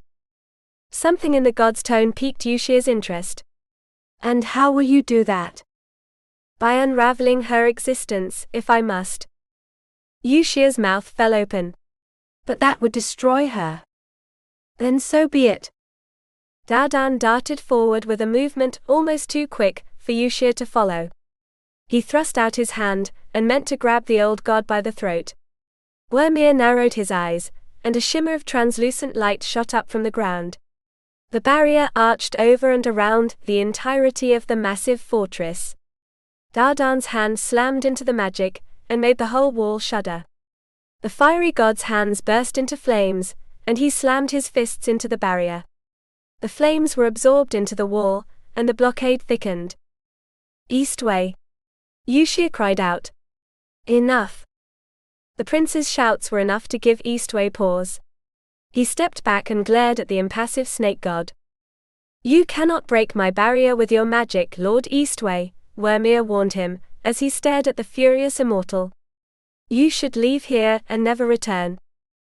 "You cannot do this, Lord Wermir," Yushir protested, as he hurried up to Eastwei's side. "She is a prize in the fight. You have no right to her." Wermir lifted his chin slightly, and his eyes flickered with a faint glint of annoyance. "My duties are greater than the judgment of a simple jewel." "Give her to us," Eastwei demanded. Wermir's sharp gaze returned to Eastwei. "I wonder why you would waste your time on this goddess life when yours hangs by a thread."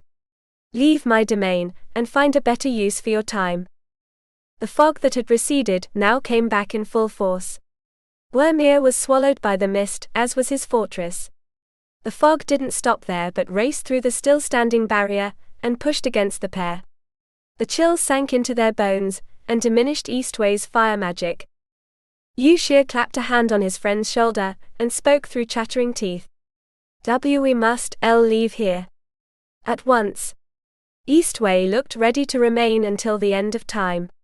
"You cannot help her if all your magic is depleted." The fiery god pursed his lips but extinguished his flame. He reluctantly followed Yushir, as the pair flew into the air and down the waterfalls. They landed on solid ground at the bottom of the last one, where Yushir was glad to shake off the chill. "I had forgotten about the legendary unpleasantness of Lord Wermir," Yushir mused, as he brushed off a few icicles that had attached themselves to him. He moved his focus to his companion.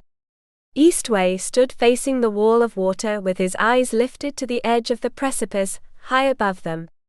The prince stepped up to his side, and leaned forward to catch Eastwei's eye. To what was Wermir referring when he said your life hangs by a thread? Eastwei didn't look at him as he spoke. "It was no doubt a warning us." Yushir studied his old friend for a moment before he pursed his lips. "I see. Well, we must certainly figure out a way of getting in there before the Lord does something to hurt our friend."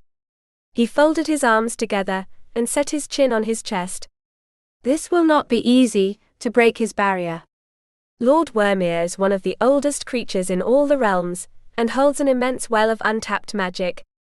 I believe he has not used his magic since before I was born. I suppose you do not know any tales of his weaknesses? Eastwei furrowed his brow, and inspiration flickered across his eyes. "No, but there may be someone who can tell us those tales." Yushir's eyes widened and he snapped his fingers. "Of course. Lord Dandru. He holds all the records of the god's exploits. He may very well have, hey." Eastwei didn't wait for his friend to finish his speech, but flew up into the air. Yushir quickly followed, and their blue and red balls vanished into the distance. A pair of keen eyes watched from the misty battlements of the shrouded keep. Wermir followed their movement until they disappeared, at which point he turned and proceeded down the steps into the central area covered by the translucent dome. The center of the fortress was nothing but a barren patch of dirt, with winding stone steps in the middle. Those steps wound their way into the solid foundations of the keep. A faint greenish glow emanated from the moss that covered the wet walls. The garish color accentuated his pale face as Wermir made his way down the stairs. The winding steps led him deep into the bowels of the hill, nearly to the bottom of the falls.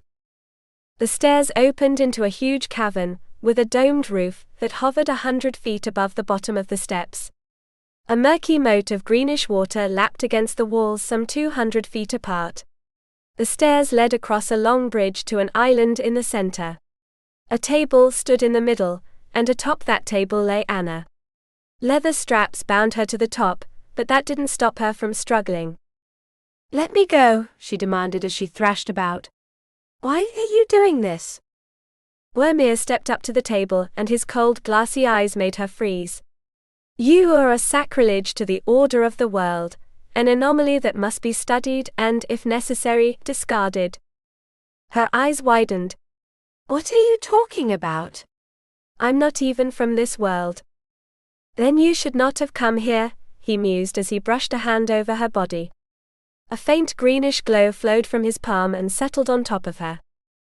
Anna gasped as a bone-chilling cold sank into her bones. Then the pain started. A horrible, wrenching pain as though someone tugged at every muscle and every bone in her body. She shut her eyes and clenched her teeth, but the agony was too great. A scream was ripped from her, one that echoed off the walls. Her silver strands of light flowed upward like flowers forced out of the good earth. Wermir closed his fingers around a silver thread, and drew his hand back. His green light ceased, but the pain lingered in every fiber of her being. Her breath came out in horrible sharp gasps. Wermir turned his hand over and opened his fingers. The silver strand floated off his palm, and tried to dip back into Anna's body. He caught the strand, but the magic faded the moment he placed a small amount of pressure on the strand. He was left holding nothing but dwindling starlight. The god's eyebrows crashed down and he glared at his captive. "Why can I not hold your light in my palm? All the magic elements in the world are mine to befriend, and yet I cannot even hold yours." She shook her head. I don't know. I don't know anything about my magic." Wormir lifted a hand. The moat water bubbled up and slithered into the air in thin, towering strands. The muck dripped onto the stones, and faint murmuring moans echoed around the cavern. "Do you hear them?" Wormir whispered, as he examined her whole body. "Immortals who have had their lives extinguished, and yet here you lay a mockery to their magnificence. One who is unworthy of their legacy, and who holds magic that rejects my comforting touch." A barking laugh escaped her. "Comforting? You're trying to rip out what I don't even know how to get out." The room grew dark and cold as the green tendrils stretched over her. Anna shrank away as they cast their long shadows over her. Wormir's voice echoed in her mind as the world around her was swallowed in darkness. "Then we will have to bring it out of you." Chapter 50. The two old immortals flew across the sky, but even their speed was limited by their magical strength. Yushir noticed his friend's energy ran low far earlier than he believed it should have, and they were forced to descend atop the waterfalls where the Melita danced. Eastwei landed near the precipice with his back to Yushir, as the prince settled behind him. Yushir grasped his hand over his heaving chest, but took the time to examine his old acquaintance. The fiery god's spirit appeared tamped down by the confrontation with the keeper of the rolls. His shoulders were slumped and at the same time stiff, and his head was slightly bowed. He didn't move but for the soft motion of necessary breathing. Yushir gathered some air and strolled over to his friend. "We have not yet discussed how Lady Roberts was able to separate those two men. The magic of the shifter folk may be weaker than ours, but they are not someone to trifle with." He waited for a reply, but when one wasn't forthcoming he continued. "I wonder if her magic allowed her to survive for so long down here." He paused and furrowed his brow, as he stared into the water abyss at their feet. But then, why did the loyal Lady Arian not join her sooner? That is the most mysterious part of the whole story. Then again, perhaps her friend was in her village the whole time. "Did you see her forehead?" The question was so sudden that Yushir whipped his head up and blinked at his friend. "Pardon?" "When she stopped the duel." "Did you see her forehead?" Yushir shook his head. "No. Is there some importance I missed?" Eastwei stared ahead a moment longer before he stepped forward and off the high cliff. He transformed into a fiery ball and zipped off toward the heaven gate. Yushir glared at his friend as he did the same. "You and your mysteries." They made better time than when they had leisurely traveled to the Bear Clan realm, but the distance was still great, and it was past midnight by the time they reached the gate. Yushir was exhausted when he landed, but Eastwei strolled through without so much as a pause. Wait for me," Yushir wheezed as he stumbled through the open portal. The prince came out the other side, and paused to enjoy the radiant sun on his chilled skin. All was beautiful and perfect, and he couldn't help but contrast that to the trouble that lingered at their backs. Eastwei didn't stop for reflection but hurried forward. Yushir sighed but rushed after his friend. He joined him a quarter of a mile down the main walk, and together they ventured to one of the more unusual palaces. First, the place was a mess. The gardens just inside the archway were overrun with wildflowers, and the grass was 2 feet tall. The 2-floor abode had all its windows shut tightly, and thick curtains hid the interior. Rather than a front door, another heavy curtain hung in its place. A sign outside the archway, written in a perfect hand, read "Stories welcomed, gardeners are not." A note in smaller letters was attached at the bottom to the first note, "And please keep the noise down." Eastwei and Yushir slipped through the curtain, and found themselves in chaos. The large front room was packed with scrolls, books, tomes, manuscripts, and every other form of writing archiving known to the immortals. The papers, bound or not, were scattered across the floor, tables, and chairs, and stuffed into the shelves of the bookcases that hid the walls. A narrow path led to the inner depths of the home. They followed the trail that led them to the inner sanctum, a room permanently scented with the tangy smell of ink. Quills and dried inkwells covered much of the floor, and led like a scattering of breadcrumbs up to a short desk. A man slightly younger than Yushir sat cross-legged behind the desk, bent over a piece of parchment. The man wore a robe stained with countless ink droplets, and his long hair was a mess of knots. He scribbled one sentence after another in perfect handwriting, and when he had neared the end of the sheet, he snatched a fresh one from a mountainous pile on his left. Yushir cleared his throat, and the man started with a small cry. Papers went flying, and so did his pen. The filled writing tool dropped onto the top of his head, and ink spilled into his hair. The man appeared not to notice when his gaze fell on his guests. "Lord Eastwei." "Prince Yushir," he shouted as he leaped to his feet and scrambled over his desk. His bare feet padded across the floor, wincing now and again when he stepped on a sharp quill, and he ended up stumbling into the outstretched hand of the prince. The man grasped Yushir's hand with both of his, and gave it an exuberant shake. "What a pleasure to see you."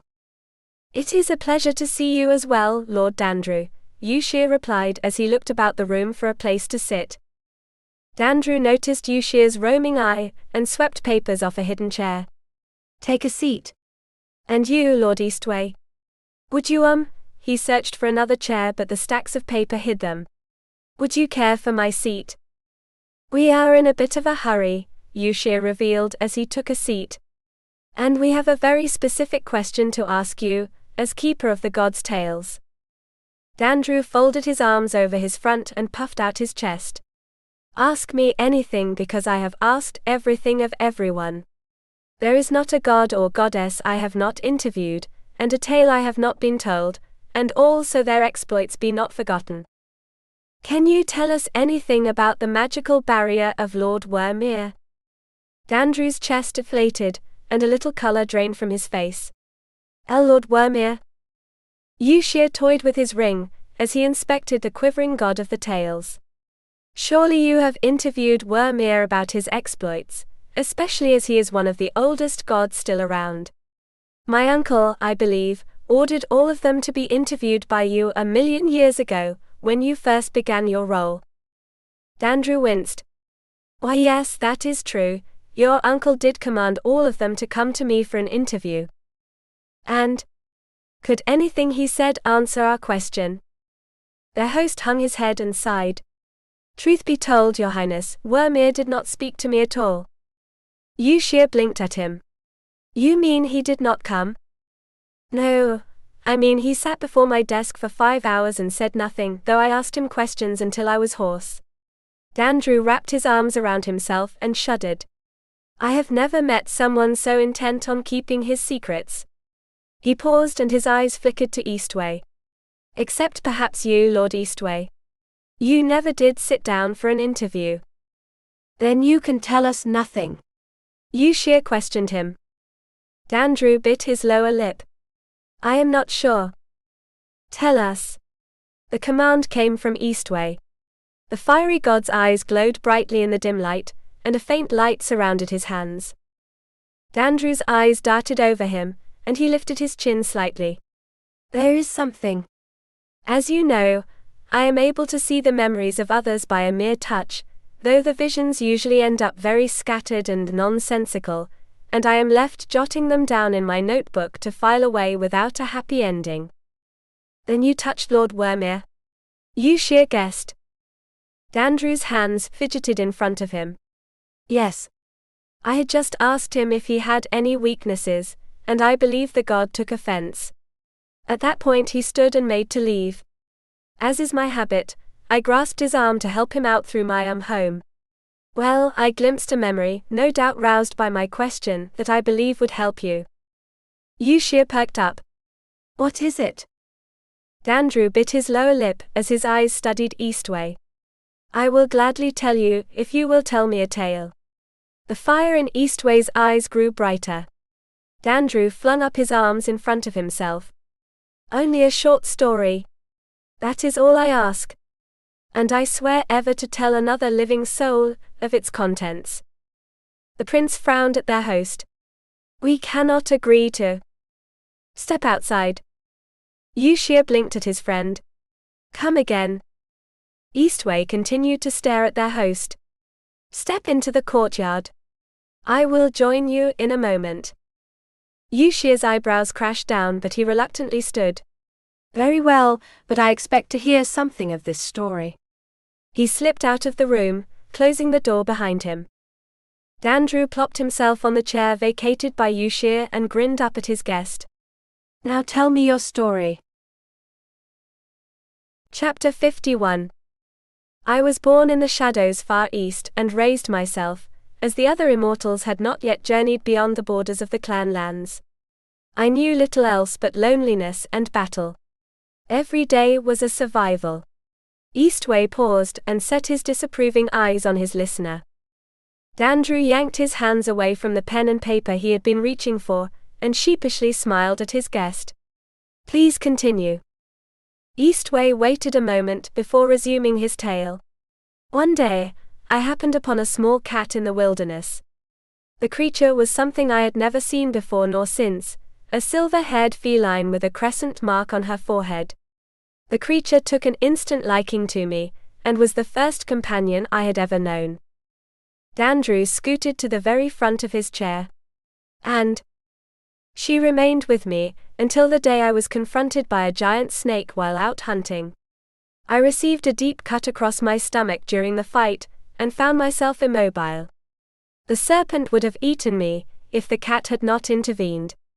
The snake was vanquished in a blinding flash of soft light, and I remember the cat pressing its warm body against me, and comforting me, until the blood loss made me lose my senses. Dandrew leaned forward with bated breath. And then? The next I knew I had been carried to the heavens by the king, and told the snake's blood had partially healed my wound. But what of the cat? He persisted. Eastwei shook his head. I do not know. Dandrew's mouth dropped open. You do not know? Did you never look for the creature? I was ill for many months, and by the time I could venture to my old home, the cat was nowhere to be found. Dandrew's face fell. I had hoped for a better ending to the tale. This is a poor trade. A sharp look from Eastwei made him bolt up. That is, I wish your story had had a better ending, but life cannot be so kind. He furrowed his brow and rubbed his chin in one hand. But a silver-haired cat? That sounds familiar to me. His eyes widened and he snapped his fingers. So that's why you took such care of that cat? It reminded you of the one that comforted you all those years ago. Was my story satisfactory? Eastwei asked him. The god bobbed his head. Yes. Very much so. I will tell you anything you want to know about Worm-Ear's magic. He has erected a barrier around his lair. How can one enter it? The god folded an arm across his chest, and rubbed his chin in his other hand. The brief memory I witnessed was of Lord Worm-Ear venturing across the frozen northern plains. He was no doubt taking an inventory of all the immortals at the beginning. Well, he had his barrier around him, but the chill sank into his bones and I saw him topple to the ground. His magic wall flickered and faded to nothing, though I believe I heard shouts in the distance. He must have been rescued by those he wished to interview. Then you believe extreme cold will weaken him? Eastwei guessed. Dandrew crossed his arms over his chest and chuckled. Lord Worm-Ear brags that he can nullify all the magic elements, but yes, I believe ice is his weakness. Thank you. Eastwei turned and strode to the entrance as Dandrew stood. The ancient fire god paused in the doorway, and turned his head far enough that one eye looked at the god of tales. I would have you not tell this story to others. He narrowed his eye, and it shone with a dark and fiery light. Otherwise I cannot guarantee your safety. The color drained from Dandrew's face, and he quickly bobbed his head. Of course, Lord Eastwei. I will keep this secret with me, forever. Eastwei slipped out and Andrew dared let out a breath of air. He looked forlornly at a nearby pen and paper and sighed. Yushir paced the tall grass, and had already made a wide dent in the weeds when Eastwei came out. He hurried up to his friend, who paused on the porch. Well, he is weak to ice. Yushir's eyebrows shot up. Is that all? We have a family of very competent ice users in this very realm. Lord Gao is perhaps not as powerful as he once was, but Lady Xian has great energy, or so I am told. There was a grim expression on Eastwei's face as he nodded, and together the two set out for the palace of Lady Xian. Her ladyship was only too eager to welcome her exalted guests. She greeted them with open arms in the doorway to her luxurious palace. Dardan. Your Highness. What a pleasure to see you. Please do come in. I fear we cannot stay, and you must come with us, Lady Xian, Yushir told her. Xian cocked her head to one side and blinked at him. Come with you? Where? To the wilds of the land realm, and the domain of Lord Wormir. Her mouth fell open but her eyes twinkled. Surely this is some sort of jest. Why ever would anyone wish to visit that sour god? We have learned that Lady Roberts is alive, and he is holding her captive in his fortress. Her smile became strained, and a brief glint of fear passed over her eyes. She lifted her chin and cleared her throat. So this then is a rescue mission to save Lady Roberts? Yes. And you wish for my help in rescuing her? Very much so. Your ice magic would be an invaluable asset to us. Xian clutched her hands so tightly in front of her that the knuckles turned white. I see. Would you excuse us for a moment, Prince Yushir? I wish to speak with Lord Eastwei alone. Yushir sighed but bowed his head. I shall meet you at my usual spot. Outside. He reluctantly slipped away. Xian stepped to one side, and swept her arm toward the interior of the house. Would you please come inside? I would rather we spoke out here and quickly, Eastwei countered. Xian sauntered off the porch and stood in front of Eastwei. She brushed her fingers over his chest, as he stood impassively watching her. We both know you came to me, because you know my father no longer holds the magic he once did, Xian pointed out as she pressed her palm against his chest. A triumphant smile lay on her lips, and her coy eyes met his impassive gaze. And my mother does not align with ice. You need me and me alone to help you in this task. Then you will lend your magic, he questioned her. Xian's smile faltered but she recovered quickly. She pressed her front against his chest and rubbed the front of his robes.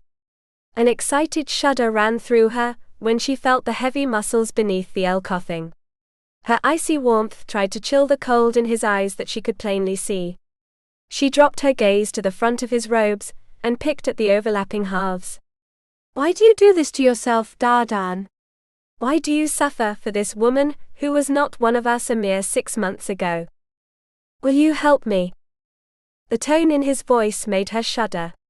Her hands trembled so she grasped his robes to steady them. A faint tremor slipped into her words.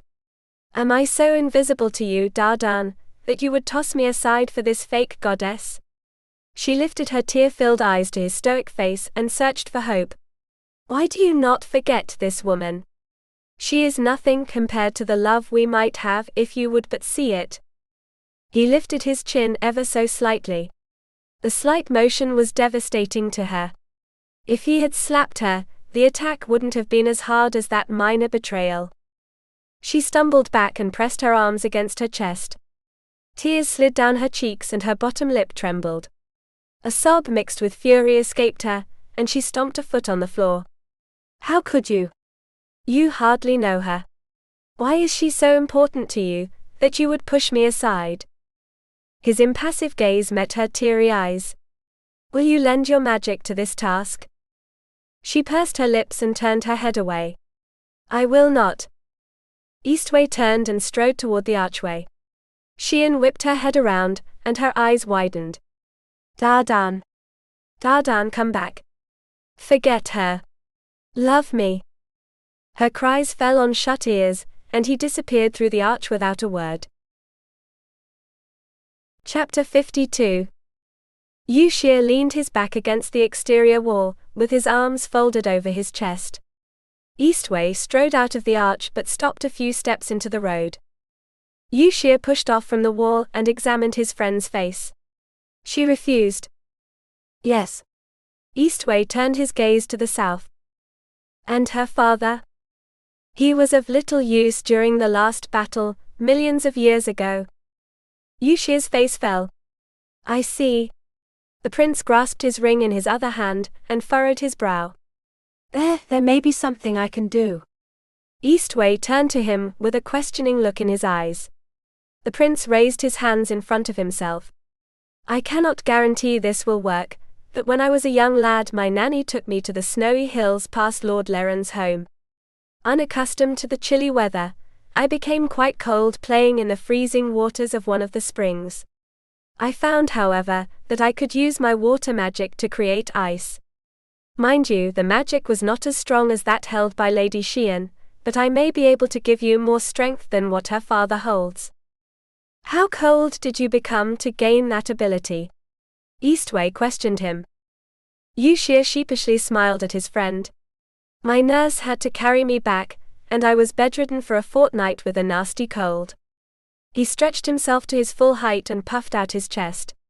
However, I would gladly forego a year's worth of good health if it means saving Lady Robert's life. Eastwei studied his friend for a brief time, before he clapped a hand on Yushir's shoulder. Thank you. Yushir laughed and waved a hand in front of him. Do not thank me just yet. We must first see if my plan will even work. Armed with their newfound knowledge and with a rekindling of hope, the two set out on their long journey back to the cold kingdom of the Icy Lord. The new day waxed and waned, before they arrived at the top of the countless waterfalls where they landed on the cliffs. Yushir stumbled on his landing, but caught himself before he fell to the hard rocky ground. He bent over, and set his hands on his knees to choke on some much-needed air. I will take a long vacation after this adventure. Eastwei stepped forward, and examined the misty scenery. Some of the heavy fog had abated, and part of the towers of the fortress could be seen. He stretched out his hand, and his palm was repelled by the magical barrier. Very well. Yushir straightened and lifted his chin. Let me see what I can do. He marched over to the cold river that fell over the precipice to create the waterfalls. The river tossed its spray at him as he neared the chilly banks. The darkest shadows beneath the scattered rocks hid chunks of ice. Yushir stopped at the edge of a large pool that swirled about. Eastwei joined him, and the prince smiled at his old friend. Whether this works or not, I will be in great need of your fire once all of this is done. I will provide it, Eastwei promised. Yushir took a deep breath and plugged his nose. Here goes nothing. He took a running start and hopped into the pool. The waters were up to his neck, so that his cannonball dive completely submerged him.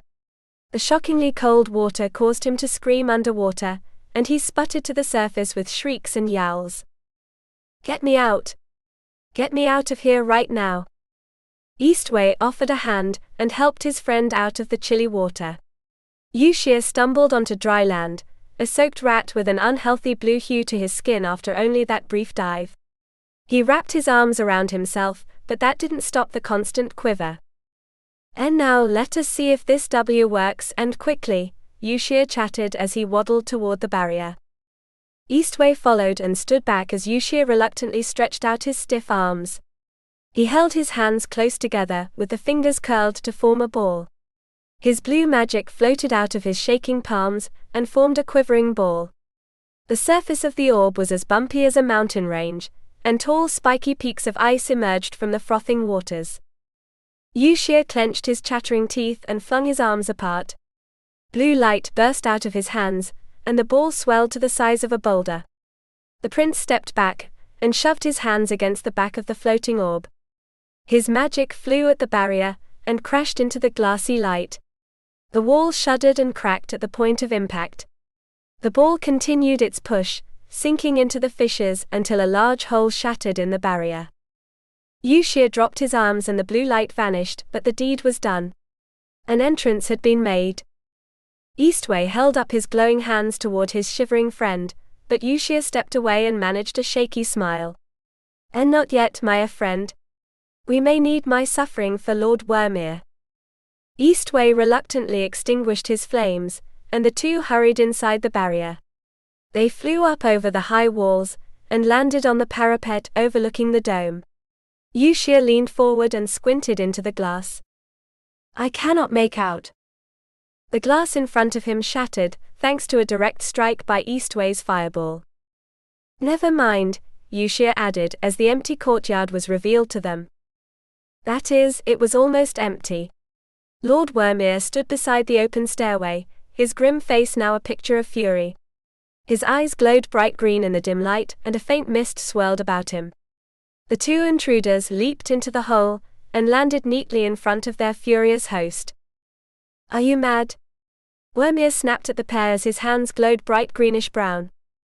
"I'm merely desperate to save our friend," Yushir countered as he formed another ice ball between his shivering hands. Wormir flung up his hand, and the rocks beneath their feet shuddered. Yushir lost his concentration, as earthen mounds climbed up his legs and pinned him to the ground. Eastwei dodged them by leaping up, and he flung fireballs at his friend's bindings. The extreme heat both melted the rock, and caused a puff of steam to explode out of the soaked prince, covering the area in a thick mist. Yushir cursed under his breath, as he stepped out of the volcanic remains of his shackles. He stumbled back and tried to form an ice ball, but he couldn't form any crystals. At that moment, Wormir loomed out of the mist ahead of him like a phantom, his ghastly face twisted with ferocity.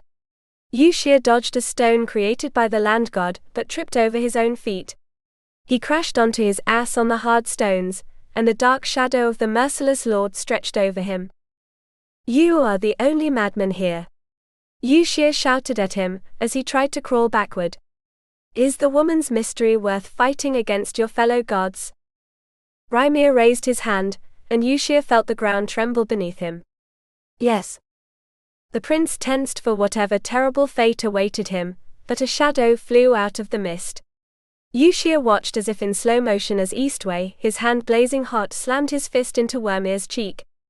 The ancient god's face twisted about, and he was flung into the fog. Yushir heard the god's body hit the ground a few times, before coming to a stop.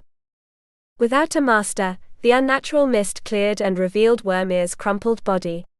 He lay in a crumpled mess 30 yards from where he had stood. Eastwei offered his extinguished hand to his friend, which Yushir gladly accepted. "You have my eternal thanks," the prince appreciated, before his gaze settled on the open stairs. Eastwei turned and his attention fell on the steps. Neither of them dared voice the fear they both felt in their hearts. That they were too late. Eastwei was the first to stride toward the steps and Yushir followed. They descended into the lair of the secluded god, and discovered the chamber. Both of them paused on the threshold of the cavern, and stared in awe at the swirling moat. "What in all the realms has he been doing down here?" Yushir whispered as he stepped up to the edge and peered into the murky waters. A bubble popped up and a soft moan followed, making the prince frown. "There is something wrong with this water." "Very wrong." Eastwei's focus was on the still form that lay atop the table. He hurried forward and reached the board. His face was pale as he looked over Anna. She was breathing, but her face was ghastly pale. Her arms were covered in horrible rashes, and her muscles randomly twitched. Yushir joined him, and a dark cloud settled on his brow. "What madness has he done to her?" Eastwei's answer to was draw her into his arms, so her head was nestled against the crook of his neck. A faint gasp escaped her, and her eyes fluttered open. They were less brown and more crystalline. Her lips moved, but no sound came from them. Yushir set a hand on her arm and shook his head. "There is no need for you to worry. You are safe now." Anna closed her eyes and leaned her cheek against Eastwei. The fiery god's wrath was extinguished as concern intervened. Together the two of them took their prize and left the cavern and the fortress, heading to home with a hollow victory. Chapter 53. A bright sun shone over the heavenly realm, and the crowds in the streets indicated the hour was in the mid-afternoon. Yushir was one of those walking, but his steps were straight and with a purpose. His aim was the archway into the magnificent estate of Lord Eastwei, where a crowd of children waited. "Come to visit your lovely friend again?" Yushir called to the kids. One of them, his nephew Prince Keen, turned at the shout. "Can't we see her today?" Yushir stopped in front of the group and grasped his hands behind his back before he sighed. "I am afraid not.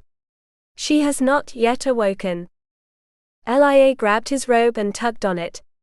"Can we see her tomorrow?" "There is not much chance of that, but I will inform you immediately when she does awaken," he promised. The kids all hung their heads and slouched off to play. Yushir watched them leave with some trepidation. "If she awakens," he mused as he turned his focus to the arch.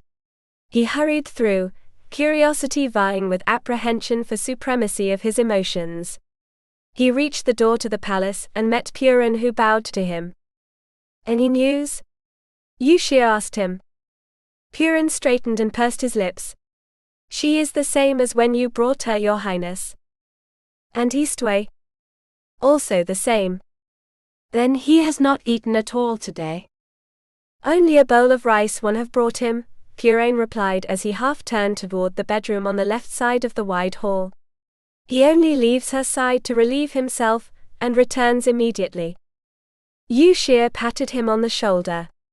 "I will see if I can change that." The prince slipped past the servant and over to the room. He paused in the doorway and took in the sight. Anna lay on the bed, unconscious and with a slight tremor in her breathing. Eastwei sat in a chair beside the bed, staring at her. "The same as it has been these last 2 weeks," he thought to himself. Yushir cleared his throat and strolled into the room. "Good afternoon. Have I missed Lady Myancha's visit?" "She left 20 minutes ago," Eastwei answered without turning his focus away from his charge. Yushir stopped at his side and sighed at the pathetic scene of the woman on the bed. "Has she any idea about the depth of the damage?" "Only what was learned earlier." The prince wrinkled his nose. Who would have that Lord Wormir, knowing the end time of many immortals, would hoard their souls in that dark chamber? The madness of solitude must have surely driven him to commit such blasphemy. His pity-filled gaze fell on their charge. "I cannot fathom what tortures she endured against such a powerful magic. Now that the pool has been emptied onto the hills, I hope no one else will suffer such a fate." He noticed his friend stiffen at his dour words, and so he cleared his throat. "But I am sure Lady Roberts will awaken at any point. In the meantime, will you not venture with me to one of our many luscious parks and enjoy the sun?" His friend didn't give him so much as a twitch in response. The prince leaned forward to catch Dardan's eye. "You have been in this same seat since we returned. Will you not allow Purin to take up the watch? Or perhaps Lady Myancha?" "I need less sleep than either of them," Dardan countered. "But you must sleep sometime, and you've been sitting here these long 2 weeks with barely a nap here and there," he challenged him, as he took up a seat on the edge of the bed to face his friend. "Let me take up your place, or better yet Lady Arian. She would gladly watch over Lady Roberts." "There is no need for that," Dardan insisted. The prince cocked his head to one side and studied his old friend. "I have known you for many years, Dardan, but I have never known you to voluntarily sit beside the sickbed of another, much less a woman." He kept his eyes on Dardan as he nodded at Anna. "What is so important about this one, that you would sacrifice your health for her?" Dardan shook his head. "There is no sacrifice. I merely wish to ask her a question when she awakens." The prince lifted an eyebrow. "Oh, and what is that?" Dardan didn't reply, so Yushir crossed his arms over his chest. "I will continue to pester you until you tell me what is so important that you will not leave her side, not even for food." "If she knows the whereabouts of the cat." The prince leaned back and blinked at him. "The cat? The one you lost? Why do you believe she would know anything about that?" Dardan's gaze settled on her brow. Merely a hunch. The prince shrugged and stood. Very well. Then I will leave you to your watch. Yushir left the room, but Puran soon crept into the room. My lord, will you not take some food? Not at the present. Puran's lower lip trembled. But you have eaten so little. He didn't receive a reply, but the pale figure on the bed gave him an idea. Lady Roberts would appreciate you eating. Perhaps the smell of something particularly delicious would encourage her to awaken. Dardan lifted his eyes, and a spark of life entered them. He turned his head, and his gaze fell on the basket tucked under the dresser. The god stood and slipped past his confused servant. Eastwei knelt and drew out the basket. The chocolate cat smiled up at him. He gently removed the treat and stood. Puran watched confused and curious as his master strode over to the bed and sat on the edge close to Anna. Eastwei examined the cat he grasped in both hands before he studied Anna's pale face. He pursed his lips and snapped the chocolate in two. The scent of chocolate filled the air. He held the broken end of one of the pieces to Anna's nose and waited with bated breath. Chapter 54. Was that really Dardan? Had I really seen him holding me?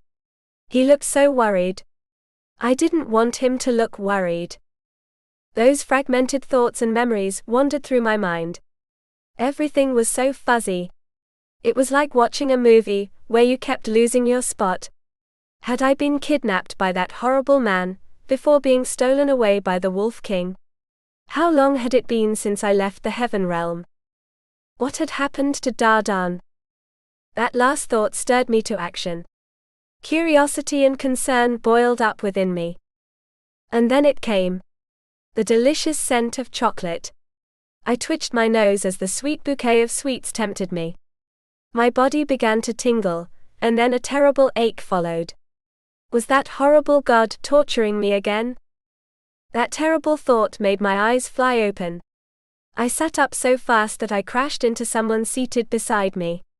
His strong arms wrapped around me, which was a definite plus when my weak body crumpled. My chin rested on his shoulder, and a gentle scent of lilacs filled the air around me. I managed enough strength to turn my head, and found myself staring into the relieved eyes of Lord Eastwei. A heavy blush accented my cheeks. I would have pulled myself from his hug, but I didn't have the strength. You are finally awake. His voice was so soft that I barely made out the words.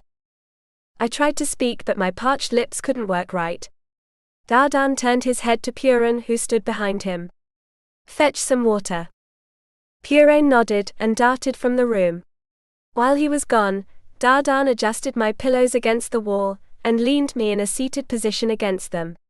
He reluctantly released me, but one of his hands slid down and settled atop mine. It was still there when Puran returned with a glass of water, which Dardan accepted. You have not had anything to eat in 2 weeks, so drink this very slowly, he commanded me. My eyes widened, but my throat was still too dry to make any exclamation. I gladly parted my chapped lips, and he tipped the water into my mouth. The water felt refreshing on the way down, but it splashed rather hard inside my empty stomach. I had only consumed half the glass when I felt an uncomfortable gurgling inside me, which made a faint noise. Dardan drew the glass away and studied my face. I continued my blushing spree under his keen, handsome gaze. How do you feel now? I wetted my lips and managed a nod. Better.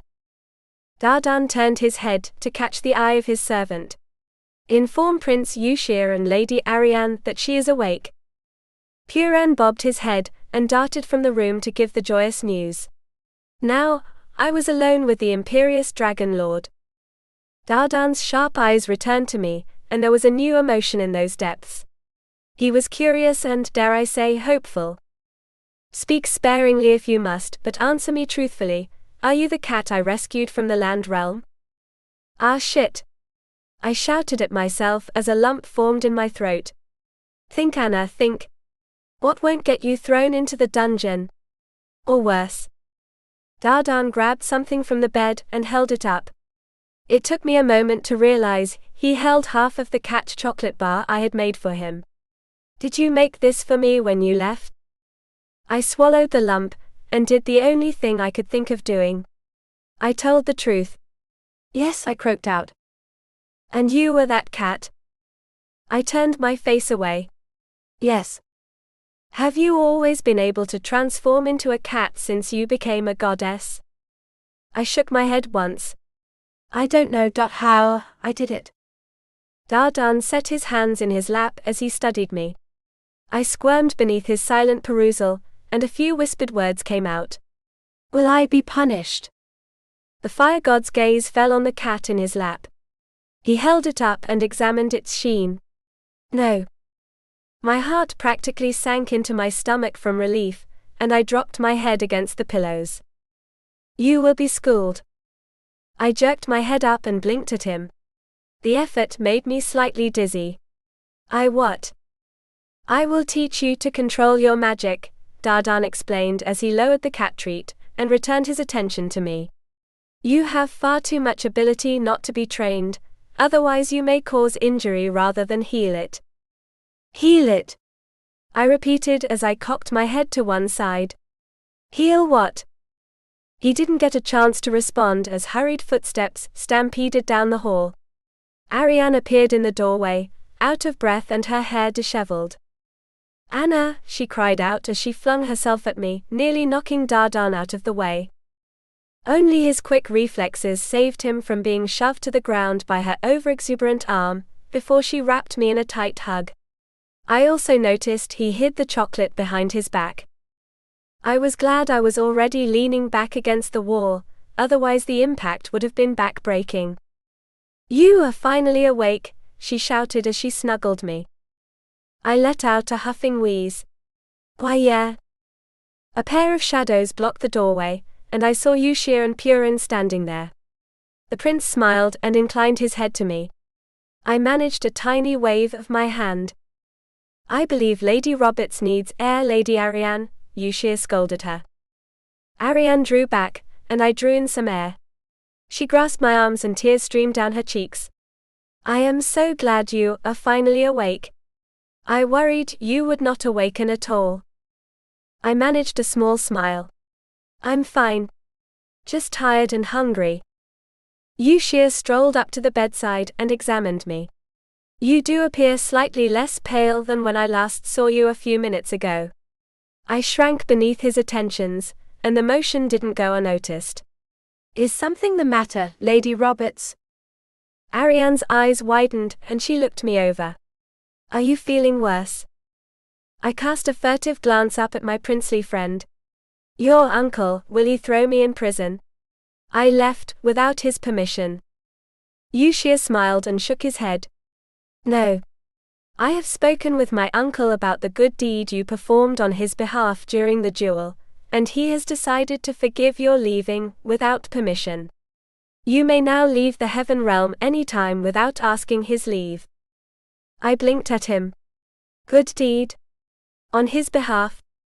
You stopped King Werg and my father from killing one another and healed their wounds, Arian told me. My mouth dropped open. I did what? My heart skipped a beat when I recalled that harrowing time, and I grasped Arian's arms. Then that means your dad and the wolf are all right? Yushir chuckled as he toyed with his ring. It appears you do not know your own strength, Lady Roberts, but your effort bore wondrous fruit that healed the two combatants. Your skills at healing are quite remarkable, and would be a valuable asset to you and your friends. That is why I will train her to use her magic. The room fell silent as everyone gaped at Dardan. Yushir was the first to shake off his shock. You will train her, Dardan. But why? She has a great power. It should not be wasted on a less skilled teacher, he insisted. Arian's face fell. But she will not start that immediately, will she? Only after she has improved, Dardan promised. I grasped her arms and smiled at my friend. So that's plenty of time for you guys to tell me what's been going on. However, I couldn't help but let my eyes flicker to Dardan. He stood impassively to the side, but I detected an eager fire in his eyes. The mischievous god was planning something, and that something involved me. Little did we both know that someone else was planning something, and that would involve both of us and some life-threatening danger.